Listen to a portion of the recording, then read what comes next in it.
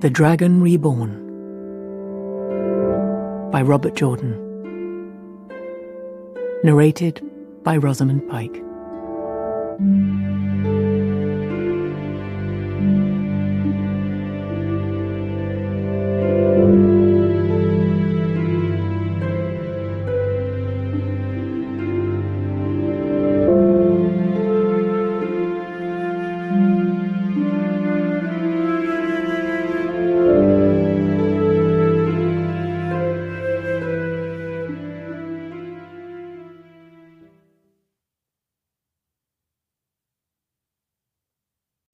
And his paths shall be many, and who shall know his name? For he shall be born among us many times, in many guises, as he has been and ever will be, time without end.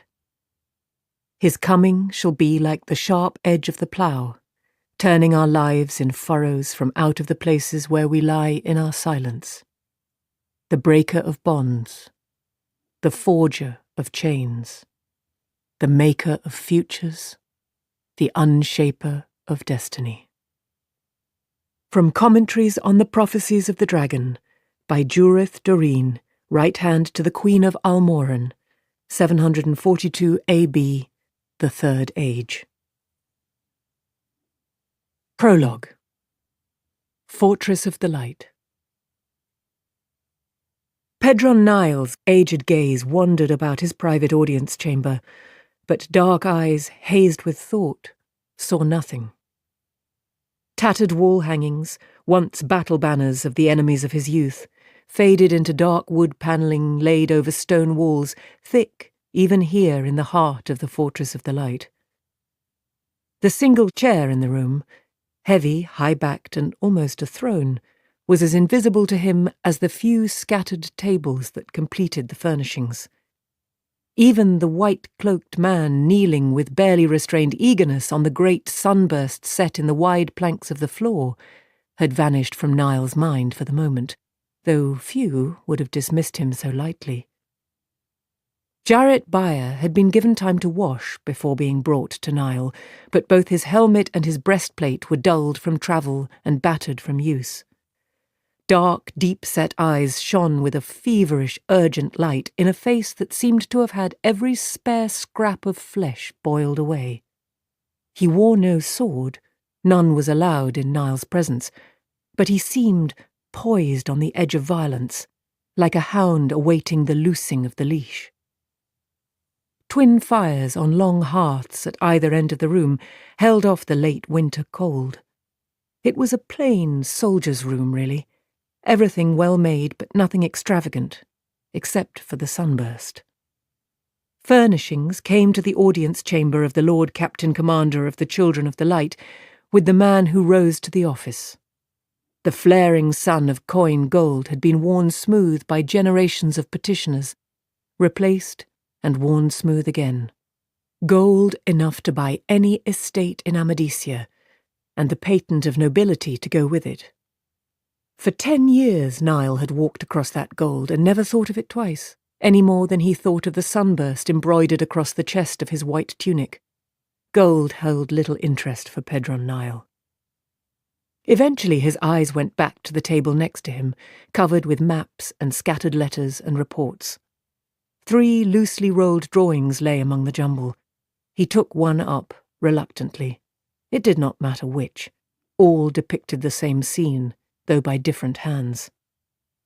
Niall's skin was as thin as scraped parchment, drawn tight by age over a body that seemed all bone and sinew. But there was nothing of frailty about him. No man held Niall's office before his hair was white, nor did any man softer than the stones of the Dome of Truth. Still, he was suddenly aware of the tendon-ridged back of the hand holding the drawing, aware of the need for haste. Time was growing short. His time was growing short. It had to be enough. He had to make it enough. He made himself unroll the thick parchment halfway, just enough to see the face that interested him. The chalks were a little smudged from travel in saddlebags, but the face was clear. A grey-eyed youth with reddish hair. He looked tall, but it was hard to say for certain.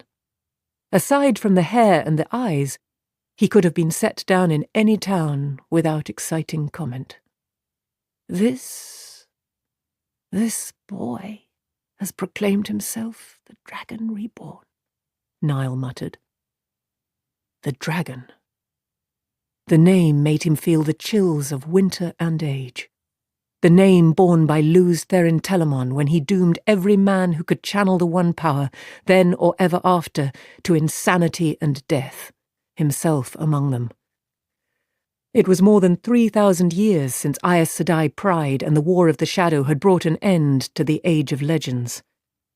3,000 years, but prophecy and legend helped men remember. The heart of it, at least, if the details were gone. Luz Therin Kinslayer, the man who had begun the breaking of the world, when madmen who could tap the power that drove the universe levelled mountains and sank ancient lands beneath the seas, when the whole face of the earth had been changed, and all who survived fled like beasts before a wildfire. It had not ended until the last male Aes Sedai lay dead, and a scattered human race could begin trying to rebuild from the rubble, where even rubble remained. It was burned into memory by the stories mothers told children, and prophecy said the dragon would be born again. Niall had not really meant it for a question, but Bayer took it for one. Yes, my lord Captain Commander, he has. It is a worse madness than any false dragon I've ever heard of. Thousands have declared for him already. Tarabon and Aradoman are in civil war, as well as at war with each other.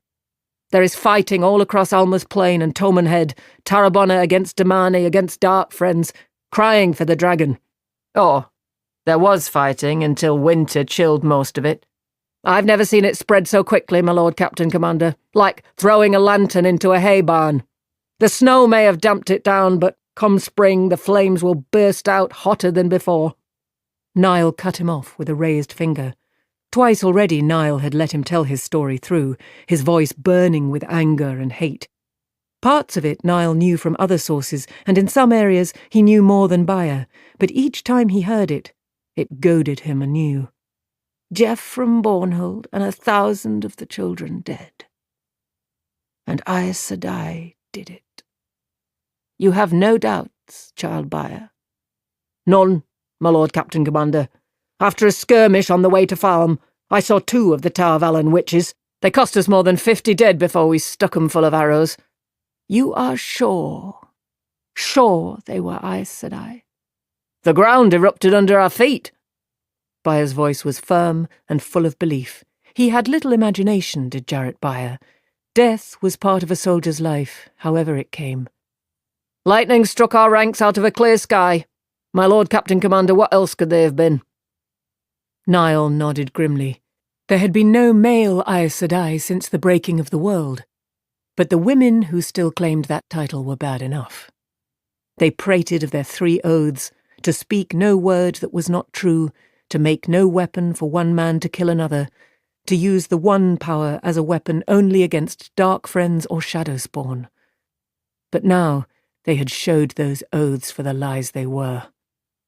He had always known no one could want the power they wielded except to challenge the Creator, and that meant to serve the Dark One.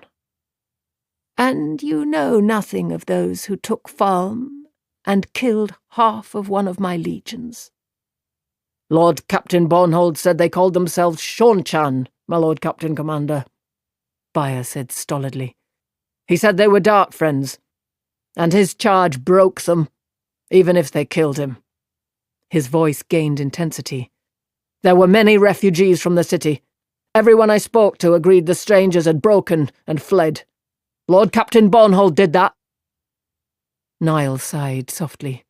They were almost the same words Bayer had used the first 2 times about the army that had seemingly come out of nowhere to take Falm. A good soldier, Niall thought. So Jephram Bornhold always said, but not a man to think for himself.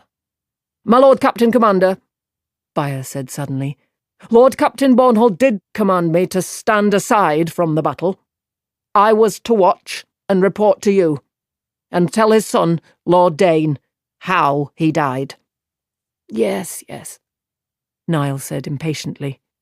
For a moment he studied Byer's hollow-cheeked face, then added, "No one doubts your honesty or courage. It is exactly the sort of thing Geoffrey Bornhold would do, facing a battle in which he feared his entire command might die. And not the sort of thing you have imagination enough to think up." There was nothing more to learn from the man. "You have done well, child Byer. You have my leave to carry word of Geoffrey Bornhold's death to his son. Dane Bornhold is with Eamon Valda, near Tarvalon at last report. You may join them." "Thank you, my Lord Captain Commander. Thank you." Byer rose to his feet and bowed deeply. Yet as he straightened, he hesitated. "My Lord Captain Commander, we were betrayed." Hatred gave his voice a saw-toothed edge. "By this one dark friend you spoke of, child Byer?" He could not keep an edge out of his own voice. A year's planning lay in ruins amid the corpses of 1,000 of the children, and Byer wanted to talk only of this one man. "This young blacksmith you've only seen twice, this Perrin from the Two Rivers." "Yes, my Lord Captain Commander. I do not know how, but I know he is to blame. I know it." "I will see what can be done about him, child Byer." Byer opened his mouth again, but Niall raised a thin hand to forestall him. "You may leave me now." The gaunt-faced man had no choice but to bow again and leave. As the door closed behind him, Niall lowered himself into his high-backed chair. What had brought on Byer's hatred of this Perrin? There were far too many dark friends to waste energy on hating any particular one. Too many dark friends, high and low, hiding behind glib tongues and open smiles, serving the Dark One. Still, one more name added to the lists would do no harm. He shifted on the hard chair, trying to find comfort for his old bones. Not for the first time he thought vaguely that perhaps a cushion would not be too much luxury, and not for the first time he pushed the thought away. The world tumbled toward chaos, and he had no time to give in to age. He let all the signs that foretold disaster swirl through his mind. War gripped Tarabon and Aradoman, civil war ripped at Cairien, and war fever was rising in Tyr and Ilian, old enemies as they were. Perhaps these wars meant nothing in themselves. Men fought wars, but they usually came one at a time. And aside from the false dragon somewhere on Olmouth Plain, another tore at Saldea, and a third plagued Tyr. 3 at once. They must all be false dragons. They must be. A dozen small things besides, some perhaps only baseless rumours, but taken together with the rest. Sightings of Aiel reported as far west as Murundi and Kandor, only 2 or 3 in one place. But 1 or 1,000, Aiel had come out of the waste just once in all the years since the breaking. Only in the Aiel War had they ever left that desolate wilderness. The Atha'an Mier, the sea folk, were said to be ignoring trade to seek signs and portents of what exactly they did not say, sailing with ships half full or even empty. Ilian had called the Great Hunt of the Horn for the first time in almost 400 years, had sent out the hunters to seek the fabled Horn of Valir, which prophecy said would summon dead heroes from the grave to fight in Tarman Gaidon, the last battle against the Shadow. Rumour said the Ogier, always so reclusive that most common people thought them only legend, had called meetings between their far-flung steading. Most telling of all, to Niall, the Aes Sedai had apparently come into the open. It was said they had sent some of their sisters to Saldea to confront the false dragon Mazrim Taim. Rare as it was in men, Taim could channel the One power. That was a thing to fear and despise in itself, and few thought a man like that could be defeated except with the aid of Aes Sedai. Better to allow Aes Sedai help than to face the inevitable horrors when he went mad, as such men inevitably did. But Tar Valon had apparently sent other Aes Sedai to support the other false dragon at Falm. Nothing else fit the facts. The pattern chilled the marrow in his bones. Chaos multiplied. What was unheard of, happening again and again. The whole world seemed to be milling, stirring near the boil. It was clear to him.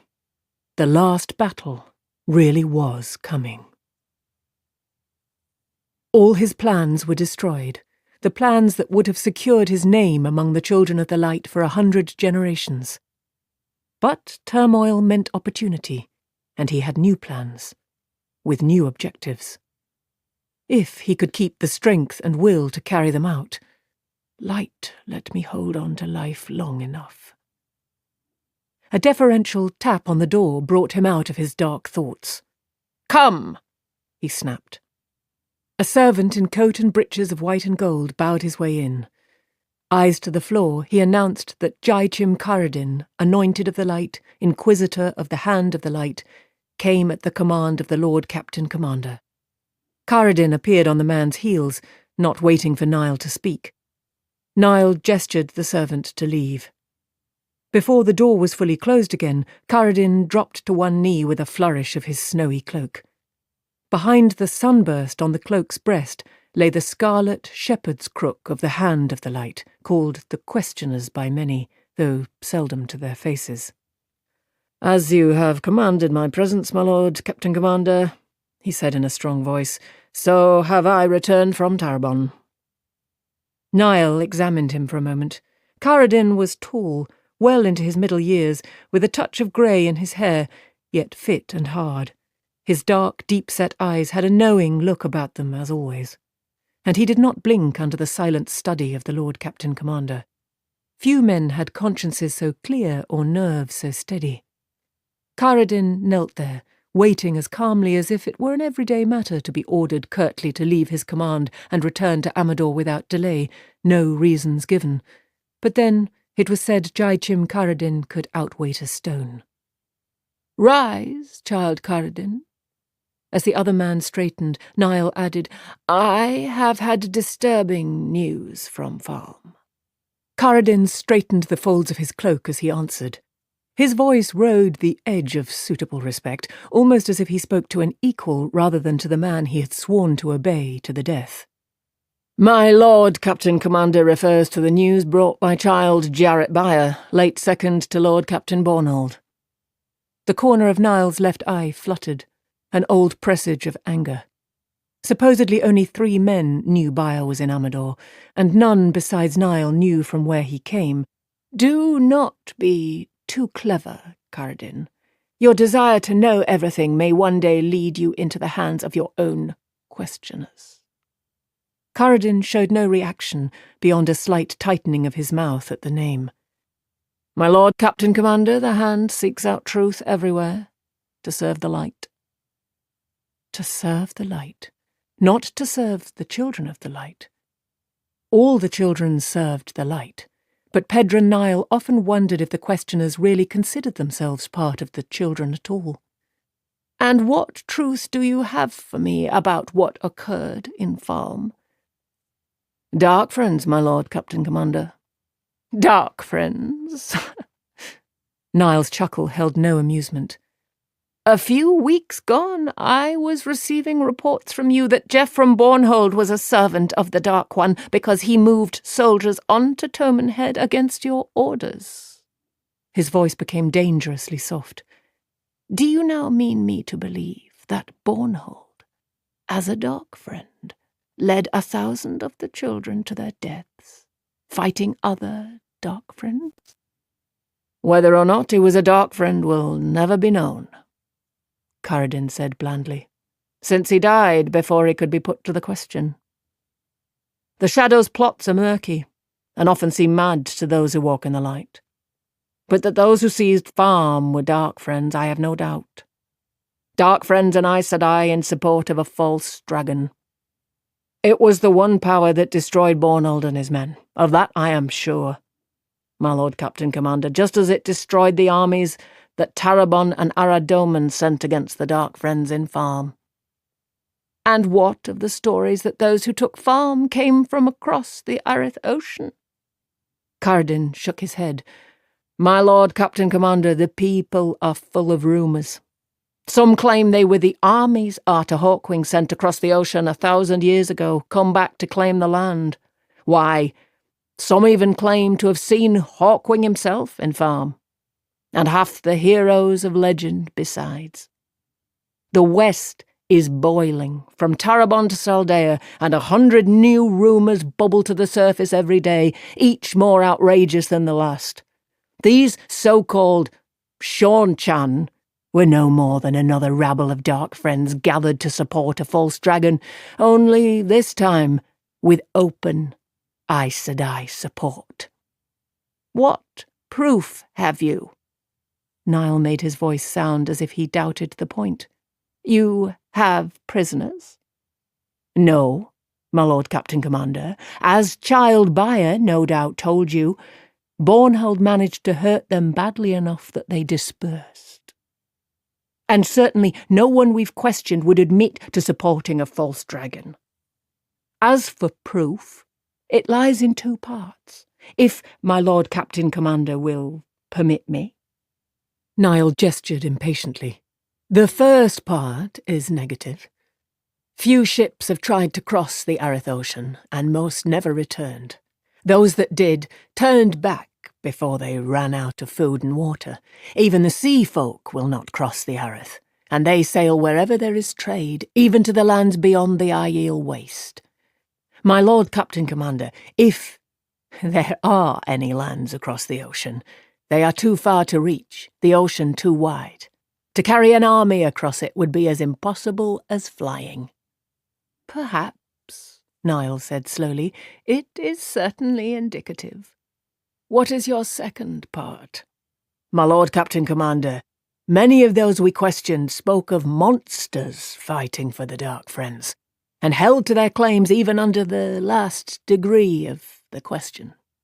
What could they be but Trollocs and other shadow spawn in some way brought down from the Blight? Karadin spread his hands as if that were conclusive. Most people think Trollocs are only travellers' tales and lies, and most of the rest think they were all killed in the Trolloc Wars. What other name would they put to a Trolloc but monster? Yes. You may be right, Child Karadin. Maybe, I say. He would not give Karadin the satisfaction of knowing he agreed. Let him work a while. But what of him? He indicated the rolled drawings. If he knew Karadin, the Inquisitor had copies in his own chambers. How dangerous is he? Can he channel the One Power? The Inquisitor merely shrugged. Perhaps he can channel, perhaps not. Aes Sedai could no doubt make people believe a cat could channel, if they wanted to. As to how dangerous he is, any false dragon is dangerous until he is put down, and one with Tarvalon openly behind him is 10 times dangerous. But he is less dangerous now than he will be in half a year, unchecked. The captives I questioned had never seen him, had no idea where he is now. His forces are fragmented. I doubt there are more than 200 gathered in any one place. The Taraboners or the Domani, either one, could sweep them away if they weren't so busy fighting each other. Even a false dragon, Niall said dryly, is not enough to make them forget 400 years of squabbling over possession of Almouth Plain, as if either of them ever had the strength to hold it. Karadin's face did not change, and Niall wondered how he could keep so calm. You will not be calm much longer, questioner. It is of no import, my Lord Captain Commander. Winter keeps them all in their camps except for scattered skirmishes and raids. When the weather warms enough for troops to move, Bornhold took only half his legion to their deaths on Tomenhead. With the other half, I will hunt this false dragon to his death. A corpse is not dangerous to anyone. And if you face what it seems Bornhold faced, Aes Sedai channeling the power to kill, their witchery doesn't protect them from arrows, or a knife in the dark. They die as quickly as anyone else. Karadin smiled. I promise you, I will be successful before summer. Niall nodded. The man was confident now. Sure, the dangerous questions would already have come if they were coming. You should have remembered, Karadin, I was accounted a fine tactician. Why, he said quietly, did you not take your own forces to Falm? With dark friends on Tomenhead, an army of them holding Farm, why did you try to stop Bornhold? Karadin blinked, but his voice remained steady. At first, they were only rumours, my Lord Captain Commander. Rumours so wild no one could believe. By the time I learned the truth, Bornhold had joined battle. He was dead, and the dark friends scattered. Besides, my task was to bring the light to Almouth Plain. I could not disobey my orders to chase after rumours. Your task? Niall said, his voice rising as he stood. Karadin topped him by a head, but the Inquisitor stepped back. Your task? Your task was to seize Almouth Plain? An empty bucket that no one holds except by words and claims, and all you had to do was fill it? The nation of Almouth would have lived again, ruled by the Children of the Light, with no need to pay lip service to a fool of a king. Amadisia and Almouth, a vice-gripping Tarabon. In 5 years we would have held sway there as much as here in Amadisia, and you made a dog's dinner of it. The smile went at last. My Lord Captain Commander, Karadin protested, how could I foresee what happened? Yet another false dragon, Tarabon and Aradoman finally going to war after so long merely growling at each other, and Aes Sedai revealing their true selves after 3,000 years of dissembling. Even with that, though, all is not lost. I can find and destroy this false dragon before his followers unite. And once the Taraboners and Domani have weakened themselves, they can be cleared from the plain without— No! Niall snapped. Your plans are done with, Karadin. Perhaps I should hand you over to your own questioners right now. The High Inquisitor would not object. He is gnashing his teeth to find someone to blame for what happened. He would never put forward one of his own, but I doubt he'd quibble if I named you. A few days under the question, and you would confess to anything. Name yourself Doc Friend, even. You would go under the headsman's axe inside a week. There was sweat beading on Karadin's forehead. My Lord Captain Commander. He stopped to swallow. My Lord Captain Commander seems to be saying there is another way. If he will but speak it, I am sworn to obey. Now, Niall thought, now to toss the dice. Prickles ran across his skin, as if he were in battle and had suddenly realized that every man for 100 paces around him was an enemy. Lord Captain Commanders did not go to the headsman, but more than one had been known to die suddenly and unexpectedly, swiftly mourned and swiftly replaced by men with less dangerous ideas. Child Karadin, he said firmly, you will make certain that this false dragon does not die.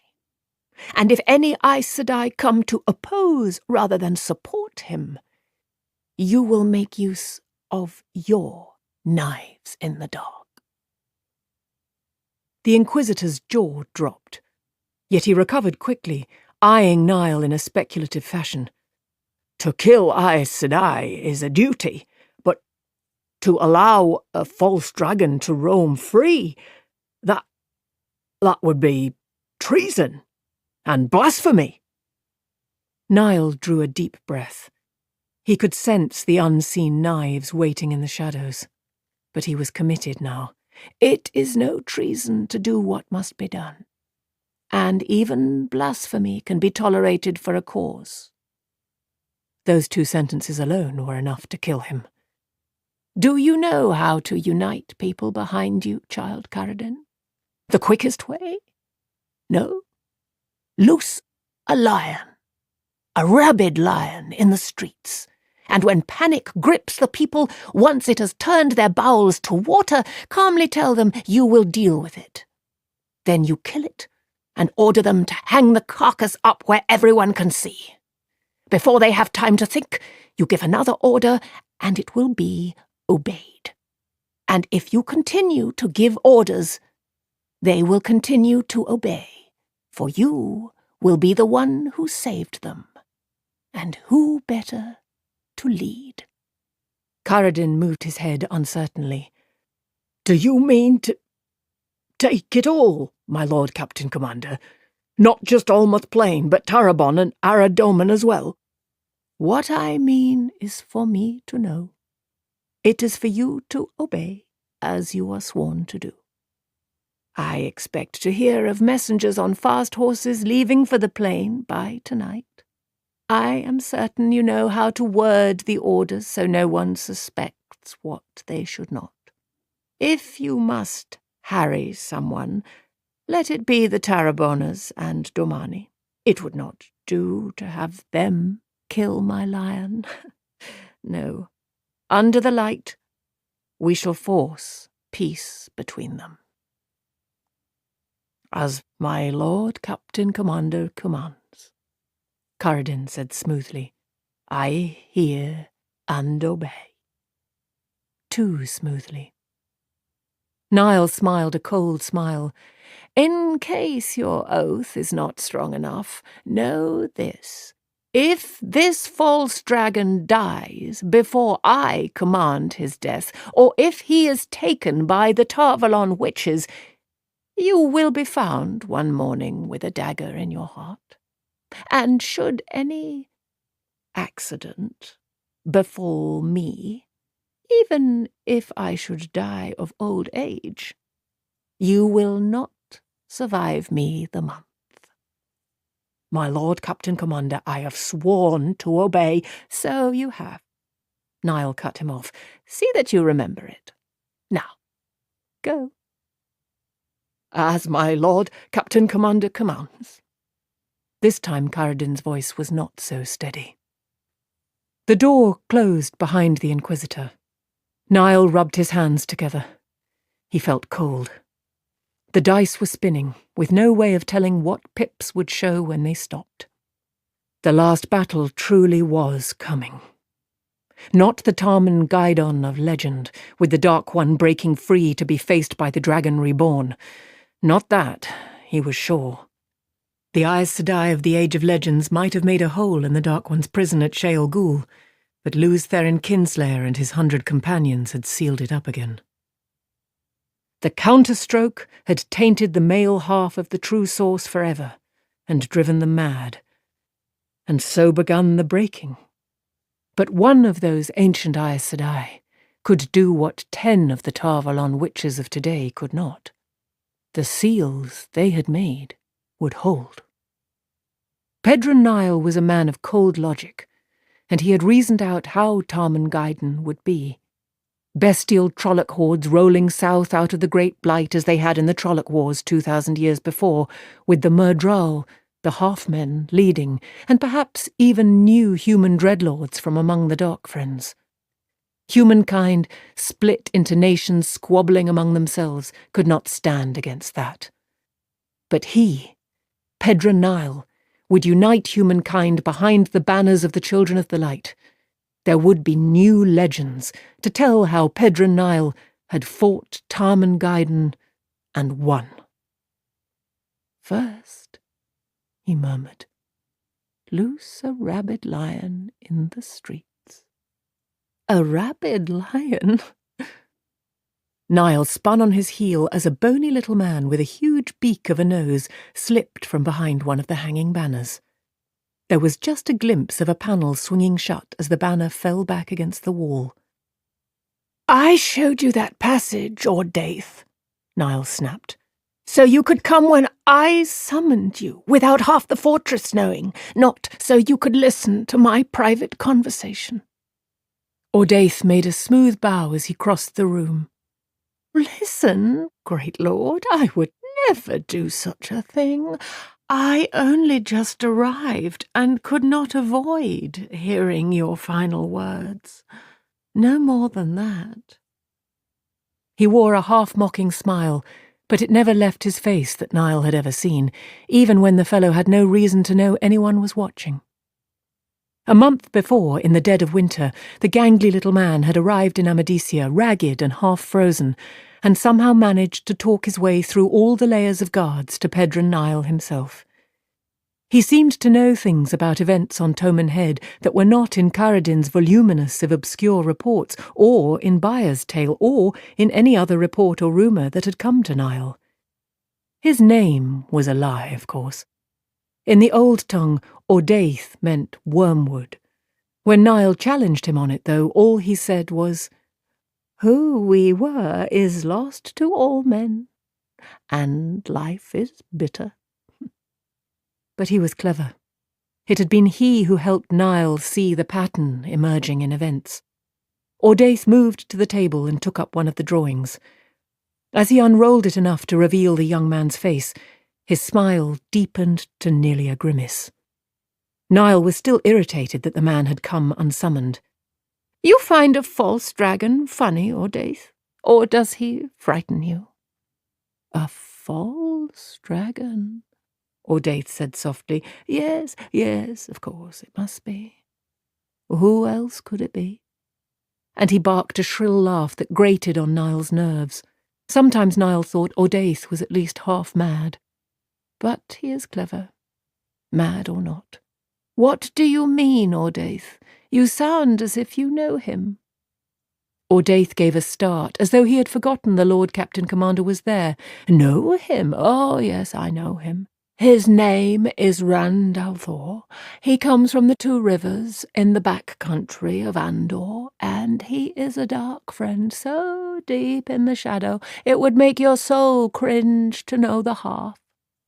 "The Two Rivers," Niall mused. "Someone else mentioned another dark friend from there, another youth. Strange to think of dark friends coming from a place like that, but truly, they are everywhere." "Another great lord," Ordaith said, "from the Two Rivers. Would that be Matrim Cawthon or Perrin Bara? They are of an age with him, and close behind in evil."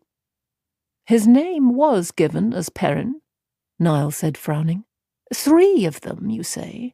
Nothing comes out of the Two Rivers but wool and tobacco. I doubt if there is another place men live that is more isolated from the rest of the world. In a city, dark friends must hide their nature to one extent or another. They must associate with others, with strangers come from other places and leaving to take word of what they have seen. But in quiet villages, cut off from the world, where few outsiders ever go, what better places for all to be dark friends?" "How is it you know the names of 3 dark friends, Ordaith? 3 dark friends from the far end of forever. You keep too many secrets, Wormwood, and pull more surprises from your sleeve than a gleeman. How can any man tell all that he knows, great lord?" the little man said smoothly. "It would be only prattle until it becomes useful. I will tell you this, great lord. This Randalthor, this dragon, has deep roots in the Two Rivers." "False dragon," Niall said sharply, and the other man bowed. "Of course, great lord, I misspoke myself." Suddenly Niall became aware of the drawing, crumpled and torn in Ordaith's hands. Even while the man's face remained smooth, except for that sardonic smile, His hands twitched convulsively around the parchment. "Stop that!" Niall commanded. He snatched the drawing away from Ordaith and smoothed it as best he could. "I do not have so many likenesses of this man that I can allow them to be destroyed." Much of the drawing was only a smudge, and a rip ran across the young man's breast, but miraculously the face was untouched. "Forgive me, great lord." Ordaith made a deep bow, his smile never slipping. "I hate dark friends." Niall studied the face in chalks. "Randall Thor of the Two Rivers. Perhaps I must make plans for the Two Rivers when the snow's clear.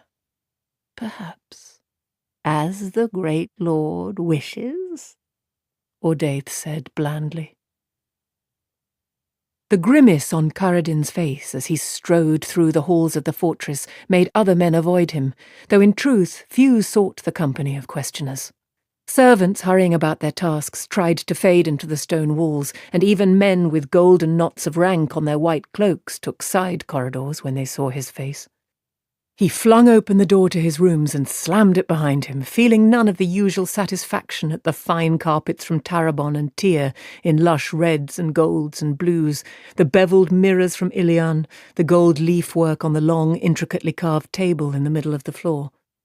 A master craftsman from Lugard had worked nearly a year on that. This time, he barely saw it. "Sharbon!" For once, his body servant did not appear. The man was supposed to be readying the rooms. "The light burn you, Sharbon! Where are you?" A movement caught the corner of his eye, and he turned, ready to shrivel Sharbon with his curses. The curses themselves shrivelled, as a Murdral took another step toward him with the sinuous grace of a serpent. It was a man in form, no larger than most, but there the resemblance ended. Dead black clothes and cloak, hardly seeming to stir as it moved, made its maggot-white skin appear even paler. And it had no eyes. That eyeless gaze filled Caradin with fear, as it had filled thousands before. Caradin stopped to work moisture back into his mouth, to try bringing his voice back down to its normal register. "What are you doing here?" It still sounded shrill. The halfman's bloodless lips quirked in a smile. "Where there is shadow, there may I go." Its voice sounded like a snake rustling through dead leaves. "I like to keep a watch on all those who serve me." "I serve—" It was no use. With an effort, Caradin jerked his eyes away from that smooth expanse of pale, pasty face and turned his back. A shiver ran down his spine, having his back to a Murdral. Everything was sharp in the mirror on the wall in front of him. Everything but the half-man. The Murdral was an indistinct blur, hardly soothing to look at, but better than meeting that stare. A little strength returned to Caradin's voice. "I serve the—" He cut off, suddenly aware of where he was. In the heart of the Fortress of the Light. The rumour of a whisper of the words he was about to say would have him given to the hand of the light. The lowest of the children would strike him down on the spot if he heard. He was alone except for the Murdral, and perhaps Sharbon. Where is that cursed man? It would be good to have someone to share the half-man's stare, even if the other would have to be disposed of afterwards. But still he lowered his voice. "I serve the great Lord of the Dark as you do. We both serve." "If you wish to see it so." The Murdral laughed, a sound that made Caradin's bones shiver. "Still, I will know why you are here instead of on Almoth Plain. I was commanded here by word of the Lord Captain Commander."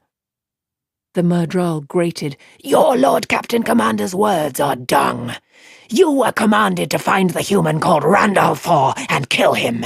That before all else, above all else. Why are you not obeying?" Caradin took a deep breath. That gaze on his back felt like a knife blade grating along his spine. Things have changed. Some matters are not as much in my control as they were." A harsh scraping noise jerked his head around. The Murdral was drawing a hand across the tabletop, and thin tendrils of wood curled away from its fingernails. "Nothing has changed, human. You forswore your oaths to the light, and swore new oaths, and those oaths you will obey." Karadin started at the gouges marring the polished wood and swallowed hard. "I don't understand.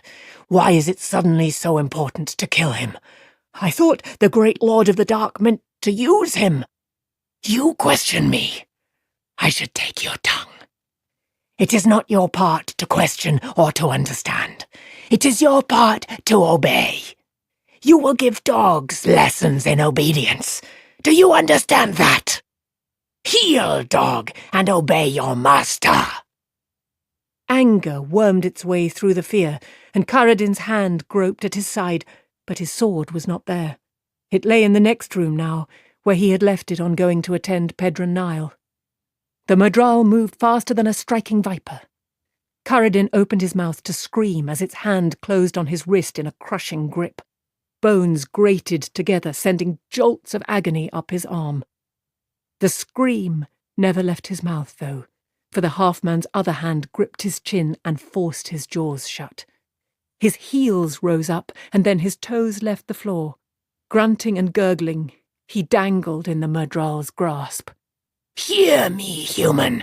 You will find this youth and kill him as quickly as possible. Do not think you can dissemble. There are others of your children who will tell me if you turn aside in your purpose. But I will give you this to encourage you. If this Randall Thor is not dead in a month, I will take one of your blood. A son, a daughter, a sister, an uncle. You will not know who until the chosen has died, screaming. If he lives another month, I will take another, and then another, and another. And when there is no one of your blood living except yourself, if he still lives, I will take you to Sheol Ghoul itself." It smiled. "You will be years in the dying, human. Do you understand me now?" Karadin made a sound, half groan, half whimper. He thought his neck was going to break. With a snarl, the Murdral hurled him across the room. Karadin slammed against the far wall and slid to the rug, stunned. Face down, he lay, fighting for breath. "Do you understand me, human?" I hear and obey." Karadin managed into the carpet. There was no answer. He turned his head, wincing at the pain in his neck. The room was empty, except for him. Half-men rode shadows like horses, so the legends said, and when they turned sideways, they disappeared. No wall could keep them out. Karadin wanted to weep. He levered himself up, cursing the jolt of pain from his wrist. The door opened, and Sharbon hurried in, a plump man with a basket in his arms. He stopped to stare at Karadin. "Master, are you all right? Forgive me for not being here, master, but I went to buy fruits for your—" With his good hand, Karadin struck the basket from Sharbon's hands, sending withered winter apples rolling across the carpets, and backhanded the man across the face. "Forgive me, master," Sharbon whispered. "Fetch me paper and pen and ink," Karadin snarled. "Hurry, fool, I must send orders." "But which? Which?" As Sharbon scurried to obey, Karadin stared at the gouges in the tabletop and shivered. Chapter 1. Waiting. The wheel of time turns, and ages come and pass, leaving memories that become legend. Legend fades to myth, and even myth is long forgotten when the age that gave it birth comes again. In one age, called the Third Age by some, an age yet to come, an age long past, a wind rose in the mountains of mist. The wind was not the beginning. There are neither beginnings nor endings to the turning of the wheel of time. but it was a beginning.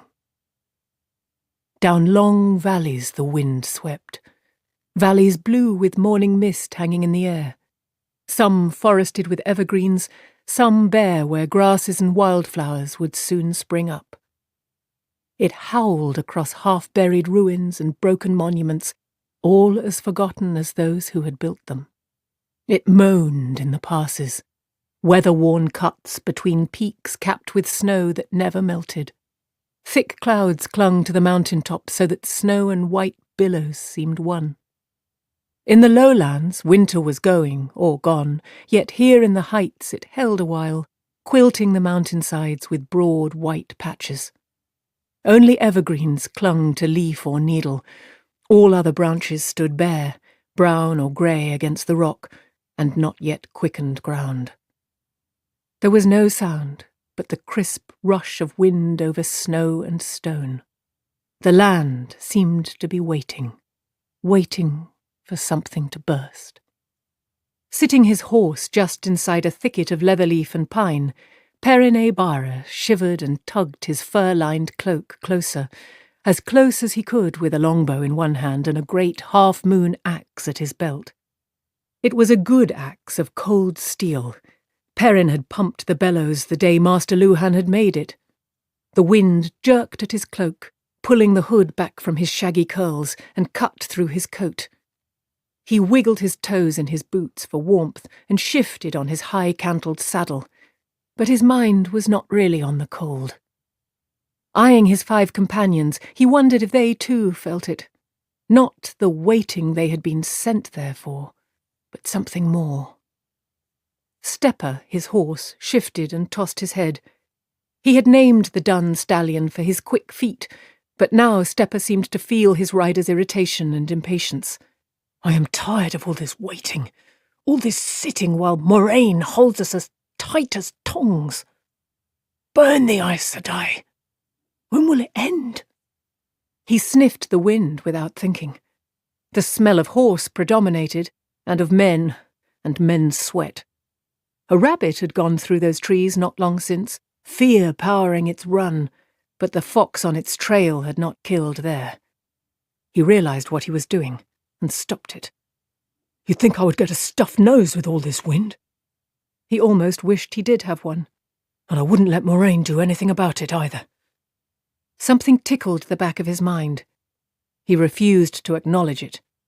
He did not mention his feeling to his companions. The other 5 men sat their saddles, short horsebows at the ready, eyes searching the sky above as well as the thinly treed slopes below. They seemed unperturbed by the wind flaring their cloaks out like banners. A 2-handed sword hilt stuck up above each man's shoulder through a slit in his cloak. The sight of their bare heads, shaven except for top knots, made Perrin feel colder. For them, this weather was already well into spring. All softness had been hammered out of them at a harder forge than he had ever known. They were Shinarans, from the borderlands up along the Great Blight, where Trolloc raids could come in any night, and even a merchant or a farmer might well have to take up sword or bow. And these men were no farmers, but soldiers almost from birth. He sometimes wondered at the way they deferred to him and followed his lead. It was as if they thought he had some special right, some knowledge hidden from them. "Or maybe it's just my friends," he thought wryly. They were not as tall as he, nor as big.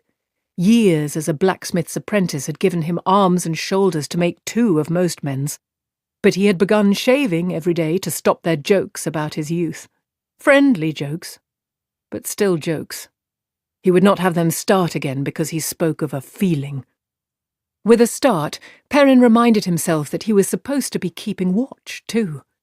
Checking the arrow nocked to his longbow, he peered down the valley running off to the west, widening as it fell away, the ground streaked with broad, twisted ribbons of snow, remnants of winter. Most of the scattered trees down there still clawed the sky with stark winter branches, but enough evergreens, pine and leatherleaf, fir and mountain holly, even a few towering greenwoods, stood on the slopes and the valley floor to give cover for anyone who knew how to use it. But no one would be there without a special purpose.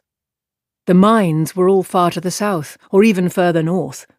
Most people thought there was ill luck in the Mountains of Mist, and few entered them who could avoid it. Perrin's eyes glittered like burnished gold.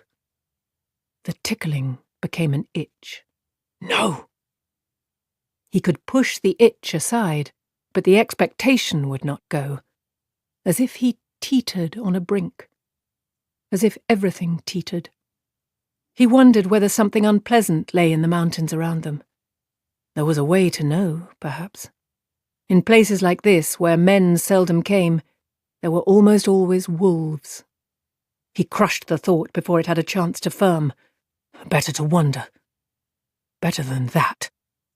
Their numbers were not many, but they had scouts. If there was anything out there, the outriders would find it. This is my forge. I'll tend it, and let them tend theirs. He could see further than the others, so he was first to spot the rider coming from the direction of Tarabon. Even to him, the rider was only a spot of bright colours on horseback, winding its way through the trees in the distance, now seen, now hidden. A piebald horse, he thought, and not before time. He opened his mouth to announce her. It would be a woman, each rider before had been, when Masima suddenly muttered, "Raven!" like a curse. Perrin jerked his head up. A big black bird was quartering over the treetops no more than 100 paces away. Its quarry might have been carrion dead in the snow or some small animal, yet Perrin could not take the chance. It did not seem to have seen them, but the oncoming rider would soon be in its sight. Even as he spotted the raven, his bow came up, and he drew, fletchings to cheek, to ear, and loosed, all in one smooth motion. He was dimly aware of the slap of bowstrings beside him, but his attention was all on the black bird. Of a sudden, it cartwheeled in a shower of midnight feathers as his arrow found it, and tumbled from the sky as 2 more arrows streaked through the place where it had been. Bows half drawn, the other Shinarans searched the sky to see if it had a companion. "Does it have to report?" Perrin asked softly. "Or does he see what it sees?" He had not meant anyone to hear, but Ragan, the youngest of the Shinarans, less than 10 years his elder, answered as he fitted another arrow to his short bow. "It has to report. To a half-man, usually." In the borderlands there was a bounty on ravens. No one there ever dared assume any raven was just a bird. "Light, if Heartsbane saw what the ravens saw, we would all have been dead before we reached the mountains." Ragan's voice was easy. It was a matter of every day to a Shinaran soldier. Perrin shivered, not from the cold, and in the back of his head something snarled a challenge to the death. Heartsbane. Different names in different lands. Soulsbane and Heartfang, Lord of the Grave and Lord of the Twilight, and everywhere, Father of Lies and the Dark One, all to avoid giving him his true name and drawing his attention. The Dark One often used ravens and crows, rats in the cities. Perrin drew another broadhead arrow from the quiver on his hip that balanced the axe on the other side. "That may be as big as a club," Ragan said admiringly with a glance at Perrin's bow, "but it can shoot. I would hate to see what it could do to a man in armour."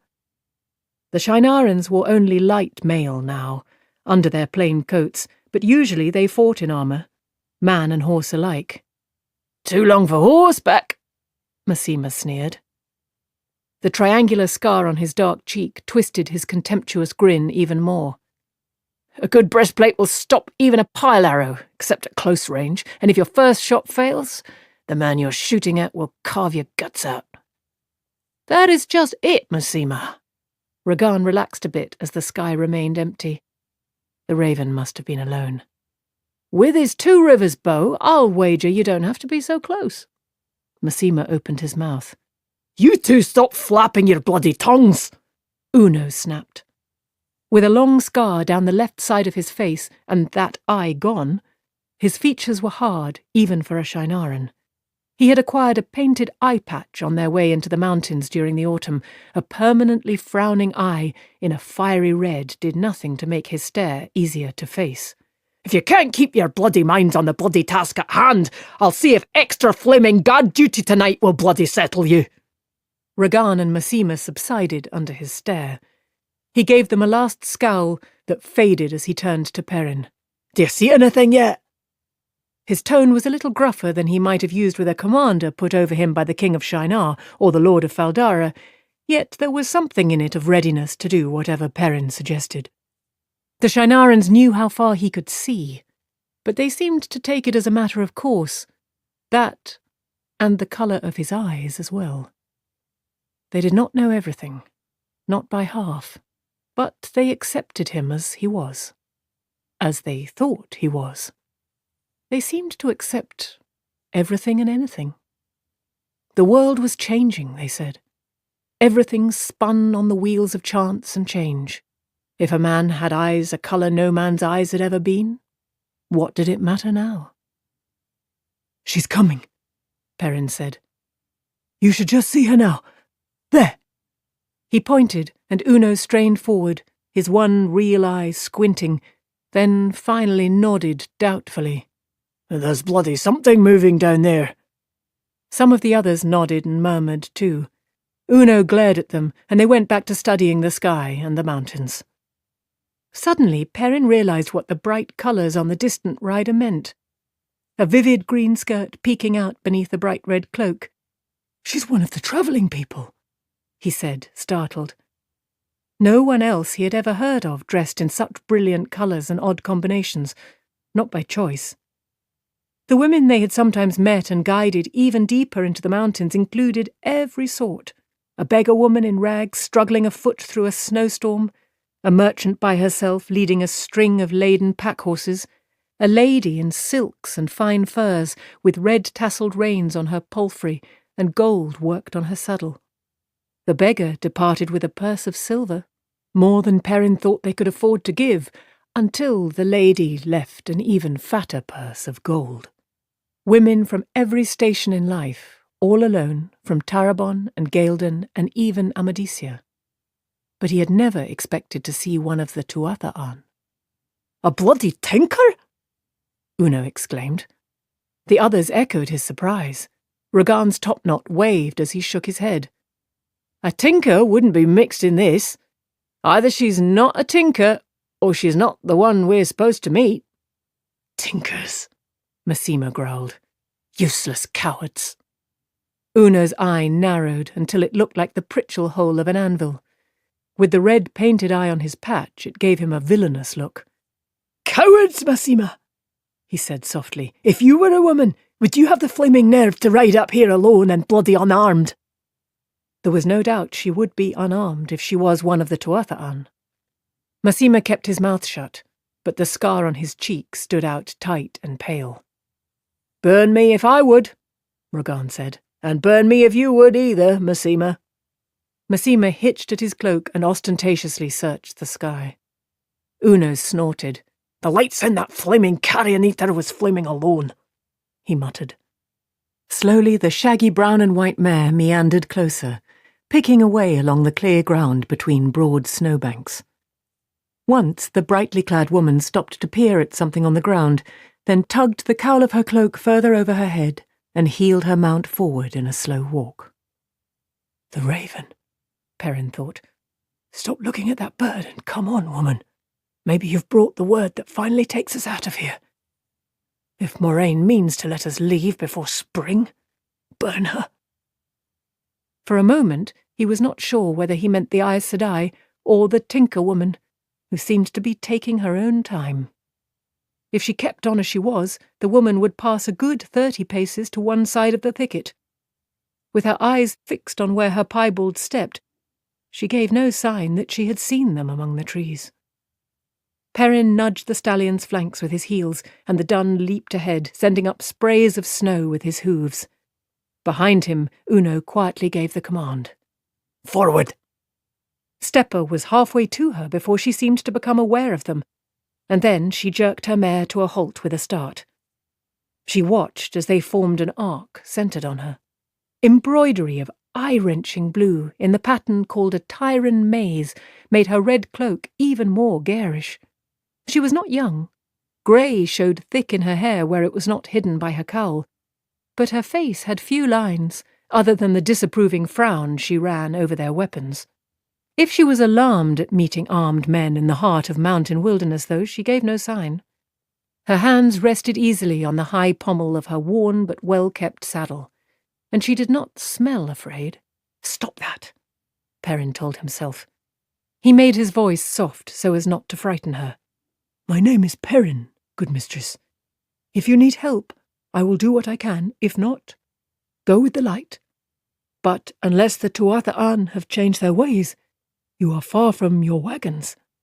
She studied them a moment more before speaking. There was a gentleness in her dark eyes, not surprising in one of the travelling people. "I seek a woman." The skip was small, but it was there. She sought not any woman, but an Aes Sedai. "Does she have a name, good mistress?" Perrin asked. He had done this too many times in the last few months to need her reply, but Iron was spoiled for want of care. "She's called... sometimes she's called Moraine. My name is Leia." Perrin nodded. "We will take you to her, Mistress Leia. We have warm fires and, with luck, something hot to eat." But he did not lift his reins immediately. "How did you find us?" He had asked before, each time Moraine sent him out to wait at a spot she named for a woman she knew would come. The answer would be the same as it always was. But he had to ask. Leia shrugged and answered hesitantly. "I knew that if I came this way, someone would find me and take me to her. I just knew. I have news for her." Perrin did not ask what news. The women gave the information they brought only to Moraine. "And the Aes Sedai tells us what she chooses," he thought. Aes Sedai never lied, but it was said that the truth an Aes Sedai told you was not always the truth you thought it was. "Too late for qualms now, isn't it?" "This way, Mistress Leia," he said, gesturing up the mountain. The Shinarans, with Uno at their head, fell in behind Perrin and Leia as they began to climb. The Borderlanders still studied the sky as much as the land, and the last two kept a special watch on their back trail. For a time they rode in silence except for the sounds the horses' hooves made, sometimes crunching through old snow crust, sometimes sending rocks clattering as they crossed bare stretches. Now and again Leia cast glances at Perrin, at his bow, his axe, his face, but she did not speak. He shifted uncomfortably under the scrutiny, and avoided looking at her. He always tried to give strangers as little chance to notice his eyes as he could manage. Finally, he said, "I was surprised to see one of the travelling people, believing as you do." "It is possible to oppose evil without doing violence." Her voice held the simplicity of someone stating an obvious truth. Perrin grunted sourly, then immediately muttered an apology. "Would it were as you say, Mistress Leia." "Violence harms the doer as much as the victim," Leia said placidly. "That is why we flee those who harm us, to save them from harm to themselves as much as for our own safety. If we do violence to oppose evil, soon we would be no different from what we struggle against. It is with the strength of our belief that we fight the shadow." Perrin could not help snorting. "Mistress, I hope you never have to face Trollocs with the strength of your belief. The strength of their swords will cut you down where you stand." "It is better to die than to—" she began, but anger made him speak right over her. Anger that she just would not see. Anger that she really would die rather than harm anyone, no matter how evil. "If you run, they will hunt you and kill you and eat your corpse. Or they might not wait till it is a corpse. Either way, you are dead, and it's evil that has won.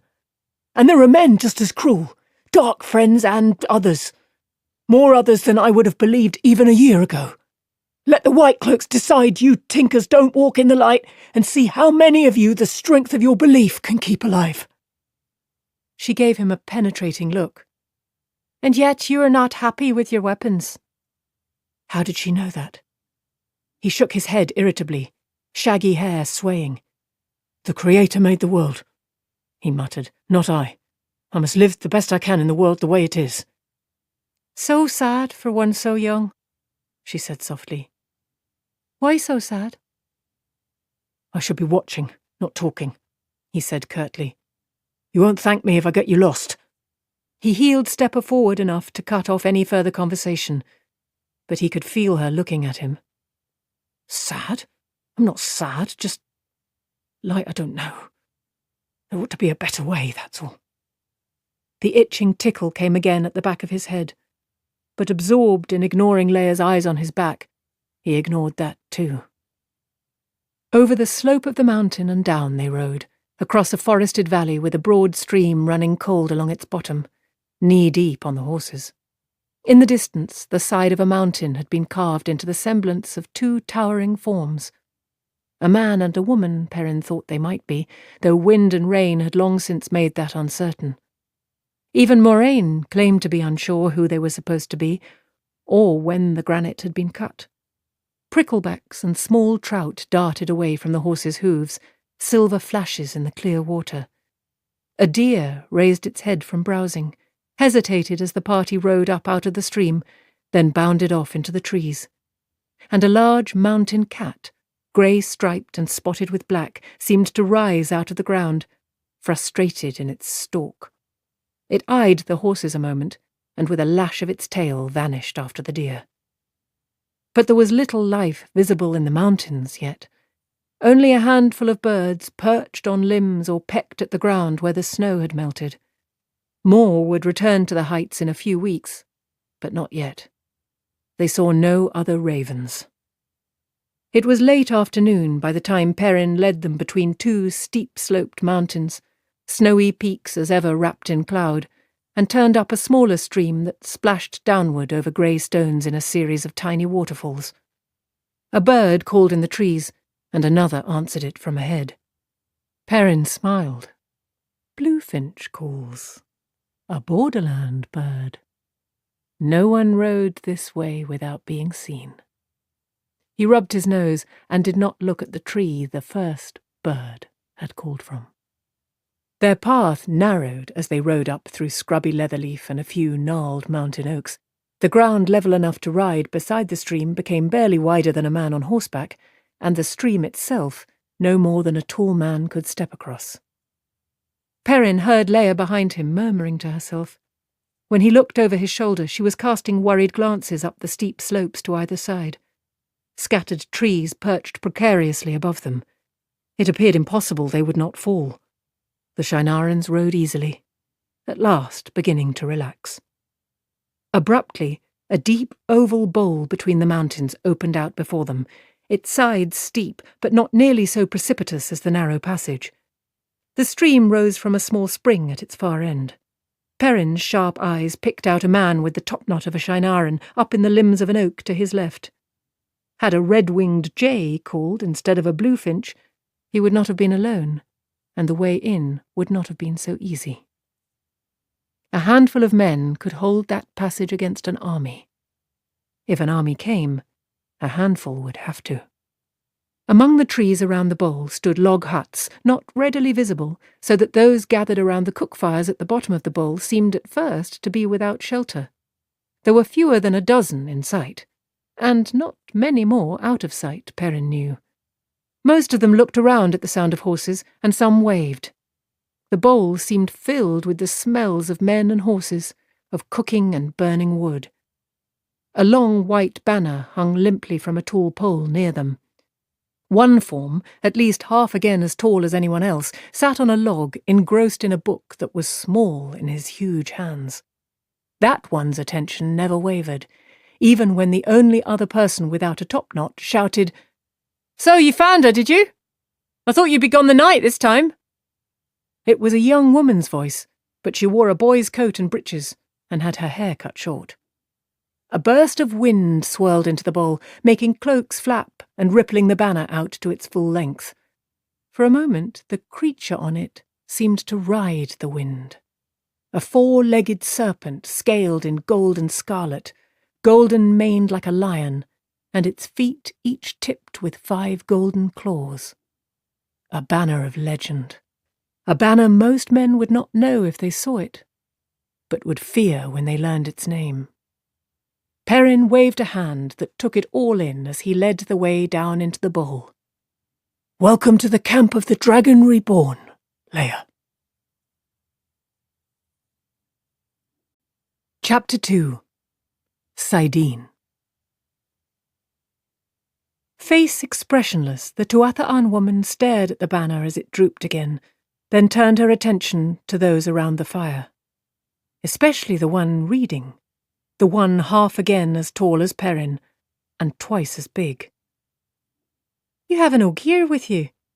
I would not have thought." She shook her head. "Where is Moraine, Sedai?" It seemed the dragon banner might as well not exist as far as she was concerned. Perrin gestured toward the rough hut that stood furthest up the slope at the far end of the bowl. With walls and sloping roof of unpeeled logs, it was the largest, though not very big at that. Perhaps just barely large enough to be called a cabin rather than a hut. "That one is hers. Hers and Lan's. He is her warder. When you have had something hot to drink—" "No, I must speak to Moraine." He was not surprised. All the women who came insisted on speaking to Moraine immediately, and alone. The news that Moraine chose to share with the rest of them did not always seem very important, but the women held the intensity of a hunter stalking the last rabbit in the world for his starving family. The half-frozen old beggar woman had refused blankets and a plate of hot stew, and tramped up to Moraine's hut, barefoot in still-falling snow. Leia slid from her saddle and handed the reins up to Perrin. "Will you see that she's fed?" She patted the piebald mare's nose. "P.S. is not used to carrying me over such rugged country." "Fodder is scarce still," Perrin told her, "but she'll have what we can give her." Leia nodded and went hurrying away up the slope without another word, holding her bright green skirts up, the blue-embroidered red cloak swaying behind her. Perrin swung down from his saddle, exchanging a few words with the men who came from the fires to take the horses. He gave his bow to the one who took Stepper. No, except for one raven, they had seen nothing but the mountains and the Tuatha'an woman. Yes, the raven was dead. No, she had told them nothing of what was happening outside the mountains. No, he had no idea whether they would be leaving soon. Or ever, he added to himself. Moraine had kept them there all winter. The Shinarans did not think she gave the orders, not here, but Perrin knew that Aes Sedai somehow always seemed to get their way. Especially Moraine. Once the horses were led away to the rude log stable, the riders went to warm themselves. Perrin tossed his cloak back over his shoulders and held his hands out to the flames gratefully. The big kettle, Baerlon work by the look of it, gave off smells that had been making his mouth water for some time already.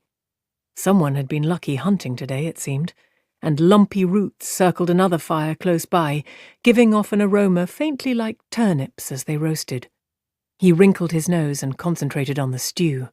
More and more he wanted meat above anything else.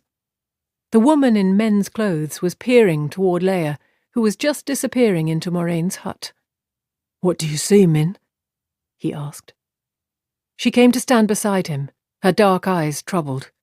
He did not understand why she insisted on breeches instead of skirts. Perhaps it was because he knew her, but he could not see how anyone could look at her and see a too handsome youth instead of a pretty young woman. "The Tinker Woman is going to die," she said softly, eyeing the others near the fires. None was close enough to hear. He was still, thinking of Leia's gentle face. "Ah, light. Tinkers never harm anyone." He felt cold despite the warmth of the fire. Burn me, I wish I'd never asked. Even the few Aes Sedai who knew of it did not understand what Min did. Sometimes she saw images and auras surrounding people, and sometimes she even knew what they meant.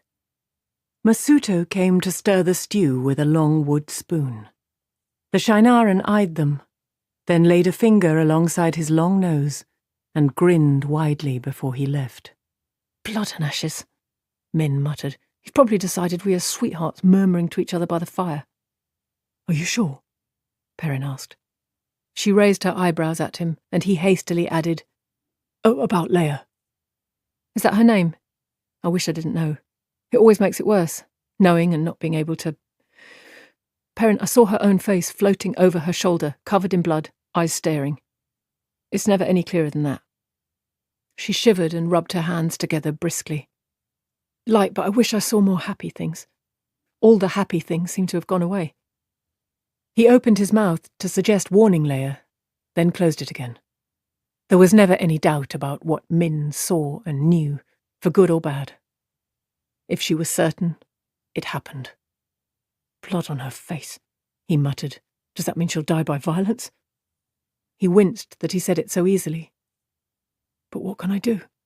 If I tell Leia, if I make her believe somehow, she'll live her last days in fear, and it will change nothing. Min gave a short nod. If she's going to die by violence, it could mean an attack on the camp. But there were scouts out every day, and guards set day and night. And Moraine had the camp warded, so she said. No creature of the Dark One would see it unless he walked right into it. He thought of the wolves. No. The scouts would find anyone or anything trying to approach the camp. It's a long way back to her people, he said half to himself. Tinkers wouldn't have brought their wagons any further than the foothills. Anything could happen between here and there. Min nodded sadly. And there aren't enough of us to spare even one guard for her, even if it would do any good. She had told him. She had tried warning people about bad things when at 6 or 7 she had first realized not everyone could see what she saw. She would not say more, but he had the impression that her warnings had only made matters worse when they were believed at all. It took some doing to believe in Min's viewings until you had proof. When? He said. The word was cold in his ears and hard as tool steel. I can't do anything about Leia, but maybe I can figure out whether we're going to be attacked. As soon as the word was out of his mouth, she threw up her hands. She kept her voice down, though.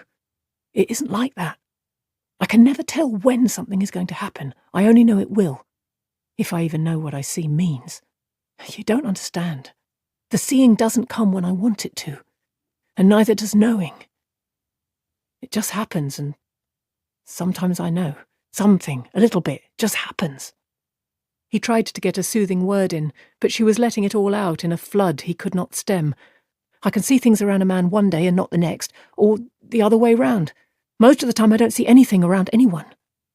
Aes Sedai always have images around them, of course, and warders, though it's always harder to say what it means with them than with anyone else. She gave Perrin a searching look, half squinting. A few others always do too. Don't tell me what you see when you look at me, he said harshly, then shrugged his heavy shoulders. Even as a child he had been bigger than most of the others, and he had quickly learned how easy it was to hurt people by accident when you were bigger than they. It had made him cautious and careful, and regretful of his anger when he let it show. I am sorry, Min, I shouldn't have snapped at you. I did not mean to hurt you. She gave him a surprised look. You didn't hurt me. Blessed few people want to know what I see. The light knows I would not if it were someone else who could do it. Even the Aes Sedai had never heard of anyone else who had her gift. Gift was how they saw it, even if she did not. It's just that I wish there was something I could do about Leia. I couldn't stand it the way you do, knowing and not able to do anything. Strange, she said softly, how you always seem to care so much about the Tuatha'an. They are utterly peaceful, and I always see violence around. He turned his head away, and she cut off abruptly. Tuatha'an? Came a rumbling voice like a huge bumblebee. What about the Tuatha'an? The Ogier came to join them at the fire, marking his place in his book with a finger the size of a large sausage. A thin streamer of tobacco smoke rose from the pipe in his other hand. His high-necked coat of dark brown wool buttoned up to the neck and flared at the knee over turned-down boot-tops. Perrin stood hardly as high as his chest. Loyal's face had frightened more than one person, with his nose broad enough almost to be called a snout, and his too wide mouth. His eyes were the size of saucers, with thick eyebrows that dangled like moustaches almost to his cheeks, and his ears poked up through long hair in tufted points. Some who had never seen an Ogier took him for a Trolloc, though Trollocs were as much legend to most of them as Ogier. Loyal's wide smile wavered, and his eyes blinked as he became aware of having interrupted them. Perrin wondered how anyone could be frightened of the Ogier for long. Yet some of the old stories call them fierce and implacable as enemies. He could not believe it. Ogier were enemies to no one. Min told Loyal of Leia's arrival, but not of what she had seen. She was usually close-mouthed about those seeings, especially when they were bad. Instead, she added, "You should know how I feel, Loyal, suddenly caught up by Aes Sedai and these two rivers folk." Loyal made a non-committal sound, but Min seemed to take it for agreement. "Yes," she said emphatically. "There I was, living my life in Baerlon as I liked it, when suddenly I was grabbed up by the scruff of the neck and jerked off to the light knows where. Well, I might as well have been. My life has not been my own since I met Moraine. And these two rivers farm boys..." She rolled her eyes at Perrin, a wry twist to her mouth. "All I wanted was to live as I pleased, fall in love with the man I chose." Her cheeks reddened suddenly, and she cleared her throat. "I mean to say, what is wrong with wanting to live your life without all this upheaval?" "ta'veren," Loyal began. Perrin waved at him to stop, but the Ogier could seldom be slowed, much less stopped, when one of his enthusiasms had him in its grip. He was accounted extremely hasty by the Ogier way of looking at things. Loyal pushed his book into a coat pocket and went on, gesturing with his pipe. "All of us, all of our lives affect the lives of others, Min.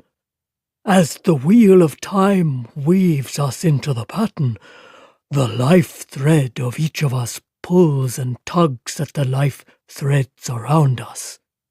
ta'veren are the same, only much, much more so. They tug at the entire pattern, for a time at least, forcing it to shape around them. The closer you are to them, the more you are affected personally. It's said that if you were in the same room with Arthur Hawkwing, you could feel the pattern rearranging itself. I don't know how true that is, but I've read that it was. But it doesn't only work one way. ta'veren themselves are woven to a tighter line than the rest of us, with fewer choices." Perrin grimaced. "Bloody few of the ones that matter." Min tossed her head. "I just wish they didn't have to be so bloody ta'veren all the time. ta'veren tugging on one side and Aes Sedai meddling on the other. What chance does a woman have?" Loyal shrugged. "Very little, I suppose, as long as she stays close to ta'veren." "As if I had a choice," Min growled. "It was your good fortune, or misfortune if you see it that way, to fall in with not one but 3 ta'veren, Rand, Mat, and Perrin. I myself count it very good fortune, and would even if they weren't my friends. I think I might even—" The Ogier looked at them, suddenly shy, his ears twitching. "Promise you will not laugh? I think I might write a book about it. I have been taking notes." Min smiled, a friendly smile, and Loyal's ears pricked back up again. "That's wonderful," she told him, "but some of us feel as if we're being danced about like puppets by these ta'veren." "I didn't ask for it," Perrin burst out. "I did not ask for it." She ignored him. "Is that what happened to you, Loyal? Is that why you travel with Moraine? I know you Ogier almost never leave your studying. Did one of these ta'veren tug you along with them?" Loyal became engrossed in a study of his pipe. I just wanted to see the groves the Ogier planted, he muttered. Just to see the groves. He glanced at Perrin as if asking for help, but Perrin only grinned. Let's see how the shoe nails onto your hoof. He did not know all of it, but he did know Loyal had run away. He was 90 years old, but not yet old enough by Ogier standards to leave the steading. Going outside, they called it, without the permission of the elders. Ogier lived a very long time, as humans saw things. Loyal said the elders would not be best pleased when they put their hands on him again. He seemed intent on putting that moment off as long as possible. There was a stir among the Shinarans, men getting to their feet. Rand was coming out of Moraine's hut. Even at that distance, Perrin could make him out clearly, a young man with reddish hair and grey eyes. He was of an age with Perrin, and would stand half a head taller if they were side by side, though Rand was more slender, if still broad across the shoulders. Embroidered golden thorns ran up the sleeves of his high-collared red coat, and on the breast of his dark cloak stood the same creature as on the banner, the four-legged serpent with the golden mane. Rand and he had grown up together as friends. Are we still friends? Can we be? Now? The Shinarans bowed as one, heads held up but hands to knees. Lord Dragon, Uno called. we stand ready! Honour to serve! Uno, who could hardly say a sentence without a curse, spoke now with the deepest respect. The others echoed him. Honour to serve! Masima, who saw ill in everything, and whose eyes now shone with utter devotion. Ragan, all of them, awaiting a command, if it were Rand's pleasure to give one. From the slope, Rand stared down at them a moment, then turned and disappeared into the trees. He's been arguing with Moraine again, Min said quietly. all day this time. Perrin was not surprised, yet he still felt a small shock.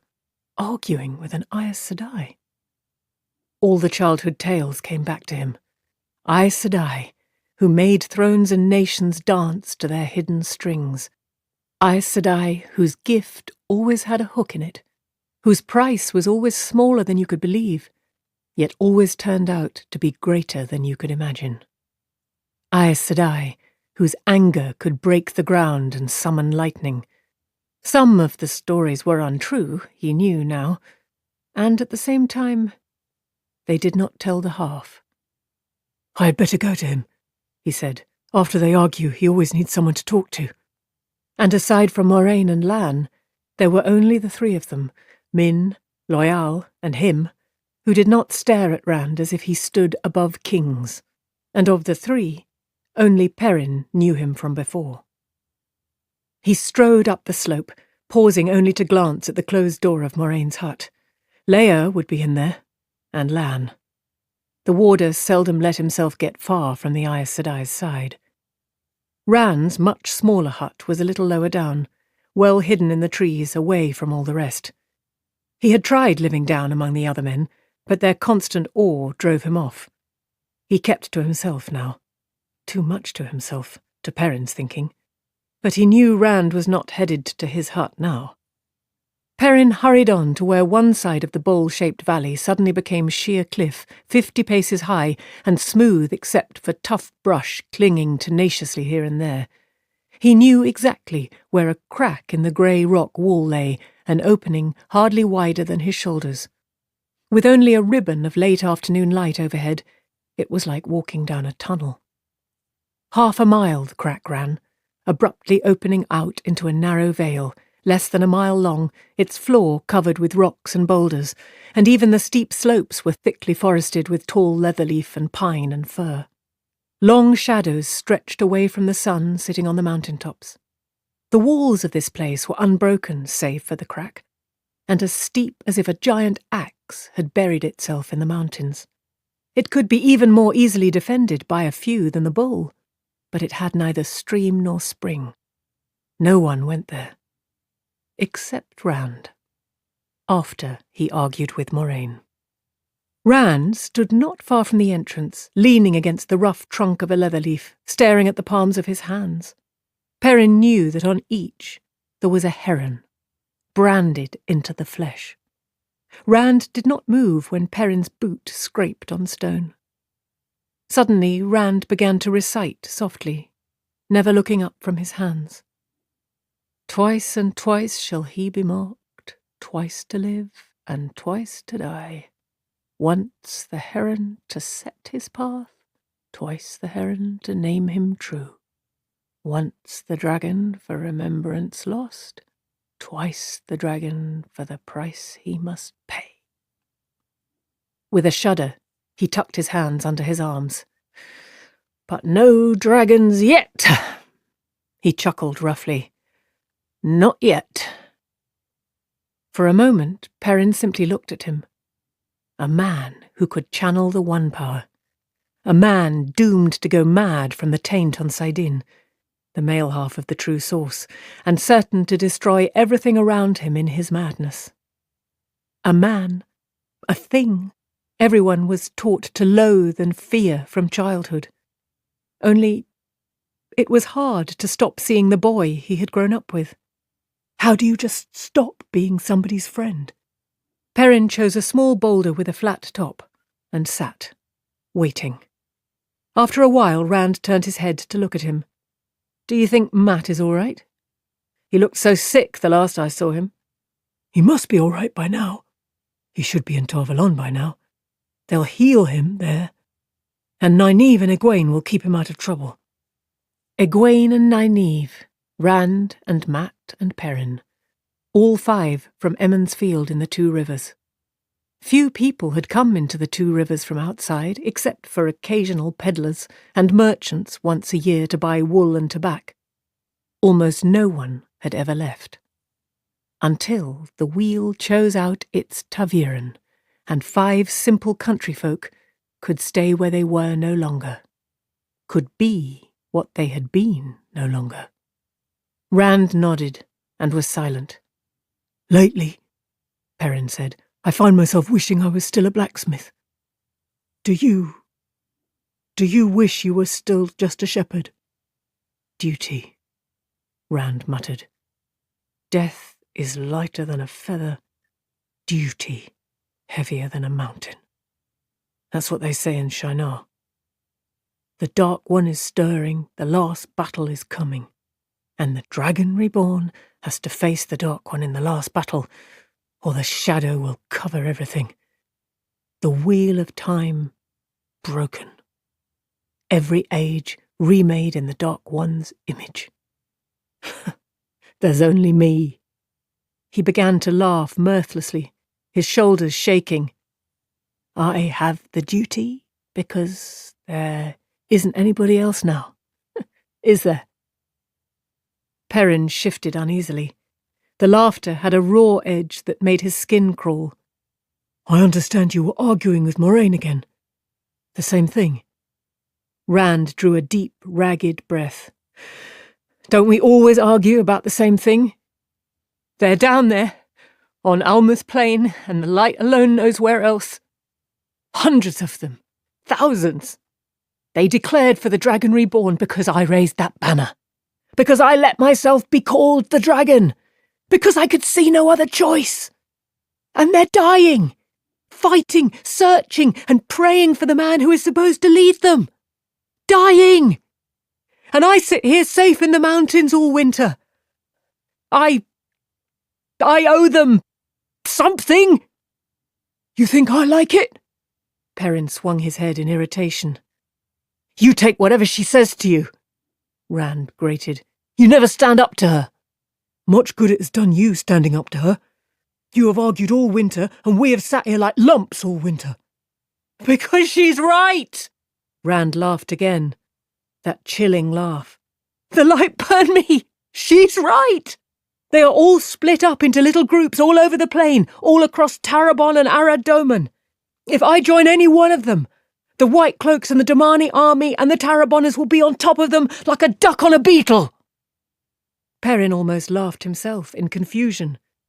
If you agree with her, why in the light do you argue all the time? Because I have to do something, or I'll burst like a rotted melon. Do what? If you listen to what she says... Rand gave him no chance to say they would sit there forever. Moraine says! Moraine says! Rand jerked erect, squeezing his head between his hands. Moraine has something to say about everything. Moraine says I mustn't go to the men who are dying in my name. Moraine says I'll know what to do next because the pattern will force me to it. Moraine says, but she never says how I'll know. Oh, no, she doesn't know that. His hands fell to his sides, and he turned toward Perrin, head tilted and eyes narrowed. Sometimes I feel as if Moraine is putting me through my paces like a fancy tyrant stallion doing his steps. Do you ever feel that? Perrin scrubbed a hand through his shaggy hair.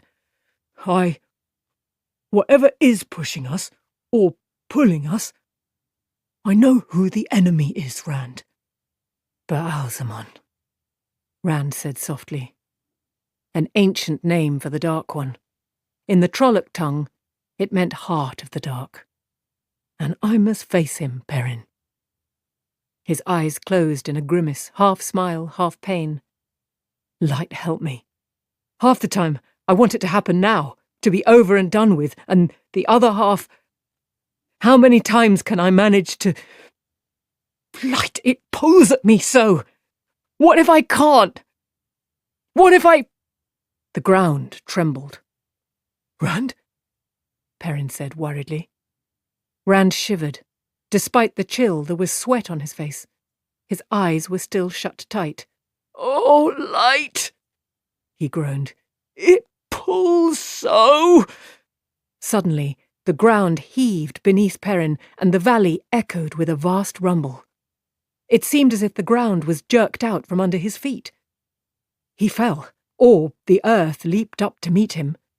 The valley shook as though a vast hand had reached down from the sky to wrench it out of the land. He clung to the ground while it tried to bounce him like a ball. Pebbles in front of his eyes leaped and tumbled, and dust rose in waves. Rand! His bellow was lost in the grumbling roar. Rand stood, with his head thrown back, his eyes still shut tight. He did not seem to feel the thrashing of the ground that had him now at one angle, now at another. His balance never shifted, no matter how he was tossed. Perrin could not be certain, being shaken as he was, but he thought Rand wore a sad smile. The trees flailed about, and the leatherleaf suddenly cracked in two, the greater part of its trunk crashing down not 3 paces from Rand. He noticed it no more than he noticed any of the rest. Perrin struggled to fill his lungs. Rand! For the love of the light, Rand! Stop it! As abruptly as it had begun, it was done. A weakened branch cracked off a stunted oak with a loud snap. Perrin got to his feet slowly, coughing. Dust hung in the air, sparkling motes in the rays of the setting sun. Rand was staring at nothing now, chest heaving as if he had run 10 miles. This had never happened before, nor anything remotely like it. Rand? Perrin said carefully. What? Rand still seemed to be looking into a far distance. It is always there, calling to me, pulling at me. Saidin, the male half of the true source. Sometimes I can't stop myself from reaching out for it. He made a motion of plucking something out of the air, and transferred his stare to his closed fist. I can feel the taint even before I touch it. The Dark One's taint, like a thin coat of vileness trying to hide the light. It turns my stomach, but I cannot help myself. I cannot. Only sometimes I reach out and it's like trying to catch air.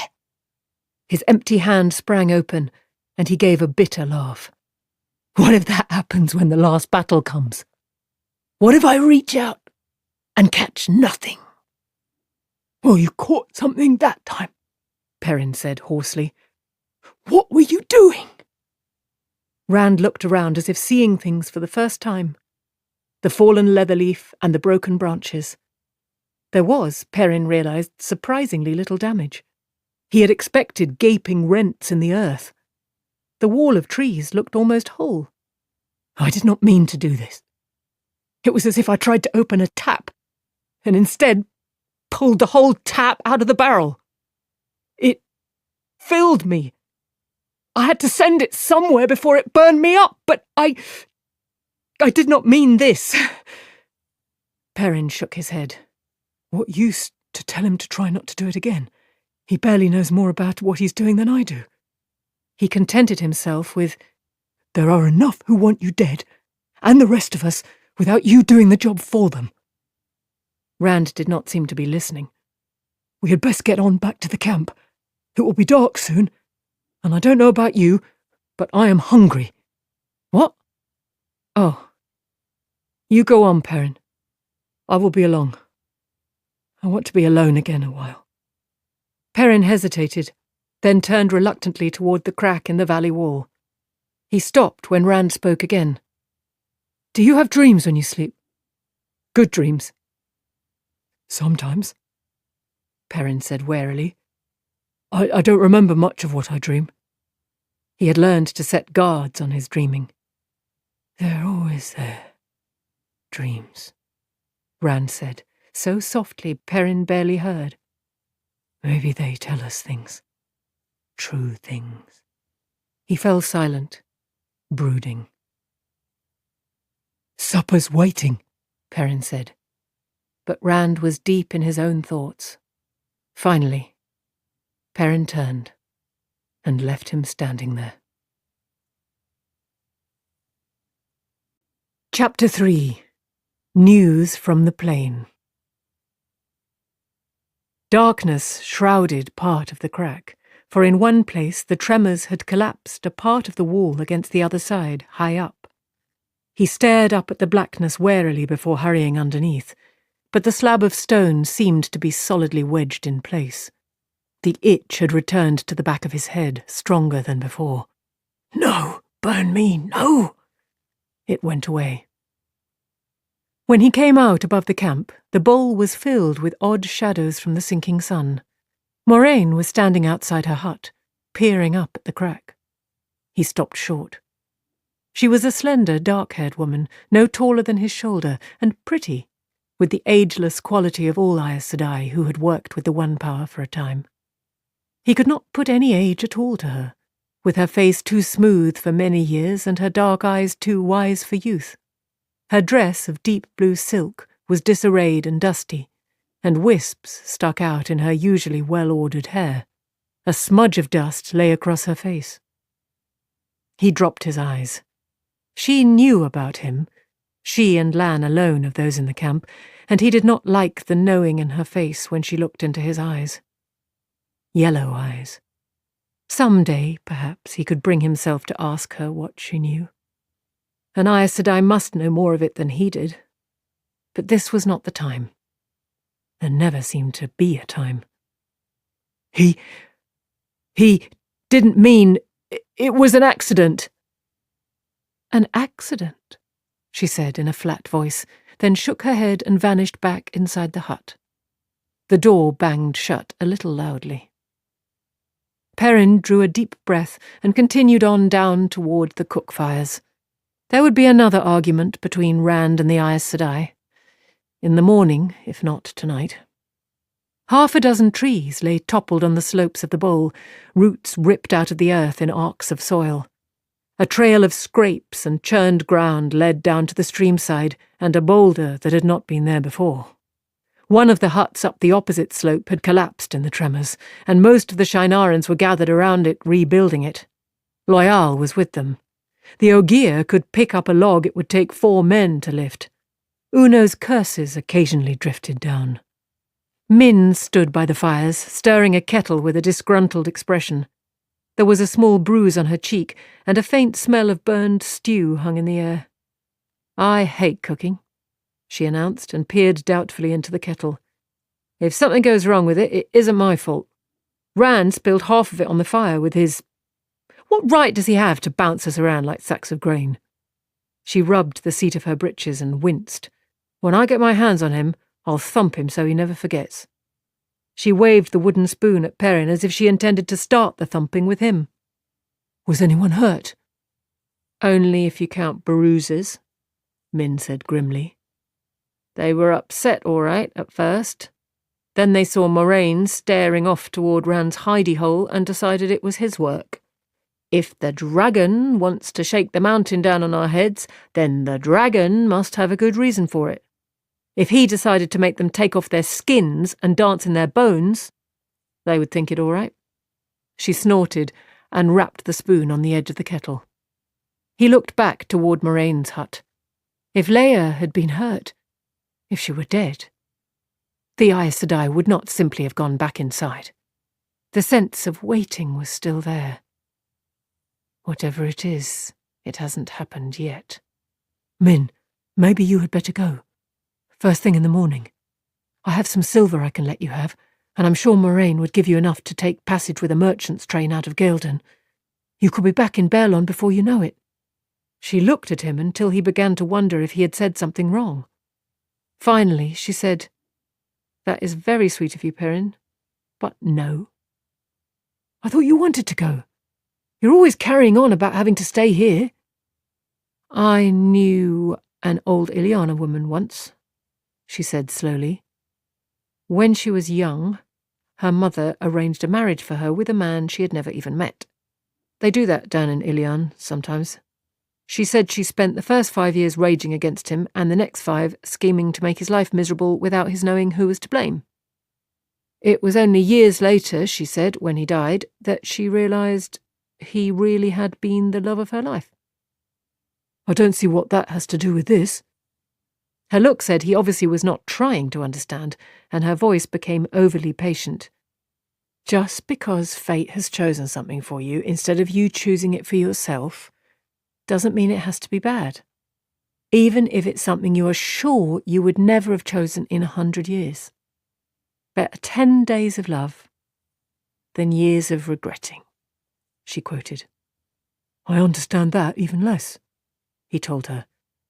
"You don't have to stay if you don't want to." She hung the spoon on a tall forked stick stuck in the ground, then surprised him by rising on tiptoe to kiss his cheek. "You are a very nice man, Perrin Aybara, even if you don't understand anything." Perrin blinked at her uncertainly. He wished that he could be certain Rand was in his right mind, or that Mat were there. He was never sure of his ground with girls, but Rand always seemed to know his way. So did Mat. Most of the girls back home in Emmons Field had sniffed that Mat would never grow up, but he had seemed to have a way with them. "What about you, Perrin? Don't you ever want to go home?" "All the time," he said fervently, "but I do not think I can." "Not yet." He looked off toward Rand's Vale. "We are tied together, it seems, aren't we, Rand? Maybe not ever." He thought he had said that too softly for her to hear, but the look she gave him was full of sympathy and agreement. His ears caught faint footsteps behind him, and he looked back up toward Moraine's hut. 2 shapes were making their way down through the deepening twilight, one a woman, slender and graceful even on the rough, slanting ground. The man, head and shoulders taller than his companion, turned off toward where the Shinarans were working. Even to Perrin's eyes he was indistinct, sometimes seeming to vanish altogether, then reappear in mid-stride, parts of him fading into the night and fading back as the wind gusted. Only a warder's shifting cloak could do that, which made the larger figure Lan, just as the smaller was certainly Moraine. Well behind them, another shape, even dimmer, slipped between the trees. Rand, Perrin thought, going back to his hut. Another night when he won't eat because he can't stand the way everybody looks at him. "You must have eyes in the back of your head," Min said, frowning toward the approaching woman. "Or else the sharpest ears I've ever heard of. Is that Moraine?" Careless. He had grown so used to the Shinarans knowing how well he could see, in daylight at least, they did not know about the night, that he was beginning to slip about other things. Carelessness might kill me yet. "Is the Tuatha'an woman all right?" Min asked as Moraine came to the fire. "She is resting." The Aes Sedai's low voice had its usual musical quality, as if speaking were halfway to singing, and her hair and clothes were back in perfect order again. She rubbed her hands over the fire. There was a golden ring on her left hand, a serpent biting its own tail. The great serpent, an even older symbol for eternity than the Wheel of Time. Every woman trained in Tar Valon wore such a ring. For a moment Moraine's gaze rested on Perrin and seemed to penetrate too deeply. She fell and split her scalp when Rand... Her mouth tightened, but in the next instant her face was utter calm again. I healed her, and she is sleeping. There is always a good deal of blood with even a minor scalp wound, but it was not serious. Did you see anything about her, Min? Min looked uncertain. I thought I saw her death. Her own face, all over blood. I was sure I knew what it meant, but if she split her scalp... Are you sure she is all right? It was a measure of her discomfort that she asked. An Aes Sedai did not heal and leave anything wrong that could be healed, and Moraine's talents were particularly strong in that area. Min sounded so troubled that Perrin was surprised for a moment. Then he nodded to himself. She did not really like doing what she did, but it was a part of her. She thought she knew how it worked, or some of it at least.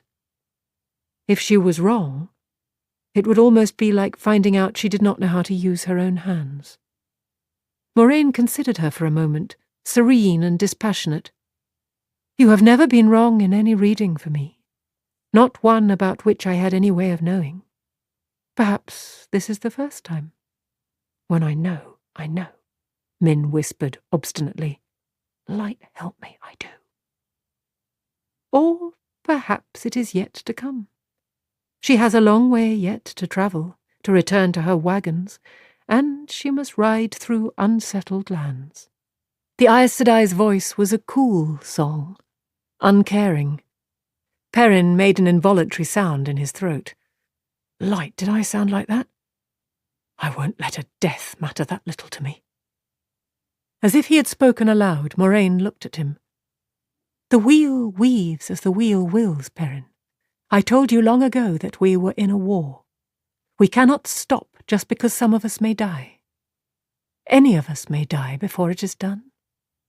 Leia's weapons may not be the same as yours, but she knew that when she became part of it. Perrin dropped his eyes. That's as may be, Aes Sedai, but I will never accept it the way you do. Lan joined them across the fire, with Uno and Loyal. The flames cast flickering shadows across the warder's face, making it seem more carved from stone even than it normally did, all hard planes and angles. His cloak was not much easier to look at in the firelight. Sometimes it seemed only a dark grey cloak, or black, but the grey and black appeared to crawl and change if you looked too closely, shades and shadows sliding across it, soaking into it.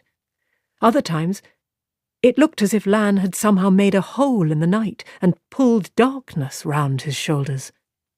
Not at all an easy thing to watch, and not made any easier by the man who wore it.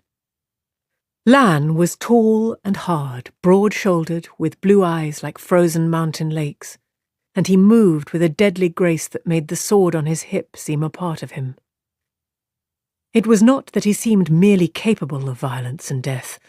This man had tamed violence and death and kept them in his pocket, ready to be loosed in a heartbeat, or embraced, should Moraine give the word. Beside Lan, even Uno appeared less dangerous. There was a touch of grey in the warder's long hair, held back by a woven leather cord around his forehead, but younger men stepped back from confronting Lan. If they were wise. Mistress Leia has the usual news from Almoth Plain, Moraine said. Everyone fighting everyone else. Villages burned, people fleeing in every direction, and hunters have appeared on the plain, searching for the Horn of Valir. Perrin shifted. The Horn was where no hunter on Almoth Plain would find it, where he hoped no hunter ever would find it. and she gave him a cool look before continuing. She did not like any of them to speak of the horn, except when she chose to, of course. She brought different news as well. The White Cloaks have perhaps 5,000 men on Almouth Plain. Uno grunted. That's flaming! Pardon, Aes Sedai. That must be half their strength. They've never committed so much to one place before. Then I suppose all those who declared for Rand are dead or scattered, Perrin muttered. Or they soon will be. You were right, Moraine. He did not like the thought of White Cloaks. He did not like the Children of the Light at all. That is what is odd, Moraine said, or the first part of it. The children have announced that their purpose is to bring peace, which is not unusual for them. What is unusual is that while they are trying to force the Tarrabonas and the Domani back across their respective borders, they have not moved in any force against those who have declared for the dragon.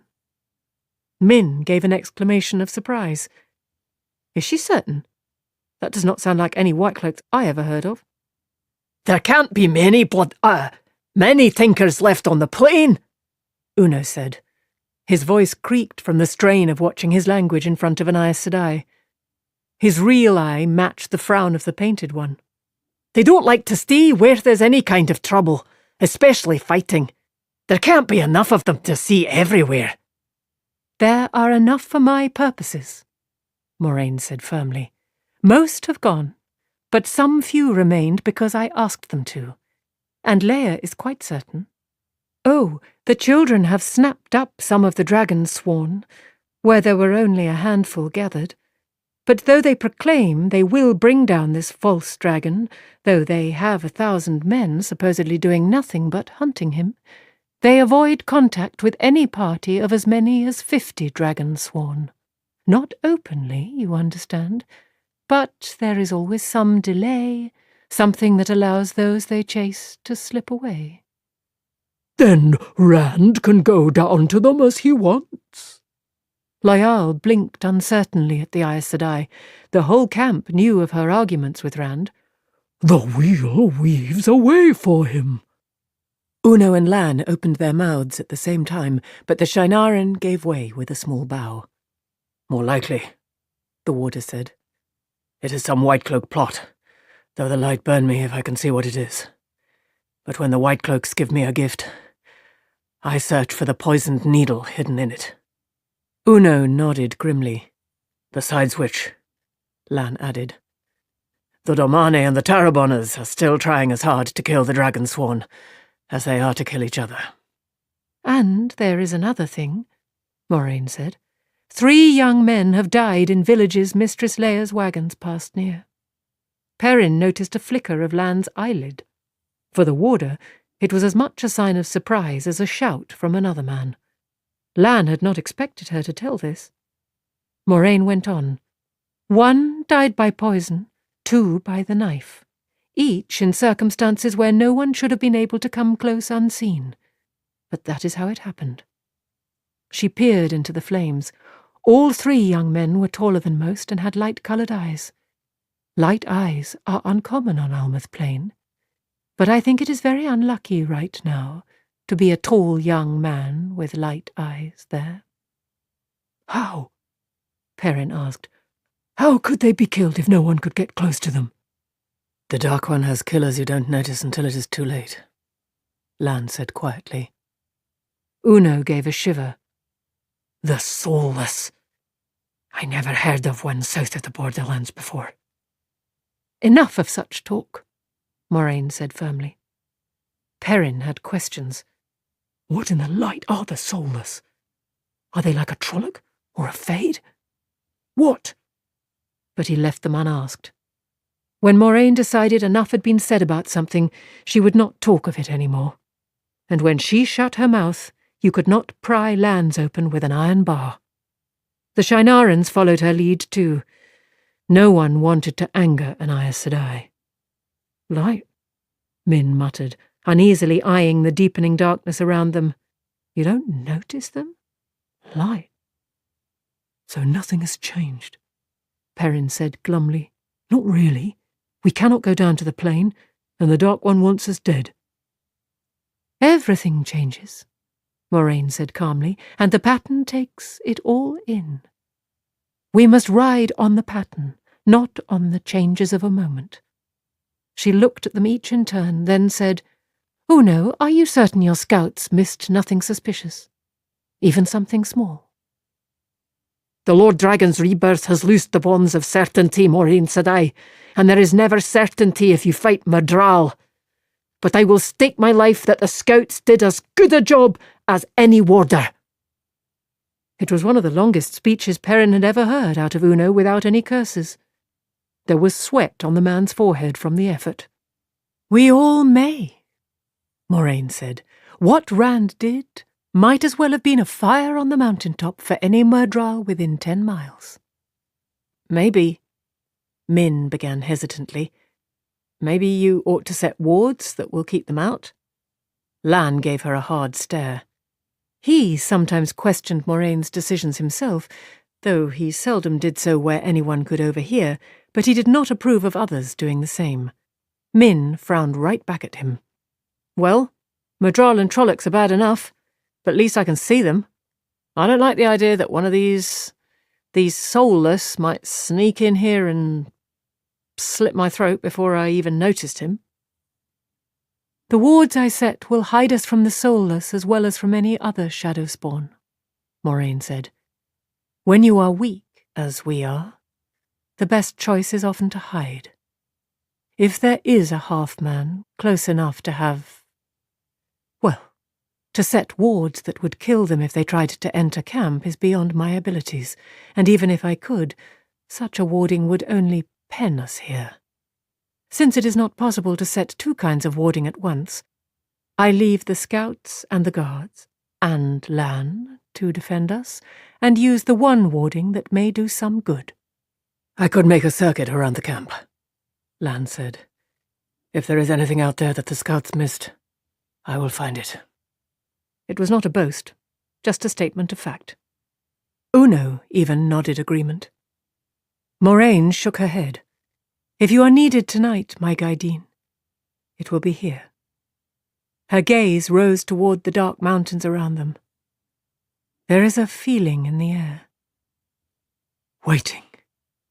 The word left Perrin's tongue before he could stop it. When Moraine looked at him, into him, he wished he had it back. "Yes," she said. "Waiting. Make sure your guards are especially alert tonight, Uno." There was no need to suggest that the men sleep with their weapons close at hand. Shinarans always did that. "Sleep well," she added to them all, as if there were any chance of that now, and started back for her hut. Lan stayed long enough to spoon up 3 dishes of stew, then hurried after her, quickly swallowed by the night. Perrin's eyes shone golden as they followed the warder through the darkness. "Sleep well," he muttered. The smell of cooked meat suddenly made him queasy. "I have the 3rd watch, Uno." The Shinaran nodded. "Then I will try to take her advice." Others were coming to the fires, and murmurs of conversation followed him up the slope. He had a hut to himself, a small thing of logs barely tall enough to stand in, the chinks filled with dried mud. A rough bed padded with pine boughs beneath a blanket took up nearly half of it. Whoever had unsaddled his horse had also propped his bow just inside the door.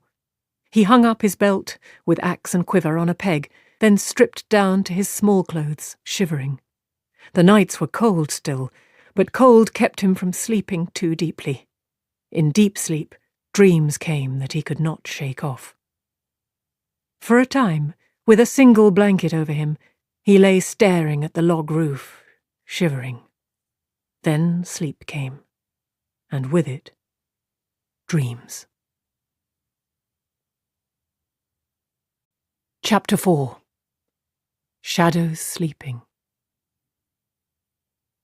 Cold filled the common room of the inn despite the fire blazing on the long stone hearth. Perrin rubbed his hands before the flames, but he could get no warmth in them. There was an odd comfort in the cold, though, as if it were a shield. A shield against what? He could not think. Something murmured in the back of his mind, a dim sound only vaguely heard, scratching to get in. So you will give it up, then. It is the best thing for you. Come, sit, and we will talk. Perrin turned to look at the speaker. The round tables scattered about the room were empty, except for the lone man seated in a corner in the shadows. The rest of the room seemed in some way hazy, almost an impression rather than a place, especially anything he was not looking at directly. He glanced back at the fire. It burned on a brick hearth now. Somehow, none of it bothered him. It should. But he could not have said why. The man beckoned, and Perrin walked closer to his table. A square table. The tables were square. Frowning, he reached out to finger the tabletop, but pulled his hand back. There were no lamps in that corner of the room, and despite the light elsewhere, the man and his table were almost hidden, nearly blended with the dimness. Perrin had a feeling that he knew the man, but it was as vague as what he saw out of the corner of his eye. The fellow was in his middle years, handsome and too well dressed for a country inn, in dark, nearly black velvets with white lace falls at his collar and cuffs. He sat stiffly, sometimes pressing a hand to his chest as if moving hurt him. His dark eyes were fixed on Perrin's face. They appeared like glistening points in the shadows. Give up what? Perrin asked. That, of course. The man nodded to the axe at Perrin's waist. He sounded surprised, as if it were a conversation they had had before, an old argument taken up again. Perrin had not realized the axe was there, had not felt the weight of it pulling at his belt. He ran a hand over the half-moon blade and the thick spike that balanced it. The steel felt solid. More solid than anything else there. Maybe even more solid than he was himself. He kept his hand there to hold on to something real. I have thought of it, he said, but I do not think I can. Not yet. Not yet. The inn seemed to flicker, and the murmur sounded again in his head. No. The murmur faded. No? The man smiled, a cold smile. You are a blacksmith, boy, and a good one from what I hear. Your hands were made for a hammer, not an axe. Made to make things, not to kill. Go back to that before it is too late. Perrin found himself nodding. Yes, but I'm ta'veren. He had never said that out loud before. But he knows it already. He was sure of that, though he could not say why. For an instant the man's smile became a grimace, but then it returned in more strength than before. A cold strength. There are ways to change things, boy. Ways to avoid even fate. Sit, and we will talk of them. The shadows appeared to shift and thicken, to reach out. Perrin took a step back, keeping well in the light. I don't think so. At least have a drink with me to years past and years to come. Here, you will see things more clearly after. The cup the man pushed across the table had not been there a moment before. It shone bright silver, and dark blood-red wine filled it to the brim. Perrin peered at the man's face. Even to his sharp eyes, the shadows seemed to shroud the other man's features like a warder's cloak. Darkness moulded the man like a caress. There was something about the man's eyes, something he thought he could remember if he tried hard enough. The murmur returned. No, he said. He spoke to the soft sound inside his head, but when the man's mouth tightened in anger, a flash of rage suppressed as soon as begun, he decided it would do for the wine as well. I am not thirsty. He turned and started for the door. The fireplace was rounded river stones. A few long tables lined by benches filled the room. He suddenly wanted to be outside, anywhere away from this man. "You will not have many chances," the man said behind him in a hard voice. 3 threads woven together share one another's doom. When one is cut, all are. Fate can kill you, if it does not do worse.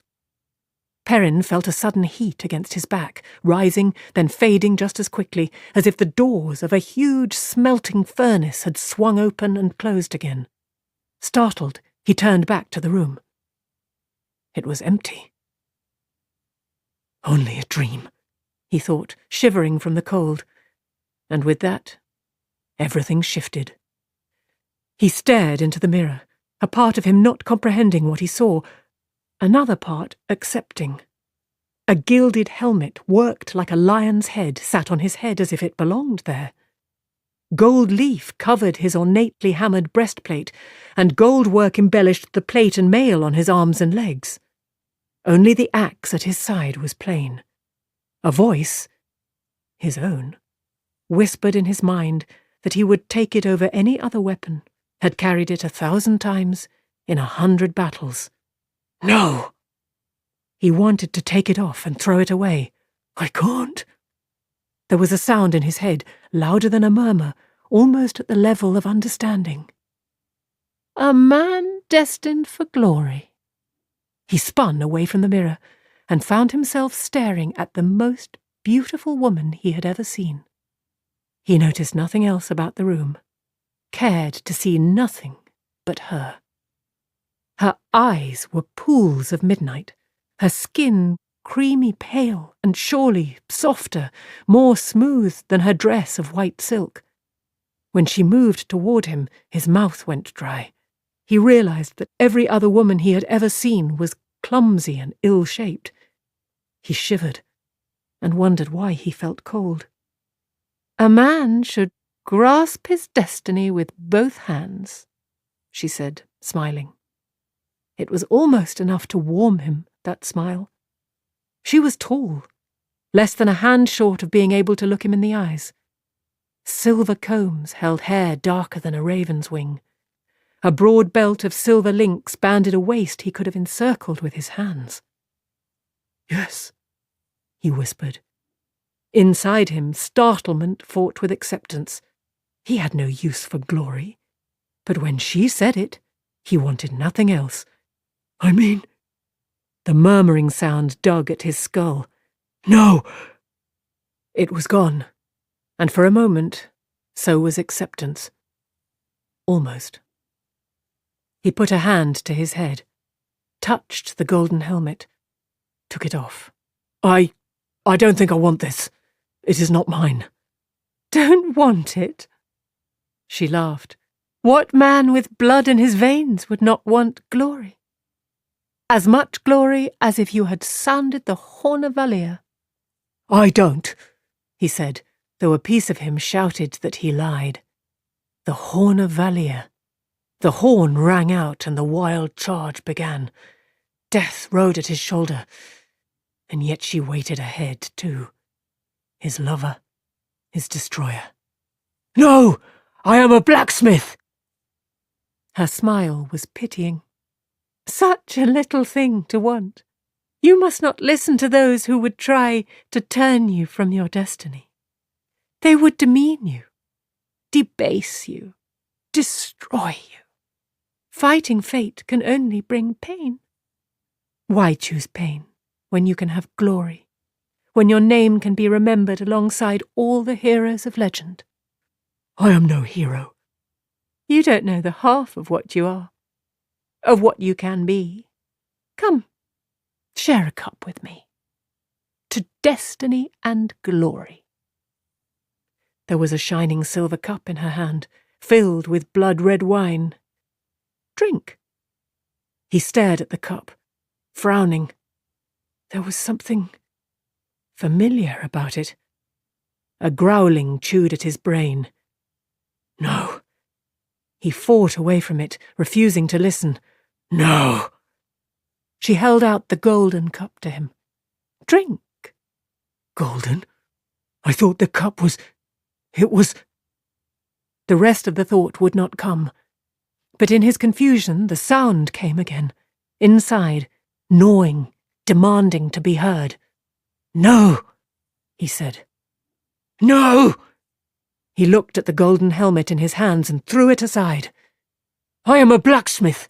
I am... The sound within his head fought him, struggling toward being heard. He wrapped his arms around his head to shut it out, and only shut it in. I am... man! He shouted. Darkness enfolded him, but her voice followed, whispering. The night is always there, and dreams come to all men, especially you, my wildling, and I will always be in your dreams. Stillness. He lowered his arms. He was back in his own coat and breeches again, sturdy and well-made if plain. Suitable garb for a blacksmith, or any countryman. Yet he barely noticed them. He stood on a low-railed bridge of stone, arching from one wide flat-topped stone spire to another. Spires that rose from depths too far for even his eyes to penetrate. The light would have been dim to any other eyes, and he could not make out from where it came. It just was. Everywhere he looked, left and right, up or down, were more bridges, more spires, and railless ramps. There seemed no end to them, no pattern. Worse, some of those ramps climbed to spire tops that had to be directly above the ones they had left. Splashing water echoed, the sound seeming to come from everywhere at once. He shivered with cold. Suddenly, from the corner of his eye, he caught a motion, and without thinking he crouched behind the stone railing. There was danger in being seen. He did not know why, but he knew it was true. He just knew. Cautiously peering over the top of the rail, he sought what he had seen moving. A flash of white flickered on a distant ramp. A woman, he was sure, though he could not quite make her out. A woman in a white dress, hurrying somewhere. On a bridge slightly below him, and much closer than the ramp where the woman had been, a man suddenly appeared, tall and dark and slender, the silver in his black hair giving him a distinguished look, his dark green coat thickly embroidered with golden leaves. Gold work covered his belt and pouch, and gems sparkled on his dagger sheath, and golden fringe encircled his boot tops. Where had he come from? Another man started across the bridge from the other side, his appearance as sudden as the first man's. Black stripes ran down the puffy sleeves of his red coat, and pale lace hung thick at his collar and cuffs. His boots were so worked with silver that it was hard to see the leather. He was shorter than the man he went to meet, more stocky, with close-cropped hair as white as his lace. Age did not make him frail, though.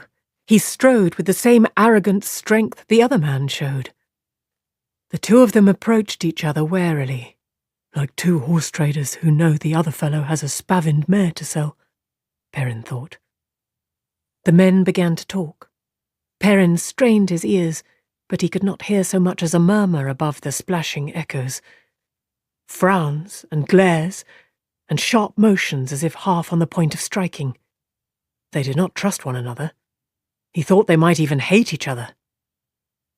He glanced up, searching for the woman, but she was gone. When he looked back down, another man had joined the first two, and somehow, from somewhere, Perrin knew him with the vagueness of an old memory.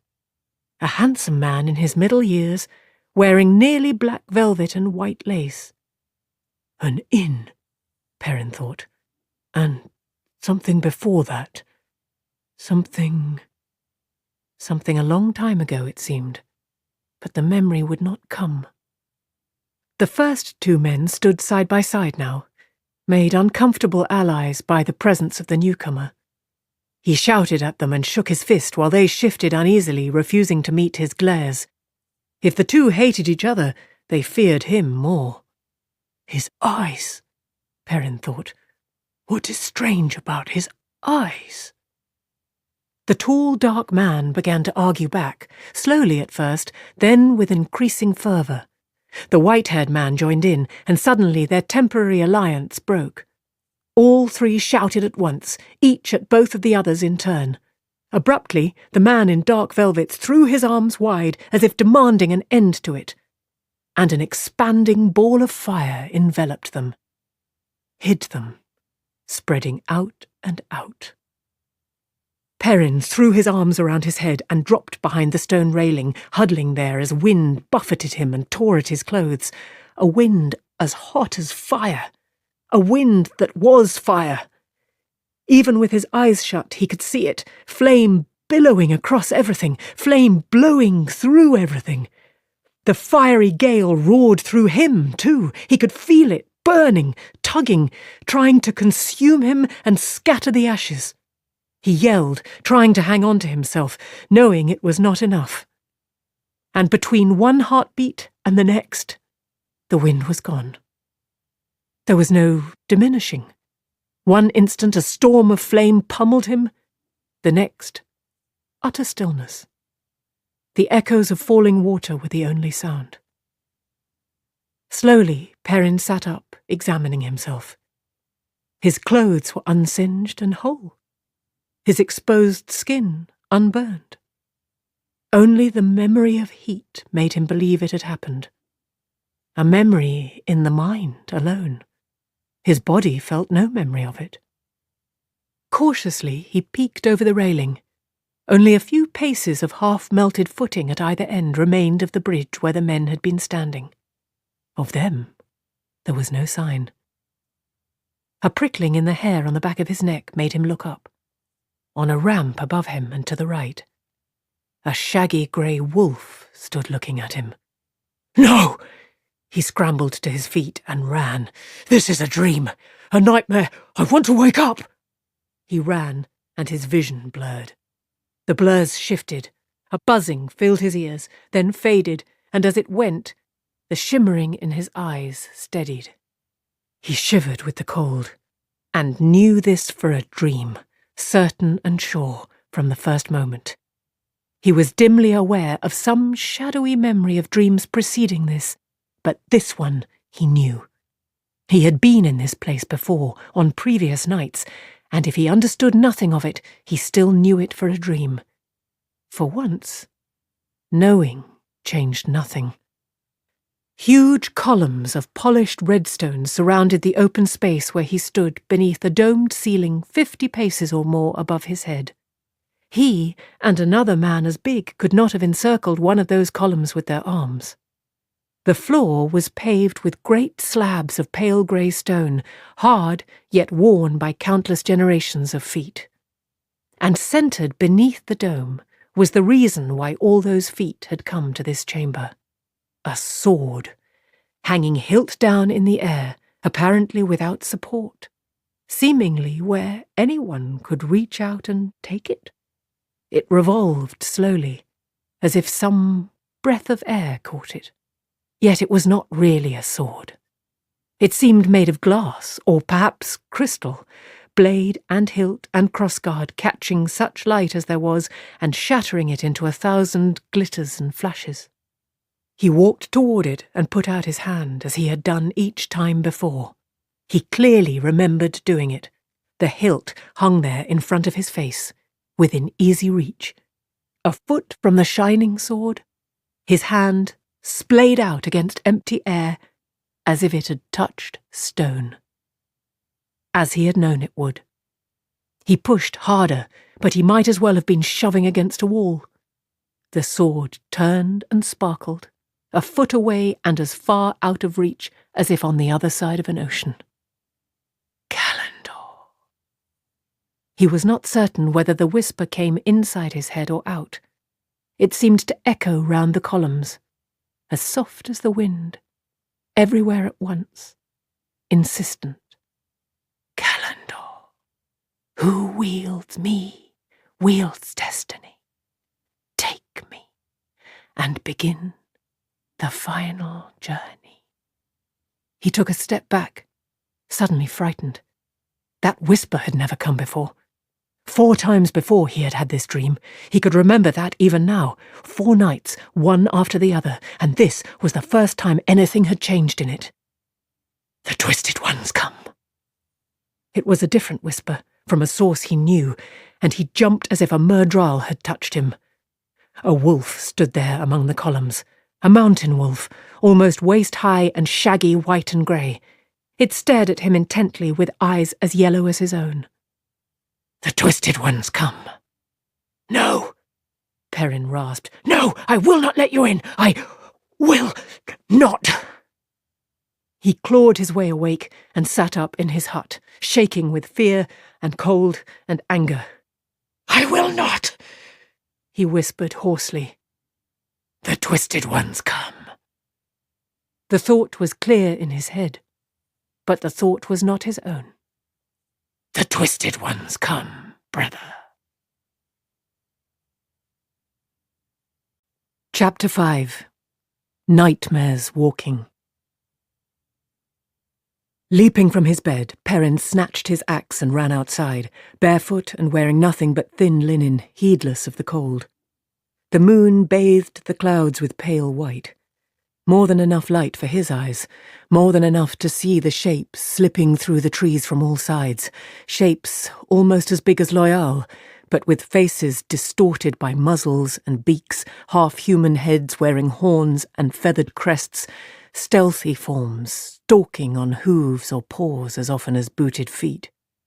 He opened his mouth to shout warning, and suddenly the door of Moraine's hut burst open and Lan dashed out, sword in hand, and shouting, Trollocs! Wake for your lives! Trollocs! Shouts answered him as men began to tumble from their huts, garbed for sleep, which for most meant not at all, but with swords ready. With a bestial roar, the Trollocs rushed forward to be met with steel and cries of Shana! And The Dragon Reborn! Lan was fully clothed. Perrin would have bet the warder had not slept, and he flung himself among the Trollocs as if his wool were armour. He seemed to dance from one to another, man and sword flowing like water or wind, and where the warder danced, Trollocs screamed and died. Moraine was out in the night as well, dancing her own dance among the Trollocs. Her only apparent weapon was a switch, but where she slashed a Trolloc, a line of flame grew on its flesh. Her free hand threw fiery balls summoned from thin air, and Trollocs howled as flames consumed them, thrashing on the ground. An entire tree burst into flame from root to crown, then another and another. Trollocs shrieked at the sudden light, but they did not stop swinging their spiked axes and swords curved like scythes. Abruptly, Perrin saw Leia step hesitantly out of Moraine's cabin, halfway around the bowl from him, and all thought of anything else left him. The Tuatha'an woman pressed her back against the log wall, a hand to her throat. The light from the burning trees showed him the pain and horror, the loathing on her face as she watched the carnage. "Hide!" Perrin shouted at her. "Get back inside and hide!" The swelling roar of fighting and dying swallowed his words. He ran toward her. "Hide, Leia! For the love of the light, hide!" A Trolloc loomed up over him, a cruelly hooked beak where its mouth and nose should have been. Black mail and spikes covered it from shoulder to knees, and it moved on a hawk's talons as it swung one of those strangely curved swords. It smelled of sweat and dirt and blood. Perrin crouched under the slash, shouting wordlessly as he struck out with his axe. He knew he should have been afraid, but urgency suppressed fear. All that mattered was that he had to reach Leia, had to get her to safety, and the Trolloc was in the way. The Trolloc fell, roaring and kicking. Perrin did not know where he had hit it, or if it were dying or merely hurt. He leaped over it, where it lay thrashing, and ran scrambling up the slope. Burning trees cast lurid shadows across the small valley. A flickering shadow beside Moraine's hut suddenly resolved into a Trolloc, goat-snouted and horned. Gripping a wildly spiked axe with both hands, it seemed on the point of rushing down into the fray, when its eyes fell on Leia. "No!" Perrin shouted. "Light, no!" Rocks skittered away under his bare feet. He did not feel the bruises. The Trollocs' axe rose. "Leia!" At the last instant, the Trolloc spun, axe flashing toward Perrin. He threw himself down, yelling as steel scored his back. Desperately, he flung out a hand, caught a goat hoof, and pulled with all his strength. The Trolloc's feet came out from under it, and it fell with a crash. But as it slid down the slope, it seized Perrin in hands big enough to make two of his, pulling him along to roll over and over. The stink of it filled his nostrils, goat stench and sour man sweat. Massive arms snaked around his chest, squeezing the air out. His ribs creaked on the point of breaking. The Trolloc's axe was gone in the fall, but blunt goat teeth sank into Perrin's shoulder, powerful jaws chewing. He groaned as pain jolted down his left arm. His lungs laboured for breath, and blackness crept in on the edges of his vision. But dimly, he was aware that his other arm was free, that somehow he had held onto his own axe. He held it, short on the handle like a hammer, with the spike foremost. With a roar that took the last of his air, he drove the spike into the Trolloc's temple. Soundlessly, it convulsed, limbs flinging wide, hurling him away. By instinct alone, his hand tightened on the axe, ripping it loose as the Trolloc slid further down the slope, still twitching. For a moment, Perrin lay there, fighting for breath. The gash across his back burned, and he felt the wetness of blood. His shoulder protested as he pushed himself up. "Leia?" She was still there, huddled in front of the hut, not more than 10 paces upslope, and watching him with such a look on her face that he could barely meet her eyes.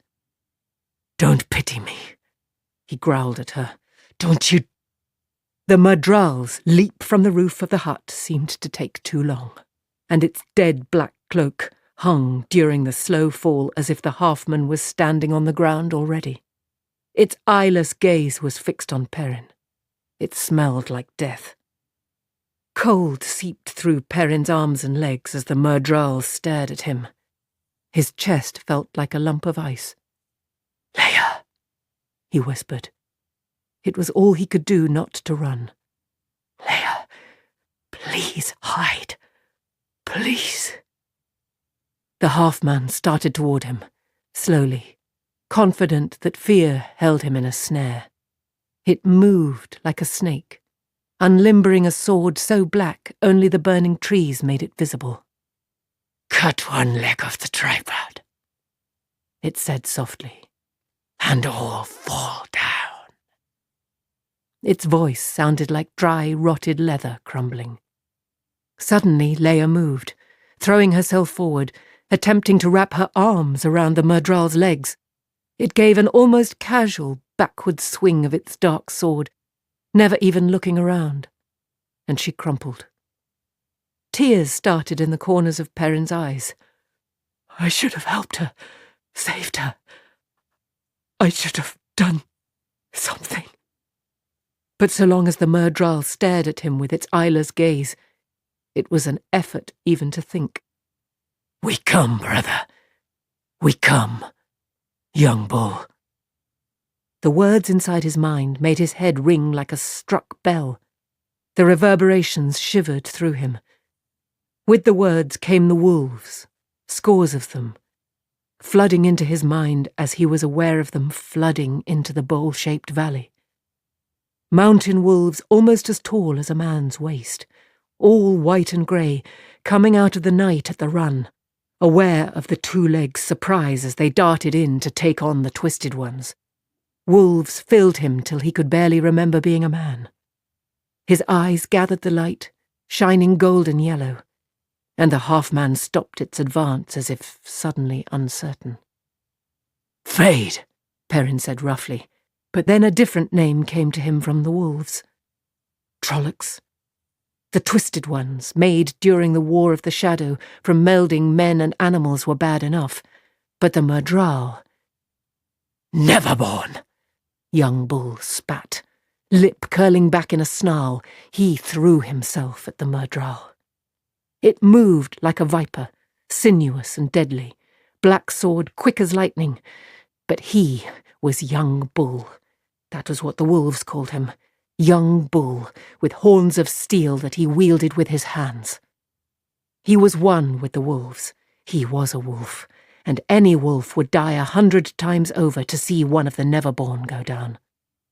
The Fade fell back before him, its darting blade now trying to deflect his slashes. Hamstring and throat, that was how wolves killed. Young Bull suddenly threw himself to one side and dropped to a knee, axe slicing across the back of the half-man's knee. It screamed, a bone-burrowing sound to raise his hair at any other time, and fell, catching itself with one hand. The half-man, the Neverborn, still held its sword firmly, but before it could set itself, young Bull's axe struck again. Half severed, the Murdral's head flopped over, to hang down its back. Yet still leaning there on one hand, the Neverborn slashed wildly with its sword. Neverborn were always long in dying. From the wolves as much as his own eyes, young Bull received impressions of Trollocs thrashing on the ground, shrieking, untouched by wolf or man. Those would have been linked to this Murdral, and would die when it did, if no one killed them first. The urge to rush down the slope and join his brothers, join in killing the Twisted Ones, in hunting the remaining Neverborn, was strong. But a buried fragment that was still man remembered. Leia. He dropped his axe and turned her over gently. Blood covered her face, and her eyes stared up at him, glazed with death. An accusing stare, it seemed to him. I tried, he told her. I tried to save you. Her stare did not change. What else could I have done? It would have killed you if I hadn't killed it. Come, young Bull. Come kill the Twisted Ones. Wolf rolled over him, enveloped him. Letting Leia back down, Perrin took up his axe, blade gleaming wetly. His eyes shone as he raced down the rocky slope. He was young Bull. Trees scattered around the bowl-shaped valley burned like torches. A tall pine flared into flame as young Bull joined the battle. The night air flashed actinic blue, like sheet lightning, as Lan engaged another Murdral, ancient Aes Sedai-made steel, meeting black steel wrought in Thakandar, in the shadow of Sheol Ghul. Loyal wielded a quarterstaff the size of a fence rail, the whirling timber marking a space no Trolloc entered without falling. Men fought desperately in the dancing shadows, but young Bull, Perrin, noted in a distant way that too many of the Shienaran two-legs were down. The brothers and sisters fought in small packs of 3 or 4, dodging scythe-like swords and spiked axes, darting in with slashing teeth to sever hamstrings, lunging to bite out throats as their prey fell. There was no honour in the way they fought, no glory, no mercy. They had not come for battle, but to kill. Young Bull joined one of the small packs, the blade of his axe serving for teeth. He no longer thought of the greater battle. There was only the Trolloc, he and the wolves, the brothers, cut off from the rest and brought down. Then there would be another, and another, and another, until none were left. None here, none anywhere. He felt the urge to hurl the axe aside and use his teeth, to run on all fours as his brothers did. Run through the high mountain passes. Run belly deep in powdery snow pursuing deer. Run with the cold wind ruffling his fur. He snarled with his brothers, and Trollocs howled with fear at his yellow-eyed gaze even more than they did at the other wolves. Abruptly, he realized there were no more Trollocs standing anywhere in the bowl, though he could feel his brothers pursuing others as they fled. A pack of 7 had a different prey somewhere out there in the darkness. One of the Neverborn ran for its hard-footed forelegs, its horse, a distant part of him said, and his brothers followed, noses filled with its scent, its essence of death. Inside his head, he was with them, seeing with their eyes. As they closed in, the Neverborn turned, cursing, black blade and black-clad Neverborn like part of the night. But night was where his brothers and sisters hunted. Young Bull snarled as the first brother died, its death pain lancing him. Yet the others closed in, and more brothers and sisters died, but snapping jaws dragged the Neverborn down. It fought back with its own teeth now, ripping out throats, slashing with fingernails that sliced skin and flesh like the hard claws the two legs carried, but brothers savaged it even as they died. Finally, a lone sister heaved herself out of the still twitching pile and staggered to one side. Morning Mist, she was called, but as with all their names, it was more than that. A frosty morning, with the bite of snows yet to come already in the air, and the mist curling thick across the valley, swirling with the sharp breeze that carried the promise of good hunting. Raising her head, Morning Mist howled to the cloud-hidden moon, mourning her dead. Young Bull threw back his head and howled with her, mourned with her. When he lowered his head, Min was staring at him. "Are you all right, Perrin?" she asked hesitantly. There was a bruise on her cheek, and a sleeve half torn from her coat. She had a cudgel in one hand and a dagger in the other, and there was blood and hair on both. They were all staring at him, he saw, all those who were still on their feet. Loyal, leaning wearily on his tall staff. Shinarans, who had been carrying their fallen down to where Moraine crouched over one of their number with Lan standing at her side. Even the Aes Sedai was looking his way. The burning trees, like huge torches, cast a wavering light. Dead Trollocs lay everywhere. There were more Shinarans down than standing, and the bodies of his brothers were scattered among them. So many. Perrin realized he wanted to howl again. Frantically, he walled himself off from contact with the wolves. Images seeped through. Emotions as he tried to stop them. Finally, though, he could no longer feel them. Feel their pain, or their anger, or the desire to hunt the twisted ones, or to run. He gave himself a shake. The wound on his back burned like fire, and his torn shoulder felt as if it had been hammered on an anvil.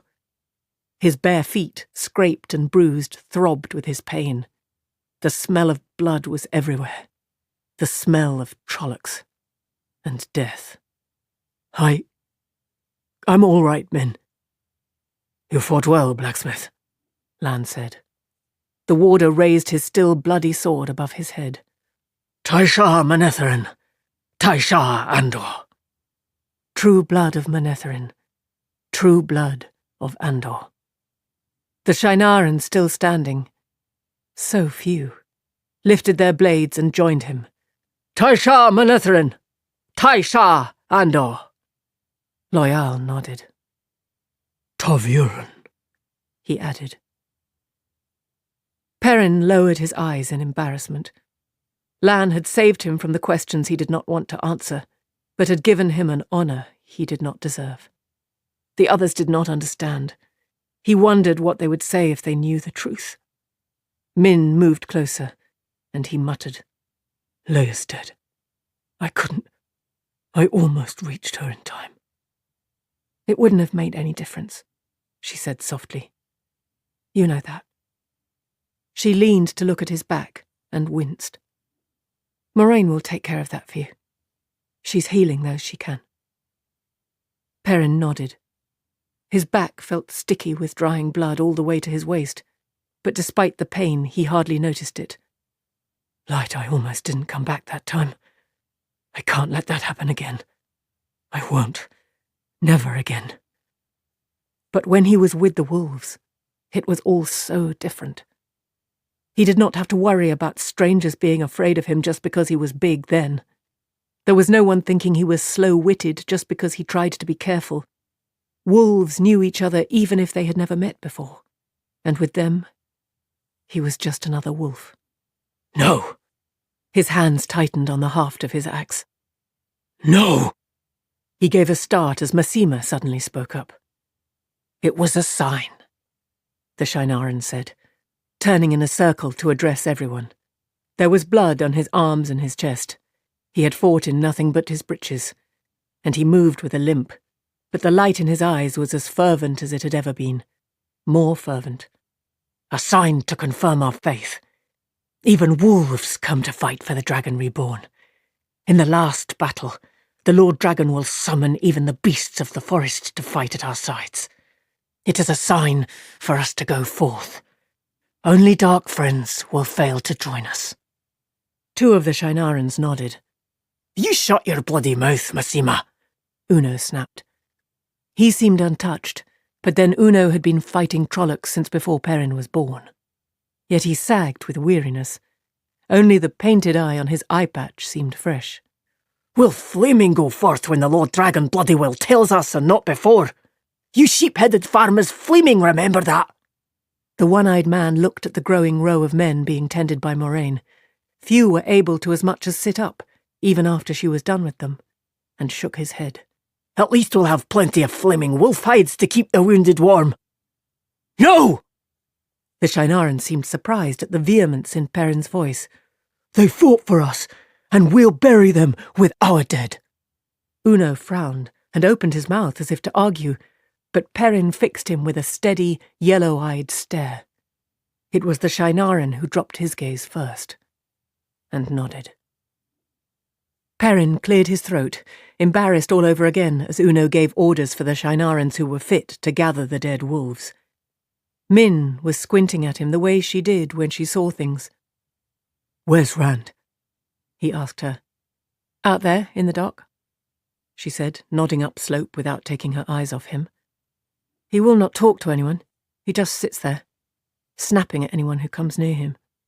He will talk to me, Perrin said. She followed him, protesting all the while that he ought to wait until Moraine had seen to his injuries. Light, what does she see when she looks at me? I don't want to know.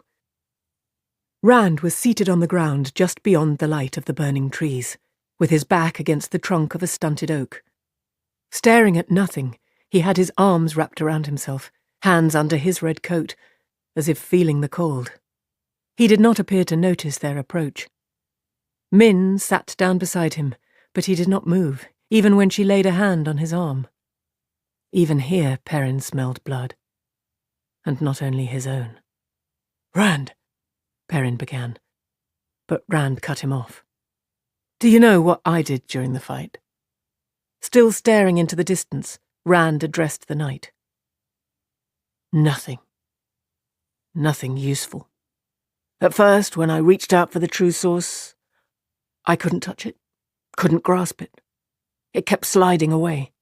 Then, when I finally had hold of it, I was going to burn them all, burn all the Trollocs and Fades, and all I could do was set fire to some trees. He shook with silent laughter, then stopped with a pained grimace. Saidin filled me till I thought I'd explode like fireworks. I had to channel it somewhere, get rid of it before it burned me up, and I found myself thinking about pulling the mountain down and burying the Trollocs. I almost tried. That was my fight. Not against the Trollocs, against myself, to keep from burying us all under the mountain. Min gave Perrin a pained look, as if asking for help. We dealt with them, Rand, Perrin said. He shivered, thinking of all the wounded men down below, and the dead. Better that than the mountain down on top of us. We didn't need you. Rand's head fell back against the tree, and his eyes closed.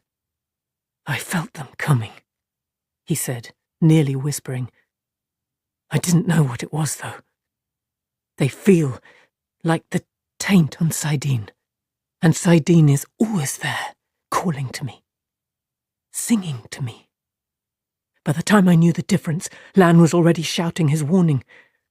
If I could only control it, I could have given warning before they were even close. But half the time, when I actually managed to touch Saidin, I don't know what I am doing at all. The flow of it just sweeps me along. I could have given warning, though. Perrin shifted his bruised feet uncomfortably, We had warning enough. He knew he sounded as if he were trying to convince himself. I could have given warning too, if I'd talked with the wolves. They knew there were Trollocs and Fades in the mountains. They were trying to tell me. But he wondered, if he did not keep the wolves out of his mind, might he not be running with them now? There had been a man, Elias Mashera, who also could talk to wolves. Elias ran with the wolves all the time, yet seemed able to remember he was a man. But he had never told Perrin how he did it, and Perrin had not seen him in a long time. The crunch of boots on rock announced 2 people coming, and a swirl of air carried their scents to Perrin. He was careful not to speak names, though, until Lan and Moraine were close enough for even ordinary eyes to make them out. The warder had a hand under the Aes Sedai's arm, as if trying to support her without letting her know it. Moraine's eyes were haggard, and she carried a small, age-dark ivory carving of a woman in one hand. Perrin knew it for an Angreal, a remnant from the Age of Legends that allowed an Aes Sedai to safely channel more of the power than she could alone. It was a measure of her tiredness that she was using it for healing.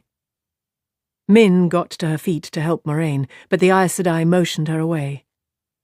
"Everyone else is seen to," she told Min. "When I am done here, I can rest."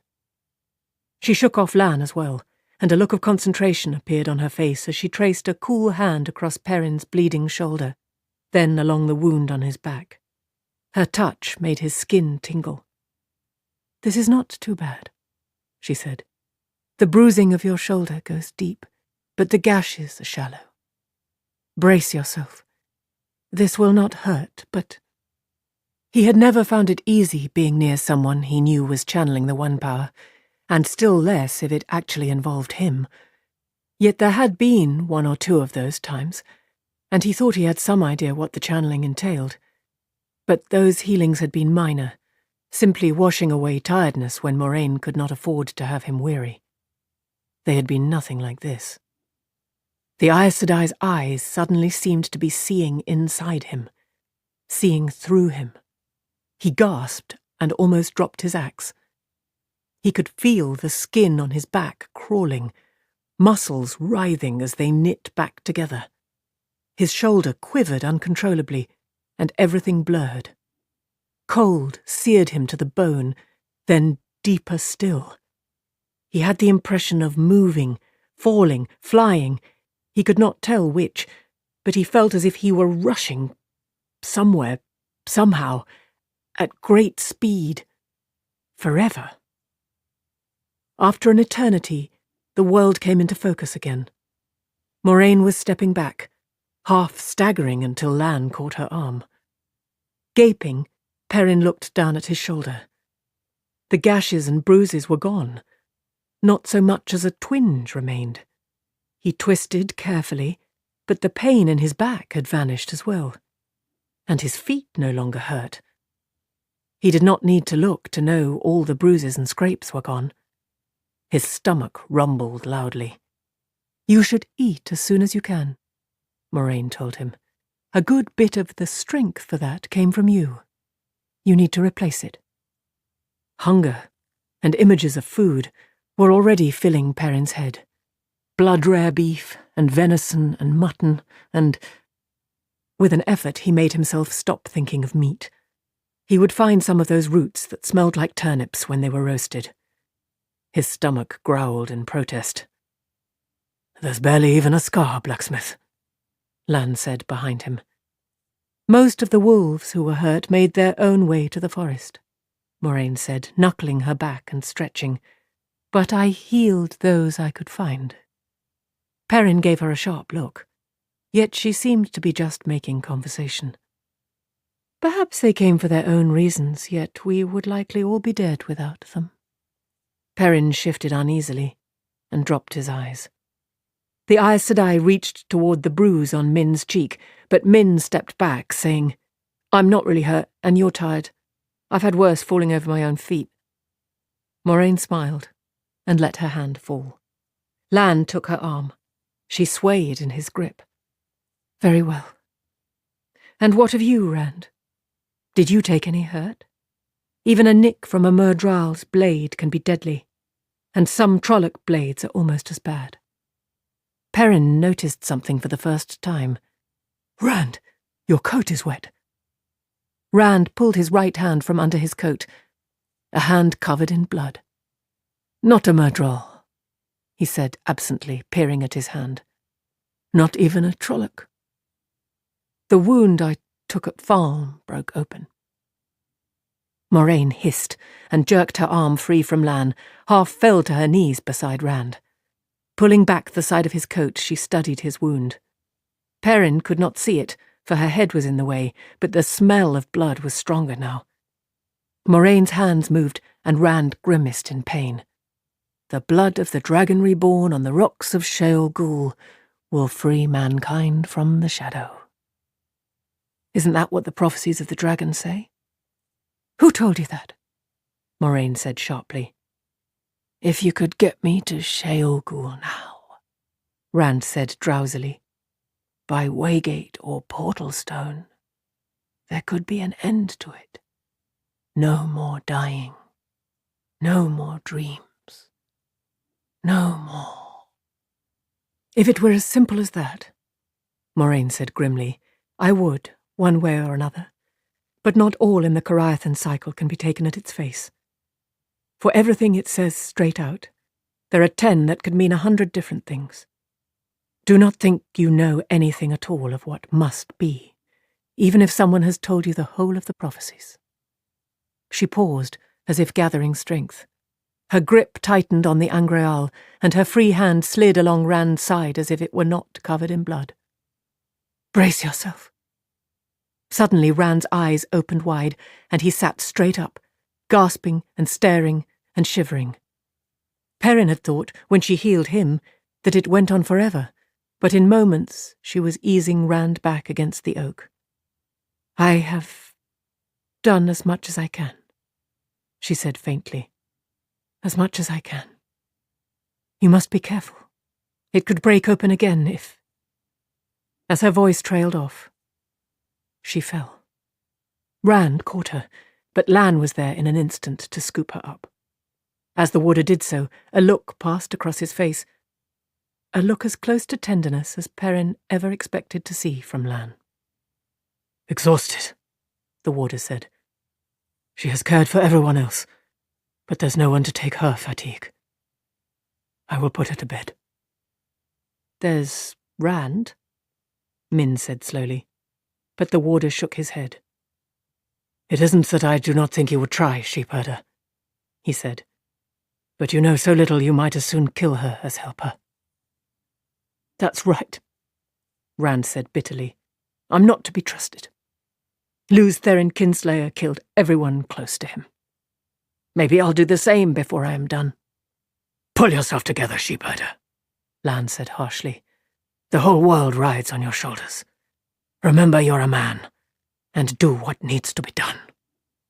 Rand looked up at the warder, and surprisingly, all of his bitterness seemed to be gone. I will fight the best I can, he said, because there's no one else, and it has to be done, and the duty is mine. I'll fight, but I do not have to like what I've become. He closed his eyes as if going to sleep. I will fight. Dreams. Lan stared down at him a moment, then nodded. He raised his head to look across Moraine at Perrin and Min. Get him to his bed, then see to some sleep yourselves. We have plans to make, and the light alone knows what happens next. Chapter 6. The Hunt Begins. Perrin did not expect to sleep, but a stomach stuffed with cold stew, his resolve about the roots had lasted until the smells of supper's leftovers hit his nose, and bone weariness pulled him down on his bed. If he dreamed, he did not remember. He awoke to Lan shaking his shoulders, dawn through the open door turning the warder to a shadow haloed with light. Rand is gone, was all Lan said before he left at a run, but it was more than enough. Perrin dragged himself up, yawning, and dressed quickly in the early chill. Outside, only a handful of Shinarans were in sight, using their horses to drag Trolloc bodies into the woods, and most of those moved as if they should be in a sickbed. A body took time to build back the strength that being healed took. Perrin's stomach muttered at him, and his nose tested the breeze in the hope that someone had already started cooking. He was ready to eat those turnip-like roots, raw if need be. There were only the lingering stench of slain Myrddraal, the smells of dead Trollocs and men alive and dead, of horses and the trees, and dead wolves. Moraine's hut, high on the other side of the bowl, seemed a centre of activity. Min hurried inside, and moments later Massima came out, then Uno. At a trot, the one-eyed man vanished into the trees, toward the sheer rock wall beyond the hut, while the other Shinaran limped down the slope. Perrin started toward the hut. As he splashed across the shallow stream, he met Massima. The Shinaran's face was haggard, the scar on his cheek prominent, and his eyes even more sunken than usual. In the middle of the stream, he raised his head suddenly and caught Perrin's coat sleeve. "You're from his village," Massima said hoarsely. "You must know. Why did the Lord Dragon abandon us? What sin did we commit?" Sin? What are you talking about? Why ever Rand went, it was nothing you did or didn't do. Massima did not appear satisfied. He kept his grip on Perrin's sleeve, peering into his face as if there were answers there. Icy water began to seep into Perrin's left boot. Massima, he said carefully, whatever the Lord Dragon did, it was according to his plan. The Lord Dragon would not abandon us. Or would he? If I were in his place, would I? Massima nodded slowly. Yes, I see that now. He has gone out alone to spread the word of his coming. We must spread the word too. Yes. He limped on across the stream, muttering to himself. Squelching at every other step, Perrin climbed to Moraine's hut and knocked. There was no answer. He hesitated a moment, then went in. The outer room, where Lan slept, was as stark and simple as Perrin's own hut, with a rough bed built against one wall, a few pegs for hanging possessions, and a single shelf. Not much light entered through the open door, and the only other illumination came from crude lamps on the shelf, slivers of oily fat wood wedged into cracks in pieces of rock. They gave off thin streamers of smoke that made a layer of haze under the roof. Perrin's nose wrinkled at the smell. The low roof was only a little higher than his head. Loyal's head actually brushed it, even seated as he was on one end of Lan's bed, with his knees drawn up to make himself small. The Ogier's tufted ears twitched uneasily. Min sat cross-legged on the dirt floor beside the door that led to Moraine's room, while the Aes Sedai paced back and forth in thought. Dark thoughts they must have been. 3 paces each way was all she had, but she made vigorous use of the space, the calm on her face belied by the quickness of her step. I think Massima is going crazy, Perrin said. Min sniffed. With him, how can you tell? Moraine rounded on him, a tightness to her mouth. Her voice was soft, too soft. Is Massima the most important thing in your mind this morning, Perrin Bara? No. I'd like to know when Rand left and why. Did anyone see him go? Does anyone know where he went? He made himself meet her look with one just as level and firm. It was not easy. He loomed over her, but she was Aes Sedai. Is this of your making, Moraine? Did you rein him in until he was so impatient he'd go anywhere, do anything, just to stop sitting still? Loyal's ears went stiff, and he motioned a surreptitious warning with one thick-fingered hand. Moraine studied Perrin with her head tilted to one side, and it was all he could do not to drop his eyes. "This is none of my doing," she said. "He left sometime during the night. When and how and why, I yet hope to learn." Loyal's shoulders heaved in a quiet sigh of relief. Quiet for an Ogier. It sounded like steam rushing out from quenching red-hot iron. Never anger an Aes Sedai, he said in a whisper obviously meant just for himself, but audible to everyone. Better to embrace the sun than to anger an Aes Sedai. Min reached up enough to hand Perrin a folded piece of paper. Loyal went to see him after we got him to bed last night, and Rand asked to borrow pen and paper and ink. The Ogier's ears jerked, and he frowned worriedly until his long eyebrows hung down on his cheeks. I did not know what he was planning. I didn't. We know that, Min said. No one is accusing you of anything, Loyal. Moraine frowned at the paper, but she did not try to stop Perrin from reading. It was in Rand's hand. What I do because there is no other way. He is hunting me again, and this time one of us has to die, I think. There is no need for those around me to die also. Too many have died for me already. I do not want to die either, and will not if I can manage it. There are lies in dreams, and death, but dreams hold truth too. That was all, with no signature. There was no need for Perrin to wonder who Rand meant by he. For Rand, for all of them, there could be only one.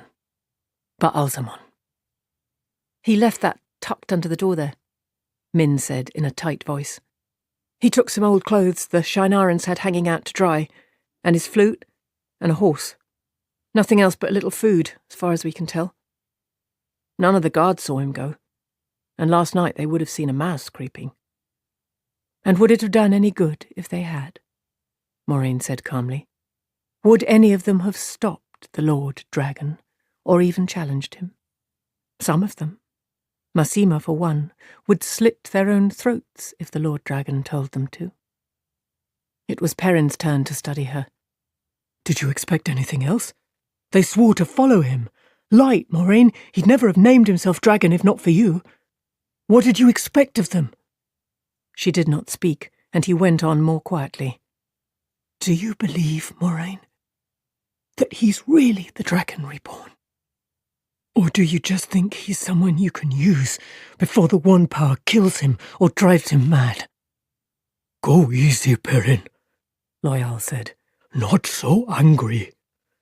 I'll go easy when she answers me. Well, Moraine? He is what he is, she said sharply. You said the pattern would force him to the right path eventually. Is that what this is, or is he just trying to get away from you? For a moment, he thought he had gone too far. Her dark eyes sparkled with anger, but he refused to back down. Well? Moraine took a deep breath. This may well be what the pattern has chosen, yet I did not mean for him to go off alone. For all his power, he is as defenseless as a babe in many ways, and as ignorant of the world. He channels, but he has no control over whether or not the One Power comes when he reaches for it, and almost as little over what he does with it if it does come. The power itself will kill him before he has a chance to go mad if he does not learn that control. There is so much he must learn, yet. He wants to run before he has learnt to walk. You split hairs and lay false trails, Moraine. Perrin snorted. If he is what you say he is, did it never occur to you that he might know what he has to do better than you? He is what he is, she repeated firmly, but I must keep him alive if he is to do anything. He will fulfill no prophecies dead, and even if he manages to avoid dark friends and shadow spawn, there are 1,000 other hands ready to slay him. All it will take is a hint of the 100th part of what he is. Yet if that were all he might face, I would not worry half so much as I do. There are the Forsaken to be accounted for. Perrin gave a start. From the corner, Loyal moaned. The Dark One and all the Forsaken are bound in Sheol Ghul. Perrin began by rote, but she gave him no time to finish. The seals are weakening, Perrin. Some are broken, though the world does not know that, must not know that.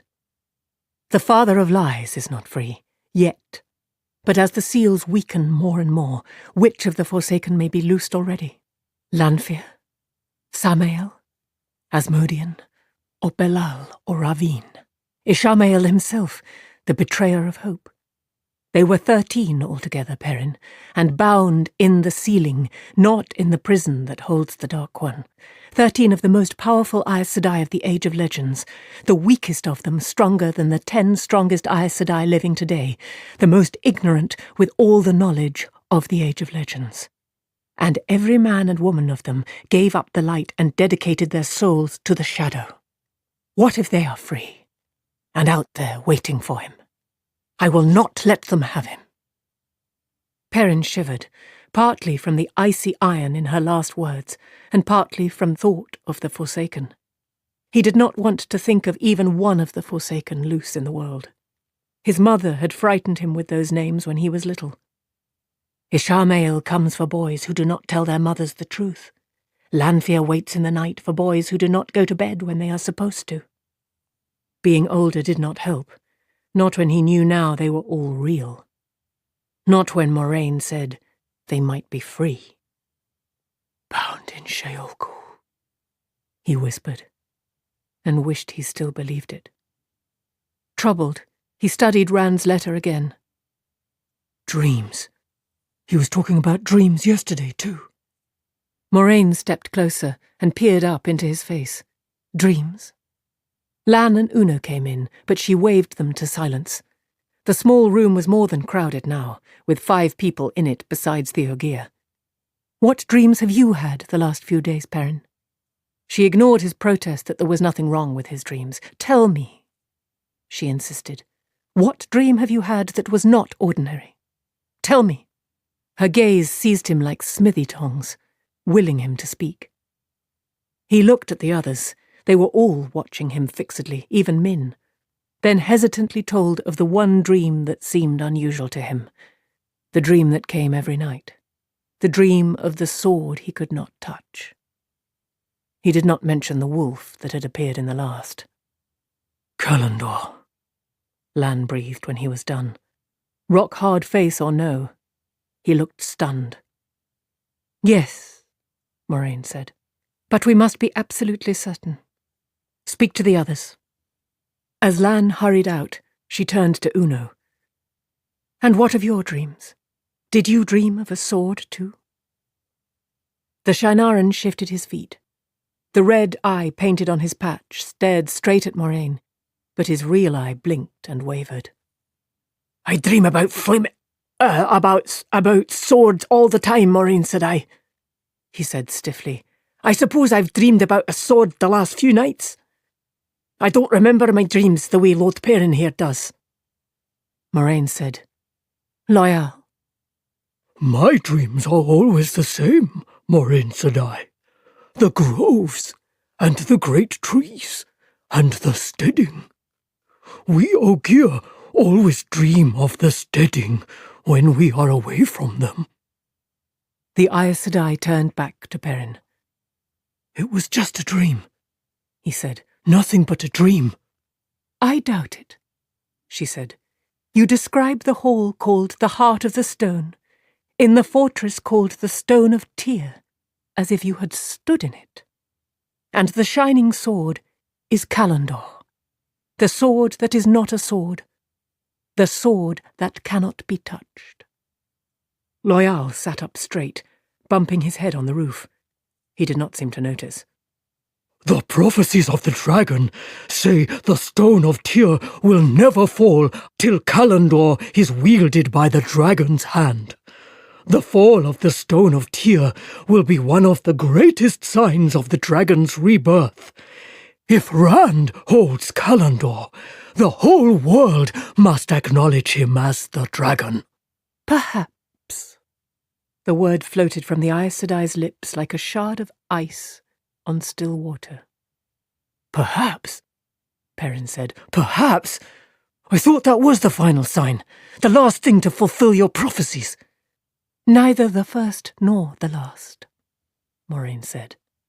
Kalandor will be but one fulfillment of the Cariathan cycle, as his birth on the slopes of Dragon Mount was the first. He has yet to break the nations or shatter the world. Even scholars who have studied the prophecies for their entire lives do not know how to interpret them all. What does it mean that he shall slay his people with the sword of peace and destroy them with the leaf? What does it mean that he shall bind the 9 moons to serve him? Yet these are given equal weight with Calendar in the cycle. There are others. What wounds of madness and cutting of hope has he healed? What chains has he broken, and who put into chains? And some are so obscure that he may already have fulfilled them, although I am not aware of it. But no, Calendar is far from the end of it. Perrin shrugged uneasily. He knew only bits and pieces of the prophecies. He had liked hearing them even less since Rand had let Moraine put that banner in his hands. No, it had been before that even. Since a journey by Portalstone had convinced him his life was bound to Rand's. Moraine was continuing. If you think he has simply to put out his hand, Loial, son of Irant, son of Halan, you are a fool, as is he if he thinks it. Even if he lives to reach Tyr, he may never attain the stone. Tyrants have no love for the one power, and less for any man claiming to be the dragon.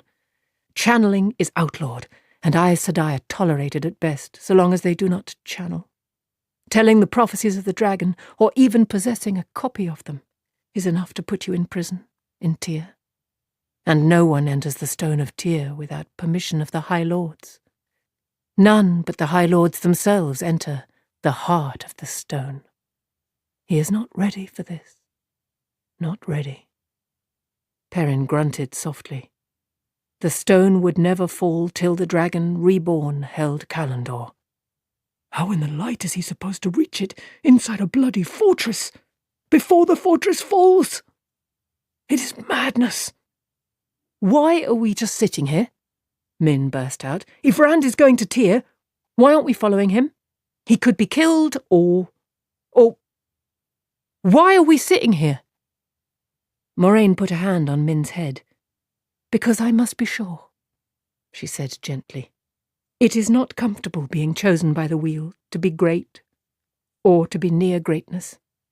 The chosen of the wheel can only take what comes. I am tired of taking what comes. Min scrubbed a hand across her eyes. Perrin thought he saw tears. Rand could be dying while we wait. Moraine smoothed Min's hair. There was a look almost of pity on the Aes Sedai's face. Perrin sat down on the end of Lan's bed opposite Loial. The smell of people was thick in the room. People and worry and fear. Loial smelled of books and trees as well as worry. It felt like a trap, with the walls around them and all so close. The burning slivers stank. How can my dream tell where Rand is going? He asked. It was my dream. Those who can channel the one power, Moraine said quietly, those who are particularly strong in spirit, can sometimes force their dreams on others. She did not stop her soothing of Min, especially on those who are susceptible. I do not believe Rand did it on purpose, but the dreams of those touching the true source can be powerful. For one as strong as he, they could possibly seize an entire village, or perhaps even a city. He knows little of what he does, and even less of how to control it. Then why didn't you have it too? He demanded. Or Lan? Uno stared straight ahead, looking as if he would rather be anywhere else, and Loial's ears wilted. Perrin was too tired and too hungry to care whether he showed proper respect for an Aes Sedai, and too angry as well, he realized. Why? Moraine answered calmly. Aes Sedai learn to shield their dreams. I do it without thinking when I sleep. Warders are given something much the same in the bonding. The Gaidin could not do what they must if the shadow could steal into their dreams. We are all vulnerable when we sleep, and the shadow is strong in the night. There's always something new from you. Perrin growled. "Can't you tell us what to expect once in a while, instead of explaining after it happens?" Uno looked as though he was trying to think of a reason to leave. Moraine gave Perrin a flat look. "You want me to share a lifetime of knowledge with you in a single afternoon, or even a single year? I will tell you this. Be wary of dreams, Perrine Bara. Be very wary of dreams." He pulled his eyes away from hers. "I am," he murmured. "I am." After that, silence. And no one seemed to want to break it. Min sat staring at her crossed ankles, but apparently taking some comfort from Moraine's presence. Uno stood against the wall, not looking at anyone. Loyal forgot himself enough to pull a book from his coat pocket and try to read in the dim light. The wait was long, and far from easy for Perrin. "It's not the shadow in my dreams I'm afraid of. It's wolves. I will not let them in. I won't." Lan returned, and Moraine straightened eagerly. The warder answered the question in her eyes. "Half of them remember dreaming of swords, the last 4 nights running. Some remember a place with great columns, and 5 say the sword was crystal or glass. Massima says he saw Rand holding it last night." "That one would," Moraine said. She rubbed her hands together briskly. She seemed suddenly full of energy. "Now I am certain. Though I still wish I knew how he left here unseen. If he has rediscovered some talent from the Age of Legends." Lan looked at Uno, and the one-eyed man shrugged in dismay. "I bloody forgot, with all this flaming talk about He cleared his throat, shooting a glance at Moraine. She looked back expectantly, and he went on. "I mean, that is, I followed the Lord Dragon's tracks. There's another way into that closed valley now. The earthquake brought down the far wall. It's a hard climb, but you can get a horse up it. I found more tracks at the top, and there's an easy way from there around the mountain." He let out a long breath when he was done. "Good," Moraine said. "At least he has not rediscovered how to fly, or make himself invisible, or something else out of legend. We must follow him without delay. Uno, I will give you enough gold to take you and the others as far as Johanna, and the name of someone there who will see that you get more. The Gale Danin are wary of strangers, but if you keep to yourselves they should not trouble you. Wait there until I send word." "But we will go with you," he protested. "We have all sworn to follow the Dragon Reborn. I do not see how the few of us can take a fortress that has never fallen, but with the Lord Dragon's aid, we will do what must be done." "So we are the people of the Dragon now," Perrin laughed mirthlessly. "The Stone of Tyr will never fall till the people of the Dragon come. Have you given us a new name, Moraine?" "Watch your tongue, blacksmith," Lan growled, all ice and stone. Moraine gave them both sharp looks, and they fell silent. "Forgive me, Uno," she said, "but we must travel quickly if we are to have a hope of overtaking him. You are the only Shienaran fit enough for a hard ride, and we cannot afford the days the others will need to regain full strength. I will send for you when I can." Uno grimaced, but he bowed in acquiescence. At her dismissal, he squared his shoulders and left to tell the others. "Well, I am going along, whatever you say," Min put in firmly. "You are going to Tarvalon," Moraine told her. "I am no such thing." The Aes Sedai went on smoothly as if the other woman had not spoken. "The Amelin seat must be told what has happened, and I cannot count on finding one I can trust who has messenger pigeons. Or that the Amelin will see any message I send by pigeon. It is a long journey and hard.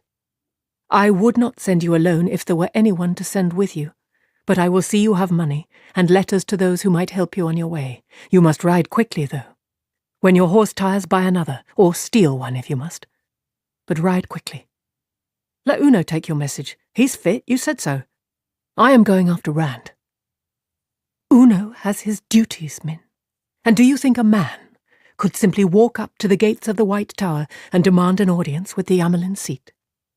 Even a king would be made to wait days if he arrived unannounced, and I fear any of the Shinarans would be left kicking their heels for weeks, if not forever. Not to mention that something so unusual would be known to everyone in Tarvalon before the first sunset.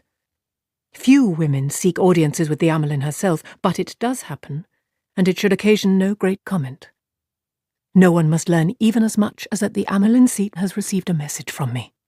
Her life, and ours, could depend on it. You are the one who must go.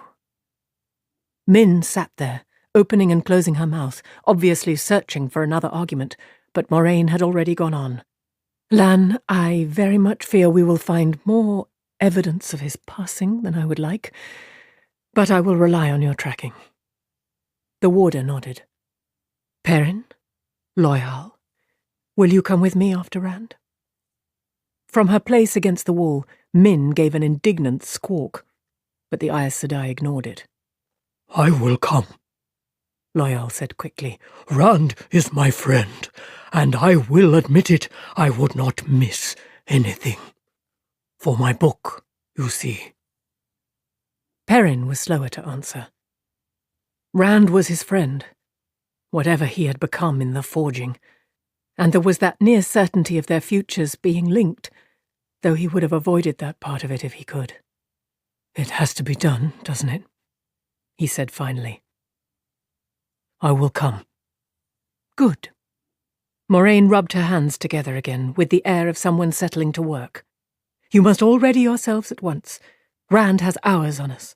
I mean to be well along his trail before midday.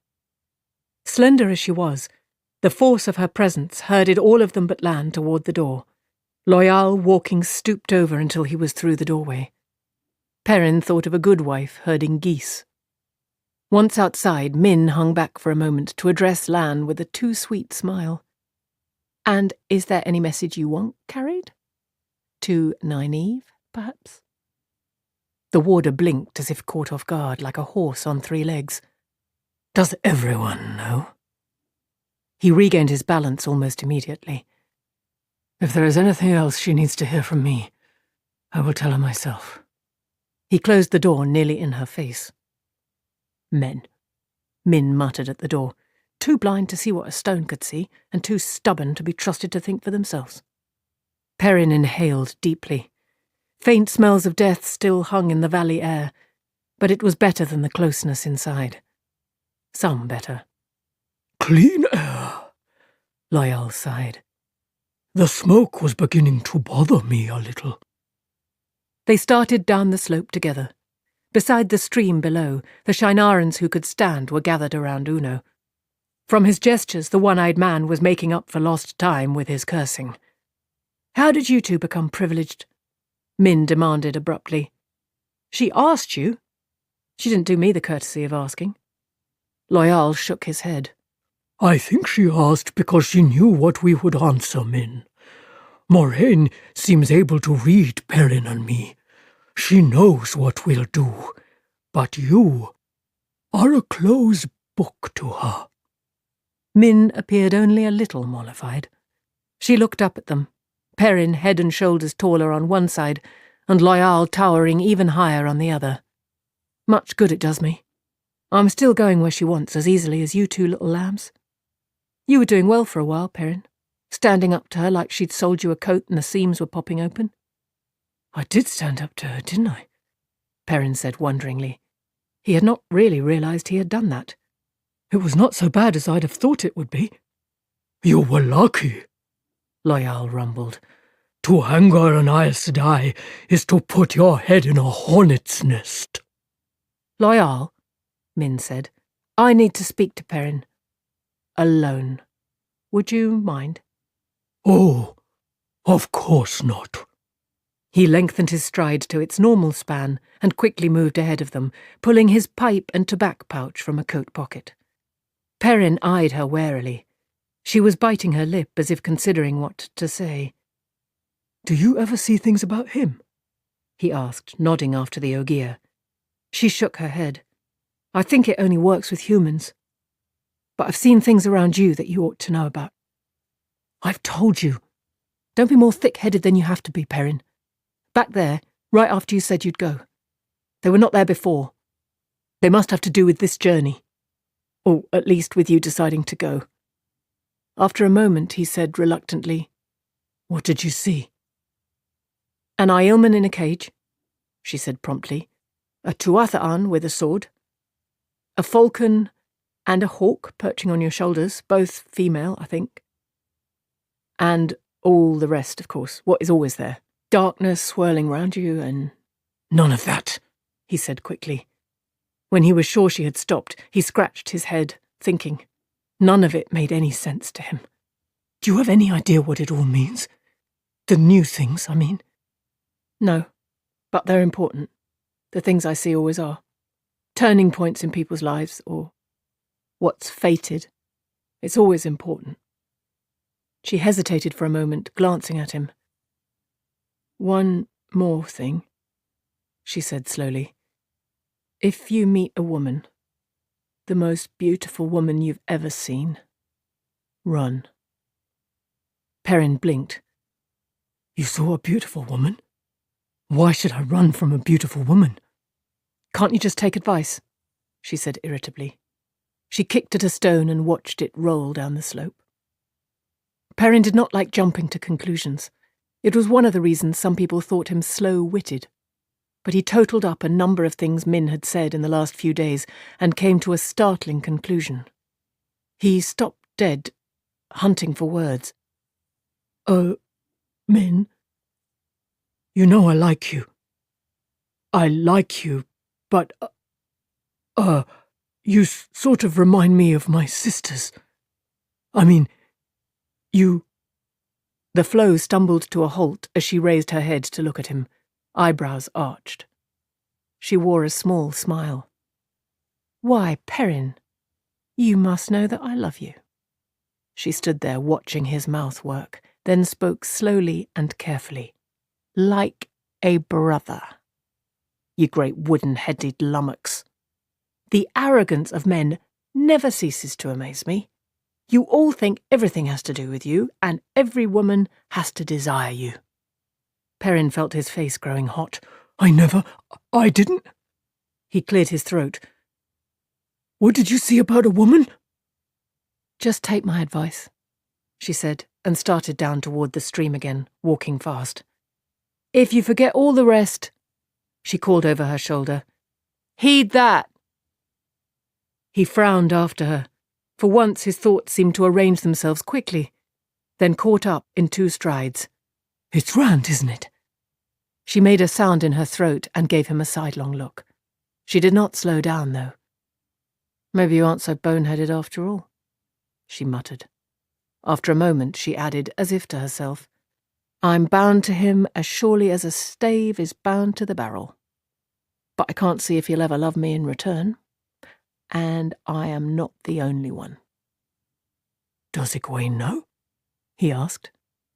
Rand and Egwene had been all but promised since childhood. Everything but kneeling in front of the women's circle of the village to speak the betrothal. He was not sure how far they had drifted from that, if at all. "She knows," Min said curtly. "Much good it does either of us." "What about Rand? Does he know?" "Oh, of course," she said bitterly. "I told him, didn't I? Rand, I did a viewing of you, and it seems I have to fall in love with you. I have to share you too, and I don't much like that, but there it is. You're a wooden-headed wonder after all, Perrin Ebara." She dashed a hand across her eyes angrily. "If I could be with him, I know I could help. Somehow. Like, if he dies, I don't know if I can stand it." Perrin shrugged uncomfortably. "Listen, Min, I'll do what I can to help him. However much that is. I promise you that. It really is best for you to go to Tarvalon. You'll be safe there." "Safe?" She tasted the word as if wondering what it meant. "You think Tarvalon is safe?" "If there's no safety in Tarvalon, there's no safety anywhere." She sniffed loudly, and in silence they went to join those preparing to leave. Chapter 7. The Way Out of the Mountains. The way down out of the mountains was hard, but the lower they went, the less Perrin needed his fur-lined cloak. Hour by hour they rode out of the tailings of winter and into the first days of spring. The last remnants of snow vanished, and grasses and wildflowers, white maiden's hope and pink jump-up, began to cover the high meadows they crossed. Trees appeared more often, with more leaves, and grass-larks and robins sang in the branches. And there were wolves, never in sight. Not even Lan mentioned seeing one, but Perrin knew. He kept his mind firmly closed to them, yet now and again a feather-light tickle at the back of his mind reminded him they were there. Lan spent most of his time scouting their path on his black warhorse Mandarb, following Rand's tracks as the rest of them followed the signs the warder left for them. An arrow of stones laid out on the ground, or one lightly scratched in the rock wall of a forking pass. Turn this way. Cross that saddle pass. Take this switchback, this deer trail, this way through the trees and down along a narrow stream, even though there is nothing to indicate anyone has ever gone that way before. Nothing but land signs. A tuft of grass or weeds tied one way to say bear left, another for bear right, a bent branch, a pile of pebbles for a rough climb ahead. 2 leaves caught on a thorn for a steep descent. The warder had 100 signs, it seemed to Perrin, and Moraine knew them all. Lan rarely came back, except when they made camp, to confer with Moraine quietly away from the fire. When the sun rose, most often he was hours gone already. Moraine was always first into the saddle after him, while the eastern sky was just turning pink. The Aes Sedai would not have climbed down from Aldib, her white mare, until full dark or later, except that Lan refused to track further once the light began to fail. "We'll go even slower if a horse breaks a leg," the warder would tell Moraine when she complained. Her reply was always very much the same. "If you cannot move any faster than this, perhaps I should send you off to Morel before you get any older." Well, perhaps that can wait, but you must move us faster. She half sounded as if the threat were irritated truth, half as if she were making a joke. There was something of a threat in it, or maybe a warning, Perrin was sure, from the way Lan's mouth tightened even when she smiled afterwards and reached up to pat his shoulder soothingly. "Who is Morel?" Perrin asked suspiciously the first time it happened. Loial shook his head, murmuring something about unpleasant things happening to those who pried into Aes Sedai affairs. The Ogier's hairy fetlocked horse was as tall and heavy as a Durran stallion, but with Loial's long legs dangling to either side, the animal looked undersized, like a large pony. Moraine gave an amused, secretive smile. "Just a Greens, sister. Someone to whom Lan must one day deliver a package for safekeeping." "No day soon," Lan said, and surprisingly, there was open anger in his voice. "Never, if I can help it. You will outlive me long, Moraine Aes Sedai." "She has too many secrets," Perrin thought, but asked no more about a subject that could crack the warder's iron self-control. The Aes Sedai had a blanket-wrapped bundle tied behind her saddle. The dragon banner. Perrin was uneasy about having it with them, but Moraine had neither asked his opinion nor listened when he offered it. Not that anyone was likely to recognize it if he saw it, yet he hoped she was as good at keeping secrets from other people as she was at keeping them from him. In the beginning, at least, it was a boring journey. One cloud-capped mountain was very much like another, one pass little different from the next.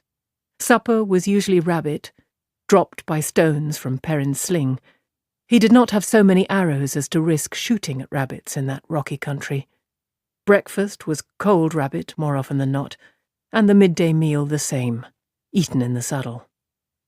Sometimes when they camped near a stream and there was still light enough to see, he and Loial caught mountain trout lying on their bellies, hands elbow-deep in the cold water, tickling the green-backed fish out from under the rock ledges where they hid.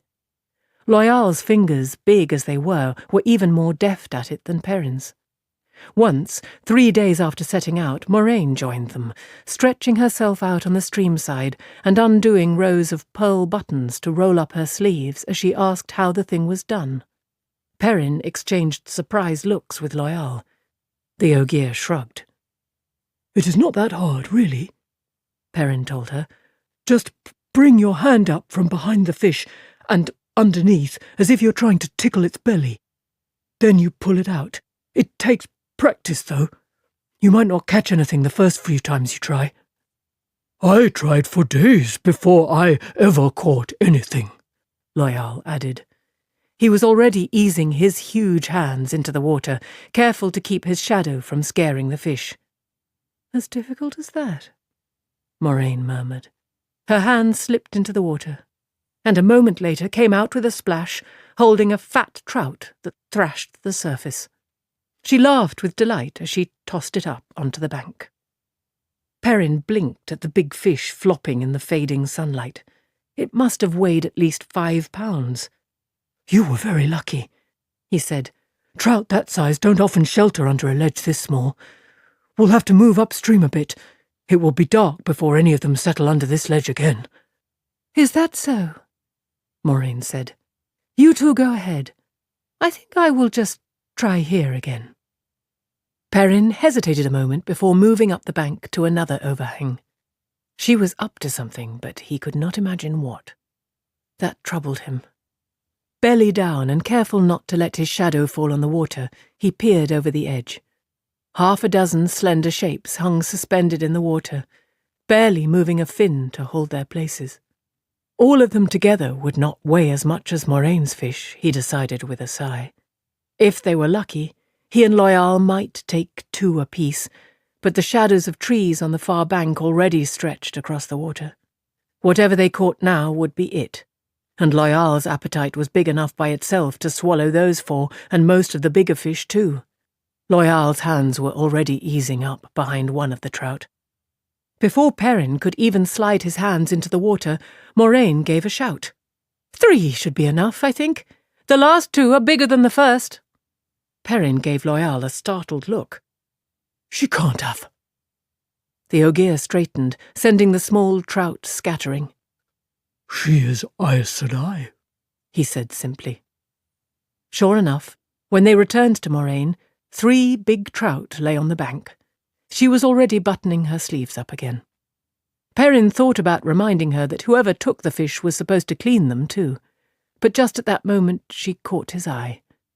There was no particular expression on her smooth face, but her dark eyes did not waver, and they appeared to know what he was going to say, and to have dismissed it out of hand already. When she turned away, it seemed somehow too late to say anything. Muttering to himself, Perrin pulled out his belt knife and set to the gutting and heading. "All of a sudden she's forgotten about sharing the chores, it seems. I suppose she'll want us to do the cooking as well, and the cleaning up after."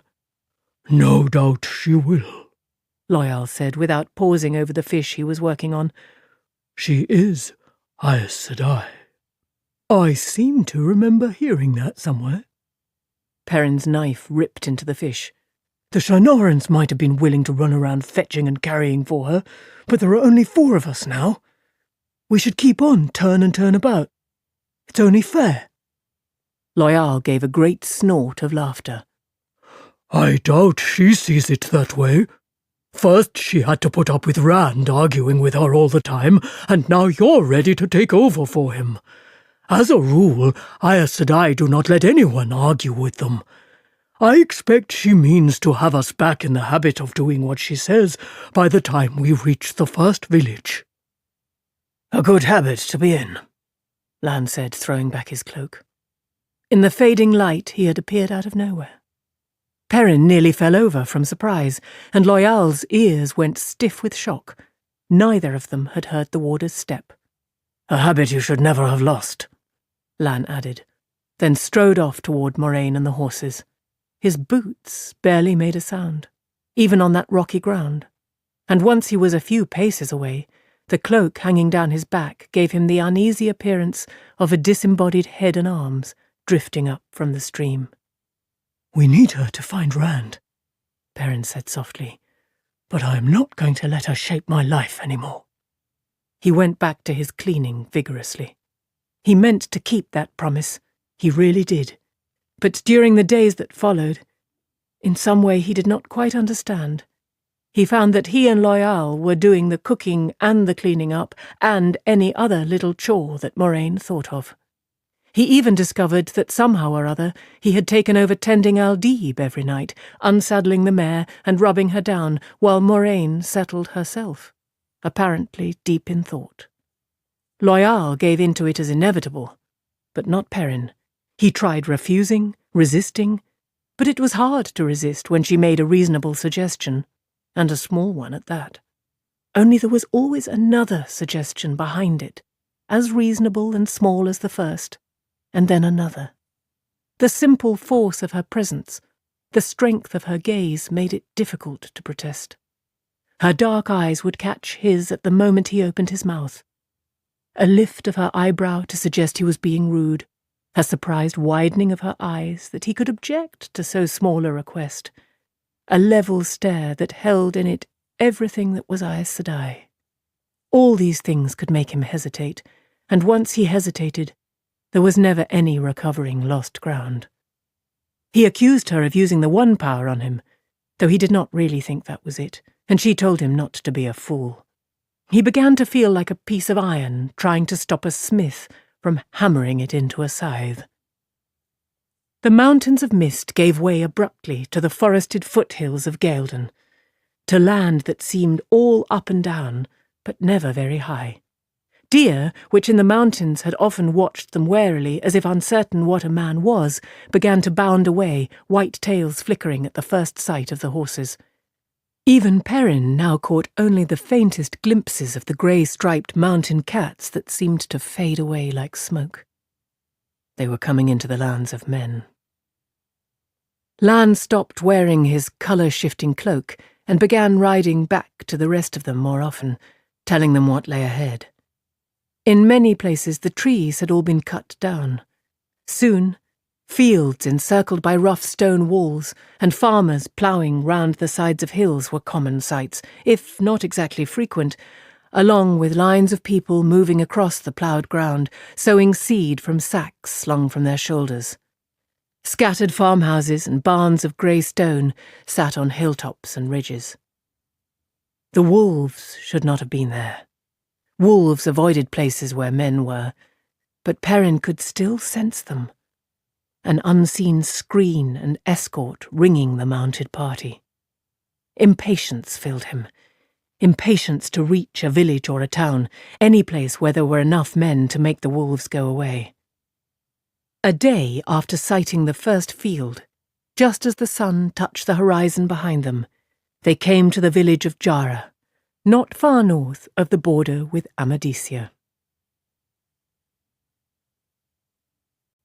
Chapter 8. Jara. Grey stone houses with slate roofs lay clustered along the few narrow streets of Jara, clinging to a hillside above a little stream spanned by a low wooden bridge. The muddy streets were empty, and so was the sloping village green, except for one man sweeping the steps of the village's only inn standing beside its stone stable. But it looked as if there had been a good many people on the green not long before. Half a dozen arches, woven of green branches and dotted with such few flowers as could be found this early in the year, stood in a circle in the middle of the grass. The ground had a trampled look, and there were other signs of a gathering. A woman's red scarf lying tangled at the foot of one of the arches, a child's knitted cap, a pewter pitcher tumbled on its side, a few half-eaten scraps of food. The aromas of sweet wine and spiced cakes clung about the green, mixed in with smoke from dozens of chimneys and evening meals cooking. For an instant, Perrin's nose caught another odour, one he could not identify, a faint trail that raised the hair on the back of his neck with its vileness. Then it was gone, but he was sure something had passed that way. Something wrong. He scrubbed at his nose as if to rub away the memory of it. That can't be Rand. Light, even if he has gone mad, that can't be him. Can it? A painted sign hung above the inn door, a man standing on one foot with his arms thrown in the air. Harillin's Leap. As they drew rein in front of the square stone building, the sweeper straightened, yawning fiercely. He gave a start at Perrin's eyes, but his own already protruding eyes went wide when they fell on Loyal. With his wide mouth and no chin to speak of, he looked something like a frog. There was an old smell of sour wine about him, to Perrin at least. The fellow had certainly been part of the celebration. The man gave himself a shake and turned it into a bow with one hand resting on the double row of wooden buttons running down his coat. His eyes flickered from one to another of them, popping even more every time they rested on Loyal. "Welcome, good mistress, and the light illumine your way. Welcome, good masters. You wish food, rooms, baths, all to be had here at the Leap. Master Harrod, the innkeeper, keeps a good house. I am called Simeon. If you wish anything, ask for Simeon, and he will get it for you." He yawned again, covering his mouth in embarrassment and bowing to hide it. "I beg your pardon, good mistress. You've come far? Have you word of the great hunt? The hunt for the Horn of Valir, or the false dragon? It's said there's a false dragon in Tarabon, or maybe Aradoman." "We have not come that far," Lan said, swinging down from his saddle. "No doubt you know more than I." They all began dismounting. "You have had a wedding here?" Moraine said. "A wedding, good mistress? Why, we've had a lifetime of weddings, a plague of them, all in the last 2 days. There isn't a woman old enough to speak the betrothal remains unmarried, not in the whole village, not for a mile in any direction. Why, even Widow Joris dragged old Banner through the arches, and they'd both sworn they'd never marry again. It was like a whirlwind, just snatched everybody up. Rilith, the weaver's daughter, she started it, asking John the blacksmith to marry her, and him old enough to be her father, and more. The old fool just took off his apron and said yes, and she demanded the arches be put up right then and there. Wouldn't hear of a proper wait, and all the other women sided with her. Since then, we've had marriages day and night. Why, nobody's had any sleep at all, hardly." "That's very interesting," Perrin said when Simeon paused to yawn again. "But have you seen a young—" "It is very interesting," Moraine said, cutting him off, "and I would hear more of it later, perhaps. For now, we would like rooms and a meal." Lan made a small gesture toward Perrin, down low as if telling him to hold his tongue. "Of course, good mistress, a meal. Rooms." Simeon hesitated, eyeing Loyal. "We'll have to push 2 beds together for—" He leaned closer to Moraine and dropped his voice. "Pardon, good mistress, but, what exactly is he? Meaning no disrespect," he added hastily. He had not spoken softly enough, for Loyal's ears twitched irritably. "I am an Ogier. What did you think I was, a Trolloc?" Simeon took a step back at the booming voice. "Trolloc, good, master? Why, I'm a grown man. I don't believe in children's tales. Did you say Ogier? Why, Ogier, I mean, that is—" In desperation, he turned to bellow toward the stable next to the inn. "Nico! Patrim! Visitors! Come see to their horses!" After a moment, 2 boys with hay in their hair tumbled out of the stable, yawning and rubbing their eyes. Simeon gestured to the steps, bowing as the boys gathered reins. Perrin slung his saddlebags and blanket roll over his shoulder and carried his bow as he followed Moraine and Lan inside, with Simeon bowing and bobbing ahead of them. Loyal had to duck low under the lintel, and the ceiling inside only cleared his head by a foot. He kept rumbling to himself about not understanding why so few humans remembered the Ogier. His voice was like distant thunder. Even Perrin, right in front of him, could only understand half of his words. The inn smelled of ale and wine, cheese and weariness, and the aroma of roasting mutton drifted from somewhere in the back. The few men in the common room sagged over their mugs as if they would really like to lie down on the benches and go to sleep. One plump serving woman was drawing a mug of ale from one of the barrels at the end of the room. The innkeeper himself, in a long white apron, sat on a tall stool in the corner, leaning against the wall. As the newcomers entered, he lifted his head, bleary-eyed. His jaw dropped at the sight of Loyal. "Visitors, Master Harrod," Simeon announced. "They want rooms, Master Harrod. He's an Ogier, Master Harrod." The serving woman turned and saw Loyal, and dropped the mug with a clatter. None of the weary men at the tables even looked up. One had put his head down on the table and was snoring. Loyal's ears twitched violently. Master Harrod got to his feet slowly, eyes fastened on Loyal, smoothing his apron all the while. "At least he isn't a white cloak," he said at last, then gave a start as if surprised he had spoken aloud. "That is to say, welcome, good mistress, good masters. Forgive my lack of manners. I can only plead tiredness, good mistress." He darted another glance at Loyal and mouthed, "Oh, Kia," with a look of disbelief. Loyal opened his mouth, but Moraine forestalled him. "As your man said, good innkeeper, I wish rooms for my party for the night, and a meal." "Oh, of course, good mistress, of course. Simeon, show these good people to my best rooms so they can put down their belongings. I'll have a fine meal laid out for you when you return, good mistress. A fine meal." "If it pleases you to follow me, good mistress," Simeon said. "Good masters." He bowed the way to stairs at one side of the common room. Behind them, one of the men at the tables suddenly exclaimed, "What in the name of the light is that?" Master Harrod began explaining about Ogier, making it sound as if he were quite familiar with them. Most of what Perrin heard before they left the voices behind was wrong. Loyal's ears twitched without stop. On the second floor, the Ogier's head came near to brushing along the ceiling. The narrow corridor was growing dark, with only the sharp light of sunset through a window next to the door at the far end. "Candles in the rooms, good mistress," Simeon said. "I should have brought a lamp, but my head is still spinning from all those weddings. I'll send someone up to light the fire if you wish, and you'll want wash water, of course."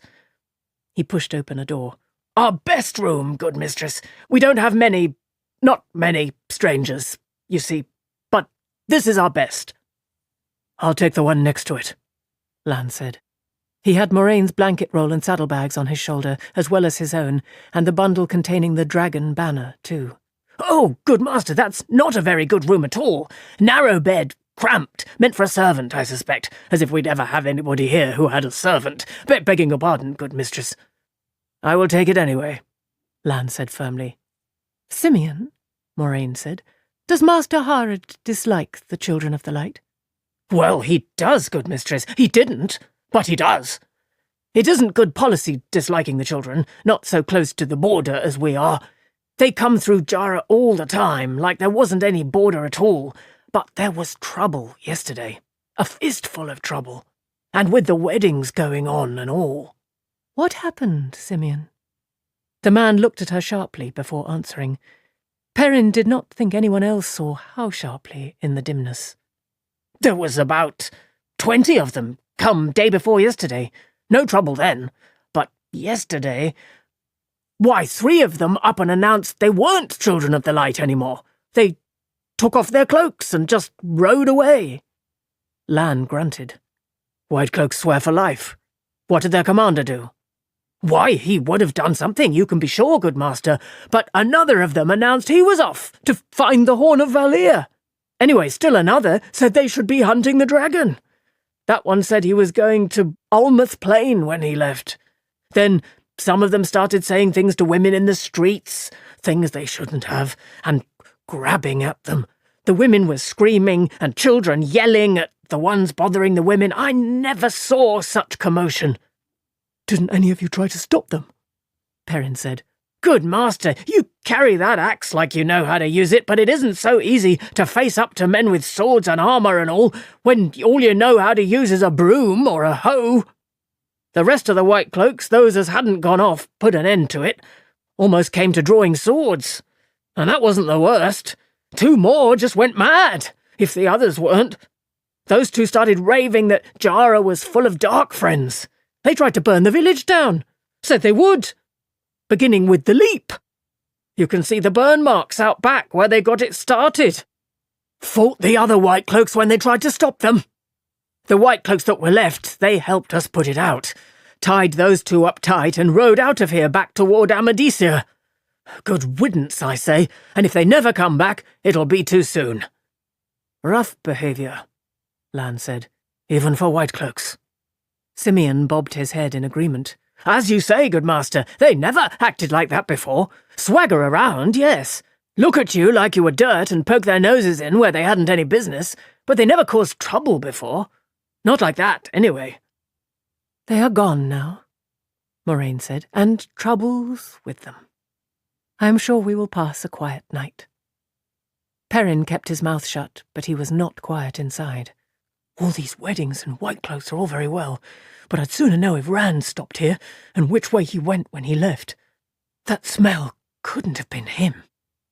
He let Simeon guide him on down the hall to another room, with 2 beds and a washstand, a pair of stools, and not much else. Loyal stooped to put his head through the doorway.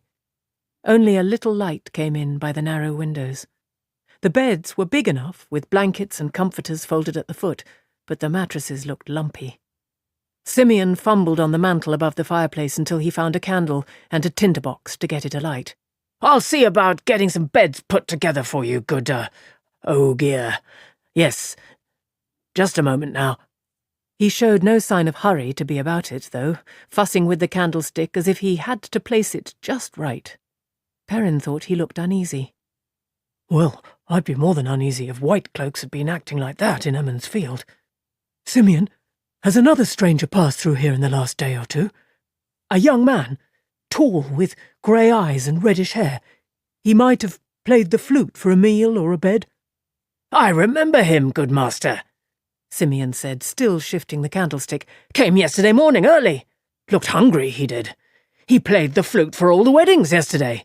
Good-looking young fellow. Some of the women eyed him at first, but... He paused, looking at Perrin sideways. Is he a friend of yours, good master? I know him, Perrin said. Why? Simeon hesitated.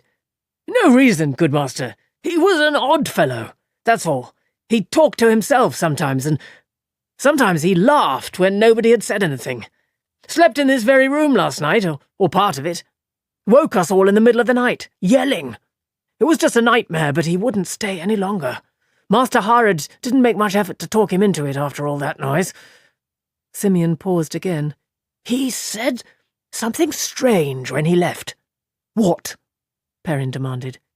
He said somebody was after him. He said... The chinless man swallowed and went on more slowly. Said they'd kill him if he didn't go. One of us has to die, and I mean it to be him. His very words. He did not mean us, Loyal rumbled. We are his friends. Of course, good Ogier. Of course he didn't mean you. I don't mean to say anything about a friend of yours, but I think he's sick. In the head, you know. We will take care of him, Perrin said. That's why we're following him. Which way did he go? I knew it, Simeon said, bouncing on his toes. I knew she could help as soon as I saw you. Which way? East, good master. East, like the Dark One himself was on his heels. Do you think she'll help me? Help my brother, that is. Noam's bad sick, and Mother Rune says she can't do anything. Perrin kept his face expressionless, and bought a little time to think by propping his bow in the corner and setting his blanket roll and saddlebags on one of the beds. The problem was that thinking did not help much. He looked at Loyal, but found no help there. Consternation had the Ogier's ears drooping and his long eyebrows hanging down on his cheeks. What makes you think she can help your brother? Stupid question. The right question is, what does he mean to do about it? Why, I travelled to Johanna once, good master, and I saw two women like her. I couldn't mistake her after that. His voice dropped to a whisper. It said, they can raise the dead, good master. Who else knows this? Perrin asked sharply, and at the same time Loyal said, If your brother is dead, there is nothing anyone can do. The frog-faced man looked from one to the other of them anxiously, and his words came in a babble. No one knows but me, good master. Noam isn't dead. Good Ogier, only sick. I swear nobody else could recognize her. Even Master Hared's never been more than 20 miles from here in his life. He's so bad sick. I'd ask her myself, only my knees would be shaking so hard she couldn't hear me talk. What if she took offence and called down lightning on me? And what if I'd been wrong? It isn't the kind of thing you accuse a woman of without... bah. He raised his hands, half in pleading, half as if to defend himself. I can make no promises, Perrin said, but I'll speak to her. Loyal, why don't you keep Simeon company till I've spoken to Moraine? Of course, the Ogier boomed. Simeon gave a start when Loyal's hand swallowed his shoulder. He will show me my room, and we will talk. Tell me, Simeon, what do you know of trees? Trees? Good Ogier? Perrin did not wait any longer. He hurried back down the dark hall and knocked on Moraine's door, barely waiting for her peremptory "Come," before pushing in. Half a dozen candles showed that the Leap's best room was none too good, though the one bed had 4 tall posts supporting a canopy, and the mattress looked less full of lumps than Perrin's. There was a scrap of carpet on the floor, and 2 cushioned chairs instead of stools. Other than that, it looked no different from his room. Moraine and Lan stood in front of the cold hearth as if they had been discussing something, and the Aes Sedai did not look pleased at being interrupted. The warder's face was as imperturbable as a carving. Rand's been here, all right, Perrin started off. That fellow Simeon remembers him. Moraine hissed through her teeth. You are told to keep your mouth shut, Lan growled.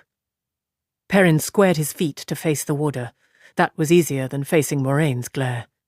How could we find out whether he had been here without asking questions? Tell me that. He left last night, if you are interested, heading east, and he was carrying on about somebody following him, trying to kill him. East? Moraine nodded. The utter calm of her voice was at odds with her disapproving eyes. That is good to know, though it had to be so if he is going to Tyr. But I was fairly certain he had been here even before I heard about the White Cloaks, and they made it a certainty. Rand is almost surely right about one thing, Perrin. I cannot believe we are the only ones trying to find him. And if they find out about us, they may well try to stop us. We have enough to contend with trying to catch up to Rand without that. You must learn to hold your tongue until I tell you to speak. The White Cloaks, Perrin said incredulously. Hold my tongue? Burn me if I will. How could they tell you? Rand's madness. It is catching? Not his madness, Moraine said. If he is far enough gone yet to be called mad. Perrin, he is more strongly Taviran than anyone since the Age of Legends. Yesterday, in this village, the pattern moved, shaped itself around him like clay shaped on a mould. The weddings, the White Cloaks, these were enough to say Rand had been here for anyone who knew to listen. Perrin drew a long breath. And this is what we'll find everywhere he's been. Light, if there are shadows spawn after him, they can track him as easily as we can. Perhaps, Moraine said, perhaps not. No one knows anything about Taviran as strong as Rand. For just a moment she sounded vexed at not knowing. Arthur Hawkwing was the most strongly Taviran of whom any writings remain. And Hawkwing was in no way as strong as Rand. It is said, Lan put in, that there were times when people in the same room with Hawkwing spoke truths when they meant to lie, made decisions they had not even known they were contemplating. Times when every toss of the dice, every turn of the cards went his way. But only times. You mean you don't know? Perrin said. He could leave a trail of weddings and White Cloaks gone mad all the way to Tyr. I mean, I know as much as there is to know, Moraine said sharply. Her dark-eyed gaze chastised Perrin like a whip. The pattern weaves finely around Taviran, and others can follow the shape of those threads if they know where to look. Be careful your tongue does not unravel more than you can know." In spite of himself, Perrin hunched his shoulders as if she were delivering real blows. "Well, you had better be glad I opened my mouth this time. Simeon knows your Aes Sedai. He wants you to heal his brother Noam of some sickness. If I hadn't talked to him, he would never have worked up nerve enough to ask, but he might have started talking among his friends." Lan caught Moraine's eye, and for a moment they stared at one another. The warder had the air about him of a wolf about to leap. Finally, Moraine shook her head. "No," she said. "As you wish. It is your decision." Lan sounded as if he thought she had made the wrong one, but the tension left him. Perrin stared at them. "You were thinking of... Simeon couldn't tell anyone if he were dead, could he?" "He will not die by my actions," Moraine said, "but I cannot, and will not, promise that it will always be so. We must find Rand, and I will not fail in that. Is that spoken plainly enough for you?" Caught in her gaze, Perrin could make no answer. She nodded as if his silence were answer enough. "Now, take me to Simeon." The door to Loyal's room stood open, spilling a pool of candlelight into the hall. The two beds inside had been pushed together, and Loyal and Simeon were seated on the edge of one. The chinless man was staring up at Loyal with his mouth open, and an expression of wonder on his face. "Oh, yes, the steading are wonderful," Loyal was saying. "There is such peace there under the great trees.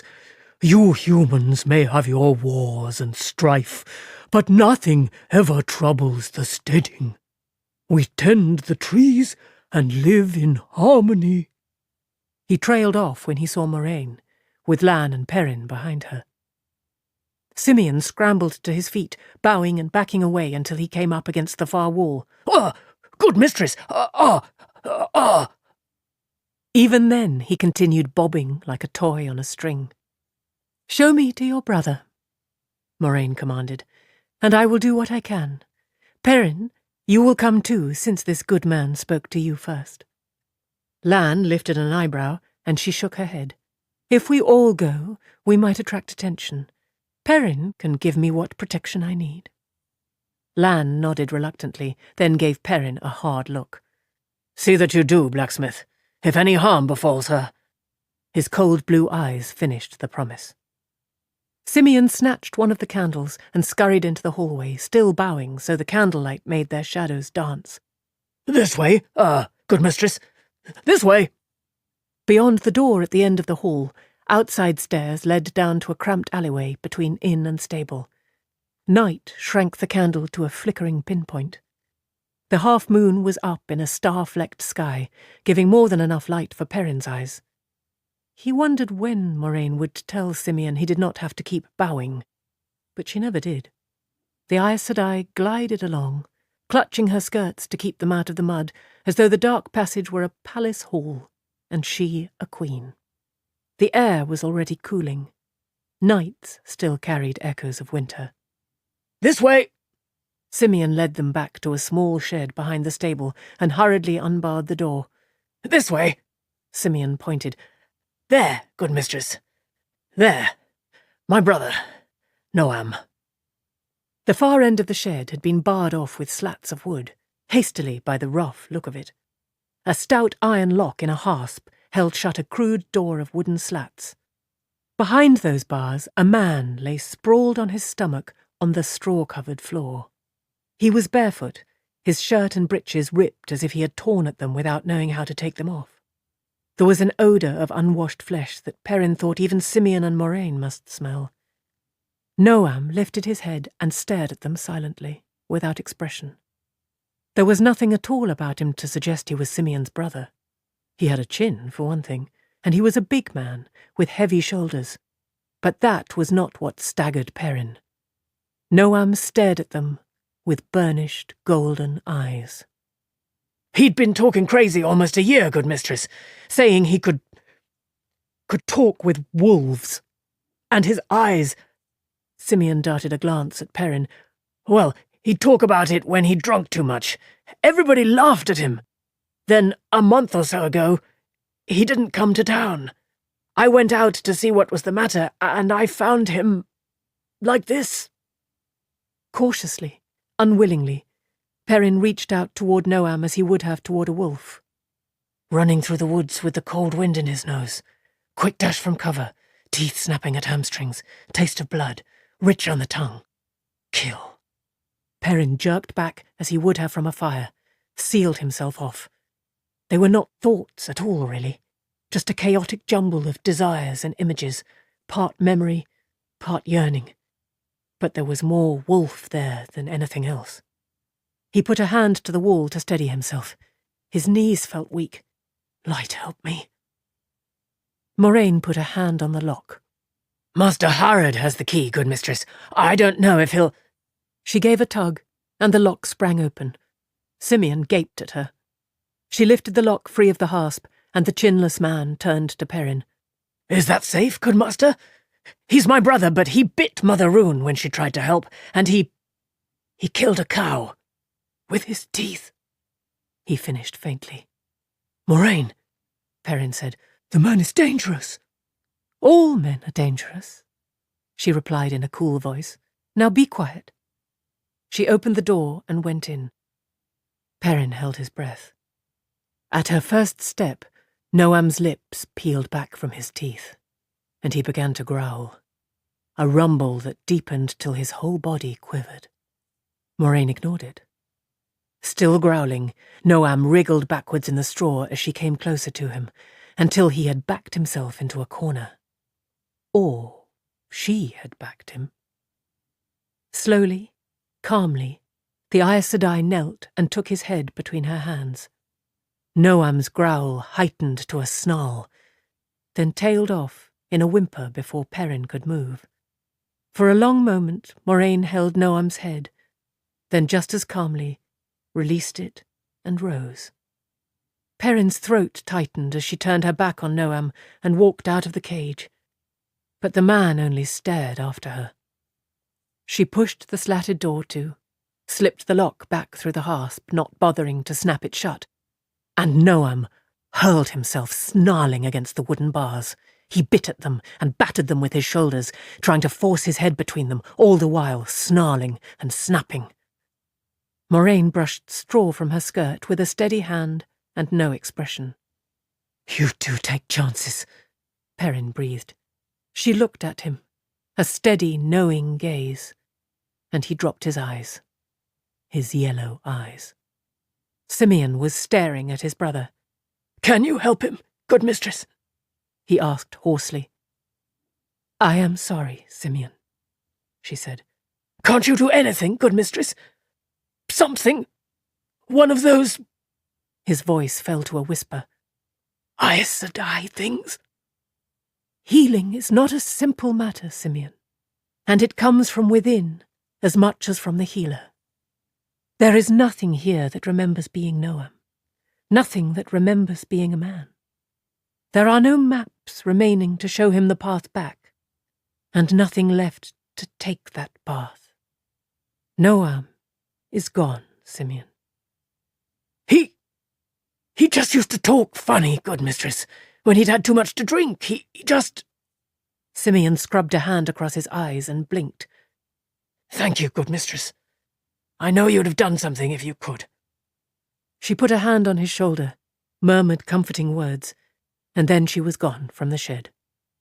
Perrin knew he should follow her, but the man, what had once been a man, snapping at the wooden bars, held him. He took a quick step and surprised himself by removing the dangling lock from the hasp. The lock was a good one, the work of a master smith. "Good master?" Perrin stared at the lock in his hand, at the man behind in the cage. Noam had stopped biting at the slats. He stared back at Perrin warily, panting. Some of his teeth had broken off jaggedly. "You can leave him in here forever," Perrin said. "But I don't think he'll ever get any better." "If he gets out, good master, he'll die. He will die in here or out there, Simeon. Out there, at least he'll be free and as happy as he can be.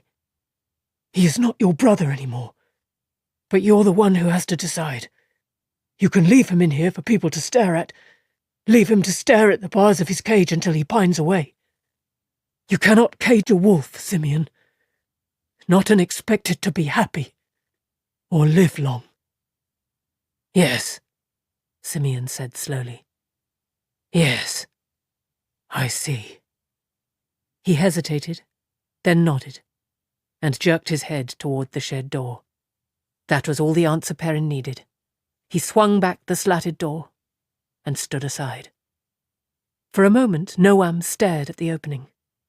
Abruptly, he darted out of the cage, running on all fours but with surprising agility, out of the cage, out of the shed, and into the night.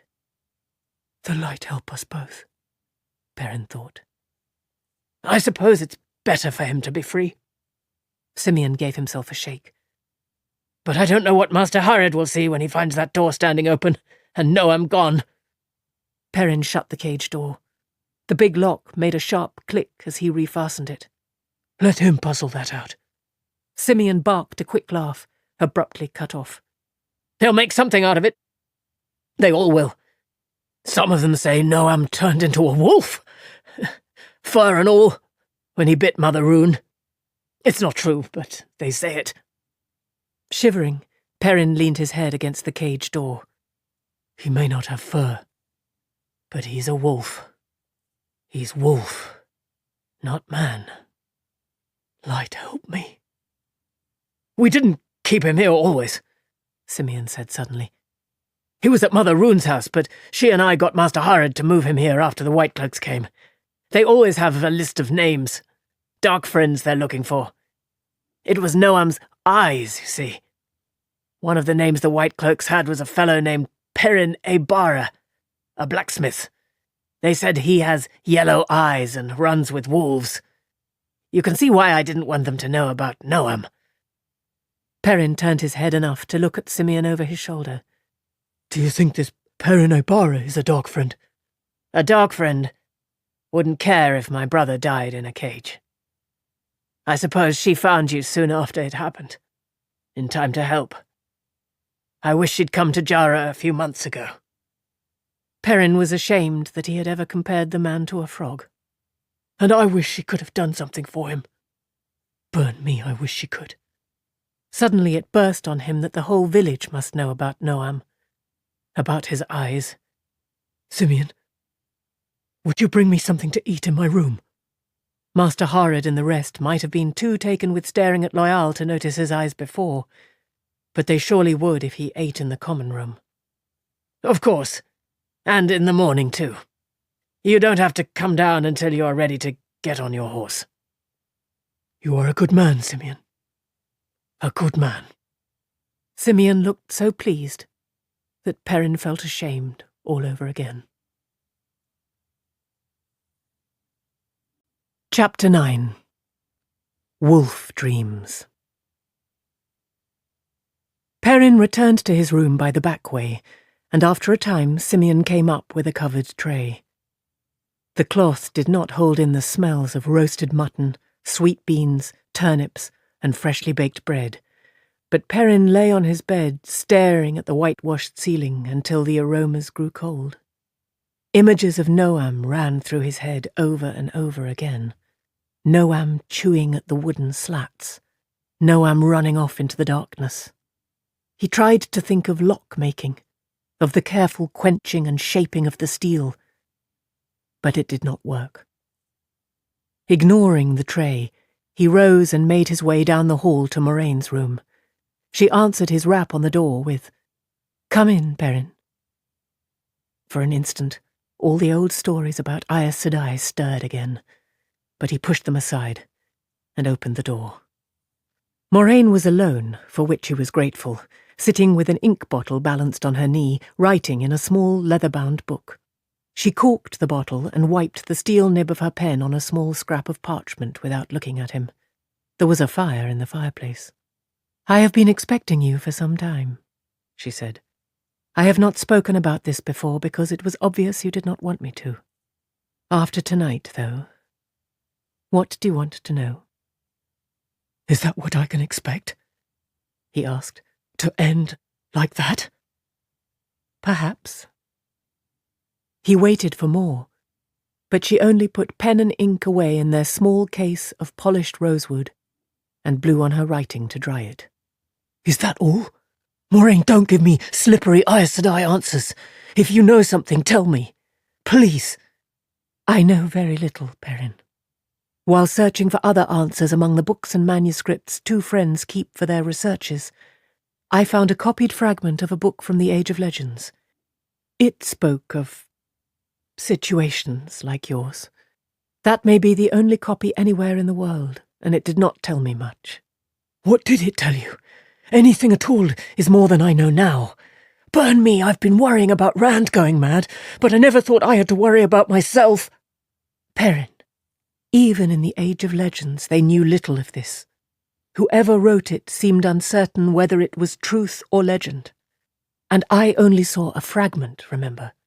She said that some who talked to wolves lost themselves, that what was human was swallowed up by wolf. Some. Whether she meant 1 in 10, or 5, or 9, I do not know. I can shut them out. I don't know how I do it, but I can refuse to listen to them. I can refuse to hear them. Will that help? It may. She studied him, seeming to choose her words carefully.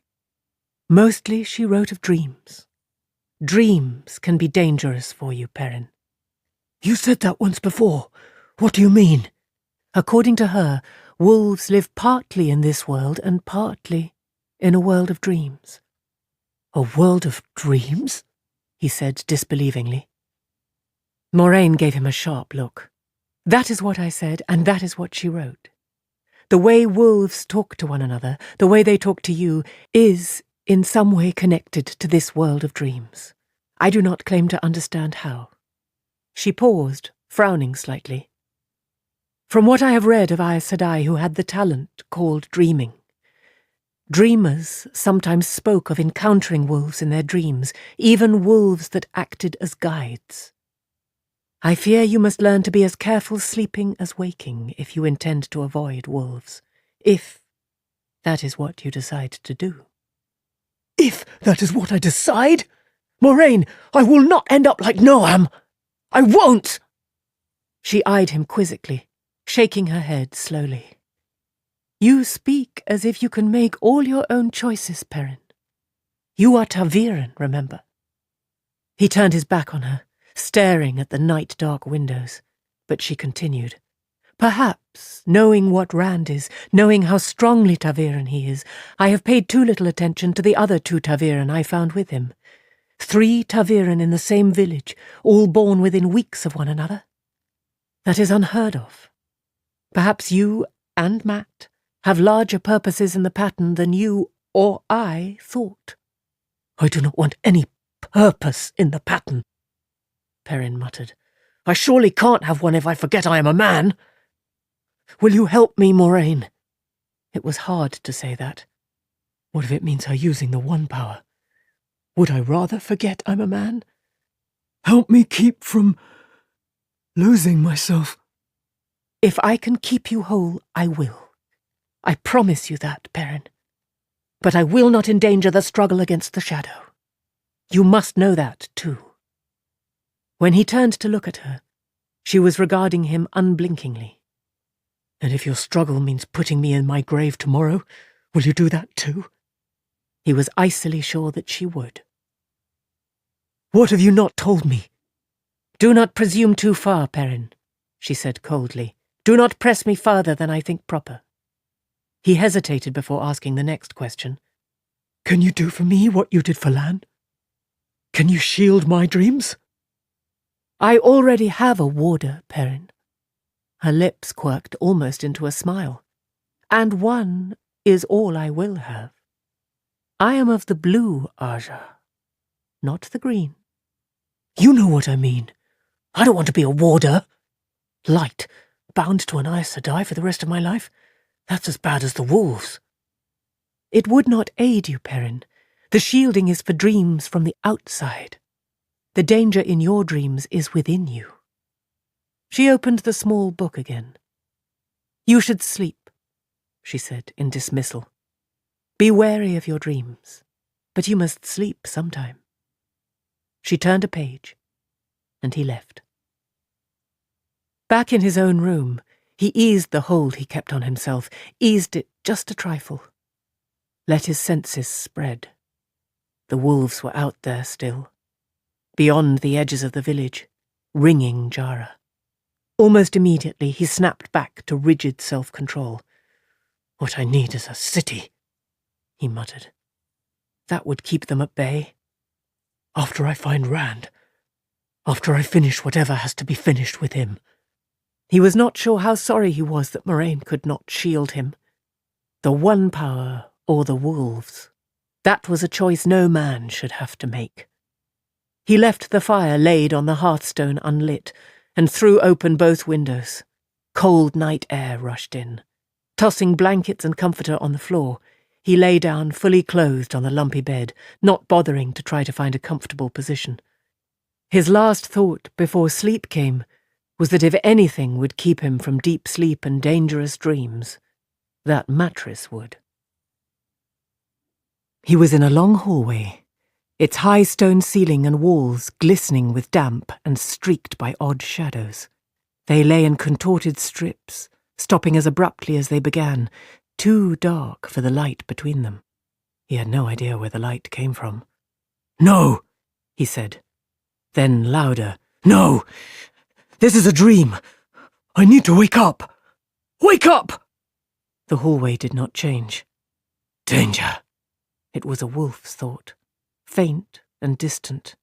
I will wake up. I will! He pounded a fist against the wall. It hurt, but he did not wake.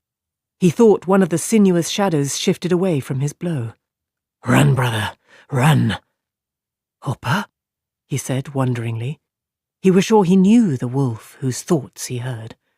Hopper, who had envied the eagles. Hopper is dead. Run! Perrin lurched into a run, one hand holding his axe to keep the haft from banging against his leg. He had no idea where he was running, or why, but the urgency of Hopper's sending could not be ignored. Hopper's dead, he thought. He's dead! But Perrin ran.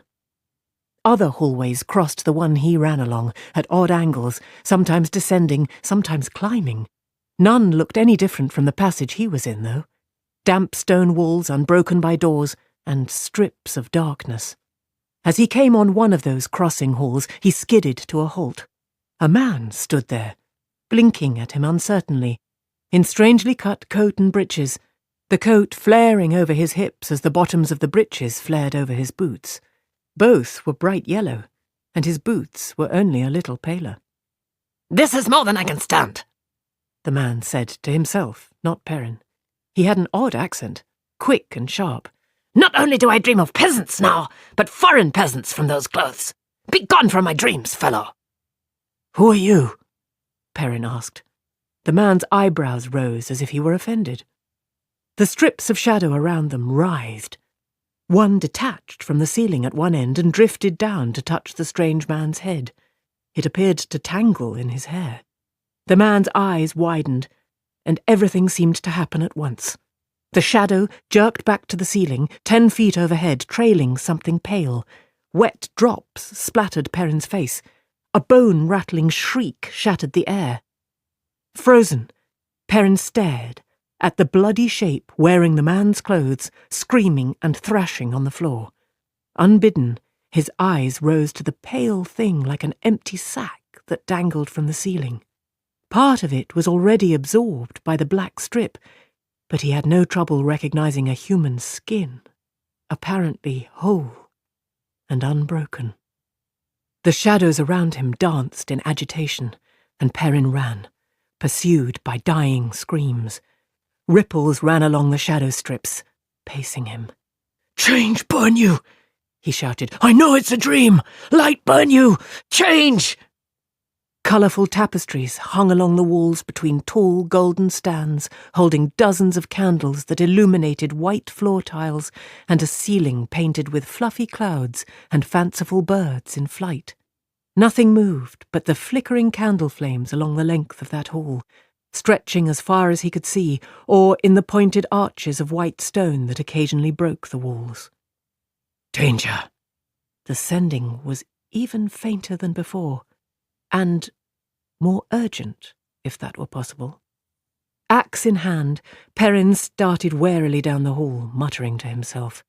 Wake up! Wake up, Perrin! If you know it's a dream, it changes, or you wake up! Wake up, burn you! The hallway stayed as solid as any he had ever walked. He came abreast of the first of the pointed white archways. It led into a huge room, apparently windowless, but furnished as ornately as any palace, the furniture all carved and gilded and inlaid with ivory.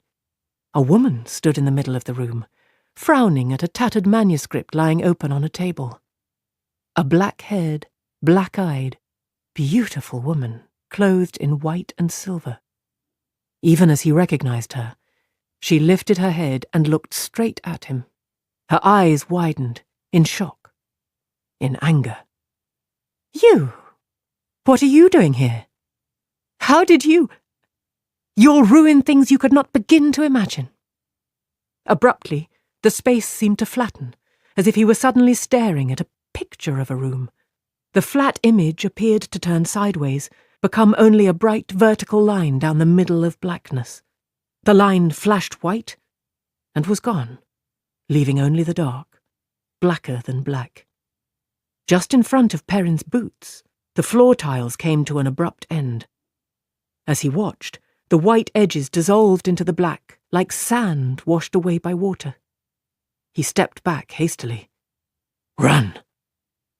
Perrin turned, and Hopper was there. A big grey wolf, grizzled and scarred. You are dead. I saw you die. I felt you die. Ascending flooded Perrin's mind. Run now. You must not be here now. Danger, great danger. Worse than all the Neverborn. You must go. Go now. Now! How? Perrin shouted. I want to go, but how? Go! Teeth bared, Hopper leaped for Perrin's throat. With a strangled cry, Perrin sat up on the bed, hands going to his throat to hold in lifeblood. They met unbroken skin. He swallowed with relief. But the next moment, his fingers touched a damp spot. Almost falling in his haste, he scrambled off the bed, stumbled to the washstand and seized the pitcher, splashed water everywhere as he filled the basin. The water turned pink as he washed his face. Pink with the blood of that strangely dressed man. More dark spots dotted his coat and breeches.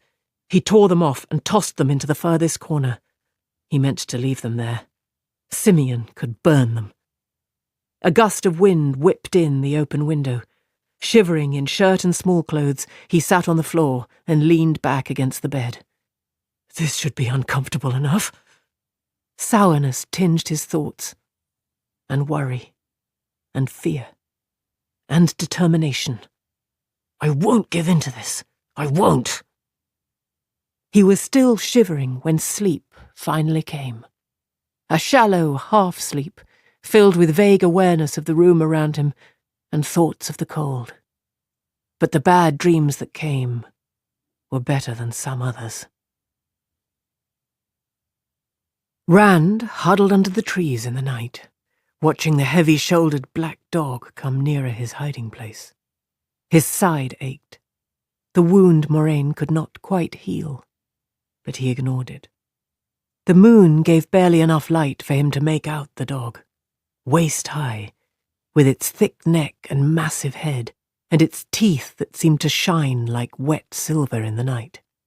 It sniffed the air and trotted toward him.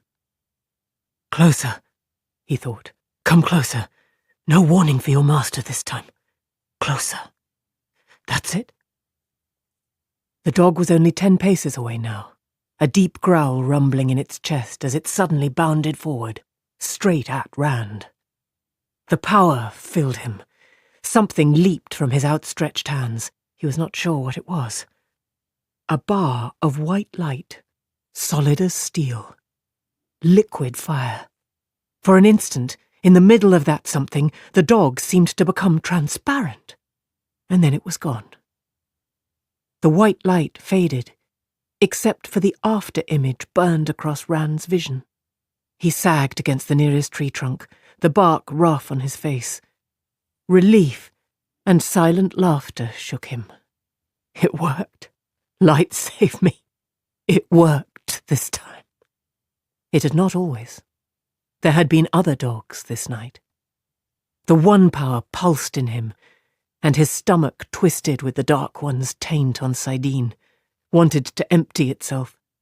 Sweat beaded on his face despite the cold night wind, and his mouth tasted full of sickness. He wanted to lie down and die. He wanted Nynaeve to give him some of her medicines, or Moraine to heal him, or something, anything, to stop the sick feeling that was suffocating him. But Sidene flooded him with life, too. Life and energy and awareness larded through the illness. Life without Sidene was a pale copy. Anything else was a wan imitation. But they can find me if I hold on. Track me, find me. I have to reach Tyr. I'll find out there. If I am the dragon, there'll be an end to it. And if I am not, if it's all a lie, there will be an end to that too. An end. Reluctantly, with infinite slowness, he severed contact with Sidene, gave up its embrace as if giving up life's breath. The night seemed drab. The shadows lost their infinite sharp shadings and washed together. In the distance, to the west, a dog howled, a shivering cry in the silent night. Rand's head came up.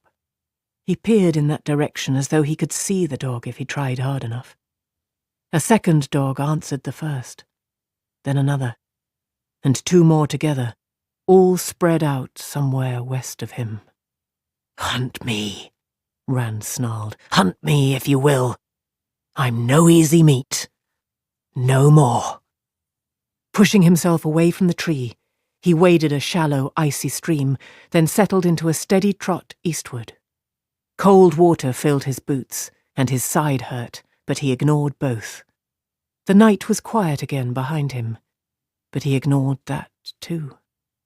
Hunt me. I can hunt too. I am no easy meat. Chapter 10. Secrets. Ignoring her companions for a moment, Egwene Alvir stood in her stirrups, hoping for a glimpse of Tar Valon in the distance. But all she could see was something indistinct, gleaming white in the morning sunlight. It had to be the city on the island, though. The lone, broken-topped mountain called Dragon Mount, rising out of the rolling plain, had first appeared on the horizon late the afternoon before, and that lay just this side of the River Erenin from Tar Valon. It was a landmark, that mountain, one jagged fang sticking up out of rolling flatlands, easily seen for many miles, easy to avoid, as all did, even those who went to Tar Valon.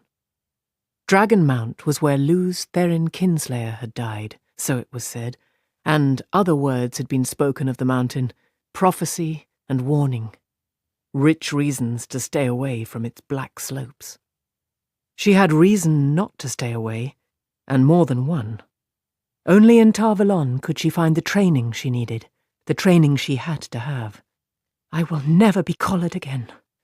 She pushed the thought away, but it came back, turned end about. I will never lose my freedom again. In Tar Valon, Anaya would resume testing her dreams. The Aes Sedai would have to, though she had found no real evidence that Egwene was a dreamer, as Anaya suspected. Egwene's dreams had been troubling since leaving Almouth Plain. Aside from dreams of the Shaunchan, and those still made her wake sweating, she dreamed more and more of Rand. Rand running towards something, but running away from something too. She peered harder toward Tarvalon. Anaya would be there.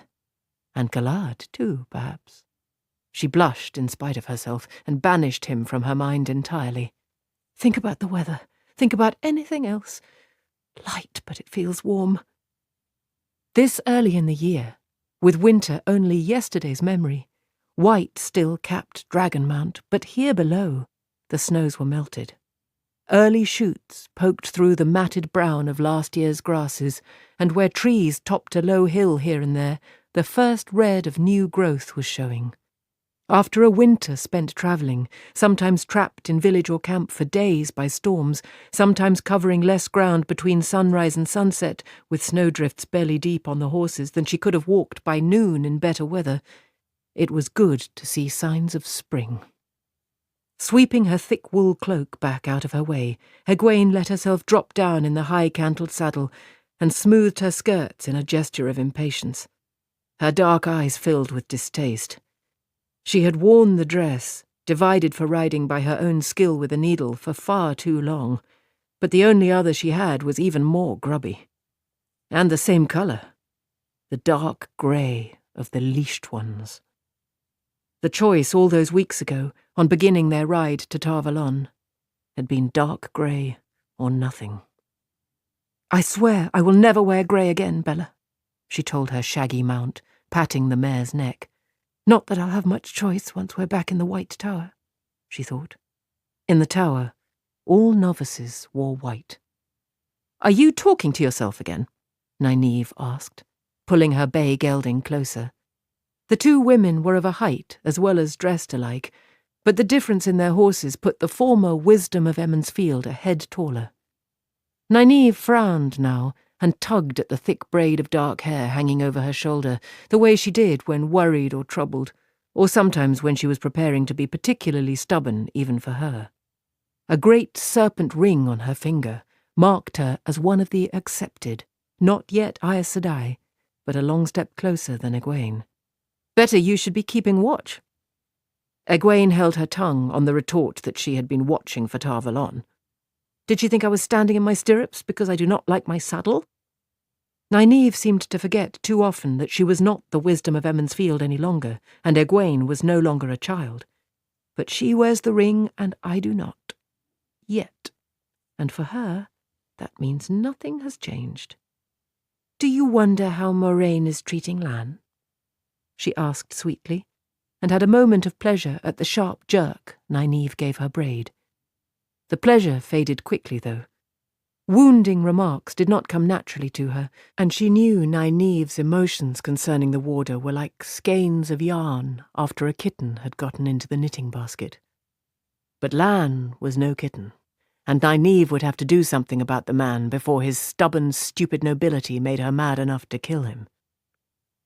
They were 6 altogether, all plainly dressed enough not to stand out in the villages and small towns they had encountered, yet perhaps as odd a party as had crossed the Carolean grass any time recently. 4 of them women, and 1 of the men in a litter slung between 2 horses. The litter horses carried light packs as well, with supplies for the long stretches between villages the way they had come. 6 people, Egwene thought, and how many secrets? They all shared more than one. Secrets that would have to be kept, perhaps, even in the White Tower. Life was simpler back home. "Nynaeve, do you think Rand is all right? And Perrin?" she added hastily. She could not afford to pretend any longer that one day she would marry Rand. Pretending would be all it was now. She did not like that. She was not entirely reconciled to it, but she knew it. "Your dreams? Have they been troubling you again?" Nynaeve sounded concerned, but Egwene was in no mood to accept sympathy. She made her voice sound as everyday as she could manage. "From the rumours we heard, I can't tell what might be going on. They have everything I know about so twisted, so wrong. Everything has been wrong since Moraine came into our lives," Nynaeve said brusquely. "Perrin and Rand—" She hesitated, grimacing, Egwene thought Nynaeve believed everything that Rand had become was Moraine's doing. They will have to take care of themselves for now. I'm afraid we have something to worry about ourselves. Something is not right. I can feel it. Do you know what? Egwene asked. It feels almost like a storm. Nynaeve's dark eyes studied the morning sky, clear and blue, with only a few scattered white clouds, and she shook her head again. Like a storm coming. Nynaeve had always been able to foretell the weather. Listening to the wind, it was called, and the wisdom of every village was expected to do it, though many really could not. Yet since leaving Emond's Field, Nynaeve's ability had grown, or changed. The storms she felt sometimes had to do with men rather than wind now. Egwene bit her underlip, thinking. They could not afford to be stopped or slowed, not after coming so far, not so close to Tar Valon. For Mat's sake, and for reasons that her mind might tell her were more important than the life of one village youth, one childhood friend, but that her heart could not rate so high. She looked at the others, wondering if any of them had noticed something. Verin Sedai, short and plump and all in shades of brown, rode apparently lost in thought, the hood of her cloak pulled forward till it all but hid her face, in the lead but letting her horse amble at its own pace. She was of the Brown Aja, and the Brown sisters usually cared more for seeking out knowledge than for anything in the world around them. Egwene was not so sure of Verin's detachment, though. Verin had put herself hip-deep in the affairs of the world by being with them. Elaine, of an age with Egwene and also a novice, but golden-haired and blue-eyed where Egwene was dark, rode back beside the litter where Mat lay unconscious. In the same grey as Egwene and Nynaeve, she was watching him with the worry they all felt. Mat had not roused in 3 days now. The lean, long-haired man riding on the other side of the litter seemed to be trying to look everywhere without anyone noticing, and the lines of his face had deepened in concentration. "Hurin," Egwene said, and Nynaeve nodded. They slowed to let the litter catch up to them. Verin ambled on ahead. "Do you sense something, Hurin?" Nynaeve asked. Elaine lifted her eyes, suddenly intent, from Mat's litter. With the 3 of them looking at him, the lean man shifted in his saddle and rubbed the side of his long nose. "Trouble," he said, curt and reluctant at the same time. "I think maybe trouble." A thief-taker for the king of Shinar, he did not wear a Shinaran warrior's topknot, yet the short sword and notched sword-breaker at his belt were worn with use. Years of experience seemed to have given him some talent at sniffing out wrongdoers, especially those who had done violence. Twice on the journey he had advised them to leave a village after being there less than an hour. The first time they had all refused, saying they were too tired, but before the night was done, the innkeeper and 2 other men of the village had tried to murder them in their beds. They were only simple thieves, not dark friends, just greedy for the horses and whatever they had in their saddlebags and bundles. But the rest of the village knew of it and apparently considered strangers fair gleanings. They had been forced to flee a mob waving axe handles and pitchforks. The second time, Verin ordered them to ride on as soon as Hurin spoke.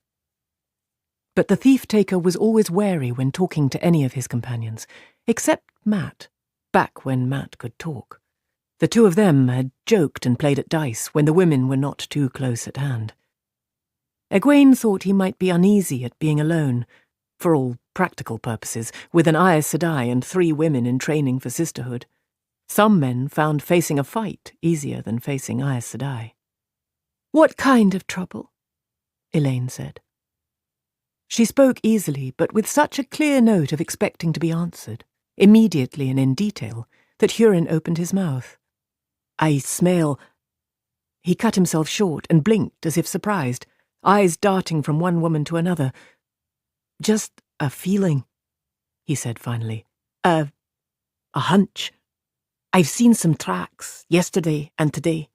A lot of horses. 20 or 30 going this way, 20 or 30, that. It makes me wonder. That's all. A feeling. But I say it's trouble. Tracks. Egwene had not noticed them. Nynaeve said sharply, "I did not see anything worrisome in them." Nynaeve prided herself on being as good a tracker as any man. They were days old. "What makes you think they are trouble?" "I just think they are," Hurin said slowly, as if he wanted to say more. He dropped his eyes, rubbing at his nose and inhaling deeply. "It's been a long time since we saw a village," he muttered. "Who knows what news from Falm has come before us? We might not find so good a welcome as we expect. I'm thinking these men could be brigands, killers. We should be wary, I'm thinking. If Matt was on his feet, I'd scout ahead. But maybe it's best I don't leave you alone." Nynaeve's eyebrows lifted. "Do you believe we cannot look after ourselves? The one power won't do you much good if somebody kills you before you can use it," Hurin said, addressing the tall pommel of his saddle.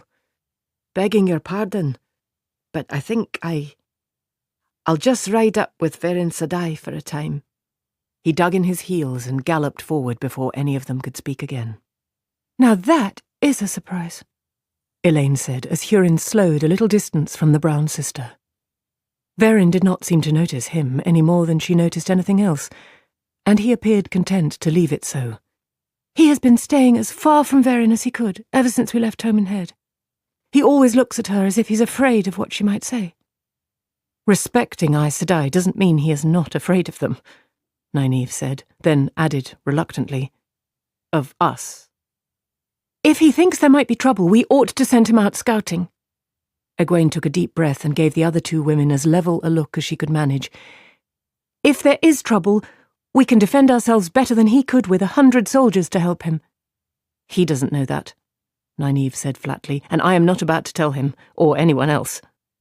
"I can imagine what Verin would have to say about it." Elaine sounded anxious. "I wish I had some idea how much she does know. Egwene, I don't know if my mother could help me if the Amelin found out, much less help the pair of you, or even whether she would try." Elaine's mother was Queen of Andor. "She was only able to learn a little of the power before she left the White Tower. For all, she has lived as if she had been raised to full sister." "We cannot hope to rely on Morghese," Nynaeve said. "She is in Caemlyn, and we will be in Tar Valon. No, we may be in enough trouble already for going off as we did, no matter what we've brought back. It will be best if we stay low, behave humbly, and do nothing to attract more attention than we already have." Another time, Egwene would have laughed at the idea of Nynaeve pretending to be humble. Even Elaine managed a better job of it. But at present she did not feel like laughing. "And if Hurin is right? If we are attacked? He cannot defend us against 20 or 30 men, and we might be dead if we wait for Verin to do something. You said you sense a storm, Nynaeve." "You do?" Elaine said. Red gold curls swung as she shook her head. "Verin will not like it if we—" She trailed off. "Whatever Verin likes or doesn't like, we may have to." "I will do what must be done," Nynaeve said sharply, "if there is anything to be done, and you two will run, if need be. The White Tower may be all abuzz with your potential, but don't think they will not still you both if the Amelin seat or the Hall of the Tower decides it is necessary." Elaine swallowed hard. "If they would still us for it," she said in a faint voice, "they would still you too. We should all run together, or act together. Hurin has been right before. If we want to live, to be in trouble in the Tower, we may have to do what we must." Egwene shivered. Stilled. Cut off from Saidar, the female half of the true source. Few Aes Sedai had ever incurred that penalty, yet there were deeds for which the Tower demanded stilling. Novices were required to learn the names of every Aes Sedai who had ever been stilled, and their crimes. She could always feel the source there now, just out of sight, like the sun at noon over her shoulder. If she often caught nothing when she tried to touch Saidar, she still wanted to touch it. The more she touched it, the more she wanted to, all the time, no matter what Shiriam Sadai, the mistress of novices, said about the dangers of growing too fond of the feel of the One Power. To be cut off from it, still able to sense Saidar, but never to touch it again. Neither of the others seemed to want to talk either. To cover her shaking, she bent from her saddle to the gently swaying litter.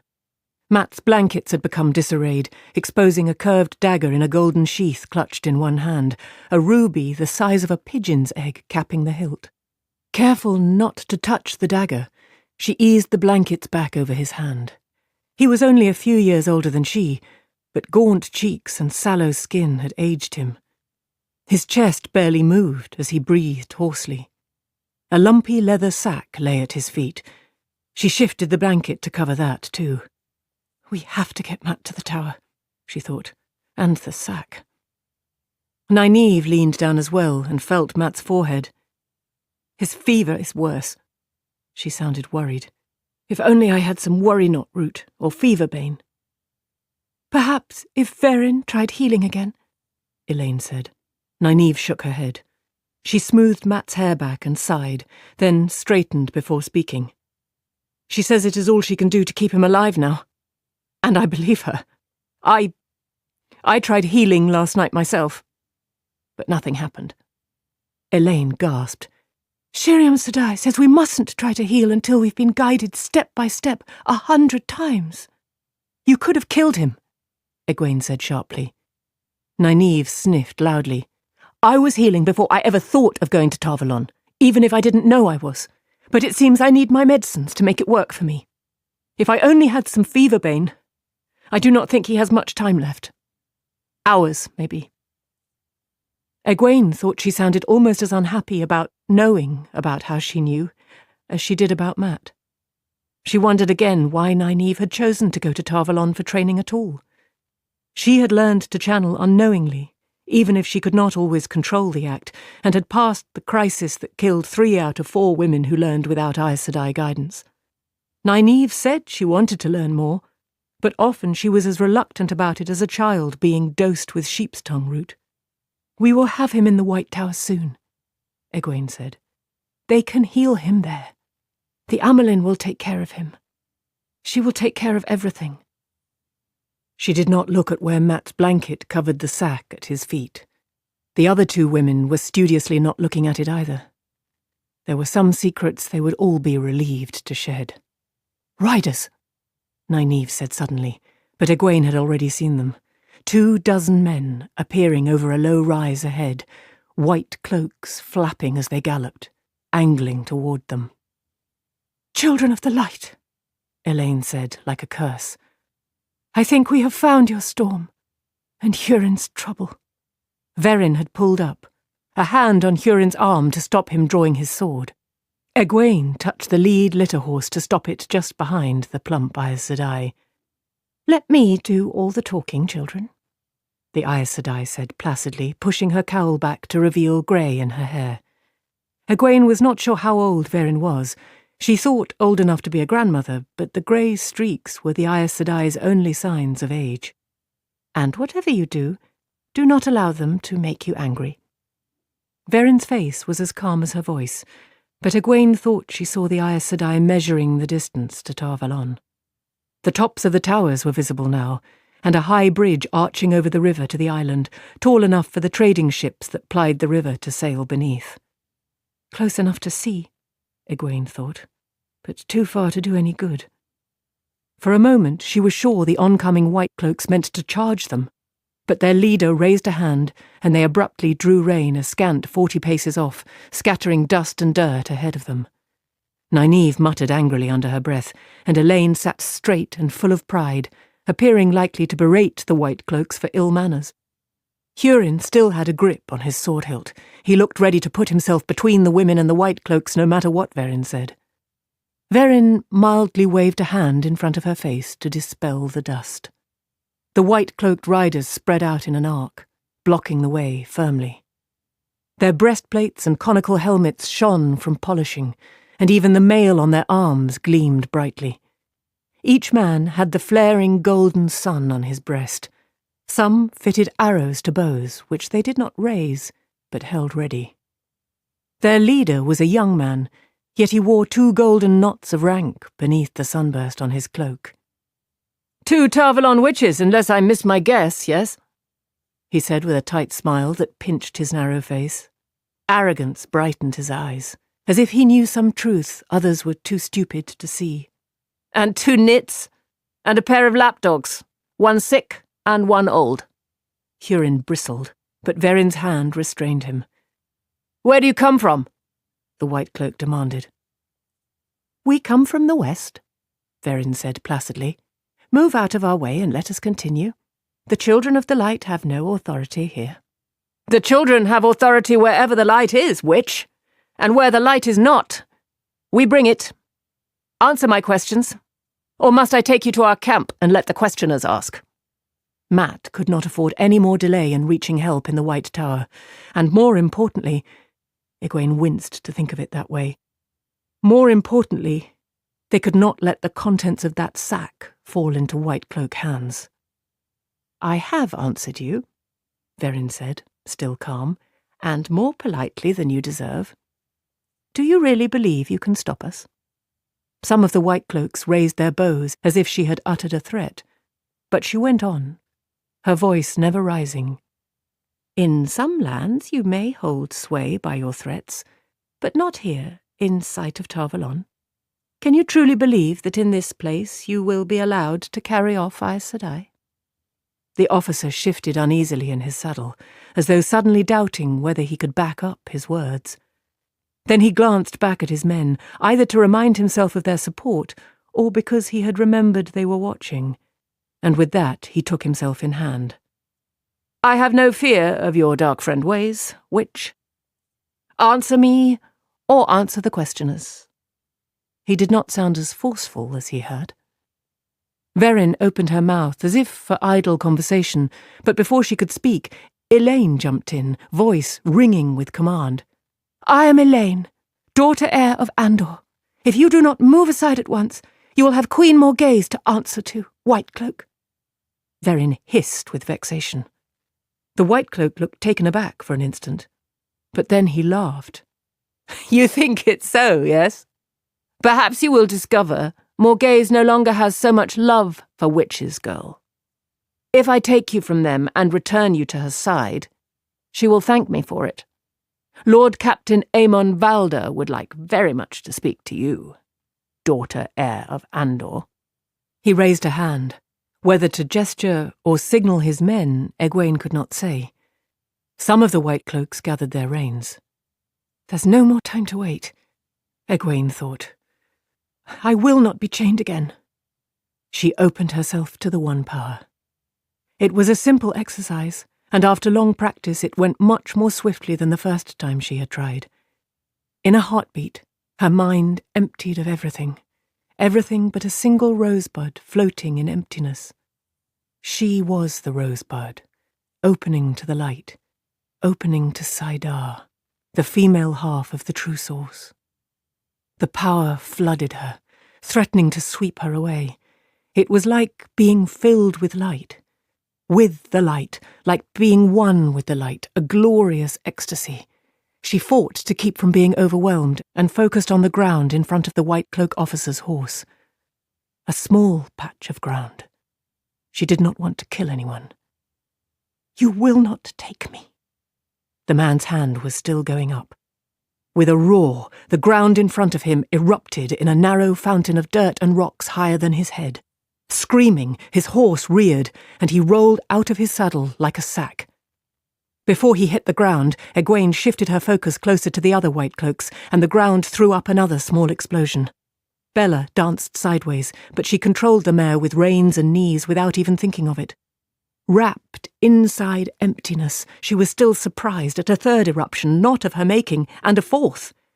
Distantly, she was aware of Nynaeve and Elaine, both enveloped in the glow that said they too had embraced Saidar, had been embraced by it. That aura would not be visible to any but another woman who could channel, but the results were visible to all. Explosions harried the White Cloaks on every side, showering them with dirt, shaking them with noise, sending their horses plunging wildly. Hurin stared around him, mouth open and obviously as frightened as the white cloaks as he tried to keep the litter horses and his own mount from bolting. Verin was wide-eyed with astonishment and anger.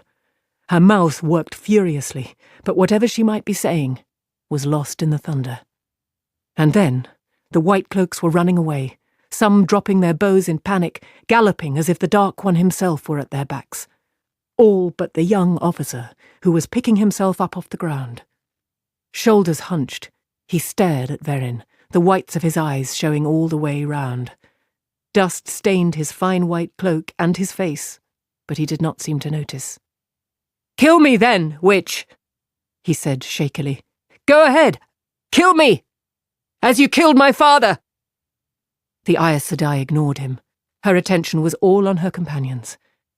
As if they too had forgotten their officer, the fleeing white cloaks vanished over the same rise where they had first appeared, all in a body and none looking back. The officer's horse ran with them. Under Verin's furious gaze, Egwene let go of Saidar, slowly, unwillingly. It was always hard, letting go. Even more slowly, the glow around Nynaeve vanished. Nynaeve was frowning hard at the pinch-faced white cloak before them, as if he might still be capable of some sort of trickery. Elaine looked shocked by what she had done. "What you have done," Verin began, then stopped to take a deep breath. Her stare took in all three of the younger women. "What you have done is an abomination. An abomination. An Aes Sedai does not use the power as a weapon except against shadow spawn, or in the last extreme, to defend her life. The 3 oaths. They were ready to kill us," Nynaeve broke in heatedly. "Kill us or carry us off to be tortured. He was giving the order." It was not really using the power as a weapon, Verin Sedai. Elaine held her chin high, but her voice shook. "We did not hurt anyone, or even try to hurt anyone. Surely—" "Do not split hairs with me," Verin snapped. "When you become full Aes Sedai, if you ever become full Aes Sedai, you will be bound to obey the 3 oaths, but even novices are expected to do their best to live as if already bound." "What about him?" Nynaeve gestured to the white cloak officer, still standing there and looking stunned. Her face was as tight as a drum. She seemed almost as angry as the Aes Sedai. "He was about to take us prisoner. Mat will die if he doesn't reach the tower soon, and... Egwene knew what Nynaeve was struggling not to say aloud. "And we can't let that sack fall into any hands but the Amyrlin's." Verin regarded the white cloak wearily. "He was only trying to bully us, child. He knew very well he could not make us go where we did not want, not without more trouble than he was willing to accept. Not here, not in sight of Tarvalon. I could have talked us past him with a little time and a little patience. Oh, he might well have tried to kill us if he could have done it from hiding, but no white cloak with the brains of a goat will try harming an Aes Sedai who knows he is there. See what you have done. What stories will those men tell? And what harm will it do?"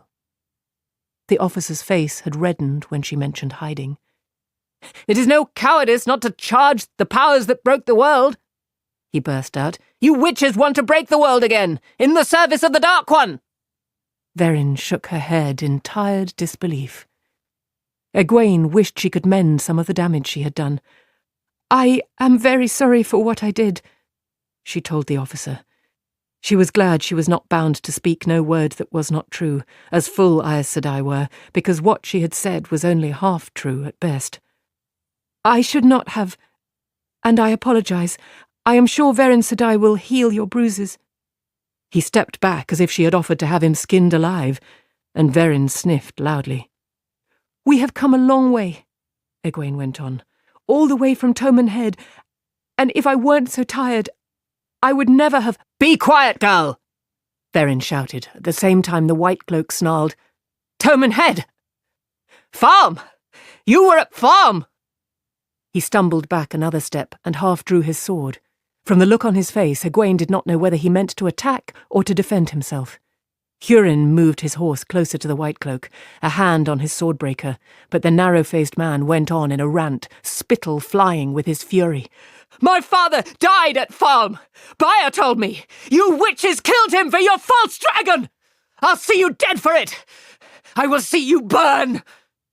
Impetuous children, Verin sighed. Almost as bad as boys for letting your mouths run away with you. Go with the light, my son, she told the White Cloak. Without another word, she guided them around the man, but his shouts followed after.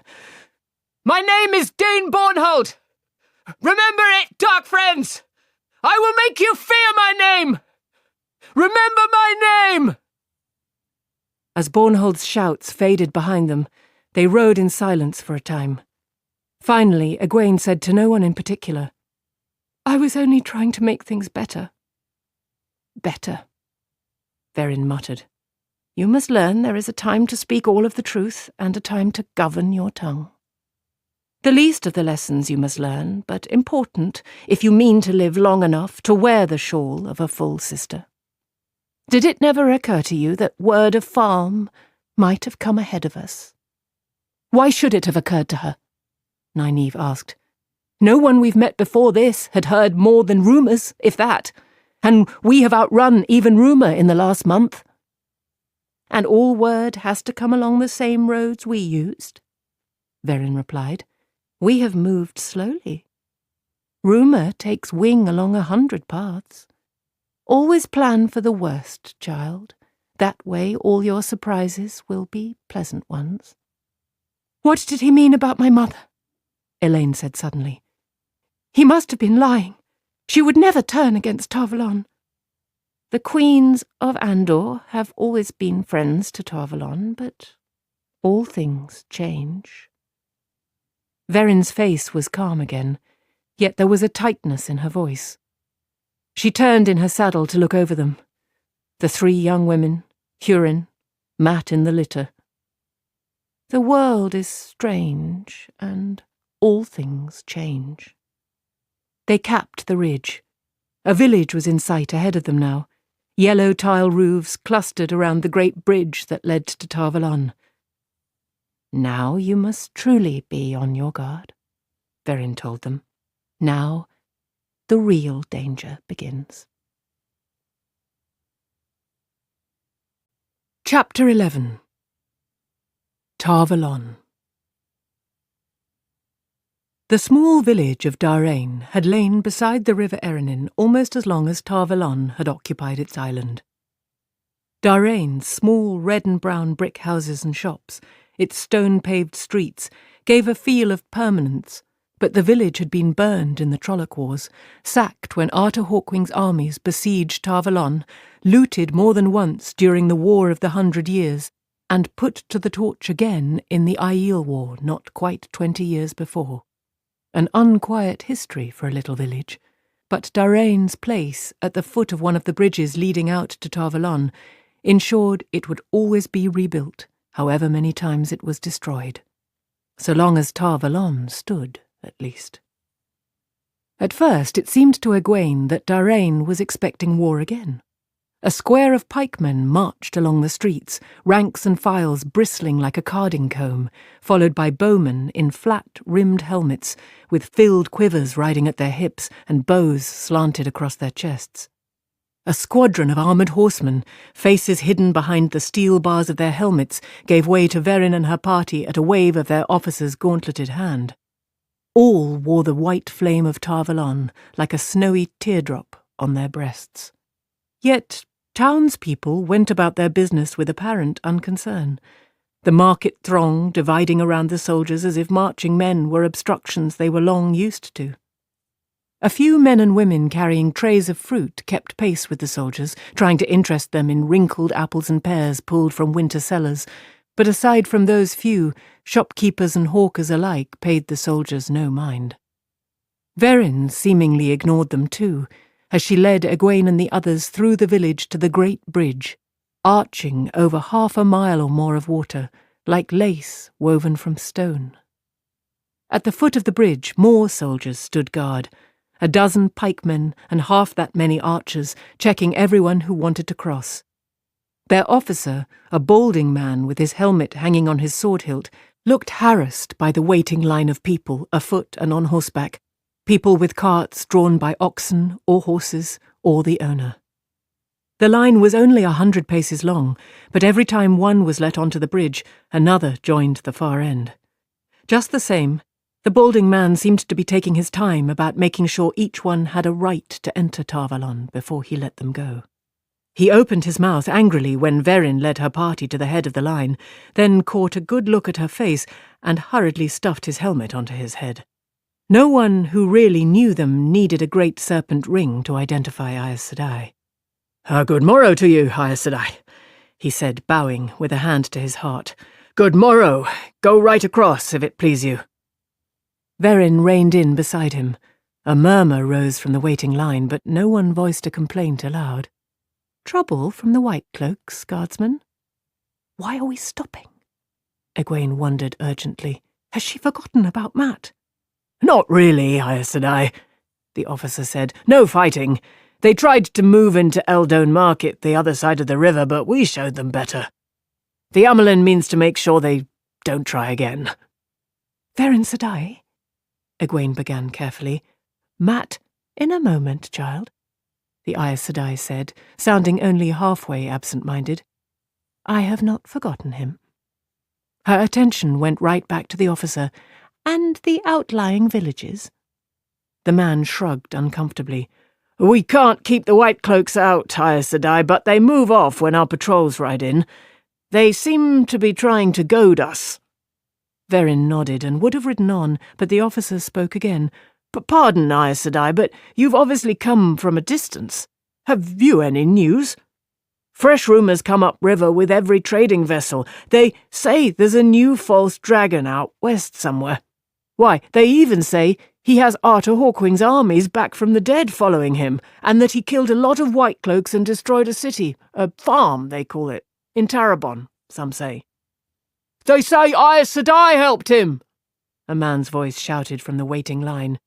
Hurin breathed deeply and shifted himself as if he expected violence. Egwene looked round, but there was no sign of whoever had shouted. Everyone appeared to be concerned only with waiting, patiently or impatiently, for his turn to cross. Things had changed, and not for the better. When she had left Tarvalon, any man who spoke against Aes Sedai would have been lucky to escape with a punch in the nose from whoever overheard. Red in the face, the officer was glaring down the line. Rumours are seldom true, Verin told him. I can tell you that farm still stands. It isn't even in Tarabon, guardsman. Listen less to rumour and more to the Amelin seat. The light shine on you. She lifted her reins, and he bowed as she led the others past him.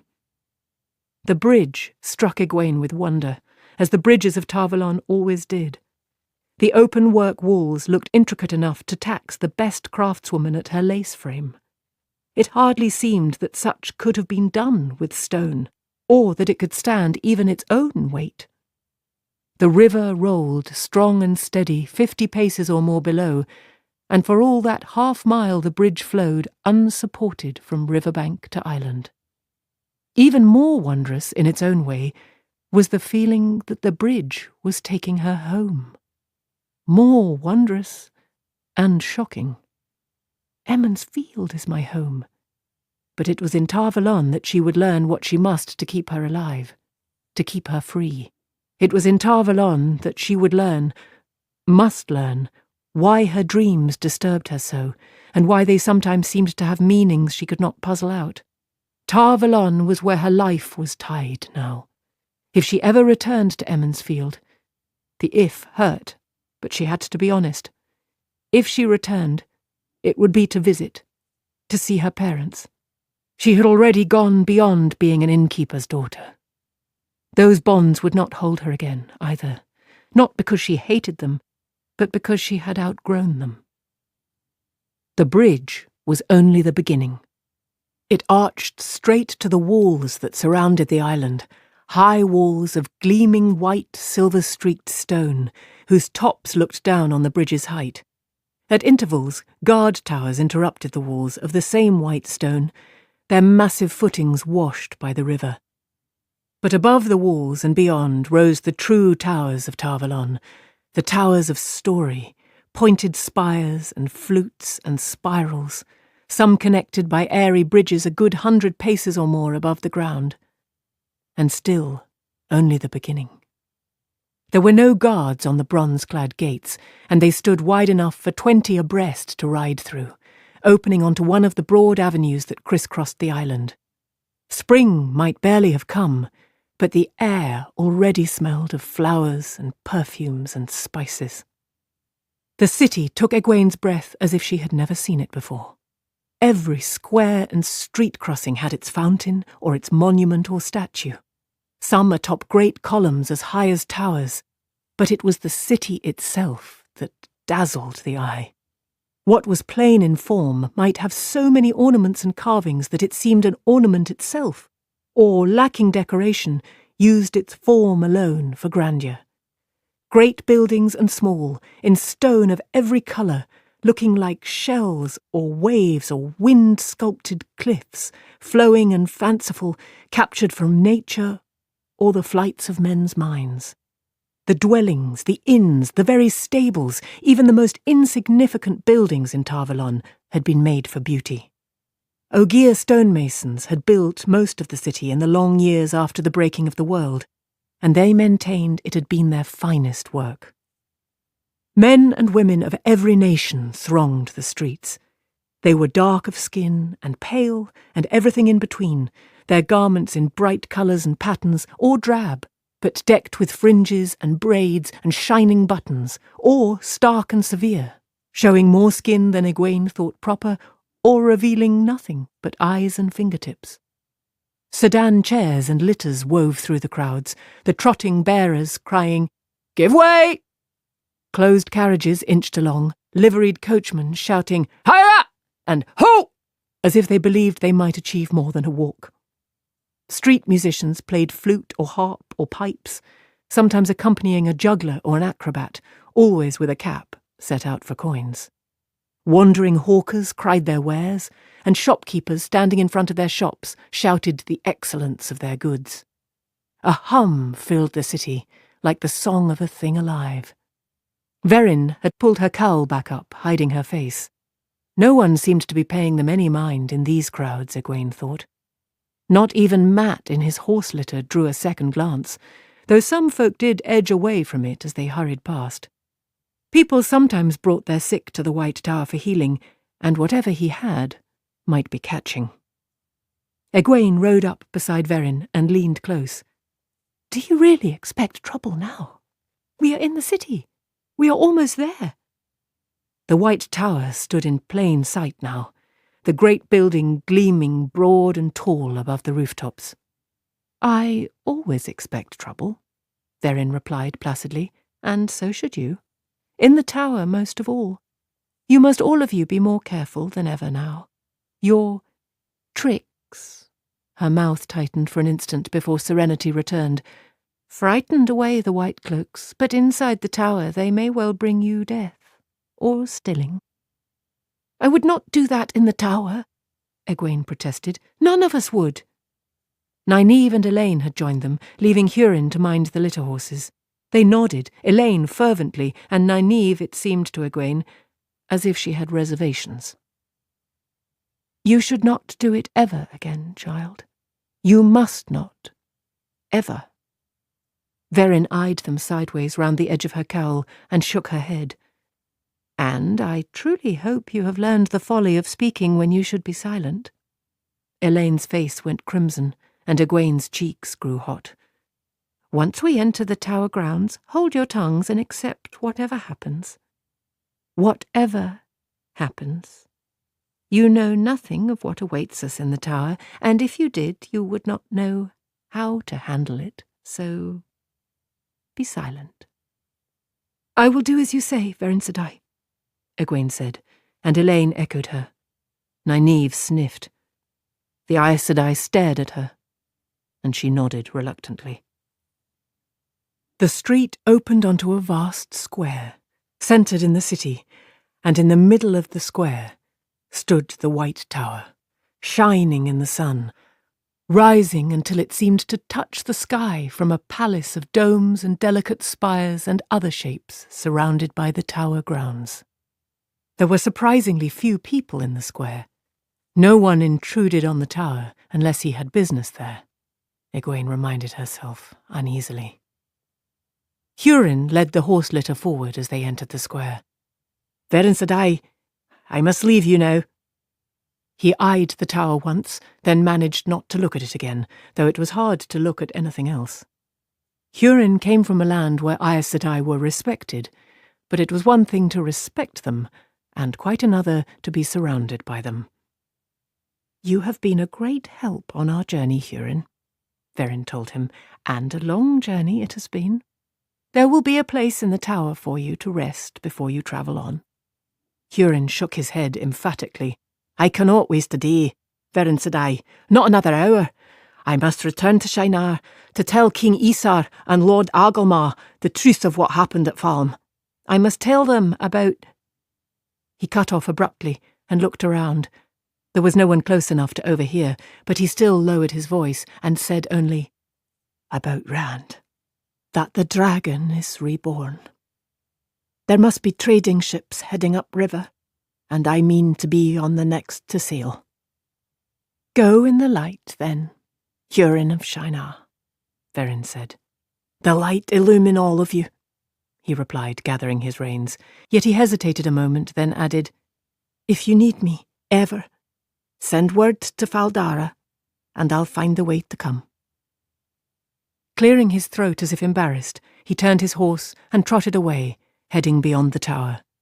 All too soon, he was lost to sight. Nynaeve gave an exasperated shake of her head. "Men! They always say to send for them if you need them, but when you do need one, you need him right then." "No man can help where we are going now," Verin said dryly. "Remember, be silent."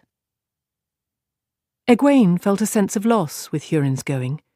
He would barely talk to any of them, except Mat, and Verin was right. He was only a man, and helpless as a babe when it came to facing whatever might await them in the tower. Yet his leaving made their number one less, and she could never help thinking that a man with a sword was useful to have around. And he had been a link to Rand. And Perrin. "I have my own troubles to worry about." Rand and Perrin would have to make do with Moraine to look after them. "And Min will certainly look after Rand," she thought with a flash of jealousy that she tried to suppress. She almost succeeded. With a sigh, she took up the lead of the horse litter. Mat lay bundled to his chin. His breathing was a dry rasp.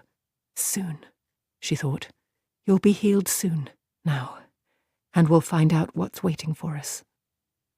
She wished Verin would stop trying to frighten them. She wished she did not think Verin had reason to frighten them. Verin took them around the tower grounds to a small side gate that stood open with 2 guards. Pausing, the Aes Sedai pushed back her cowl and leaned from her saddle to speak softly to one of the men. He gave a start and a surprised look at Egwene and the others. With a quick, "As you command, Aes Sedai," he took off into the grounds at a run. Verin was already riding through the gates as he spoke. She rode as if there were no hurry. Egwene followed with the litter, exchanging glances with Nynaeve and Elaine, wondering what Verin had told the man. A grey stone guardhouse stood just inside the gate, shaped like a 6-pointed star lying on its side. A small knot of guards lounged in the doorway. They left off talking and bowed as Verin rode past. This part of the tower grounds could have been some lord's park, with trees and pruned shrubs and wide gravelled paths. Other buildings were visible through the trees, and the tower itself loomed over everything. The path led them to a stable yard among the trees, where grooms in leather vests came running to take their horses. At the Aes Sedai's direction, some of the grooms unfastened the litter and set it gently off to one side. As the horses were led away into the stable, Verin took the leather sack from Mat's feet and tucked it carelessly under one arm. Nynaeve paused in knuckling her back and frowned at the Aes Sedai. "You said he has hours, perhaps. Are you just going to—" Verin held up a hand. but whether it was the gesture that stopped Nynaeve or the crunch of feet approaching on gravel, Egwene could not say. In a moment, Shiriam Sedai appeared, followed by 3 of the accepted, their white dresses ringed at the hem with the colours of all 7 Ajas from blue to red, and 2 husky men in rough labourers' coats. The mistress of novices was a slightly plump woman, with the high cheekbones that were common in Saldeia. Flame-red hair and clear, tilted green eyes made her smooth Aes Sedai features striking. She eyed Egwene and the others calmly, but her mouth was tight. "So you have brought back our 3 runaways, Verin. With everything that happened, I could almost wish you had not." "We did not—" Egwene began, but Verin cut her off with a sharp, "Be silent." Verin stared at her, at each of the 3 of them, as if the intensity of her look could hold their mouths shut. Egwene was sure that, for her part, it could. She had never seen Verin angry before. Nynaeve crossed her arms beneath her breasts and muttered under her breath, but she said nothing. The 3 accepted behind Shiriam kept their silence, of course, but Egwene thought she could see their ears grow from listening. When she was certain Egwene and the others would remain still, Verin turned back to Shiriam. "The boy must be taken somewhere away from everyone. He is ill, dangerously so. Dangerous to others as well as to himself. I was told you had a litter to be carried." Shiriam motioned the 2 men to the litter, spoke a quiet word to one, and as quickly as that, Mat was whisked away. Egwene opened her mouth to say he needed help now, but at Verin's stare, quick and furious, she closed it again. Nynaeve was tugging her braid nearly hard enough to pull it out of her head. "I suppose," Verin said, "that the whole tower knows we have returned by now." "Those who do not know," Shiriam told her, "will know before much longer. Comings and goings have become the first topic of conversation and gossip. Even before Farm, and far ahead of the war in Cairhien. Did you think to keep it secret?" Verin gathered the leather sack in both arms. "I must see the Amelin." "Immediately." "And what of these 3? Verin considered Egwene and her friends, frowning. "They must be closely held until the Amelin wishes to see them. If she does wish to. Closely held, mind. Their own rooms will do, I think. No need for cells. Not a word to anyone." Verin was still speaking to Shiriam, but Egwene knew the last had been meant as a reminder to her and the others. Nynaeve's brows were drawn down, and she jerked at her braid as if she wanted to hit something. Elaine's blue eyes were wide open, and her face was even paler than usual. Egwene was not sure which feelings she shared, anger or fear or worry. Some of all 3, she thought. With a last searching glance at her 3 travelling companions, Verin hurried off, clutching the sack to her chest, cloak flapping behind her. Shiriam put her fists on her hips and studied Egwene and the other 2. For a moment Egwene felt a lessening of tension. The mistress of novices always kept a steady temper and a sympathetic sense of humour, even when she was giving you extra chores for breaking the rules. But Shiriam's voice was grim when she spoke. "Not a word," Verin Sedai said, "and not a word shall it be. If one of you speaks, except to answer an Aes Sedai, of course, I'll make you wish you had nothing but a switching and a few hours scrubbing floors to worry about. Do you understand me?" "Yes, Aes Sedai," Egwene said, and heard the other 2 say the same, although Nynaeve pronounced the words like a challenge. Shiriam made a disgusted sound in her throat, almost a growl. "Fewer girls now come to the tower to be trained than once did, but they still come. Most leave never having learned to sense the true source, much less touch it. A few learn enough not to harm themselves before they go. A bare handful can aspire to be raised to the accepted, and fewer still to wear the shawl. It is a hard life, a hard discipline, yet every novice fights to hold on, to attain the ring and the shawl. Even when they are so afraid they cry themselves to sleep every night, they struggle to hold on. And you 3, who have more ability born in you than I ever hoped to see in my lifetime, left the tower without permission. Ran away not even half-trained, like irresponsible children. Stayed away for months. And now you ride back in as if nothing had happened. As if you can take up your training again on the morrow." She let out a long breath, as if she might explode otherwise. "Fairlane!" The three accepted jumped as if they had been caught eavesdropping, and one, a dark, curly-haired woman, stepped forward. They were all young women, but still older than Nynaeve. Nynaeve's rapid acceptance had been extraordinary. In the normal course of things, it took years as a novice to earn the great serpent rings they wore, and would take years more before they could hope to be raised to full Aes Sedai. "Take them to their rooms," Shiriam commanded, "and keep them there. They may have bread, cold broth, and water until the Amelin seat says otherwise.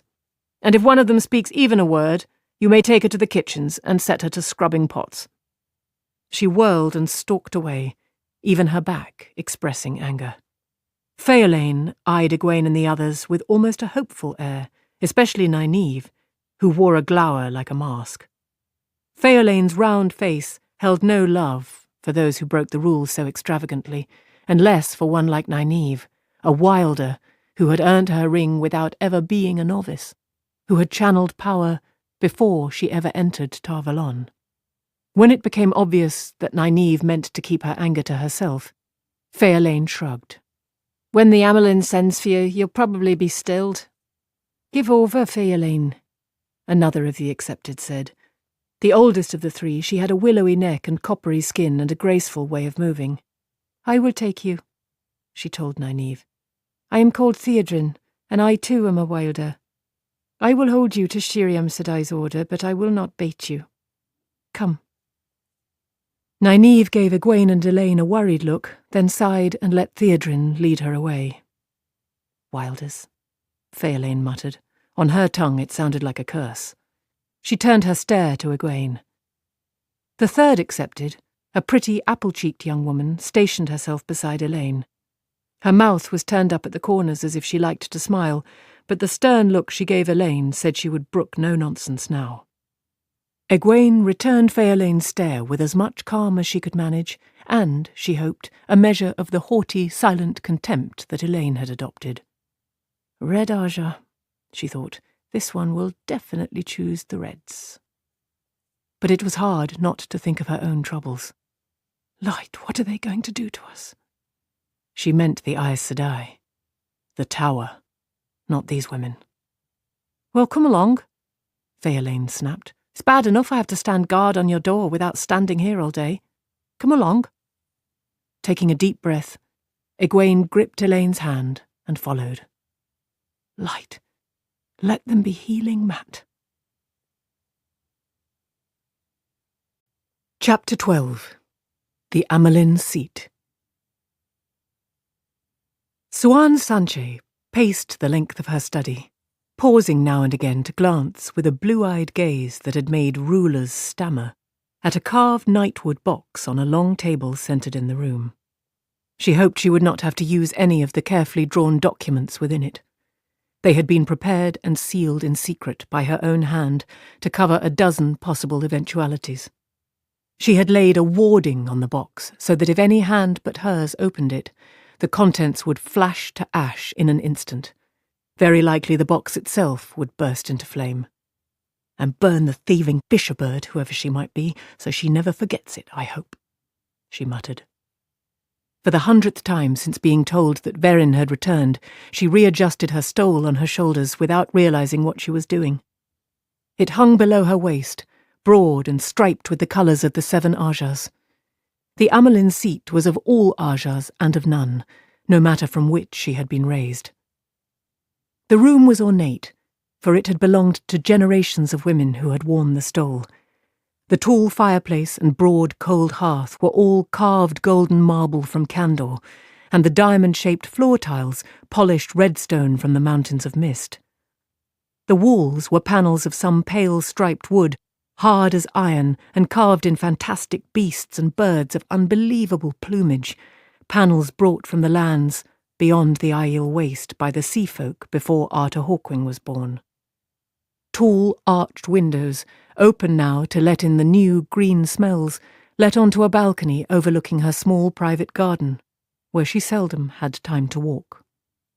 All that grandeur was in stark contrast to the furnishings Suan Sanche had brought to the room. The one table and the stout chair behind it were plain, if well polished with age and beeswax, as was the only other chair in the room. That stood off to one side, close enough to be drawn up if she wished a visitor to sit. A small Tyran rug lay in front of the table, woven in simple patterns of blue and brown and gold. A single drawing, tiny fishing boats among reeds hung above the fireplace. 6 stands held open books about the floor. That was all. Even the lamps would not have been out of place in a farmer's house. Suan Sanche had been born poor in Tyr, and had worked on her father's fishing boat, one just like the boats in the drawing, in the delta called the Fingers of the Dragon, before she ever dreamed of coming to Tarvalon. Even the nearly 10 years since she had been raised to the seat had not made her comfortable with too much luxury. Her bedchamber was more simple still. 10 years with the stole, she thought. Nearly 20 since I decided to sail these dangerous waters. And if I slip now, I'll wish I were back hauling nets. She spun at a sound. Another Aes Sedai had slipped into the room, a copper-skinned woman with dark hair cut short. She caught herself in time to keep her voice steady and say only what was expected. "Yes, Lyanna?" The keeper of the chronicles bowed just as deeply as she would had others been present. The tall Aes Sedai, as tall as most men, was second only to the Amelin in the White Tower, and though Suan had known her since they were novices together, sometimes Lyanna's insistence on upholding the dignity of the Amelin seat was enough to make Suan want to scream. "Verin is here, Mother, asking leave to speak with you. I have told her you are busy, but she asks—" "Not too busy to speak to her," Suan said. Too quickly, she knew, but she did not care. "Send her in. There's no need for you to remain, Lyanna. I will speak to her alone." A twitch of her eyebrows was the keeper's only sign of surprise. The Amelin seldom saw anyone, even a queen, without the keeper present. But the Amelin was the Amelin. Lyanna bowed her way out, and in moments Verin took her place, kneeling to kiss the great serpent ring on Suan's finger. The brown sister had a good-sized leather sack under her arm. "Thank you for seeing me, Mother," Verin said as she straightened. "I have urgent news from farm, and more. I scarcely know where to begin." "Begin where you will," Suan said. "These rooms are warded, in case anyone thinks to use childhood tricks of eavesdropping." Verin's eyebrows lifted in surprise, and the Amelin added, "Much has changed since you left. Speak." "Most importantly, then, Rand al'Thor has proclaimed himself the Dragon Reborn." Suan felt a tightness loosen in her chest. "I hoped it was he," she said softly. "I have had reports from women who could only tell what they had heard, and rumours by the score come with every trader's boat and merchant's wagon, but I could not be sure." She took a deep breath. "Yet I think I can name the day it happened. Did you know the 2 false dragons no longer trouble the world?" "I had not heard, Mother. That is good news." "Yes, Mazrim Taim is in the hands of our sisters in Saldaia, and the poor fellow in Haddon Merk, the light have pity on his soul, was taken by the Tyrans and executed on the spot. No one even seems to know what his name was. Both were taken on the same day and, according to rumour, under the same circumstances.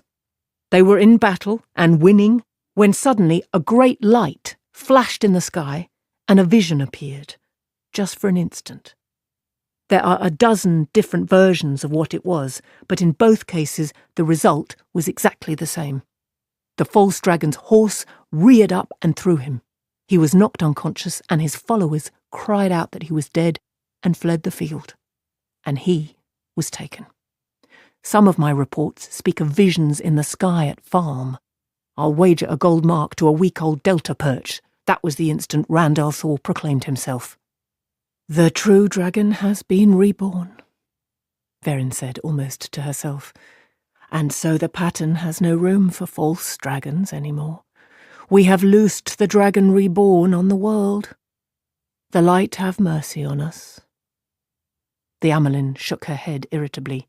We have done what must be done, and if even the newest novice learns of it, I will be stilled before the next sunrise, if I am not torn to pieces first. Me, and Moraine, and Verin, and likely anyone thought to be a friend of ours as well. It was not easy to carry on so great a conspiracy when only 3 women knew of it, when even a close friend would betray them and consider it a duty well done. Light, but I wish I could be sure they would not be right to do it. At least he is safely in Moraine's hands. She will guide him, and do what must be done. What else have you to tell me, daughter? For answer, Verin placed the leather sack on the table and took out a curled gold horn, with silver script inlaid around its flaring bell mouth. She laid the horn on the table, then looked to the Amelin with quiet expectation. Suan did not have to be close enough to read the script to know what it said. Tia mi avin moradin isende vadin. The grave is no bar to my call. The horn of Valia. She gasped. You brought that all the way here, across hundreds of leagues, with hunters looking everywhere for it? Light, woman, it was to be left with Randall Thor. Oh, I know, mother, Verin said calmly, but the hunters all expect to find the horn in some great adventure, not in a sack with 4 women escorting a sick youth, and it would do Rand no good. What do you mean? He is to fight Tom and Guidon. The horn is to summon dead heroes from the grave to fight in the last battle. Has Moraine once again made some new plan without consulting me? This is none of Moraine's doing, mother. We plan, but the wheel weaves the pattern as it wills. Rand was not first to sound the horn. Matrim Cawthon did that, and Mat now lies below, dying of his ties to the Shadar Lagoth dagger. Unless he can be healed here. Suan shivered. Shadar Lagoth, that dead city so tainted that even Trollocs feared to enter, and with reason. By chance, a dagger from that place had come into young Mat's hands, twisting and tainting him with the evil that had killed the city long ago. Killing him. By chance, or by the pattern? He is Taviran too, after all. But Mat sounded the horn. Then, so long as Mat lives, Verin went on, the horn of Valir is no more than a horn to anyone else. If he dies, of course, another can sound it and forge a new link between man and horn. Her gaze was steady and untroubled by what she seemed to be suggesting. Many will die before we are done, daughter. And who else could I use to sound it again? I'll not take the risk of trying to return it to Moraine now. One of the Gaideen, perhaps?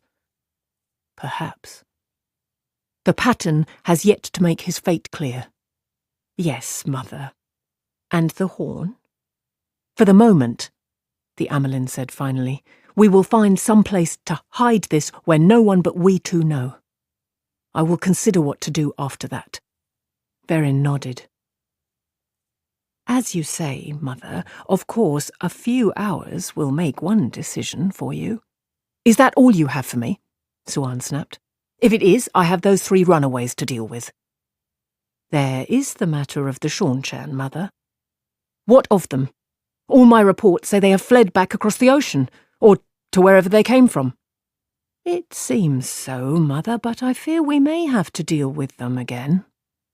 Verin pulled a small leather notebook from behind her belt and began leafing through it.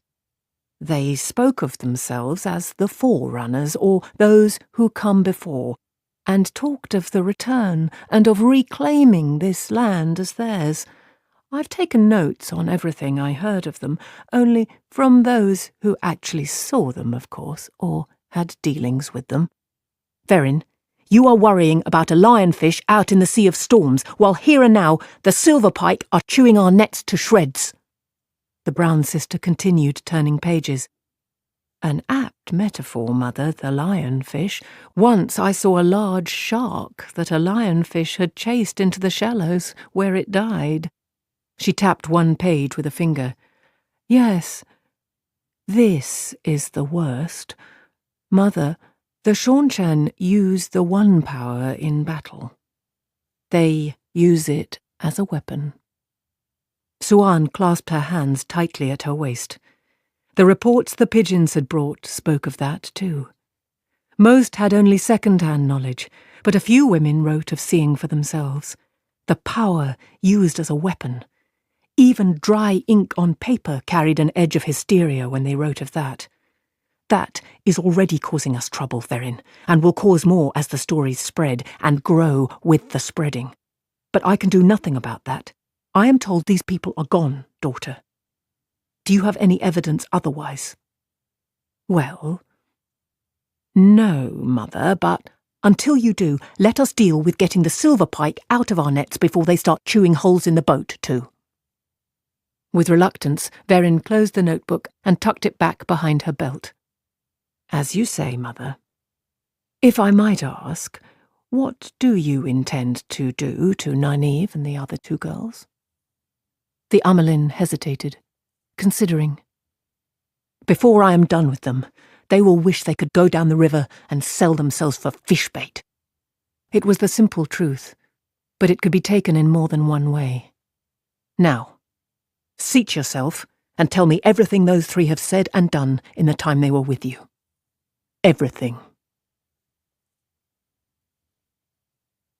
Chapter 13. Punishments. Lying on her narrow bed, Egwene frowned up at the flickering shadows cast on the ceiling by her single lamp.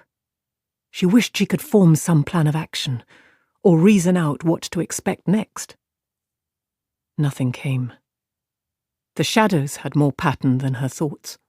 She could hardly even make herself worry about Matt, yet the shame she felt at that was small, crushed by the walls around her. It was a stark, windowless room like all those in the novices' quarters, small and square and painted white, with pegs on one wall for hanging her belongings. The bed built against a second, and a tiny shelf on a third, where in other days she had kept a few books borrowed from the Tower Library. A washstand and a three-legged stool completed the furnishings. The floorboards were almost white from scrubbing. She had done that task on hands and knees every day she had lived there, in addition to her other chores and lessons. Novices lived simply, whether they were innkeepers' daughters or the daughter-heir of Andor. She wore the plain white dress of a novice again. Even her belt and pouch were white, but she felt no joy at having rid herself of the hated grey. Her room had become too much of a prison cell. What if they mean to keep me here? In this room, like a cell? Like a collar and... She glanced at the door. The dark accepted would still be standing guard on the other side, she knew, and rolled close to the white-plastered wall. Just above the mattress was a small hole, almost invisible unless you knew where to look, drilled through into the next room by novices long ago. Egwene kept her voice to a whisper. "Elaine." There was no answer. "Elaine, are you asleep?" "How could I sleep?" came Elaine's reply, a reedy whisper through the hole. "I thought we might be in some trouble, but I did not expect this. Egwene, what are they going to do to us?" Egwene had no answer, and her guesses were not of the sort she wanted to voice aloud. She did not even want to think of them. "I actually thought we might be heroes, Elaine. We brought back the Horn of Valir safely. We discovered Leandrin is Black Aja." Her voice skipped on that. Aes Sedai had always denied the existence of a Black Aja, an Aja that served the Dark One, and were known to become angry with anyone who even suggested it was real. But we know it's real. We should be heroes, Elaine. "Should and would build no bridges," Elaine said. "Light, I used to hate it when Mother said that to me, but it's true. Verin said we mustn't speak of the Horn or Leandrin to anyone but her or the Amelin seat. I do not think any of this will work out the way we thought. It's not fair. We've been through so much. You've been through so much. It just is not fair. Verin says, Moraine says. I know why people think Aes Sedai are puppet masters. I can almost feel the strings on my arms and legs. Whatever they do, it will be what they decide is good for the White Tower, not what is good or fair for us. But you still want to be Aes Sedai, don't you?" Egwene hesitated, but there was never any real question as to her answer. Yes, she said. I still do. It is the only way we will ever be safe. But I will tell you this. I'll not let myself be stilled. That was a new thought, voiced as soon as it came to her. But she realized she did not want to take it back. Give up touching the true source. She could sense it there, even now. The glow just over her shoulder. The shining just out of sight. She resisted the desire to reach out to it. Give up being filled with the one power, feeling more alive than I ever have before. I won't. Not without a fight. There was a long silence from the other side of the wall. How could you stop it? You may be as strong as any of them now, but neither one of us knows enough yet to stop even one Aes Sedai from shielding us from the source, and there are dozens of them here. Egwene considered. Finally, she said, I could run away, really run away this time. They would come after us, Egwene. I'm sure they would. Once you show any ability at all, they don't let you go until you've learned enough not to kill yourself. Or just die from it. I am not a simple village girl anymore. I have seen something of the world. I can keep out of Aes Sedai hands if I want to. She was trying to convince herself as much as Elaine. And what if I don't know enough yet? Enough about the world, enough about the power. What if just channeling can still kill me? She refused to think of that.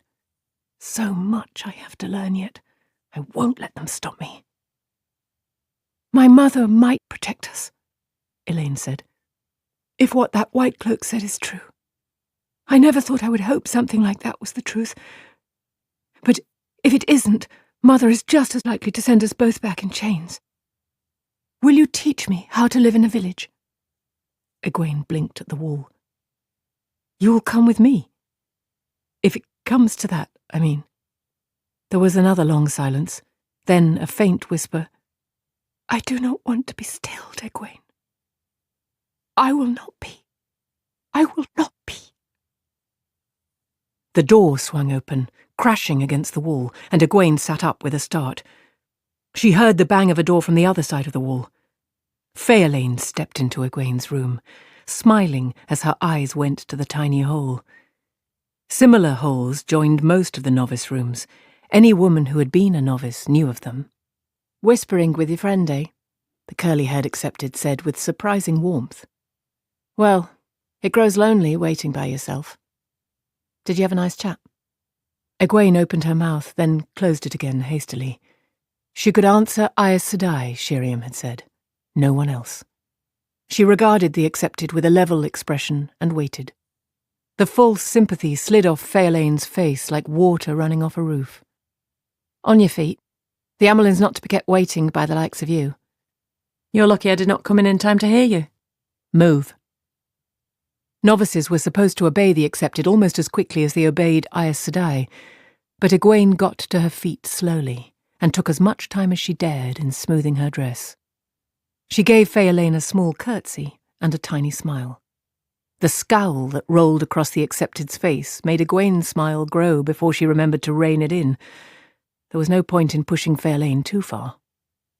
Holding herself straight, pretending her knees were not shaking, she preceded the accepted out of the room. Elaine was already waiting outside with the apple-cheeked accepted, looking fiercely determined to be brave. Somehow, she managed to give the impression that the accepted was a handmaid carrying her gloves. Egwene hoped that she herself was doing half so well. The railed galleries of the novices' quarters rose tier on tier above in a hollow column and fell as many below to the novices' court. There were no other women in sight.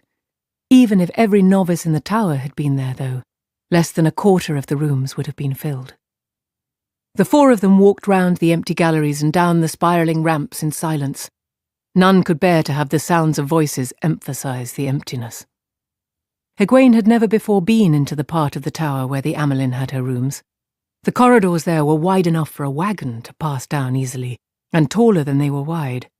Colourful tapestries hung on the walls, tapestries in a dozen styles, of floral designs and forest scenes, of heroic deeds and intricate patterns, some so old they looked as if they might break if handled. Their shoes made loud clicks on diamond-shaped floor tiles that repeated the colours of the 7 Ajas. There were few other women in evidence. An Aes Sedai now and then, sweeping majestically along with no time to notice accepted or novices. 5 or 6 accepted, hurrying self-importantly about their tasks or studies. A sprinkling of serving women with trays or mops or armfuls of sheets or towels. A few novices moving on errands, even more quickly than the servants. Nynaeve and her slim-necked escort Theodrin joined them. Neither spoke. Nynaeve wore an accepted's dress now, white with the 7 coloured bands at the hem, but her belt and pouch were her own. She gave Egwene and Elaine each a reassuring smile and a hug. Egwene was so relieved to see another friendly face that she returned the hug with barely a thought that Nynaeve was behaving as if she were comforting children. But as they walked on, Nynaeve gave her thick braid a sharp tug from time to time, too. Very few men came into that part of the tower, and Egwene saw only 2. Warders walking side by side in conversation, one with his sword on his hip, the other with his on his back. One was short and slender, even slight, the other almost as wide as he was tall, yet both moved with a dangerous grace. The colour-shifting warder cloaks made them queasy-making to watch for long, parts of them sometimes seeming to fade into the walls beyond. She saw Nynaeve looking at them and shook her head. She has to do something about Lan, if any of us can do anything about anyone after today. The antechamber of the Amelin Seat's study was grand enough for any palace, though the chairs scattered about for those who might wait were plain, but Egwene had eyes only for Lyanna Sedai. The keeper wore her narrow stole of office, blue to show she had been raised from the blue Aja, and her face could have been carved from smooth brownish stone. There was no one else there. "Did they give any trouble?" The keeper's clipped way of talking gave no hint now of either anger or sympathy. "No," Aes Sedai. Theodrin and the apple-cheeked accepted said together. "This one had to be pulled by the scruff of her neck, Aes Sedai," Faelain said, indicating Egwene. The accepted sounded indignant. "She balks as if she has forgotten what the discipline of the White Tower is." "To lead," Lyanna said, "is neither to push nor to pull. Go to Maris Sedai, Faelain, and ask her to allow you to contemplate on this while raking the paths in the spring garden." She dismissed Faelain and the other 2 accepted, and they dropped deep curtsies. From the depth of hers, Faelain shot a furious look at Egwene. The keeper paid no attention to the accepteds leaving.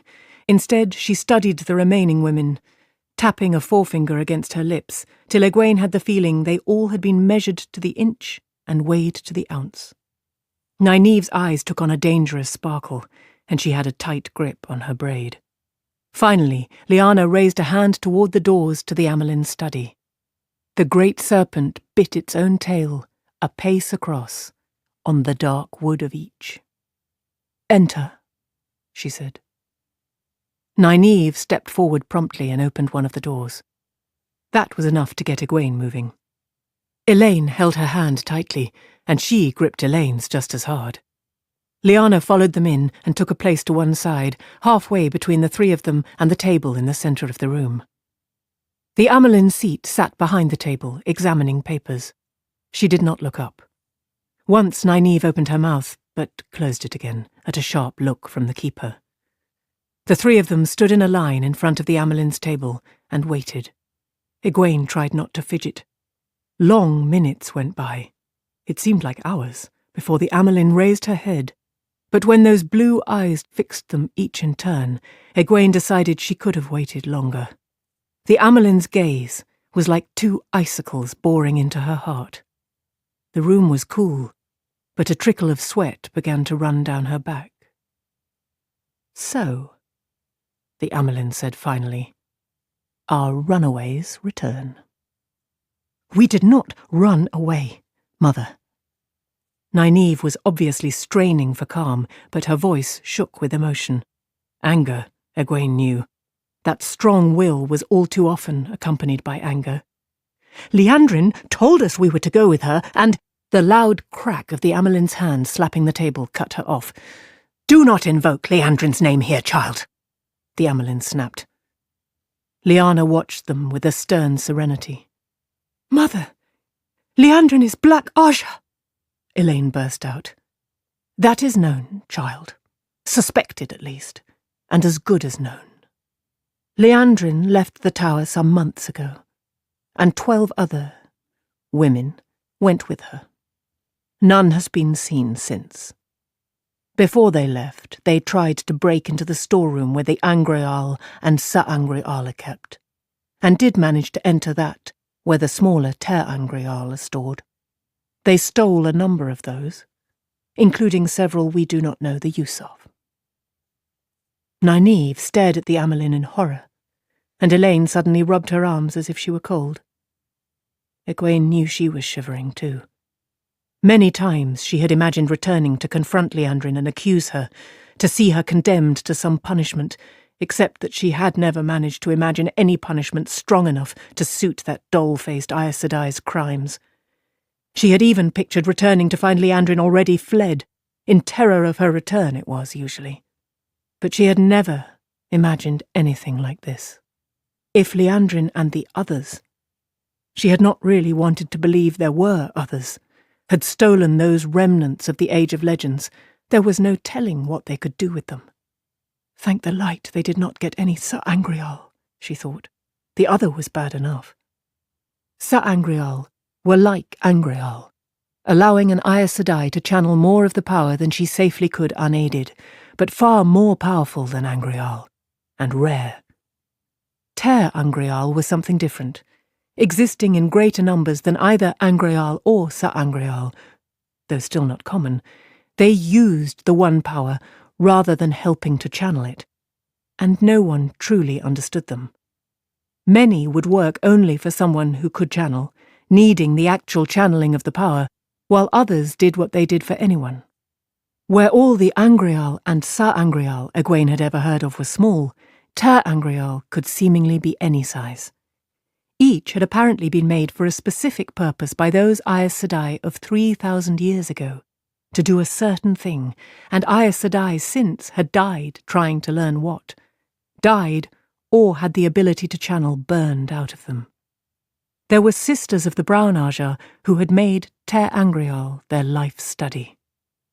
Some were in use, if likely not for the purposes they had been made. The stout white rod that the Accepted held while taking the 3 oaths on being raised to Aes Sedai was a Ter-Angreal, binding them to the oaths as surely as if they had been bred in the bone. Another Ter-Angreal was the site of the final test before a novice was raised to the Accepted. There were others, including many no one could make work at all, and many others that seemed to have no practical use. Why did they take things no one knows how to use? Egwene wondered. Or maybe the Black Aja does know. That possibility made her stomach churn. That might be as bad as Sa-Angreal in Darkfriend hands. Theft, the Amelin went on in tones as cold as her eyes, was the least of what they did. 3 sisters died that night, as well as 2 warders, 7 guards, and 9 of the servants.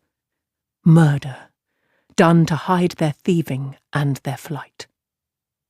It may not be proof that they were Black Aja, the words grated from her mouth, but I cannot believe otherwise. When there are fish heads and blood in the water, you don't need to see the silver pike to know they are there. Then why are we being treated as criminals? Nynaeve demanded. We were tricked by a woman of the Black Aja. That should be enough to clear us of any wrongdoing. The Amelin barked a mirthless laugh. You think so, do you, child?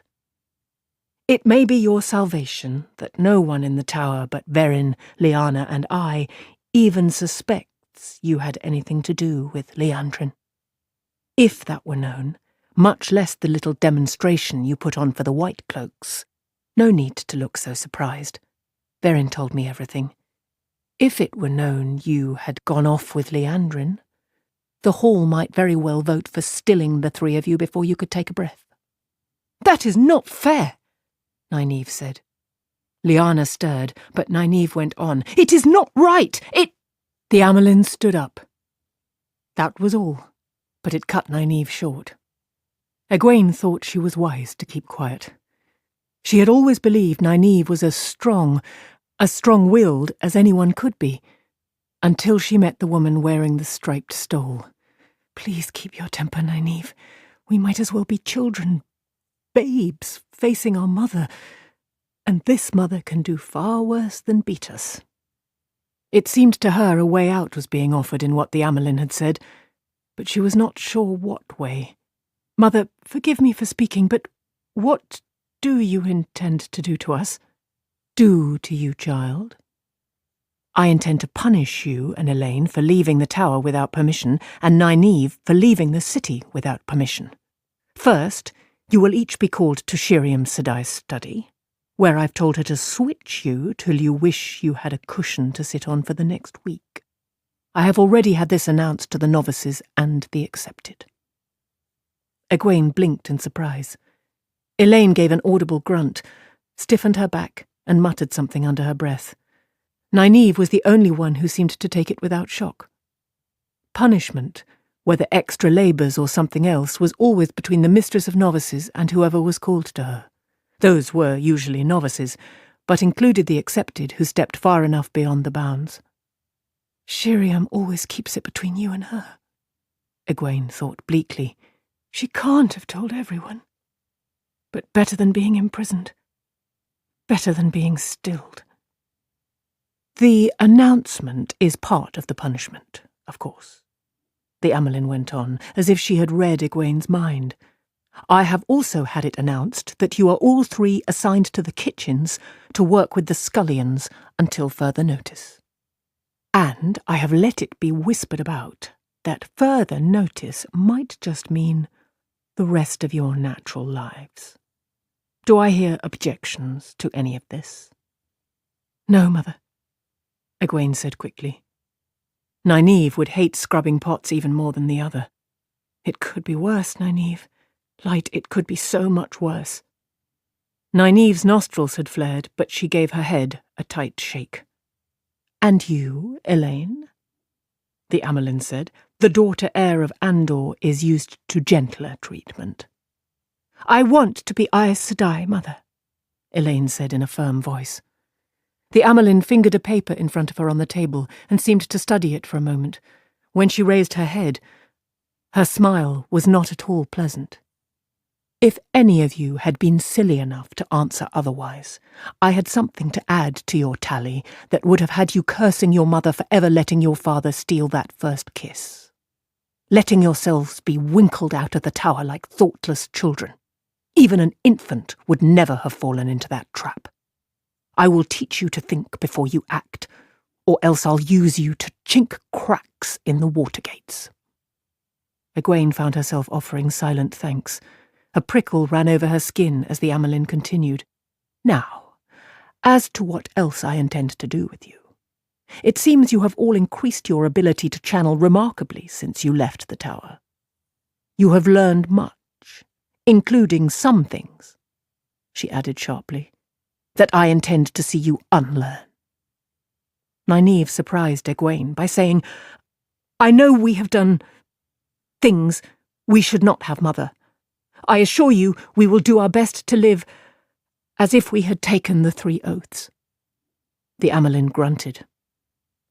See that you do, she said dryly. If I could, I'd put the oath rod in your hands tonight, but as that is reserved for being raised to Aes Sedai, I must trust to your good sense, if you have any, to keep you whole. As it is, you, Egwene, and you, Elaine, are to be raised to the accepted.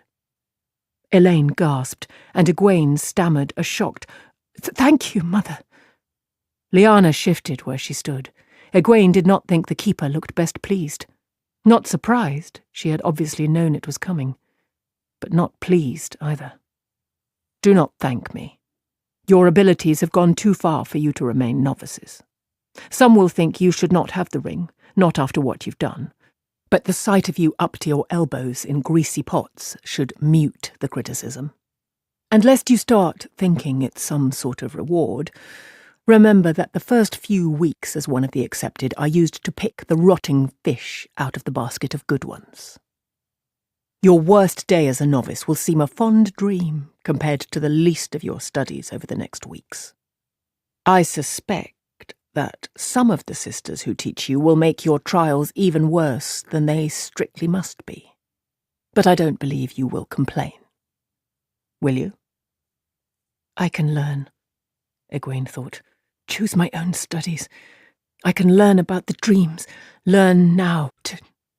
The Amelin smile cut off her train of thought. That smile said nothing the sisters could do to them would be worse than it needed to be, if it left them alive. Nynaeve's face was a mixture of deep sympathy and horrified remembrance of her own first weeks as one of the accepted. The combination was enough to make Egwene swallow hard. No, Mother, she said faintly. Elaine's reply was a hoarse whisper. Then that's done. Your mother was not at all pleased by your disappearance, Elaine. She knows? Elaine squeaked. Lyanna sniffed, and the Amelin arched an eyebrow, saying, I could hardly keep it from her. You missed her by less than a month, which may be as well for you. You might not have survived that meeting. She was mad enough to chew through an oar, at you, at me, at the White Tower. I can imagine, Mother, Elaine said faintly. I don't think you can, child. You may have ended a tradition that began before there was an Andor, a custom stronger than most laws. Morghese refused to take Elida back with her. For the first time ever, the Queen of Andor does not have an Aes Sedai advisor. She demanded your immediate return to Caemlyn as soon as you were found. I convinced her it would be safer for you to train here a little longer. She was ready to remove your two brothers from their training with the warders, too. They talked their way out of that themselves. I still do not know how. Elaine seemed to be looking inward, perhaps seeing Morghese in all her anger. She shivered. Garwin is my brother, she said absently. Galad is not. Do not be childish, the Amelin told her. Sharing the same father makes Galad your brother too, whether or not you like him. I will not allow childishness out of you, girl. A measure of stupidity can be tolerated in a novice. It is not allowed in one of the accepted. Yes, Mother, Elaine said glumly. The Queen left a letter for you with Shiriam. Aside from giving you the rough side of her tongue, I believe she states her intention of bringing you home as soon as it is safe for you. She is sure that in a few more months, at most, you will be able to channel without risking killing yourself. But I want to learn, Mother. The iron had returned to Elaine's voice.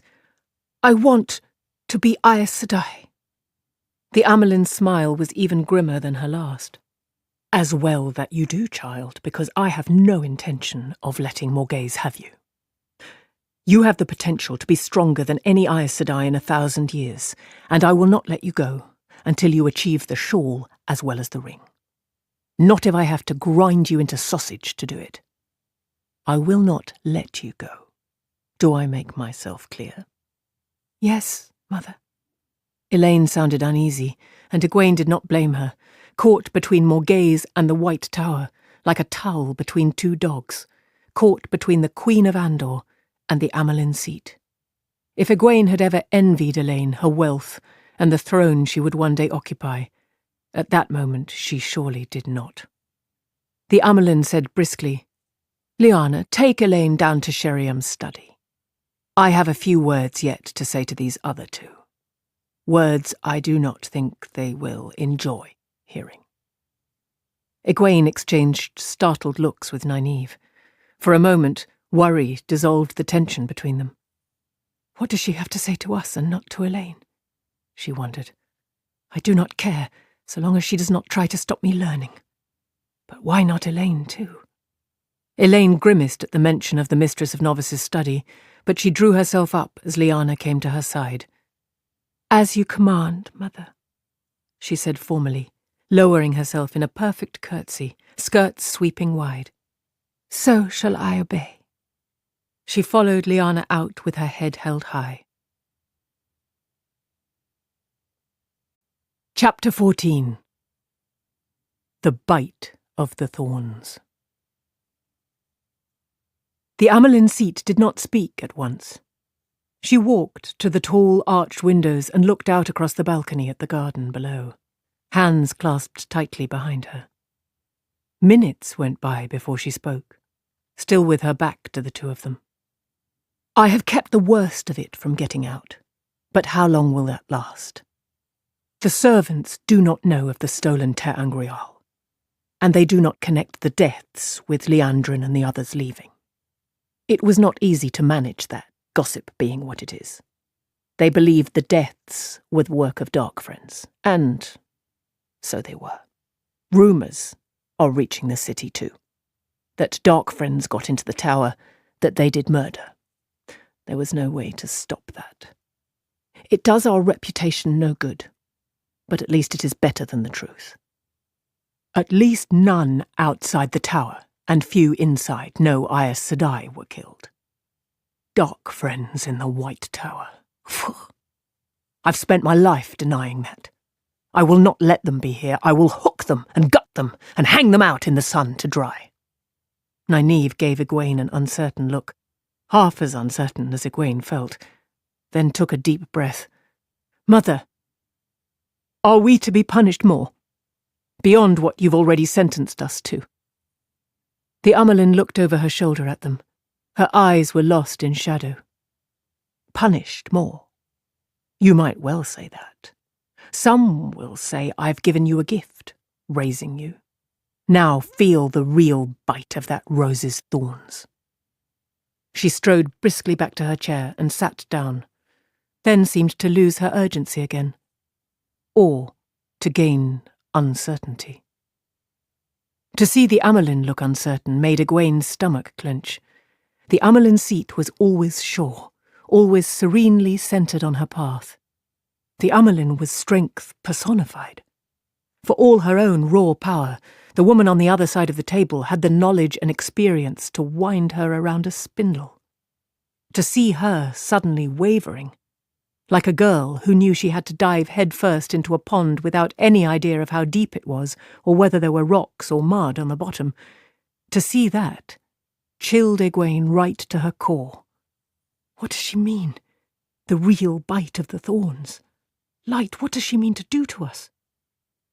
Fingering a carved black box on the table in front of her, the Amelin peered at it as if looking at something beyond.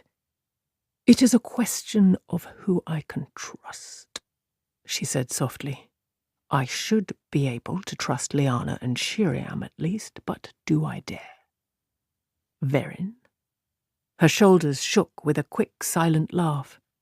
I already trust Verin with more than my life, but how far can I take it? Moraine? She was silent for a moment. I have always believed I could trust Moraine. Egwene shifted uneasily. How much did the Amelin know? It was not the kind of thing she could ask, not of the Amelin seat. Do you know that a young man from my village, a man I used to think I'd marry one day, is the dragon reborn? Do you know 2 of your Aes Sedai are helping him?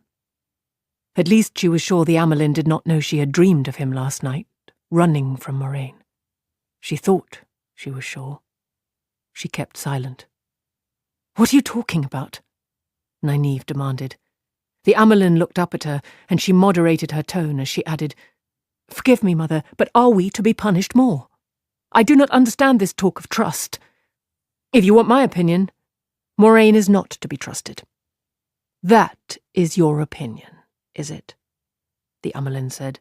A year out of your village, and you think you know enough of the world to choose which Aes Sedai to trust and which not. A master sailor who's barely learned to hoist a sail. She did not mean anything, Mother, Egwene said, but she knew Nynaeve meant exactly what she had said. She shot a warning glance at Nynaeve. Nynaeve gave her braid a sharp tug, but she kept her mouth shut. Well, who is to say? The Amelin mused. Trust is as slippery as a basket of eels, sometimes. The point is, you 2 are what I have to work with, thin reeds though you may be. Nynaeve's mouth tightened, though her voice stayed level. Thin reeds, Mother. The Amelin went on as if she had not spoken. Leandrin tried to stuff you headfirst into a weir, and it may well be that she left because she learned you were returning and could unmask her. So I have to believe you aren't Black Aja. I would rather eat scales than entrails, she muttered, but I suppose I'll have to get used to saying that name. Egwene gaped in shock. Black Aja? Us? Light? But Nynaeve barked. We certainly are not. How dare you say such a thing? How dare you even suggest it? If you doubt me, child, go ahead, the Amelin said in a hard voice. You may have an Aes Sedai's power sometimes, but you are not yet Aes Sedai, not by miles. Well, speak, if you have more to say. I promise to leave you weeping for forgiveness. Thin reed, I'll break you like a reed. I've no patience left. Nynaeve's mouth worked. Finally, though, she gave herself a shake and drew a calming breath. When she spoke, her voice still had an edge, but a small one. Forgive me, Mother. But you should not. We are not. We would not do such a thing. With a compressed smile, the Amelin leaned back in her chair. So, you can keep your temper when you want to. I had to know that. Egwene wondered how much of it had been a test. There was a tightness around the Amelin's eyes that suggested her patience might well be exhausted. I wish I could have found a way to raise you to the shawl, daughter. Verin says you are already as strong as any woman in the tower. The shawl? Nynaeve gasped. Aes Sedai? Me? The Amelin gestured slightly, as if tossing something away, but she looked regretful to lose it. No point wishing for what can't be. I could hardly raise you to full sister and send you to scrub pots at the same time. And Verin also says you still cannot channel consciously unless you are furious. I was ready to sever you from the true source if you even looked like embracing Saidar. The final tests for the shawl require you to channel while maintaining utter calm under pressure. Extreme pressure. Even I cannot, and would not, set that requirement aside. Nynaeve seemed stunned. She was staring at the Amelin with her mouth hanging open. I don't understand, Mother, Egwene said after a moment. I suppose you don't, at that. You are the only two in the tower I can be absolutely sure are not Black Aja. The Amelin's mouth still twisted around those words. Leandrin and her 12 went, but did all of them go? Or did they leave some of their number behind, like a stub in shallow water that you don't see till it puts a hole in your boat? It may be I'll not find that out until it is too late, but I will not let Leandrin and the others get away with what they did. Not the theft, and especially not the murders. No one kills my people and walks away unscathed. And I'll not let 13 trained Aes Sedai serve the shadow. I mean to find them. And still them. I don't see what that has to do with us, Nynaeve said slowly. She did not look as if she liked what she was thinking. Just this, child. You two are to be my hounds, hunting the Black Aja. No one will believe it of you. Not a pair of half-trained accepted I humiliated publicly. That is crazy. Nynaeve's eyes had opened wide by the time the Amelin reached the words Black Aja, and her knuckles were white from her grip on her braid. She bit her words off and spat them. They are all full Aes Sedai. Egwene hasn't even been raised to accepted yet, and you know I cannot channel enough to light a candle unless I am angry. Not of my own free will. What chance would we have? Egwene nodded agreement. Her tongue had stuck to the roof of her mouth. Hunt the Black Aja. I'd rather hunt a bear with a switch. She's just trying to scare us, to punish us more. She has to be. If that was what the Amelin was trying, she was succeeding all too well. The Amelin was nodding, too. Every word you say is true, but each of you is more than a match for Leandrin in sheer power, and she is the strongest of them. Yet, they are trained, and you are not, and you, Nynaeve, do have limitations, as yet. But when you don't have an oar, child, any plank will do to paddle the boat ashore. But I would be useless, Egwene blurted. Her voice came out as a squeak, but she was too afraid to be ashamed. She means it. Oh, Light, she means it. Liandrin gave me to the Shaunchan, and now she wants me to hunt 13 like her?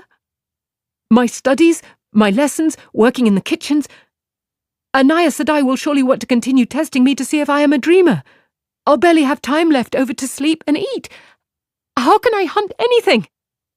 You will have to find the time, the Amelin said, cool and serene once more, as if hunting the Black Aja were no more than sweeping a floor. As one of the accepted, you choose your own studies, within limits, and the times for them. And the rules are a little easier for accepted. A little easier. They must be found, child. Egwene looked to Nynaeve, but what Nynaeve said was, "Why is Elaine not part of this? It can't be because you think she is Black Aja. Is it because she is daughter heir of Andor? A full net on the first cast, child. I would make her one of you, if I could. But at the moment Morghese gives me enough problems as it is.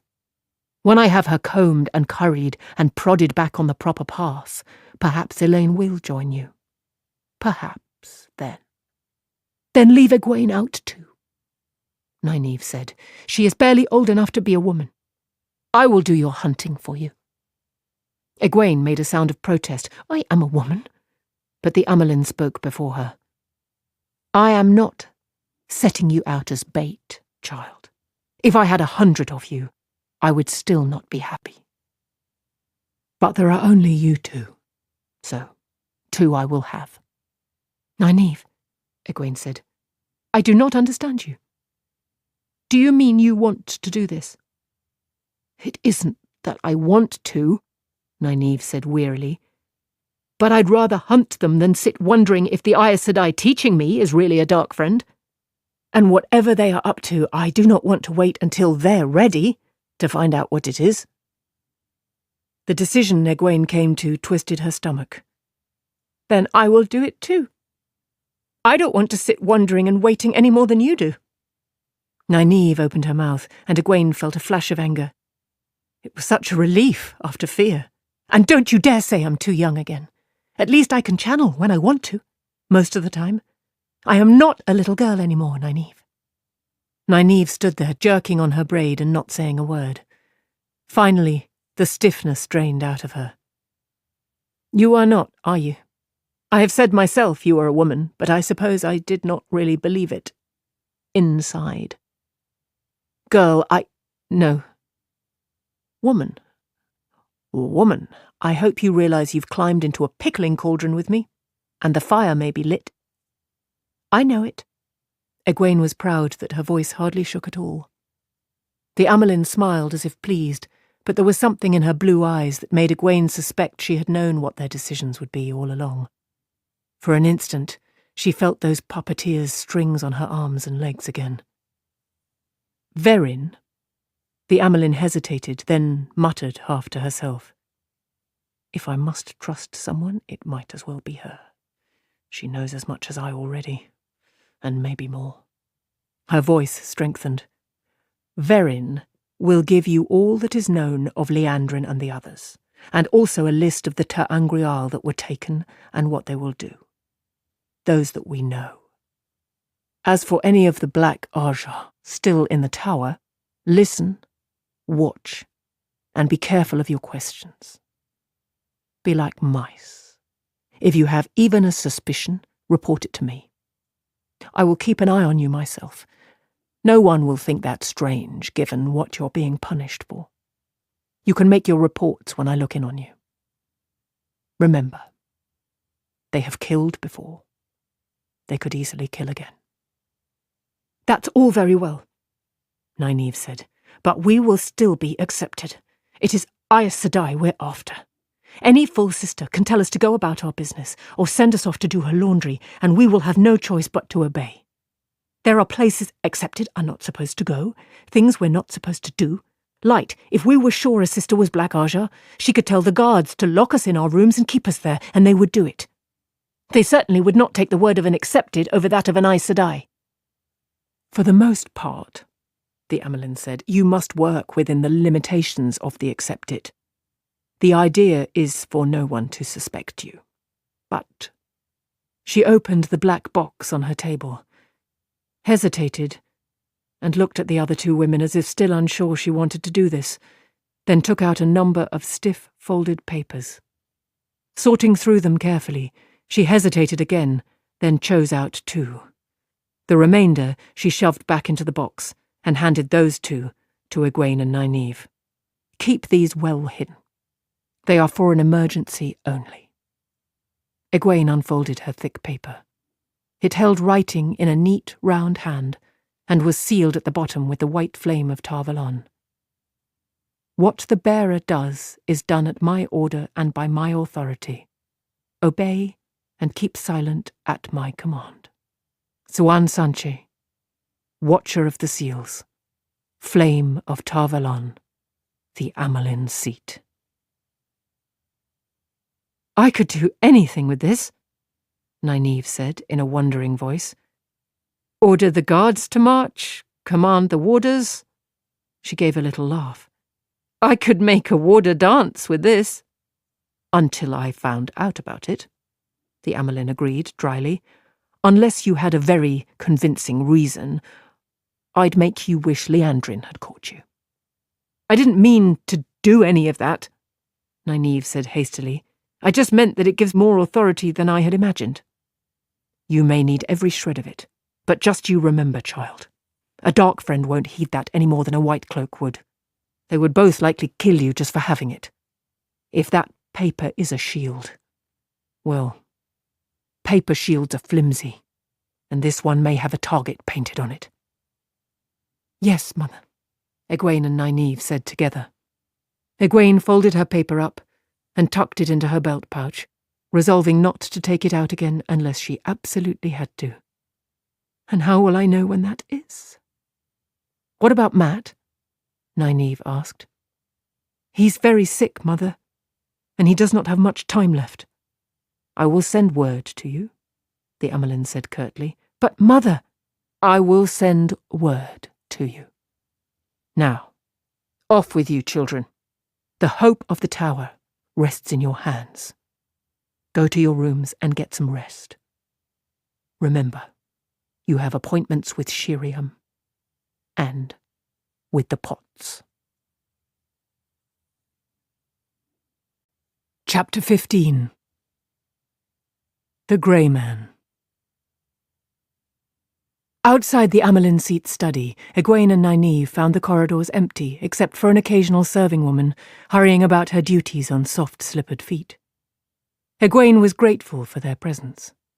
The halls suddenly seemed like caverns, for all the tapestries and stonework. Dangerous caverns. Nynaeve strode along purposefully, tugging at her braid fitfully again, and Egwene hurried to keep up. She did not want to be left alone.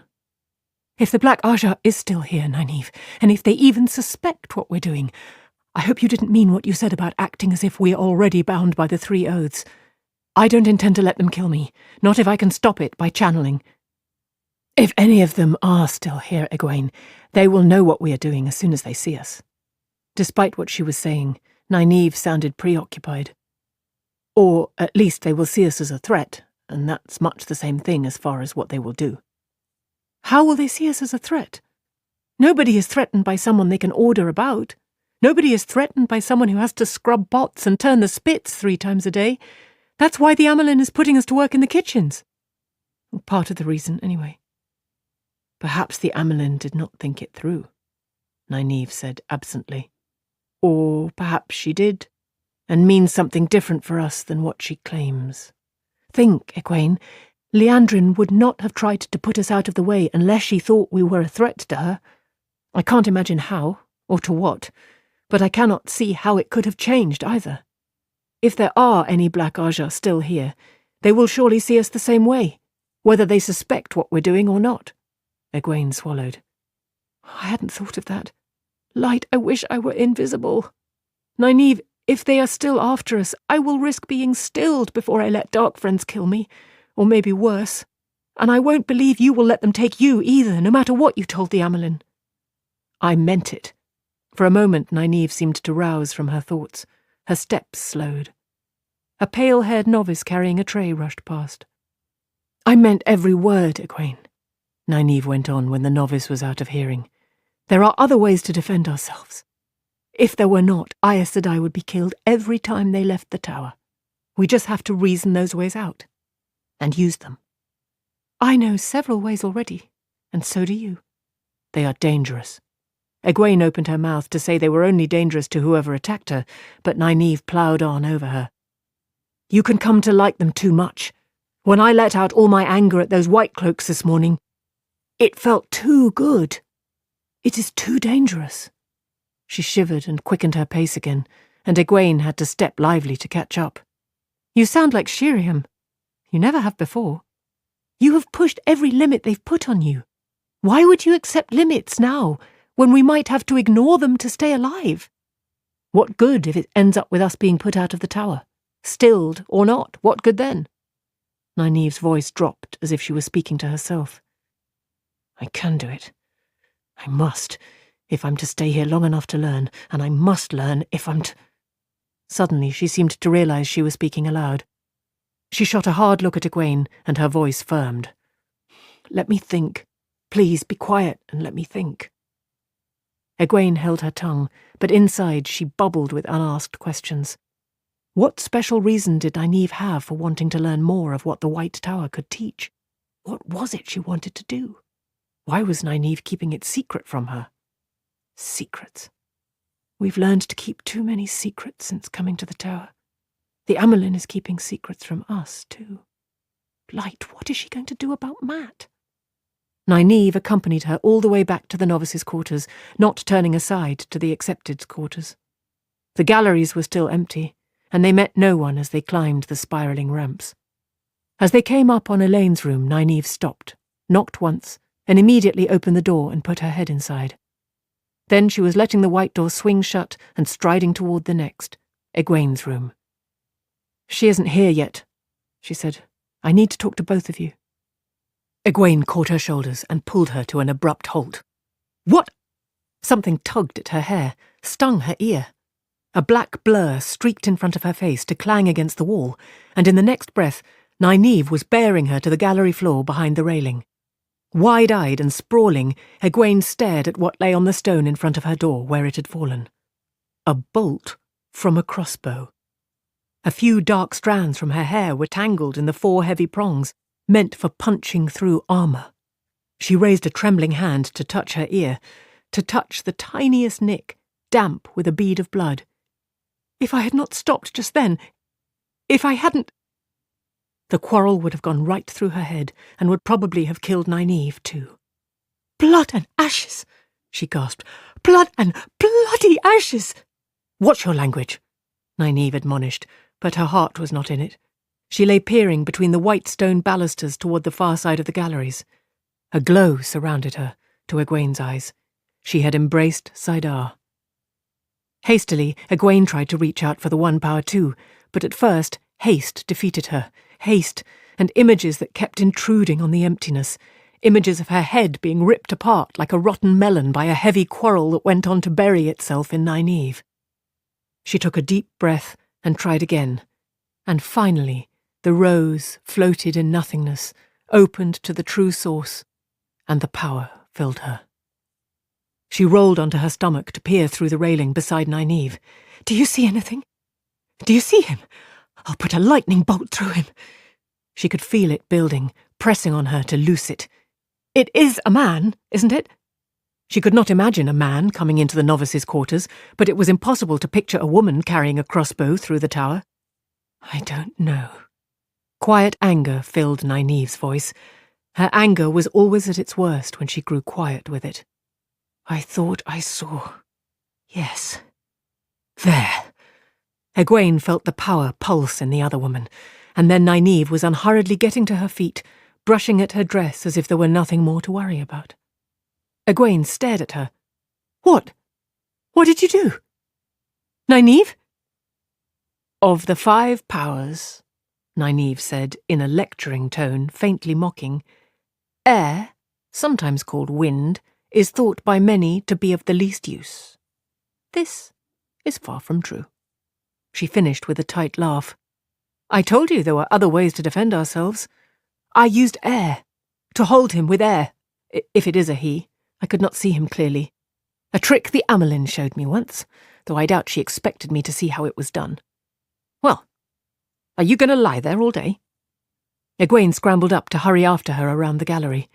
Before long, a man did come into sight around the curve, dressed in plain brown breeches and coat. He stood facing the other way, balanced on the ball of one foot, with the other hanging in mid-air as if he had been caught in the middle of running. The man would feel as if he were buried in thick jelly, yet it was nothing but air, stiffened around him. Egwene remembered the Amelin's trick too, but she did not think she could duplicate it. Nynaeve only had to see a thing done once to know how to do it herself, when she could manage to channel at all, of course. They came closer, and Egwene's melding with the power vanished in shock. The hilt of a dagger stood out from the man's chest. His face sagged, and death had already filmed his half-closed eyes. He crumpled to the gallery floor as Nynaeve loosed the trap that had held him. He was an average-appearing man, of average height and average build, with features so ordinary Egwene did not think she would have noticed him in a group of 3. She only studied him a moment, though, before realizing that something was missing. A crossbow. She gave a start and looked about wildly. There had to be another one, Nynaeve. Somebody took the crossbow, and somebody stabbed him. He could be out there ready to shoot at us again. Calm yourself, Nynaeve said, but she peered both ways along the gallery, jerking at her braid. Just be calm, and we will figure out what to... Her words cut off at the sound of steps on the ramp leading up to their level. Egwene's heart pounded, seemingly in her throat. Eyes fastened on the head of the ramp, she desperately strove to touch Saidar again. But for her, that required calm, and her heartbeats shattered calm. Shiriam Sedai stopped at the top of the ramp, frowning at what she saw. What in the name of the light has happened here? She hurried forward, her serenity gone for once. We found him, Nynaeve said, as the mistress of novices knelt beside the corpse. Shiriam put a hand to the man's chest and jerked it back twice as fast, hissing. Steeling herself visibly, she touched him again, and maintained the touch longer. Dead, she muttered, as dead as it is possible to be. And more. When she straightened, she pulled a handkerchief from her sleeve and wiped her fingers. You found him? Here. Like this. Egwene nodded, sure that if she spoke, Shiriam would hear the lie in her voice. We did, Nynaeve said firmly. Shiriam shook her head. A man? A dead man at that. In the novices' quarters would be scandal enough. But this... What makes him different? Nynaeve asked. And how could he be more than dead? Shiriam took a deep breath and gave them each a searching look. He is one of the soulless. A grey man. Absently, she wiped her fingers again, her eyes going back to the body. Worried eyes. The soulless? Egwene said, a tremor in her voice, at the same time that Nynaeve said, A grey man? Shiriam glanced at them, a look as penetrating as it was brief. Not a part of your studies yet, but you seem to have gone beyond the rules in a great many ways. And considering you found this, she gestured to the corpse, the soulless, the grey men, give up their souls to serve the Dark One as assassins. They are not really alive after that. Not quite dead, but not truly alive. And despite the name, some grey men are women. A very few. Even among dark friends, only a handful of women are stupid enough to make that sacrifice. You can look right at them and hardly notice them, until it is too late. He was as much as dead while he walked. Only my eyes tell me that what is lying there ever lived at all." She gave them another long look. "No grey man has dared enter Tarvalon since the Trolloc Wars." "What will you do?" Egwene asked. Shiriam's brows rose, and she quickly added, "If I may ask, Shiriam Sedai." The Aes Sedai hesitated. "I suppose you may, since you had the bad luck to find him. It will be up to the Amelin seat, but with everything that has happened, I believe she will want to keep this as quiet as is possible. We do not need more rumours. You will speak of this to no one but me, or to the Amelin, should she mention it first." "Yes, Aes Sedai," Egwene said fervently. Nynaeve's voice was cooler. Shiriam appeared to take their obedience for granted. She gave no sign of having heard them. Her attention was all on the dead man, the grey man, the soulless. There will be no hiding the fact that a man was killed here. The glow of the One Power suddenly surrounded her, and just as abruptly, a long, low dome covered the body on the floor, greyish and so opaque that it was hard to see there was a body under it. But this will keep anyone else from touching him who can discover his nature. I must have this removed before the novices come back. Her tilted green eyes regarded them as if she had just remembered their presence. "You two go now. To your room, I think, Nynaeve. Considering what you are already facing, if it became known you were involved in this, even on the edge of it, go." Egwene curtsied and tugged at Nynaeve's sleeve, but Nynaeve said, "Why did you come up here, Shiriam Sedai?" For a moment, Shiriam looked startled, but on the instant she frowned. Fists on her hips, she regarded Nynaeve with all the firmness of her office. "Does the Mistress of Novices now need an excuse for coming up to the novices' quarters, accepted?" she said softly. "Do accepted now question, Aes Sedai. The Amelin means to make something of you two, but whether she does or not, I will teach you manners, at least. Now, the pair of you, go, before I haul you both down to my study, and not for the appointment the Amelin seat has already set for you." A sudden thought came to Egwene. "Forgive me, Shiriam Sedai," she said quickly, "but I must fetch my cloak. I feel cold." She rushed away around the gallery before the Aes Sedai could speak. If Shiriam found that crossbow bolt in front of her door, there would be too many questions. No pretending they had only found the man, that he had no connection to her then. But when she reached the door to her room, the heavy bolt was gone. Only the jagged chip in the stone beside the door said it had ever been there. Egwene's skin crawled. How could anyone take it without one of us seeing? Another grey man. She had embraced Saidar before she knew it, only the sweet flow of the power inside her telling her what she had done.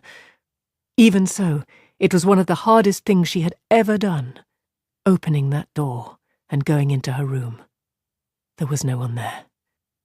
She snatched the white cloak off its peg and ran out anyway, and she did not release Saidar until she was halfway back to the others. Something more had passed between the women while she was gone. Nynaeve was attempting to appear meek and succeeding only in looking as if she had a sour stomach. Shiriam had her fists on her hips and was tapping her foot irritably, and the stare she was giving Nynaeve, like green millstones ready to start grinding barley flour, took in Egwene equally. "Forgive me, Shiriam Sedai," she said hastily, dropping a curtsy and settling her cloak on her shoulders at the same time. "This finding a dead man, a grey man, it made me cold. If we may go now?" At Shiriam's tight nod of dismissal, Nynaeve made a bare curtsy. Egwene seized her arm and hustled her away. "Are you trying to make more trouble for us?" she demanded when they were 2 levels down, and safely out of earshot of Shiriam, she hoped. "What else did you say to her, to make her glare like that?" "More questions, I suppose. I hope you learned something worth making her mad at us." She would not say anything, Nynaeve muttered. "We must ask questions if we are to do any good, Egwene. We will have to take a few chances or we'll never learn anything." Egwene sighed. "Well, be a little more circumspect." From the set of Nynaeve's face, the other woman had no intention of going easy or avoiding risks. Egwene sighed again. The crossbow bolt was gone, Nynaeve. It must have been another grey man who took it. So that is why you Light. Nynaeve frowned and gave a sharp tug to her braid. After a time, Egwene said, "What was that she did to cover the body?" She did not want to think of it as a grey man. That reminded her there was another one out there. She did not want to think of anything at all right then. "Air," Nynaeve replied. "She used air. A neat trick, and I think I see how to make something useful with it." The use of the one power was divided into the 5 powers: earth, air, fire, water, and spirit.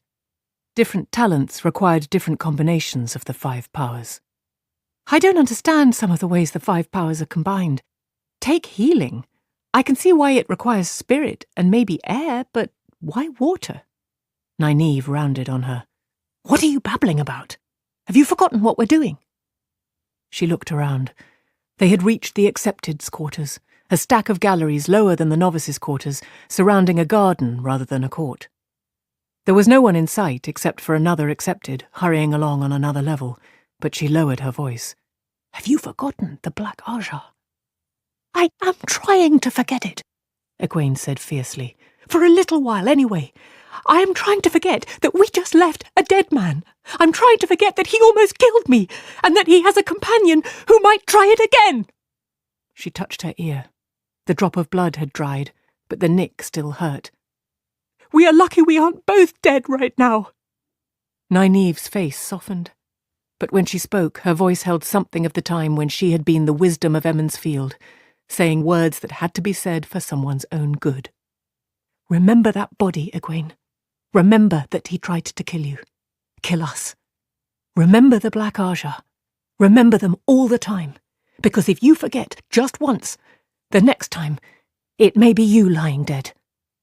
I know, Egwene sighed. But I do not have to like it. Did you notice what Shiriam did not mention? No.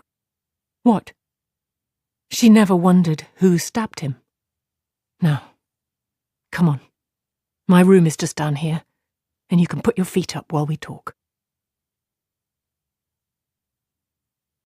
Chapter 16. Hunters 3. Nynaeve's room was considerably larger than the novice rooms. She had a real bed, not one built into the wall, 2 ladder-back armchairs instead of a stool, and a wardrobe for her clothes. The furnishings were all plain, suitable for a middling successful farmer's house, but compared to the novices, the Accepted lived in luxury. There was even a small rug, woven with scrolls of yellow and red on blue. The room was not empty when Egwene and Nynaeve entered. Elaine stood in front of the fireplace, arms crossed beneath her breasts, and eyes red at least partly from anger. 2 tall young men sprawled in the chairs, all arms and legs. One, with his dark green coat undone to show a snowy shirt, shared Elaine's blue eyes and red gold hair, and his grinning face marked him plainly as her brother. The other, Nynaeve's age and with his grey coat neatly buttoned, was slender and dark of hair and eye. He rose, all sure confidence and lithely muscled grace, when Egwene and Nynaeve came in. He was, Egwene thought not for the first time, the most handsome man she had ever seen. His name was Galad. "It is good to see you again," he said, taking her hand. "I have worried much over you. We have worried much." Her pulse quickened, and she took back her hand before he should feel it. "Thank you, Galad," she murmured. "Light, but he's beautiful." She told herself to stop thinking that way. It was not easy. She found herself smoothing her dress, wishing he were seeing her in silk instead of this plain white wool, perhaps even one of those Domani dresses Min had told her of, the ones that clung and seemed so thin you thought they must be transparent even though they were not. She flushed furiously and banished the image from her mind, willed him to look away from her face. It did not help that half the women in the tower, from scullery maids to Aes Sedai themselves, looked at him as if they had the same thoughts. It did not help that his smile seemed for her alone. In fact, his smile made it worse. Light, if he even suspected what I was thinking, I'd die. The golden-haired young man leaned forward in his chair. The question is, where have you been? Elaine dodges my questions as if she has a pocket full of figs and doesn't want me to have any. I have told you, Gawain, Elaine said in a tight voice. It is none of your affair. I came here, she added to Nynaeve, because I did not want to be alone. They saw me and followed. They would not take no for an answer. Wouldn't they? Nynaeve said flatly. But it is our affair, sister, Galad said. Your safety is very much our affair. He looked at Egwene and she felt her heart jump. The safety of all of you is very important to me. To us. I am not your sister, Elaine snapped.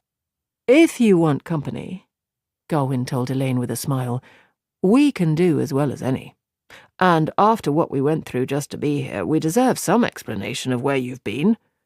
I would rather let Galad thump me all over the practice yard all day than face Mother again for a single minute. I'd rather have Coolin mad at me.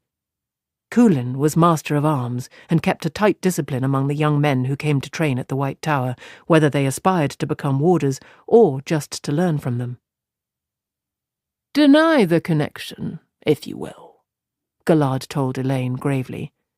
But it is still there, and Mother put your safety in our hands. Gawain grimaced.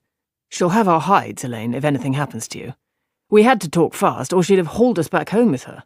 I've never heard of a queen sending her own sons to the headsman, but Mother sounded ready to make an exception if we don't bring you home safely. I am sure, Elaine said, that your fast talk was all for me. None of it was meant to let you stay here studying with the warders. Gawain's face reddened. Your safety was our first concern. Galad sounded as if he meant it, and Egwene was sure he did. We managed to convince Mother that if you did return here, you would need someone to look after you. Look after me? Elaine exclaimed, but Galad went on smoothly. The White Tower has become a dangerous place. There have been deaths, murders, with no real explanations. Even some Aes Sedai have been killed, though they have tried to keep that quiet. And I have heard rumours of the Black Arja spoken in the tower itself. By Mother's command, when it is safe for you to leave your training, we are to return you to Caemlyn. For answer, Elaine lifted her chin and half turned away from him. Gawain ran a hand through his hair in frustration. Light, Nynaeve, Galad and I are not villains. All we want to do is help. We would do it anyway, but Mother commanded it, so there's no chance of you talking us out of it. Morghez's commands carry no weight in Tarvalon, Nynaeve said in a level voice. As for your offer of help, I will remember it. Should we need help, you will be among the first to hear of it. For now, I wish you to leave. She gestured pointedly to the door, but he ignored her. That is all very well, but Mother will want to know Elaine has come back, and why she ran off without a word, and what she was doing these months. Lied, Elaine. The whole tower was in a turmoil. Mother was half crazed with fear. I thought she'd tear the tower down with her bare hands. Elaine's face took on a measure of guilt, and Gawain pressed his advantage. You owe her that much, Elaine. You owe me that much. Burn me, you're being as stubborn as stone. You've been gone for months, and all I know about it is that you've run afoul of Shiriam. And the only reasons I know that much are because you've been crying, and you won't sit down. Elaine's indignant stare said he had squandered whatever momentary advantage he might have had. Enough, Nynaeve said. Galad and Gawain opened their mouths. She raised her voice. I said, enough. She glared at them until it was clear their silence would hold, then went on. Elaine owes the two of you nothing. Since she chooses to tell you nothing, that is that. Now, this is my room, not the common room of an inn, and I want you out of it. But Elaine, Gawain began at the same time that Galad said, we only want... Nynaeve spoke loudly enough to drown them out. I doubt you asked permission to enter the Accepted's quarters. They stared at her, looking surprised. I thought not. You will be out of my room, out of my sight before I count 3, or I will write a note to the Master of Arms about this. Coolin Gaidin has a much stronger arm than Shiriam Sedai. and you may be assured that I will be there to see he makes a proper job of it." "Nynaeve, you wouldn't," Garwin began worriedly, but Galad motioned him to silence and stepped closer to Nynaeve. Her face kept its stern expression, but she unconsciously smoothed the front of her dress as he smiled down at her. Egwene was not surprised. She did not think she had met a woman outside the Red Ajar who would not be affected by Galad's smile. "I apologize, Nynaeve, for our forcing ourselves on you unwanted," he said smoothly. "We will go, of course, but remember that we are here if you need us, and whatever caused you to run away, we can help with that as well." Nynaeve returned his smile. "One?" she said. Galad blinked, his smile fading. Calmly, he turned to Egwene. Garwin got up and started for the door. "Egwene," Galad said, "you know that you, especially, can call on me at any time for anything. I hope you know that." "Two?" Nynaeve said. Galad gave her an irritated look. "We will talk again," he told Egwene, bowing over her hand. With a last smile, he took an unhurried step towards the door. Garwin darted through the door, and even Galad's graceful stride quickened markedly. "Three," Nynaeve finished as the door banged shut behind them. Elaine clapped her hands delightedly. "Oh, well done," she said. "Very well done. I did not even know men were forbidden the accepted quarters too." "They aren't," Nynaeve said dryly, "but those louts did not know it either." Elaine clapped her hands again and laughed. "I'd have let them just leave," Nynaeve added, "if Galad had not made such a show of taking his time about it. That young man has too fair a face for his own good."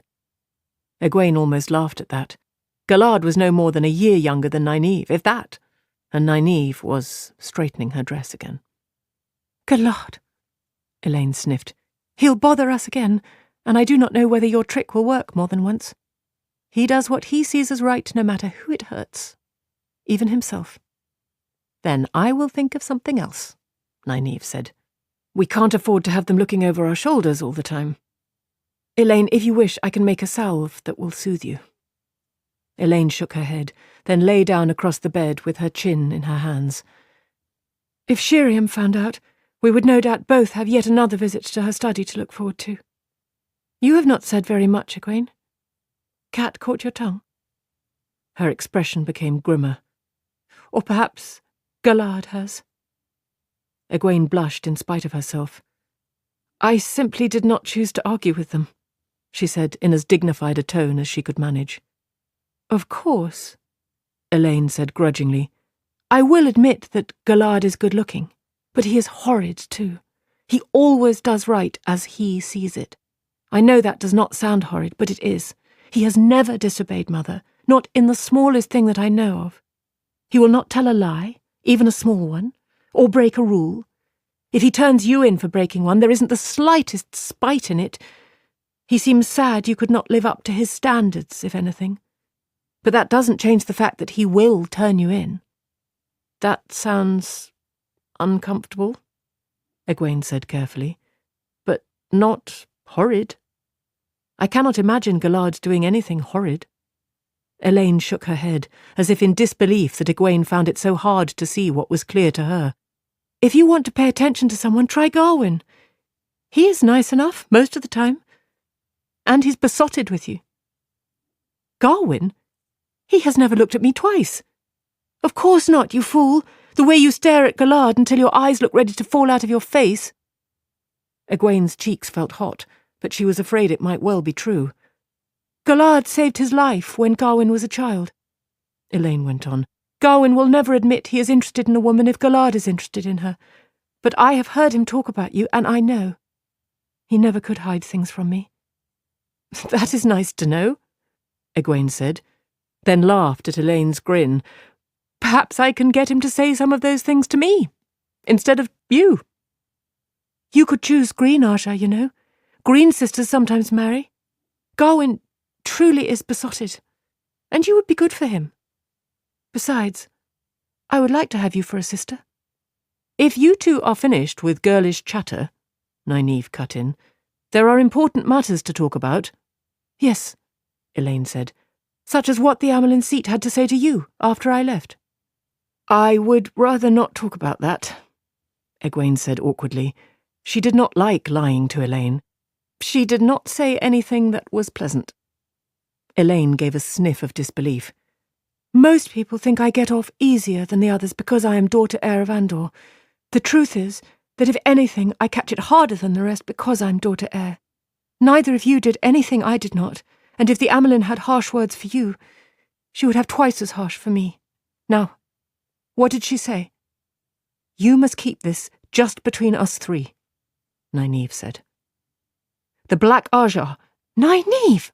Egwene exclaimed. "The Amelin said Elaine was to be left out of it." "The Black Aja!" Elaine almost shouted, scrambling up to kneel in the middle of the bed. "You cannot leave me out after telling me this much. I won't be left out." "I never meant for you to be," Nynaeve assured her. Egwene could only stare at her in amazement. "Egwene, it was you and I who Liandrin saw as a threat. It was you and I who were just nearly killed." "Nearly killed?" Elaine whispered. "Perhaps because we are still a threat, and perhaps because they already know that we were closeted alone with the Amelin, and even what she told us.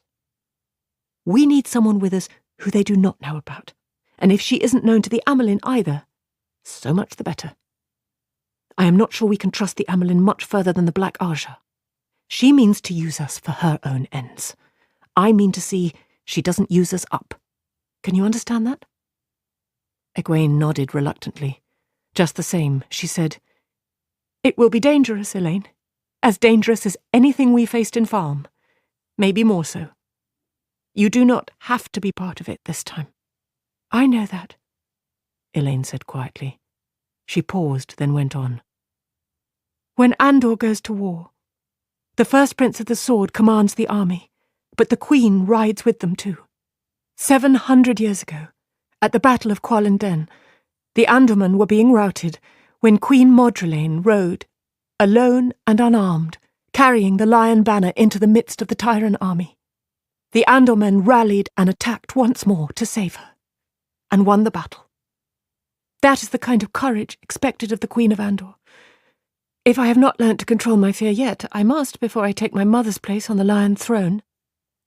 Suddenly her sombre mood vanished in a giggle. "Besides, do you think I would pass up an adventure so I could scrub pots?" "You will do that anyway," Nynaeve told her, "and hope that everyone thinks that is all you are doing.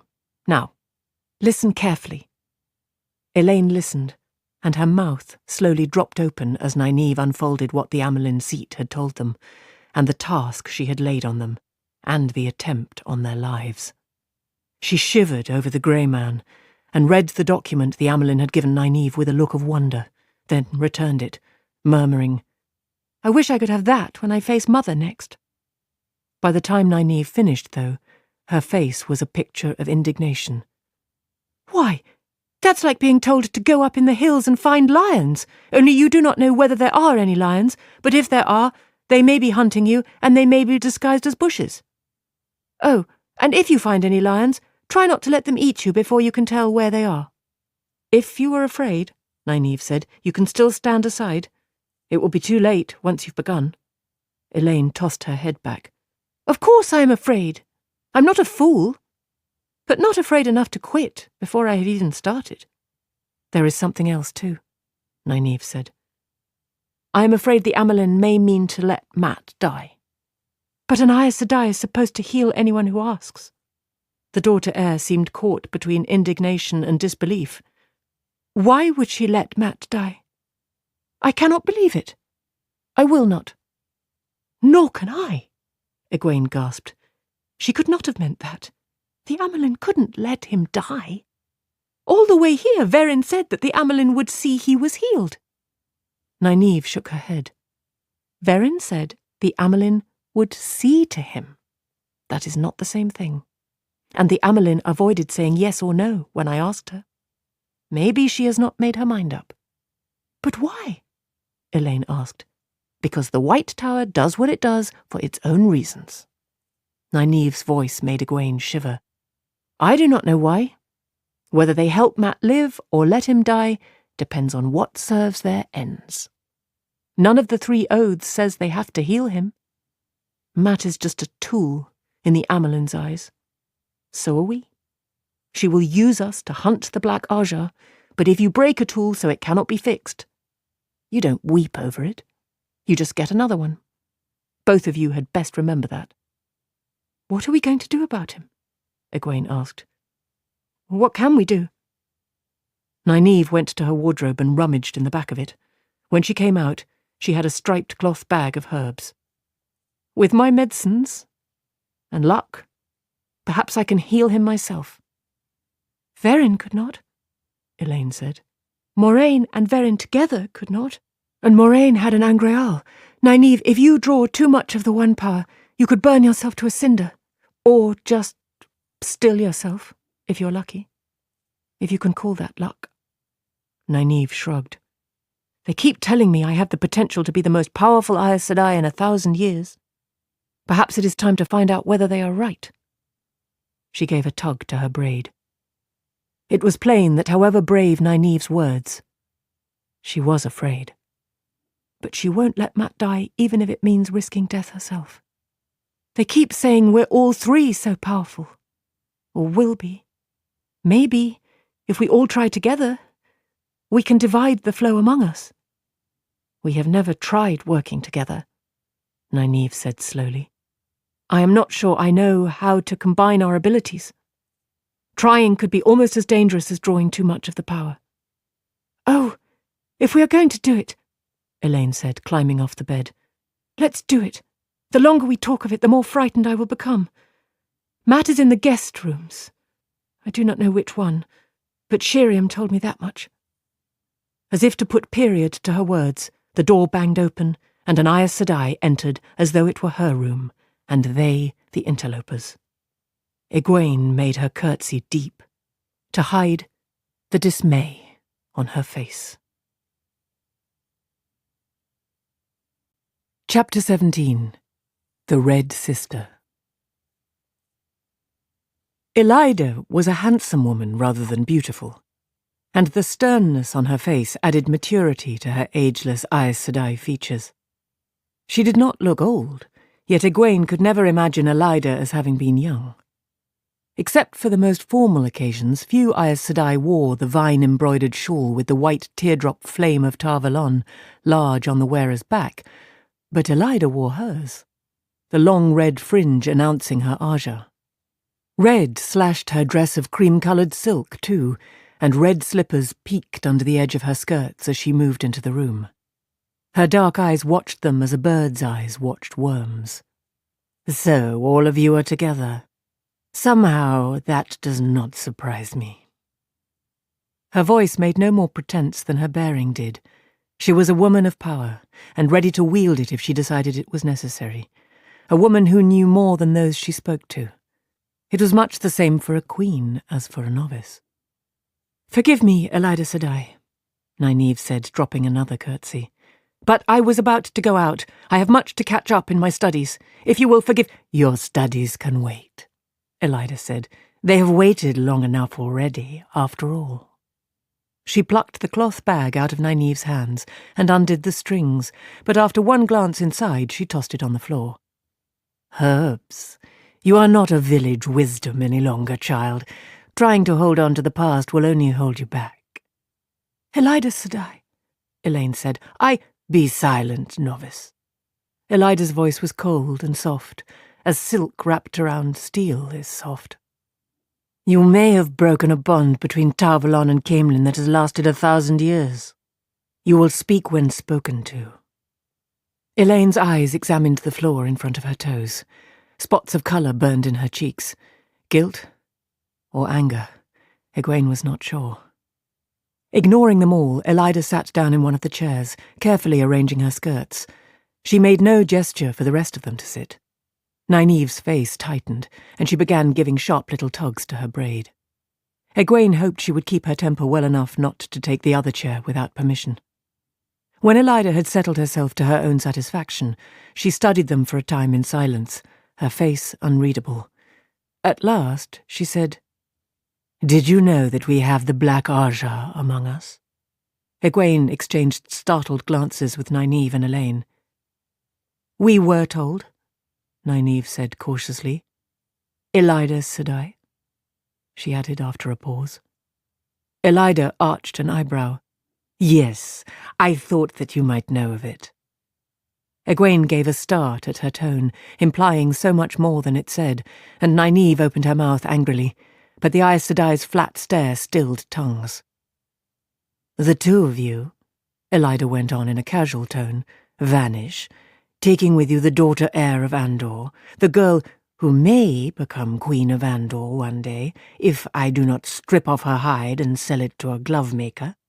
Vanish without permission, without a word, without a trace." "I was not carried off," Elaine said to the floor. "I went of my own will." "Will you obey me, child?" A glow surrounded Elida. The Aes Sedai's glare was fixed on Elaine. "Must I teach you, here and now?" Elaine raised her head, and there was no mistaking what was in her face. Anger. For a long moment she met Elida's stare. Egwene's fingernails dug into her palms. It was maddening. She, or Elaine, or Nynaeve could destroy Elida where she sat. If they caught Elida by surprise, at least, she was fully trained after all. "And if we do anything but take whatever she wants to feed us, we throw away everything. Don't throw it away now, Elaine." Elaine's head dropped. "Forgive me, Elida Sedai," she mumbled. "I forgot myself." The glow winked out of existence, and Elida sniffed audibly. "You have learned bad habits wherever these two took you. You cannot afford bad habits, child. You will be the first Queen of Andor ever to be Aes Sedai. The first queen anywhere to be Aes Sedai in over 1,000 years. You will be one of the strongest of us since the breaking of the world, perhaps strong enough to be the first ruler since the breaking to openly tell the world she is Aes Sedai.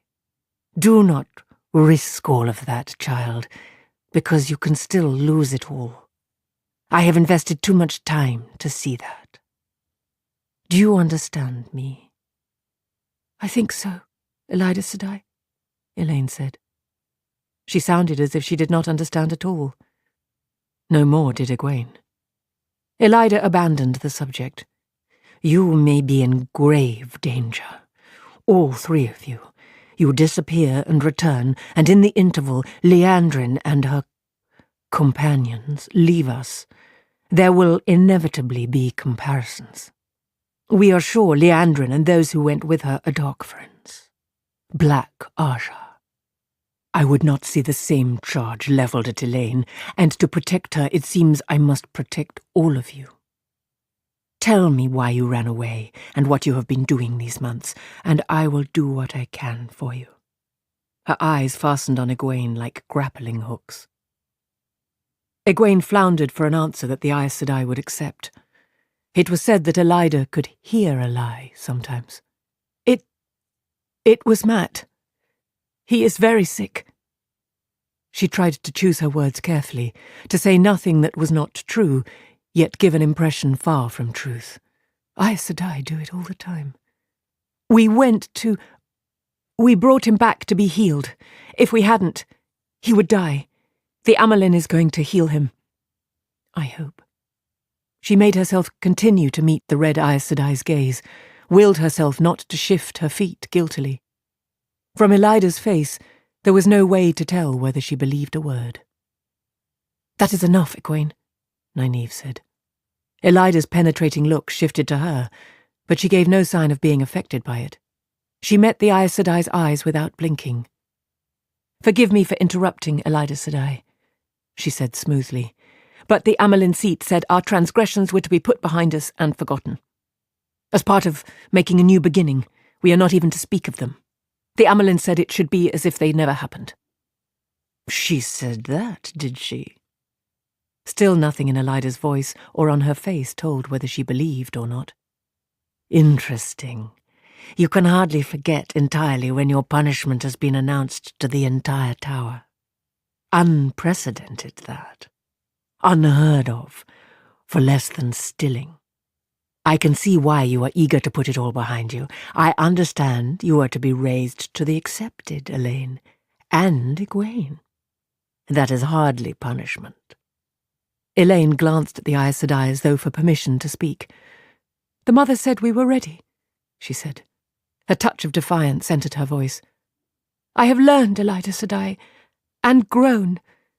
She would not have named me to be raised if I had not.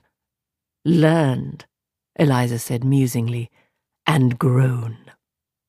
Perhaps you have. There was no hint in her tone whether she thought this was good. Her gaze shifted back to Egwene and Nynaeve, searching. You returned with this Mat, a youth from your village. There was another young man from your village, Rand al'Thor. Egwene felt as if an icy hand had suddenly gripped her stomach. I hope he is well, Nynaeve said levelly, but her hand was a fist gripping her braid. We have not seen him in some time. An interesting young man. Elida studied them as she spoke.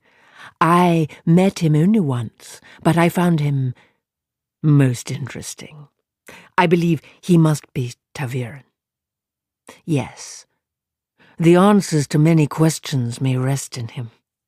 This Emond's Field of yours must be an unusual place to produce the two of you, and Rand al'Thor. It is just a village, Nynaeve said. Just a village, like any other. Yes, of course. Elida smiled, a cold quirk of her lips that twisted Egwene's stomach. Tell me about him. The Amyrlin has not commanded you to be silent about him also, has she? Nynaeve gave her braid a tug. Elaine studied the carpet as if something important were hidden in it, and Egwene racked her brain for an answer. She can hear lies, they say. Light if she can really hear a lie. The moments stretched on until finally Nynaeve opened her mouth. At that instant the door opened again. Shiriam regarded the room with a measure of surprise. It is well I find you here, Elaine. I want all three of you. I had not expected you, Elida. Elida stood, arranging her shawl. We are all curious about these girls. Why they ran away. What adventures they had while gone. They say the mother has commanded them not to speak of it. As well not to, Shiriam said. They are to be punished, and that should be an end to it. I have always felt that when punishment is done, the fault that caused it should be erased. For a long moment, the two Aes Sedai stood looking at each other, no expression on either smooth face. Then Elida said, Of course. Perhaps I will speak to them another time. About other matters. The look she gave to the three women in white seemed to Egwene to carry a warning, and then she was slipping past Shiriam. Holding the door open, the Mistress of Novices watched the other Aes Sedai go down the gallery. Her face was still unreadable. Egwene let out a long breath and heard echoes from Nynaeve and Elaine. She threatened me, Elaine said incredulously and half to herself. She threatened me with stilling, if I don't stop being willful. You mistook her, Shiriam said. If being willful were a stilling offence, the list of the stilled would have more names on it than you could learn. Few meek women ever achieve the ring and the shawl. That is not to say, of course, that you must not learn to act meekly when it is required. Yes, Shiriam Sedai. They all three said almost as one, and Shiriam smiled. You see? You can give the appearance of meekness, at least, and you will have plenty of opportunity to practice before you earn your way back into the Amyrlin's good graces. And mine. Mine will be harder to achieve. Yes, Shiriam Sedai, Egwene said, but this time only Elaine spoke with her. Nynaeve said, What of the body? Shiriam Sedai, the soulless. Have you discovered who killed him? Or why he entered the tower? Shiriam's mouth tightened. You take one step forward, Nynaeve, and then a step back. Since from Elaine's lack of surprise you have obviously told her of it, after I told you not to speak of the matter, Then there are exactly 7 people in the tower who know a man was killed today in the novices' quarters, and 2 of them are men who know no more than that. Except that they are to keep their mouths shut. If an order from the Mistress of Novices carries no weight with you, and if that is so, I will correct you, perhaps you will obey one from the Amelin seat. You are to speak of this to no one except the mother or me. The Amelin will not have more rumours piled on those we must already contend with. Do I make myself clear? The firmness of her voice produced a chorus of, "Yes, Shiriam Sadai," but Nynaeve refused to stop at that. 7, you said, Shiriam Sadai, plus whoever killed him, and maybe they had help getting into the tower. That is no concern of yours. Shiriam's level gaze included them all. I will ask whatever questions must be asked about this man. You will forget you know anything at all about a dead man. If I discover you are doing anything else, well, there are worse things than scrubbing pots to occupy your attention. And I will not accept any excuses. Do I hear any more questions? No, Shiriam Sadai. This time Nynaeve joined in, to Egwene's relief. Not that she felt very much relief. Shiriam's watchful eye would make it doubly hard to carry out a search for the Black Aja. For a moment she felt like laughing hysterically. If the Black Aja doesn't catch us, Shiriam will. The urge to laugh vanished. If Shiriam isn't Black Aja herself. She wished she could make that thought go away. Shiriam nodded. Very well, then. You will come with me. To where? Nynaeve asked, and added, Shiriam Sadai, only an instant before the Aes Sedai's eyes narrowed. Have you forgotten, Shiriam said in a tight voice, that in the tower, healing is always done in the presence of those who bring their sick to us? Egwene thought that the Mistress of Novices' stock of patience with them was about used up, but before she could stop herself, she burst out, Then she is going to heal him. The Amelin seat herself, among others, will say to him. Shiriam's face held no more expression than her voice. Did you have reason to doubt it? Egwene could only shake her head. Then you waste your friend's life standing here. The Amelin seat is not to be kept waiting. Yet despite her words, Egwene had the feeling the Aes Sedai was in no hurry at all. Chapter 18. Healing. Lamps on iron wall brackets lit the passages deep beneath the tower where Shiriam took them. The few doors they passed were shut tight, some locked, some so cunningly worked that they remained unseen until Egwene was right on top of them. Dark openings marked most of the crossing hallways, while down others she could only see the dim glow of distant lights spaced far apart. She saw no other people. These were not places even Aes Sedai often came. The air was neither cool nor warm, but she shivered anyway, and at the same time felt sweat trickling down her back.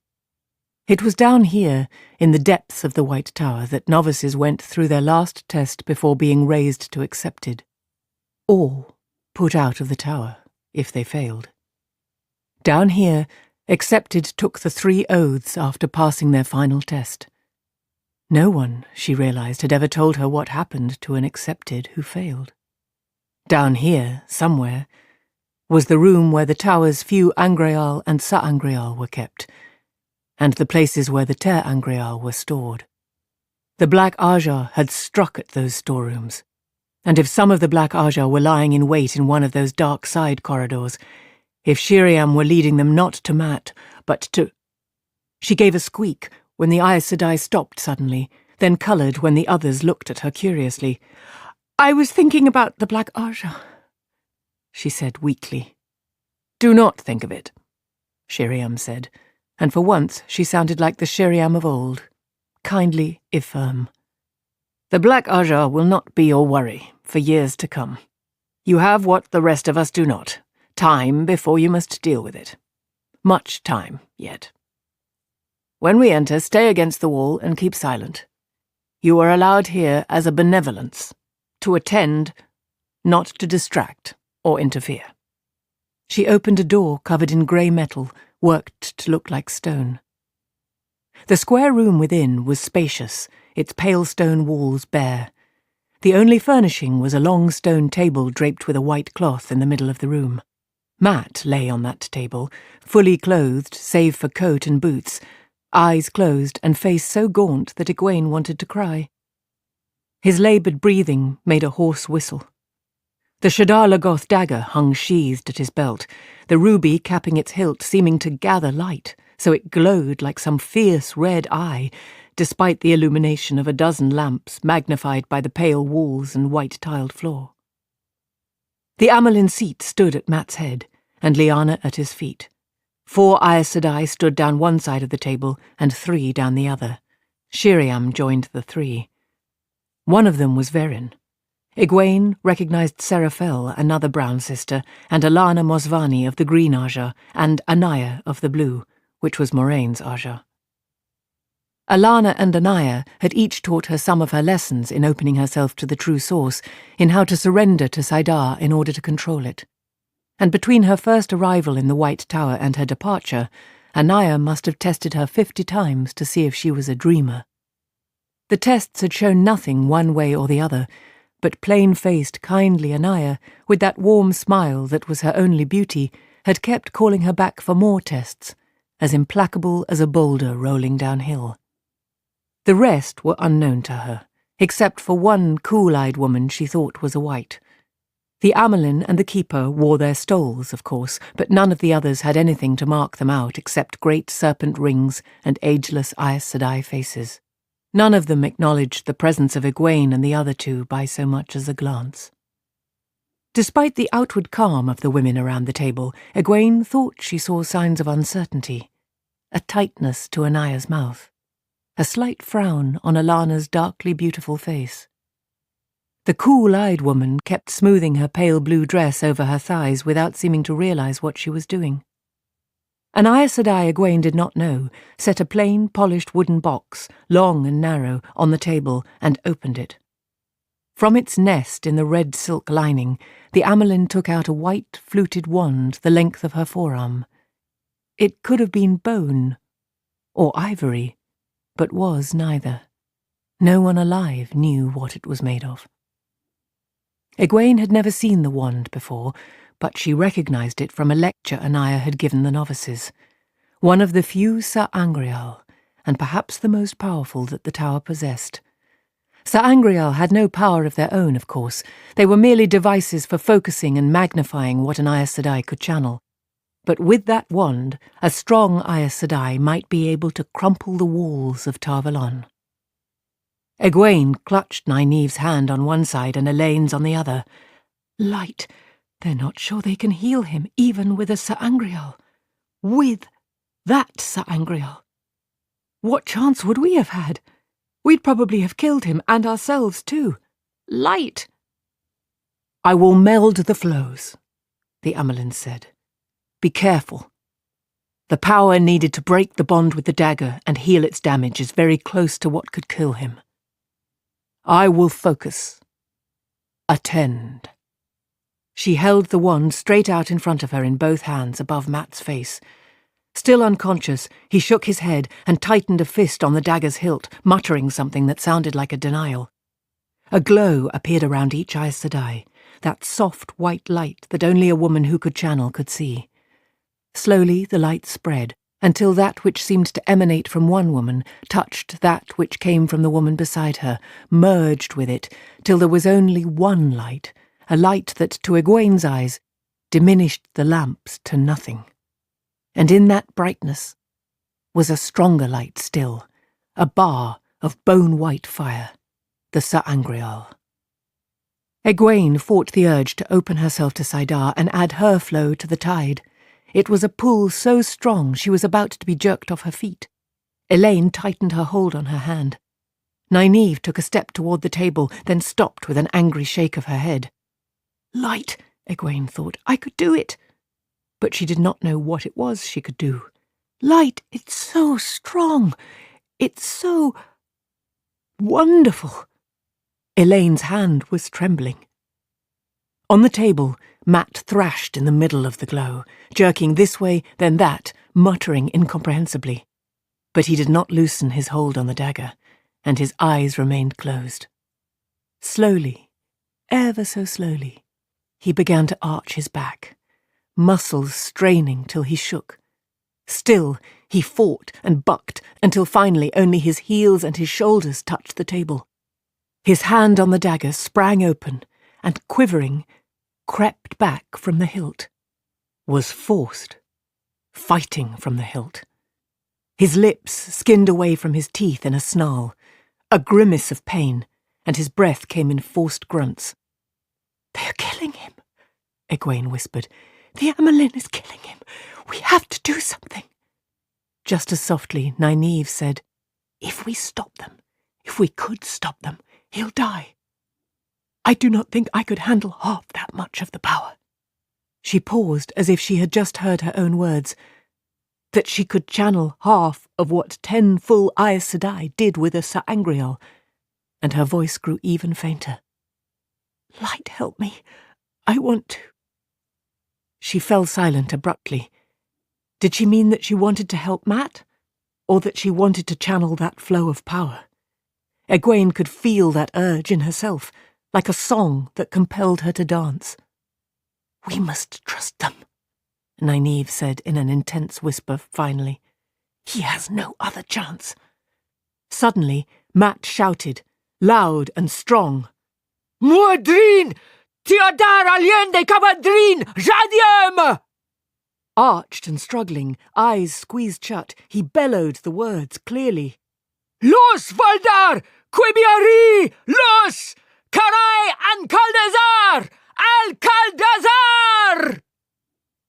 Egwene frowned.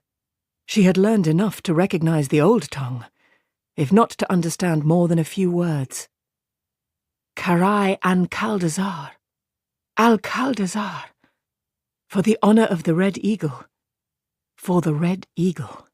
Ancient battle cries of Manetheren, a nation that had vanished during the Trolloc Wars. A nation that had stood where the Two Rivers was now. That much she knew. But in some way it seemed for a moment that she should understand the rest, too, as if the meaning were just out of sight, and all she had to do was turn her head to know. With a loud pop of tearing leather, the golden-sheathed dagger rose from Mat's belt, hung a foot above his straining body. The ruby glittered, seemed to send off crimson sparks, as if it too fought the healing. Mat's eyes opened, and he glared at the women standing around him. "Mia ayende Aes Sedai! Kabalein misenya! Inde muagde Aes Sedai misenya! Mia ayende!" And he began to scream, a roar of rage that went on and on till Egwene wondered that he had breath left in him. Hurriedly, Anaya bent to lift a dark metal box from under the table, moving as if it were heavy. When she set it beside Mat and opened the lid, only a small space was revealed within sides at least 2 inches thick. Anaya bent again for a set of tongs such as a goodwife might use in her kitchen, and grasped the floating dagger in them as carefully as if it were a poisonous snake. Mat's scream grew frantic. The ruby shone furiously, flashing blood red. The Aes Sedai thrust the dagger into the box and snapped the lid down, letting out a loud sigh as it clicked shut. "A filthy thing," she said. As soon as the dagger was hidden, Mat's shriek cut off, and he collapsed as if muscle and bone had turned to water. An instant later, the glow surrounding Aes Sedai and table winked out. Done, the Amelin said hoarsely, as if she had been the one screaming. It is done.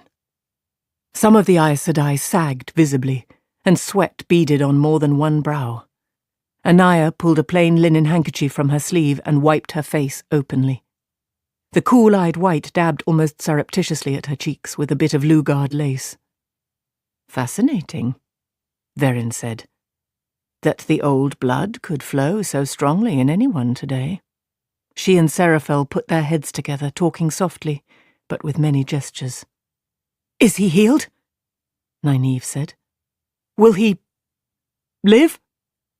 Mat lay as if sleeping, but his face still had that hollow-cheeked gauntness. Egwene had never heard of a healing that did not cure everything.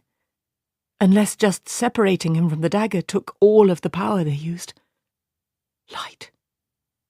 Brendas, the Amelin said, will you see that he is taken back to his room? As you command, Mother, the cool-eyed woman said, her curtsy as emotionless as she herself seemed.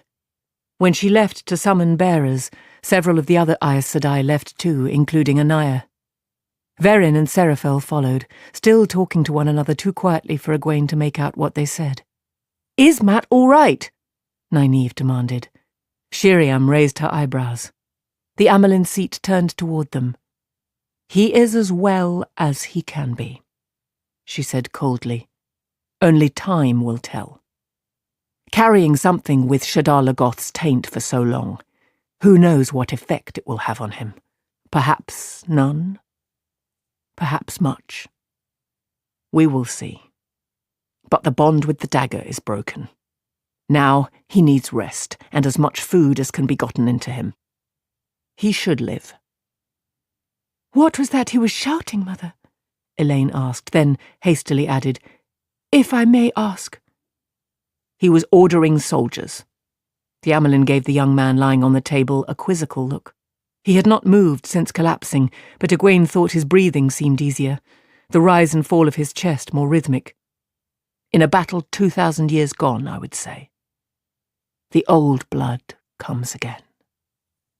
It was not all about a battle, Nynaeve said. I heard him say Aes Sedai. That was no battle, Mother, she added belatedly. For a moment the Amelin seemed to consider. Perhaps what to say, perhaps whether to say anything. For a time, she said finally, I believe the past and the present were one. He was there and he was here, and he knew who we were. He commanded us to release him. She paused again. I am a free man, Aes Sedai. I am no Aes Sedai meat. That is what he said. Lyanna sniffed loudly, and some of the other Aes Sedai muttered angrily under their breath. But, Mother, Egwene said, he could not have meant it as it sounds. Manetheren was allied with Tarvalon. Manetheren was an ally, child, the Amelin told her. But who can know the heart of a man? Not even he himself, I suspect. A man is the easiest animal to put on a leash, and the hardest to keep leashed, even when he chooses it himself. Mother, Shiriam said, it is late. The cooks will be waiting for these helpers. Mother, Egwene asked anxiously, could we not stay with Mat? If he may still die? The Amelin's look was level, her face without expression. You have chores to do, child. It was not scrubbing pots, she meant. Egwene was sure of that. Yes, Mother. She curtsied, her skirts brushing Nynaeve's and Elaine's as they made theirs. One last time she looked at Mat, then followed Shiriam out. Mat had still not moved. Chapter 19. Awakening. Mat opened his eyes slowly and stared up at the white plaster ceiling, wondering where he was and how he had come there. An intricate fringe of gilded leaves bordered the ceiling, and the mattress under his back felt plumped full of feathers. Somewhere rich, then. Somewhere with money. But his head was empty of the where and the how, and a lot more besides. He had been dreaming, and bits of those dreams still tumbled together with memories in his head. He could not separate one from the other. Wild flights and fights, strange people from across the ocean, ways and portal stones and pieces of other lives, things right out of a gleeman's tales. These had to be dreams. At least he thought they must be. But Loyal was no dream, and he was an Ogier. Chunks of conversations drifted around in his thoughts, talks with his father, with friends, with Moraine, and a beautiful woman, and a ship captain, and a well-dressed man who spoke to him like a father giving sage advice. Those were probably real. But it was all bits and fragments, drifting. Mordreen Tiadar aliende cabadrin radium, he murmured. The words were only sounds, yet they sparked something. The packed lines of spearmen stretched a mile or more to either side below him, dotted with the pennants and banners of towns and cities and minor houses. The river secured his flank on the left, the bogs and mires on the right. From the hillside he watched the spearmen struggle against the mass of Trollocs trying to break through, 10 times the humans' number. Spears pierced black Trolloc mail, and spiked axes carved bloody gaps in the human ranks. Screams and bellows harried the air. The sun burned hot overhead in a cloudless sky, and shimmers of heat rose above the battle line. Arrows still rained down from the enemy, slaying Trolloc and human alike.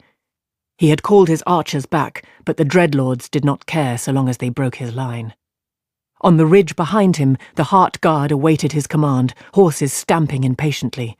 Armour on men and horses alike shone silver in the sunlight. Neither men nor animals could stand the heat much longer. They must win here or die. He was known as a gambler. It was time to toss the dice. In a voice that carried over the tumult below, he gave the order as he swung up into his saddle. "Footmen, prepare to pass cavalry forward!" His bannerman rode close beside him, the red eagle banner flapping over his head as the command was repeated up and down the line. Below, the spearmen suddenly moved, sidestepping with good discipline, narrowing their formations, opening wide gaps between. Gaps into which the Trollocs poured, roaring bestial cries like a black, oozing tide of death. He drew his sword, raised it high. "Forward, the Heart Guard!" He dug his heels in, and his mount leaped down the slope. Behind him, hooves thundered in the charge. "Forward!" He was first to strike into the Trollocs, his sword rising and falling, his bannerman close behind. "For the honour of the Red Eagle!" The Heart Guard pounded into the gaps between the spearmen, smashing the tide, hurling it back. "The Red Eagle!" Half-human faces snarled at him, oddly curved swords sought him, but he cut his way ever deeper. Win or die. "Manetheren!" Matt's hand trembled as he raised it to his forehead. Los Valda Quabiari, he muttered. He was almost sure he knew what it meant. Forward, the Heart Guard. Or maybe the Heart Guard will advance. But that could not be. Moraine had told him a few words of the old tongue, and those were all he knew of it. The rest might as well be magpie chatter. Crazy, he said roughly. It probably isn't even the old tongue at all. Just gibberish. That Aes Sedai is crazy. It was only a dream. Aes Sedai? Moraine? He suddenly became aware of his too thin wrist and bony hand, and looked at them. He had been sick. Something to do with a dagger. A dagger with a ruby in the hilt, and a long-dead, tainted city called Shadar Logoth. It was all foggy and distant, and made no real sense, but he knew it was no dream. Egwene and Nynaeve had been taking him to Tar Valon to be healed. He remembered that much. He tried to sit up, and fell back, as weak as a newborn lamb. Laboriously, he pulled himself up and shoved the single woolen blanket aside. His clothes were gone, perhaps into the vine-carved wardrobe standing against the wall. For the moment, he did not care about clothes. He struggled to his feet, tottered across the flowered carpet to cling to a high-backed armchair, and lurched from the chair to the table, gilded scrolls on its legs and edges. Beeswax candles, 4 to each tall stand, and small mirrors behind the flames lit the room brightly. A larger mirror on the wall above the highly polished washstand threw his reflection back at him. Gaunt and wasted, cheeks hollow and dark eyes sunken, hair sweat-matted, bent like an old man and wavering like pasture grass in a breeze. He made himself stand straight, but it was not much improvement. A large covered tray sat on the table in front of his hands, and his nose caught the smells of food. He twitched aside the cloth, revealing 2 large silver pitchers and dishes of thin green porcelain. He had heard that the sea folk charged its weight in silver for that porcelain. He had expected beef tea or sweetbreads, the kinds of things invalids had pushed on them. Instead, one plate held slices of a beef roast piled thickly, with brown mustard and horseradish. On others there were roasted potatoes, sweet beans with onions, cabbage and butter peas, pickles and a wedge of yellow cheese, thick slices of crusty bread and a dish of butter. One pitcher was filled with milk and still beaded with condensation on the outside, the other with what smelled like spiced wine. There was enough of everything for 4 men. His mouth watered, and his stomach growled at him. First I find out where I am. But he rolled up a slice of beef and dipped it in the mustard, before pushing himself away from the table toward the 3 tall, narrow windows. Wooden shutters carved in lacy patterns covered them, but through the holes he could see that it was night outside. Lights from other windows made dots in the blackness. For a moment he sagged against the white stone windowsill in frustration, but then he began to think. You can turn the worst that comes to your advantage if you only think, his father always said, and certainly Abel Cawthon was the best horse trader in the 2 rivers. When it seemed somebody had taken advantage of Matt's father, it always turned out they had gotten the greasy end of the stick. Not that Abel Cawthon ever did anything dishonest, but even Taran Ferry folk never got the best of him, and everybody knew how close to the bone they cut. All because he thought about things from every side that there was. Tarvalon. It had to be Tarvalon. This room belonged in a palace. The flowered Domani carpet alone probably cost as much as a farm. More, he did not think he was sick any longer, and from what he had been told, Tarvalon was his only chance to get well. He had never actually felt sick, not that he remembered, not even when Verin, another name swam out of the haze, had told someone nearby that he was dying. Now he felt weak as a babe and hungry as a starving wolf, but somehow he was sure the healing had been done. I feel whole and well, that's all. I've been healed. He grimaced at the shutters. Healed. That meant they had used the one power on him. The notion sent goosebumps marching across his skin, but he had known it would be done. Better than dying, he told himself. Some of the stories he had heard about Aes Sedai came back. It has to be better than dying. Even Nynaeve thought I was going to die. Anyway, it's done, and worrying about it now won't help anything. He realized he had finished the slice of beef and was licking its juice from his fingers. Unsteadily, he made his way back to the table. There was a stool underneath. He pulled it out and sat down. Not bothering with knife or fork, he made another roll of beef.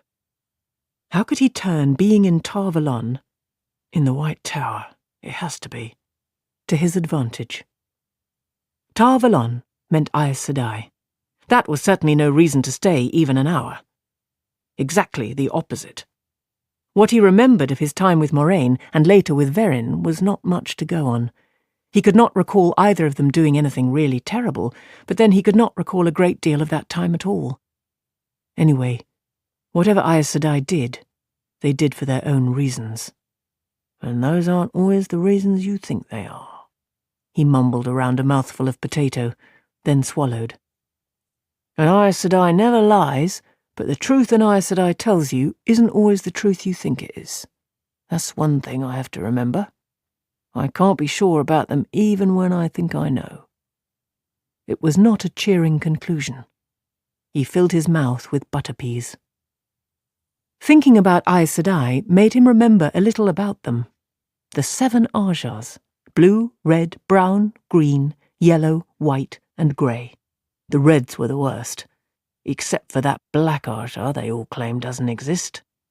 But the red Ajah should be no threat to him. They were only interested in men who could channel. Rand! Burn me, how could I forget that? Where is he? Is he all right? He sighed regretfully and spread butter on a piece of still warm bread. I wonder if he's gone mad yet. Even if he knew the answers, he could do nothing to help Rand.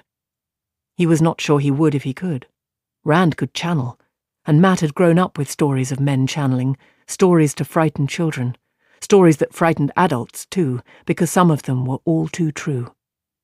Discovering what Rand could do had been like finding out his best friend tortured small animals and killed babies.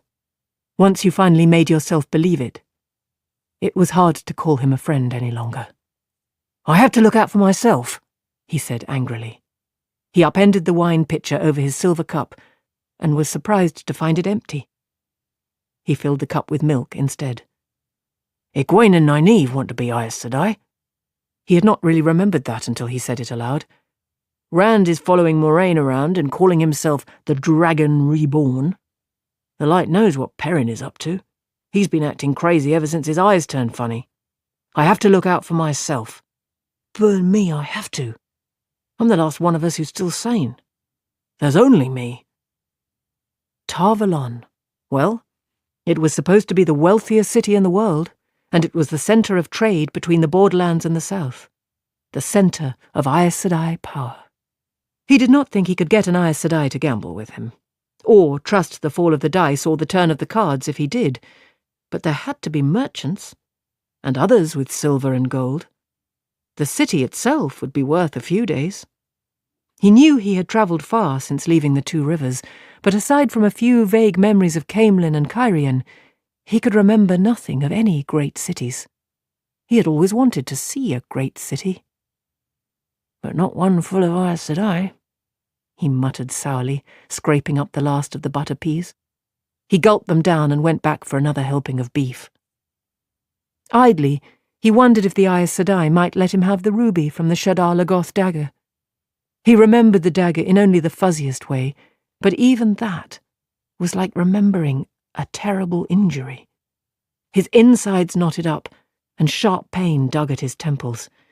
Yet the ruby was clear in his mind, as big as his thumbnail, dark as a drop of blood, glittering like some crimson eye. Surely he had more claim to it than they did, and it had to be worth as much as a dozen farms back home. They'll probably say it is tainted too. And likely it was. Still, he spun a little fancy of trading the ruby to some of the Coplins for their best land. Most of that family, troublemakers from the cradle where they were not thieves and liars as well, deserved whatever happened to them and more. But he really did not believe the Aes Sedai would give it back to him.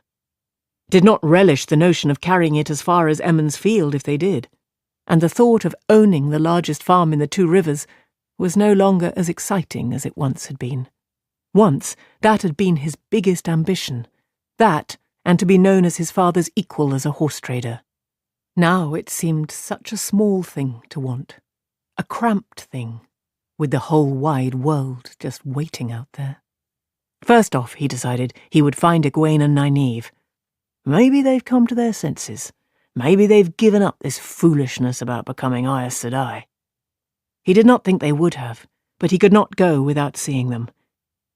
He would go, that was sure. A visit with them, a day to see the city, perhaps a game with the dice to pad out his purse, and then he would be off for somewhere where there were no Aes Sedai. Before he returned home, I will go home one day. One day I will. He meant to see something of the world, and without any Aes Sedai making him dance to her tune. Rummaging around the tray for something more to eat, he was shocked to realize nothing was left but smears and a few crumbs of bread and cheese. The pitchers were both empty. He squinted down at his stomach in wonder. He should have been stuffed to the ears with all that in him, but he felt as if he had hardly eaten at all. He scraped the last bits of cheese together between thumb and forefinger. Halfway to his mouth, his hand froze. I blew the horn of Valir. Softly, he whistled a bit of tune, then cut it short when the words came to him. I'm down at the bottom of the well. It's night and the rain is coming down. The sides are falling in and there's no rope to climb. I'm down at the bottom of the well. There had better be a bloody rope to climb, he whispered. He let the cheese crumbs fall on the tray. For the moment he felt sick again. Determinedly he tried to think, tried to penetrate the fog that shrouded everything in his head. Verin had been bringing the horn to Tarvalon, but he could not remember if she knew he was the one who had blown it. She had never said anything to make him think so. He was sure of that. He thought he was. So what if she does know? What if they all do? Unless Verin did something with it I don't know about. They have the horn. They don't need me. But who could say what Aes Sedai thought they needed? If they ask, he said grimly, I never even touched it. If they know, I'll handle that when it comes. Burn me, they can't want anything from me. They can't. A soft knock on the door brought him swaying to his feet, ready to run. If there had been any place to run to, and if he could have managed more than 3 steps. But there was not, and he could not. The door opened. Chapter 20. Visitations. The woman who came in, dressed all in white silk and silver, shut the door behind her and leaned back against it to study him with the darkest eyes Matt had ever seen. She was so beautiful he almost forgot to breathe, with hair as black as night, held by a finely woven silver band, and as graceful in repose as another woman would be dancing. He halfway thought that he knew her, but he rejected the idea out of hand. No man could ever forget a woman like her. You may be passable, I suppose, once you fill out again, she said. But for now, perhaps you could put on something. For an instant, Matt continued to stare at her. Then, suddenly, he realized he was standing there naked. Face scarlet, he shambled to the bed, pulled the blanket around himself like a cloak, and more fell than sat down on the edge of the mattress. Oh, I'm sorry for... I didn't expect... He drew a deep breath. I apologize for your finding me this way. He could still feel the heat in his cheeks. For a moment, he wished that Rand, whatever he had become, or even Perrin were there to advise him. They always seemed to get on well with women. Even girls who knew that Rand was all but promised to Egwene used to stare at him, and they seemed to think Perrin's slow ways were gentle and attractive. However hard he tried, he always managed to make a fool of himself in front of girls, as he had just done. I would not have visited you in this way, Matt, except that I was here in the White Tower. She smiled as if the name amused her, for another purpose, and I wanted to see all of you. Matt's face reddened again, and he tugged the blanket around him tighter, but she seemed not to have been teasing him. More graceful than a swan, she glided to the table. You are hungry. That's to be expected, the way they do things. Make sure you eat all they give you. You will be surprised at how quickly you put weight back and regain strength. Pardon, Matt said diffidently, but do I know you? Meaning no offence, but you seem... familiar. She looked at him until he began to shift uneasily. A woman like her would expect to be remembered. You may have seen me, she said finally. Somewhere. Call me Celine. Her head tilted slightly. She appeared to be waiting for him to recognize the name. It tugged at the edges of memory. He thought he must have heard it before, but he could not say when or where. Are you Aes Sedai, Celine? No. The word was soft, but surprisingly emphatic. For the first time he studied her, able now to see more than her beauty. She was almost as tall as he was, slender, and, he suspected from the way she moved, strong. He was not sure of her age. A year or 2 older than he? Or maybe as much as 10. But her cheeks were smooth. Her necklace of smooth white stones and woven silver matched her wide belt, but she did not wear a great serpent ring. The absence should not have surprised him. No Aes Sedai would ever say right out that she was not. Yet it did. There was an air about her, a self-confidence, a surety in her own power to match any queen's, and something more that he associated with Aes Sedai. "You aren't by any chance a novice, are you?" He had heard that novices wore white, but he could not really believe it of her. She makes Elaine look like a cringer. Elaine? Another name drifting into his head. "Hardly that," Celine said with a wry twist to her mouth. "Let us just say that I am someone whose interests coincide with yours. These Aes Sedai mean to use you, but you will like it in the main, I think, and accept it. There is no need to convince you to seek out glory." "Use me?" The memory returned to him of thinking that, but about Rand, that the Aes Sedai meant to use Rand, not him. "They've no bloody use for me." Light, they can't have. "What do you mean? I'm no one important. I am no use to anyone but myself." "What kind of glory?"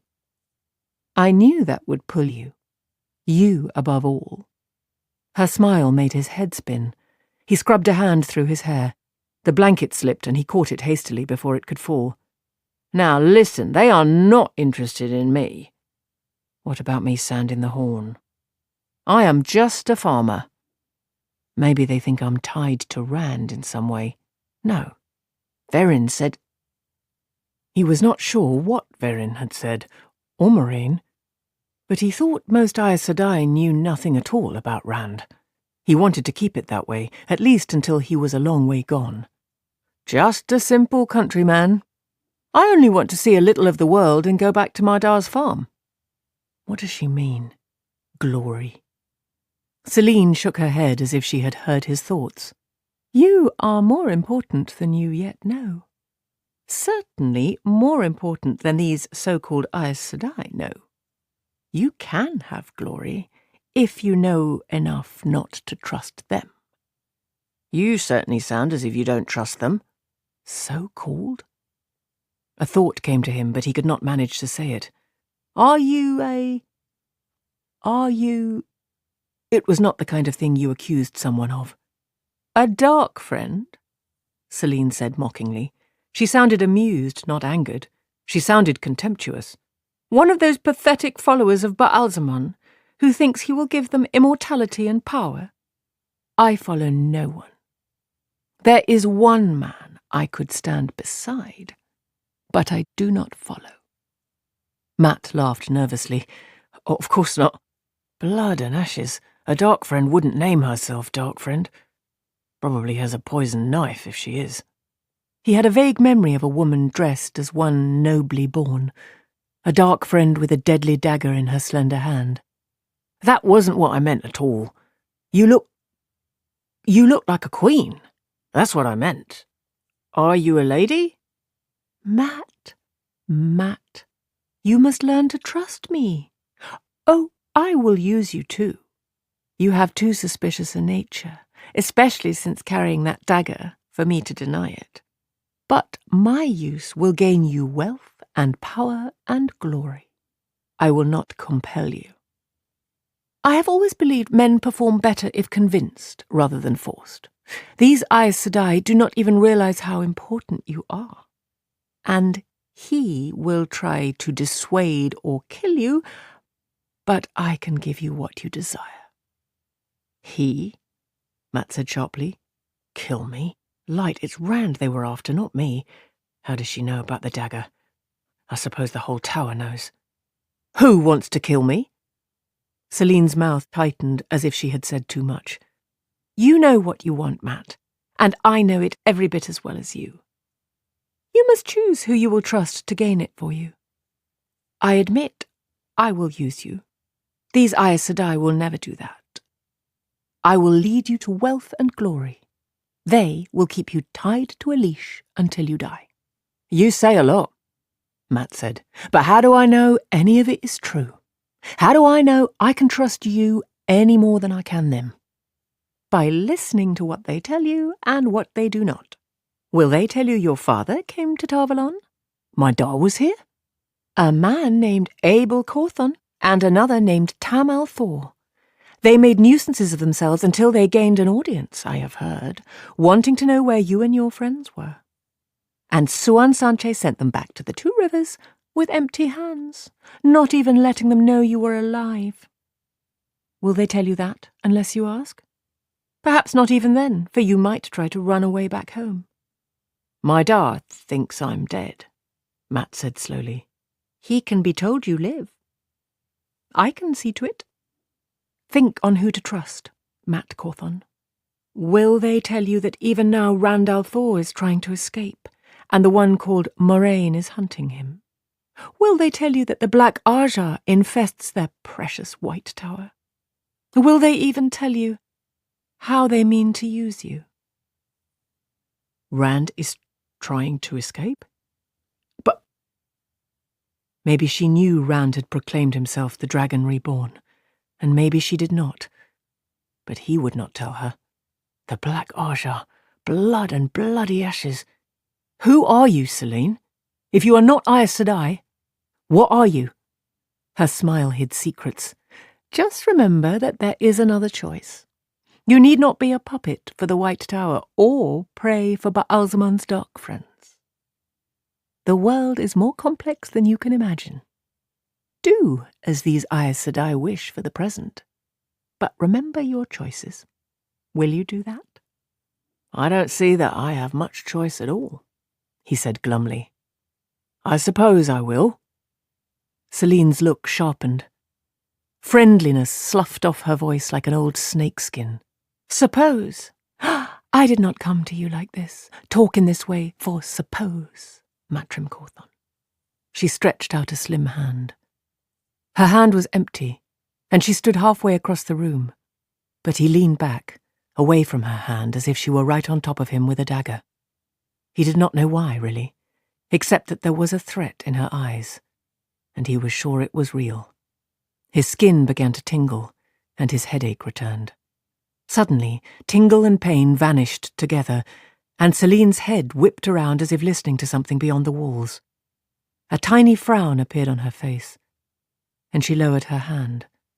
The frown vanished. We will talk again, Matt. I have much to say to you.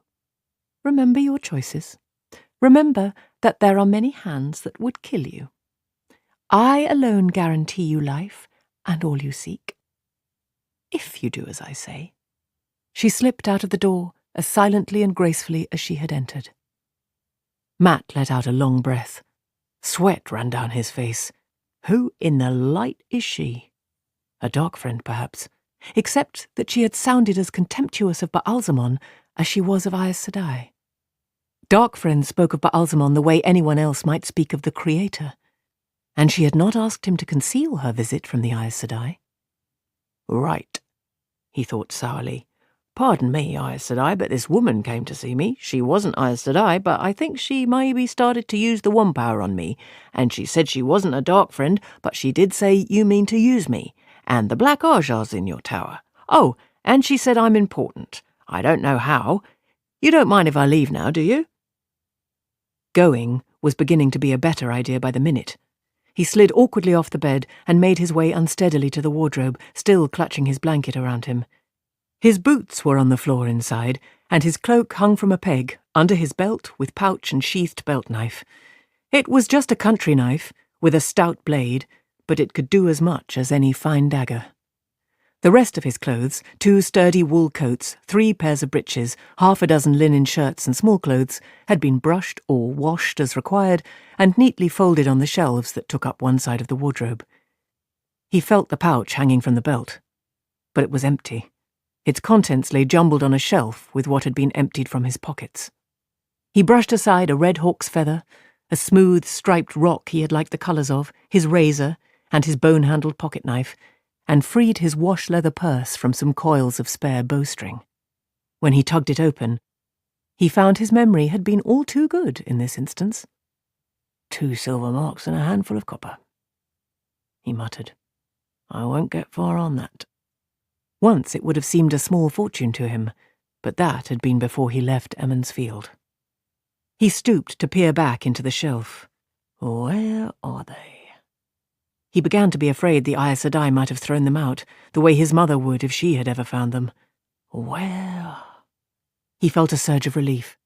Way in the back, behind his tinderbox and ball of twine for snares and the like, were his 2 leather dice cups. They rattled as he pulled them out, but he still popped off the tight-fitting round caps. Everything was as it should be. 5 dice, carved with symbols for crowns, and 5 marked with spots. The spotted dice would do for a number of games, but more men seemed to play crowns than anything else. With these, his 2 marks would become enough to take him far away from Tar Valon. Away from Aes Sedai and Selene both. A peremptory knock was followed immediately by the door opening. He whirled around. The Amelin's seat and the Keeper of the Chronicles were entering. He would have recognized them even without the Amelin's broad striped stole and the Keeper's narrower blue stole. He had seen them once, and only once, a long way from Tar Valon, but he could not forget the 2 most powerful women among the Aes Sedai. The Amelin's eyebrows rose at the sight of him standing there with the blanket hanging from his shoulders and his purse and dice cups in his hands. "I don't think you will need those for a while yet, my son," she said dryly. "Put them up and get back to bed before you fall on your face." He hesitated, his back stiffening, but his knees chose that moment to wobble, and the 2 Aes Sedai were looking at him, dark eyes and blue alike appearing to read his every rebellious thought. He did as he was told, holding the blanket around him with both hands. He lay down straight as a board, not sure what else he could do. "How are you feeling?" the Amelin asked briskly as she put a hand on his head. Goosebumps covered his skin. Had she done something with the one power? Or was it being touched by an Aes Sedai that made him feel a chill? "I'm fine," he told her. "Why, I am ready to be on my way. Just let me say goodbye to Egwene and Nynaeve, and I'll be out of your hair. I mean, I will go, Mother." Moraine and Verin had not seemed to care much how he talked, but this was the Amelin's seat, after all. "Nonsense," the Amelin said. She pulled the high-backed chair around closer to the bed and sat, addressing Lyanna. "Men always seem to refuse to admit they are sick until they're sick enough to make twice as much work for women. Then they claim they're well too soon, with the same result." The Keeper glanced at Mat and nodded. "Yes, Mother, yet this one cannot claim he is well when he can barely stand up. At least he has eaten everything on his tray." "I'd be surprised if he had left enough crumbs to interest a finch. And still hungry unless I miss my guess." "I could have someone bring him a pie, Mother. Or some cakes." "No. I think he has had as much as he can hold for now. If he brings it all back up, it won't do him any good." Mat scowled. It seemed to him that when you got sick, you became invisible to women unless they were actually talking to you. And then they took at least 10 years off your age. Nynaeve, his mother, his sisters. The Amelin seat. They all did it. "I'm not hungry at all," he announced. "I am fine. If you will let me put my clothes on, I'll show you how well I am. I will be out of here before you know it." They were both looking at him now. He cleared his throat. Mother." The Amelin snorted. "You've eaten a meal for 5, and you will eat 3 or 4 like it every day for days yet, or else you will starve to death. You've just been healed from a link to the evil that killed every man, woman, and child in Aridol, and no less strong for near 2,000 years waiting for you to pick it up. It was killing you just as surely as it killed them. That is not like having a fish spine stuck in your thumb, boy. We very nearly killed you ourselves trying to save you." "I am not hungry," he maintained. His stomach growled loudly to give him the lie. "I read you aright the first time I saw you," the Amelin said. "I knew right then you'd bolt like a startled fisher bird if you ever thought someone was trying to hold you. As well I took precautions." He eyed them warily. "Precautions?" They looked back, all serenity. He felt as if their eyes were pinning him to the bed. "Your name and description are on their way to the bridge guards," the Amelin said, "and the dockmasters. I'll not try to hold you inside the tower, but you will not leave Tar Valon until you are well. Should you try to hide in the city, hunger will drive you back here eventually. Or if it doesn't, We will find you before you starve. Why do you want to keep me here so badly? He demanded. He heard Celine's voice. They want to use you. Why should you care whether I starve or not? I can feed myself. The Amelin gave a small laugh with little amusement in it. With 2 silver marks and a handful of copper, my son. Your dice would need to be very lucky indeed to buy all the food you'll need in the next few days. We do not heal people, then let them waste our efforts by dying while they still need care. In addition to which, you may yet need more healing. More? You said you had healed me. Why should I need more? My son, you carried that dagger for months. I believe we dug every trace of it out of you, but if we missed even the smallest speck, it could still be fatal. And who knows what effect your having it in your possession so long may have.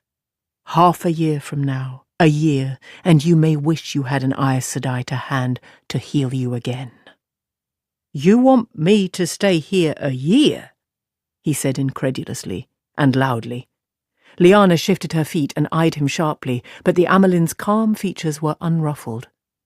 Perhaps not so long as that, my son. Long enough to be certain, though. Surely you want as much. Would you set sail in a boat when you didn't know whether the caulking would hold or whether a plank might be rotten? I never had much to do with boats, Matt muttered. It might be true. Aes Sedai never lied. But there were too many mights and mays in it for him. I've been gone from home a long time, Mother. My Da and my mother probably think I'm dead. If you wish to write a letter to them, I will see that it is carried to Emmonsfield. Matt waited for more, but no more came. Thank you, Mother, he essayed a small laugh. I'm half surprised my Da did not come looking for me. He's the kind of man who would. He was not sure, but he thought there was a small hesitation before the Amelin answered. He did come. Lyanna spoke to him. The keeper took it up immediately. We did not know where you were then, Matt. I told him so, and he left before the heavy snows. I gave him some gold to make the journey home easier. No doubt, the Amelin said, he will be pleased to hear from you. And your mother will, certainly. Give me the letter when you have written it, and I will see to it. They had told him, but he had to ask. And they didn't mention Ransdar. Maybe because they didn't think I would care, and maybe because... Burn me, I don't know. Who can tell with Aes Sedai? I was travelling with a friend, Mother. Rand al'Thor. You remember him. Do you know if he is all right? I'll bet his Da is worried too. As far as I know, the Amelin said smoothly, the boy is well enough. But who can say? I have seen him only once, the time I saw you in Faldara. She turned to the keeper. Perhaps he could do with a small piece of pie, Lyanna. And something for his throat, if he is going to do all this talking. Will you see that it is brought to him? The tall Aes Sedai left with a murmured, As you command, Mother. When the Amelin turned back to Matt, she was smiling, but her eyes were blue ice. There are things it would be dangerous for you to talk about, perhaps even in front of Lyanna. A flapping tongue has killed more men than sudden storms ever did. Dangerous, Mother? His mouth felt suddenly parched, but he resisted the urge to lick his lips. Light, how much does she know about Rand? If only Moraine didn't keep so many secrets. Mother, I don't know anything dangerous. I can hardly remember half of what I do know. Do you remember the horn? What horn is that, Mother? She was on her feet and looming over him so fast he hardly saw her move. You play games with me, boy, and I will make you weep for your mother to come running. I have no time for games, and neither do you. Now, do you remember? Clutching the blanket tightly around him, he had to swallow before he could say, I remember, Mother. She seemed to relax, just a little, and Matt shrugged his shoulders queasily. He felt as if he had just been allowed to lift them off a chopping block. Good. That is good, Matt. She sat back down slowly, studying him. Do you know that you are linked to the horn? He mouthed the word linked silently, shocked, and she nodded. I did not think you knew. You were first to blow the horn of Valir after it was found. For you, it will summon dead heroes back from the grave. For anyone else, it is only a horn, so long as you live. He took a deep breath. So long as I live, he said in a dull voice, and the Amelin nodded. You could have let me die. She nodded again. Then you could have had anyone you want blow it, and it would have worked for them. Another nod. Blood and ashes. You mean me to blow it for you? When the last battle comes, you mean me to call heroes back from the grave to fight the Dark One for you? Blood and bloody ashes. She put an elbow on the arm of the chair and propped her chin on her hand. Her eyes never left him. Would you prefer the alternative? He frowned, then remembered what the alternative was. If someone else had to sound the horn. You want me to blow the horn? Then I'll blow the horn. I never said I would not, did I? The Amelin gave an exasperated sigh. You remind me of my Uncle Juan. No one could ever pin him down. He liked to gamble too, and he'd much rather have fun than work. He died pulling children out of a burning house. He wouldn't stop going back as long as there was one left inside. Are you like him, Matt? Will you be there when the flames are high? He could not meet her eyes. He studied his fingers as they plucked irritably at his blanket. I'm no hero. I do what I have to do, but I am no hero. Most of those we call heroes only did what they had to do. I suppose it will have to be enough. For now. You must not speak to anyone but me of the horn, my son. Or of your link to it. For now, he thought. It's all you are going to bloody get, now or ever. I don't mean to bloody tell every... She arched an eyebrow, and he made his voice smooth again. I do not want to tell anyone. I wish nobody knew. Why do you want to keep it such a secret? Don't you trust your eyes, Sedai? For a long moment he thought he had gone too far. Her face hardened, and her look could have carved axe handles. If I could make it so that only you and I knew, she said coldly, I would. The more people know a thing, the more the knowledge spreads, even with the best will. Most of the world believes the Horn of Valir is only legend, and those who know better believe one of the hunters has yet to find it. But Shael Ghul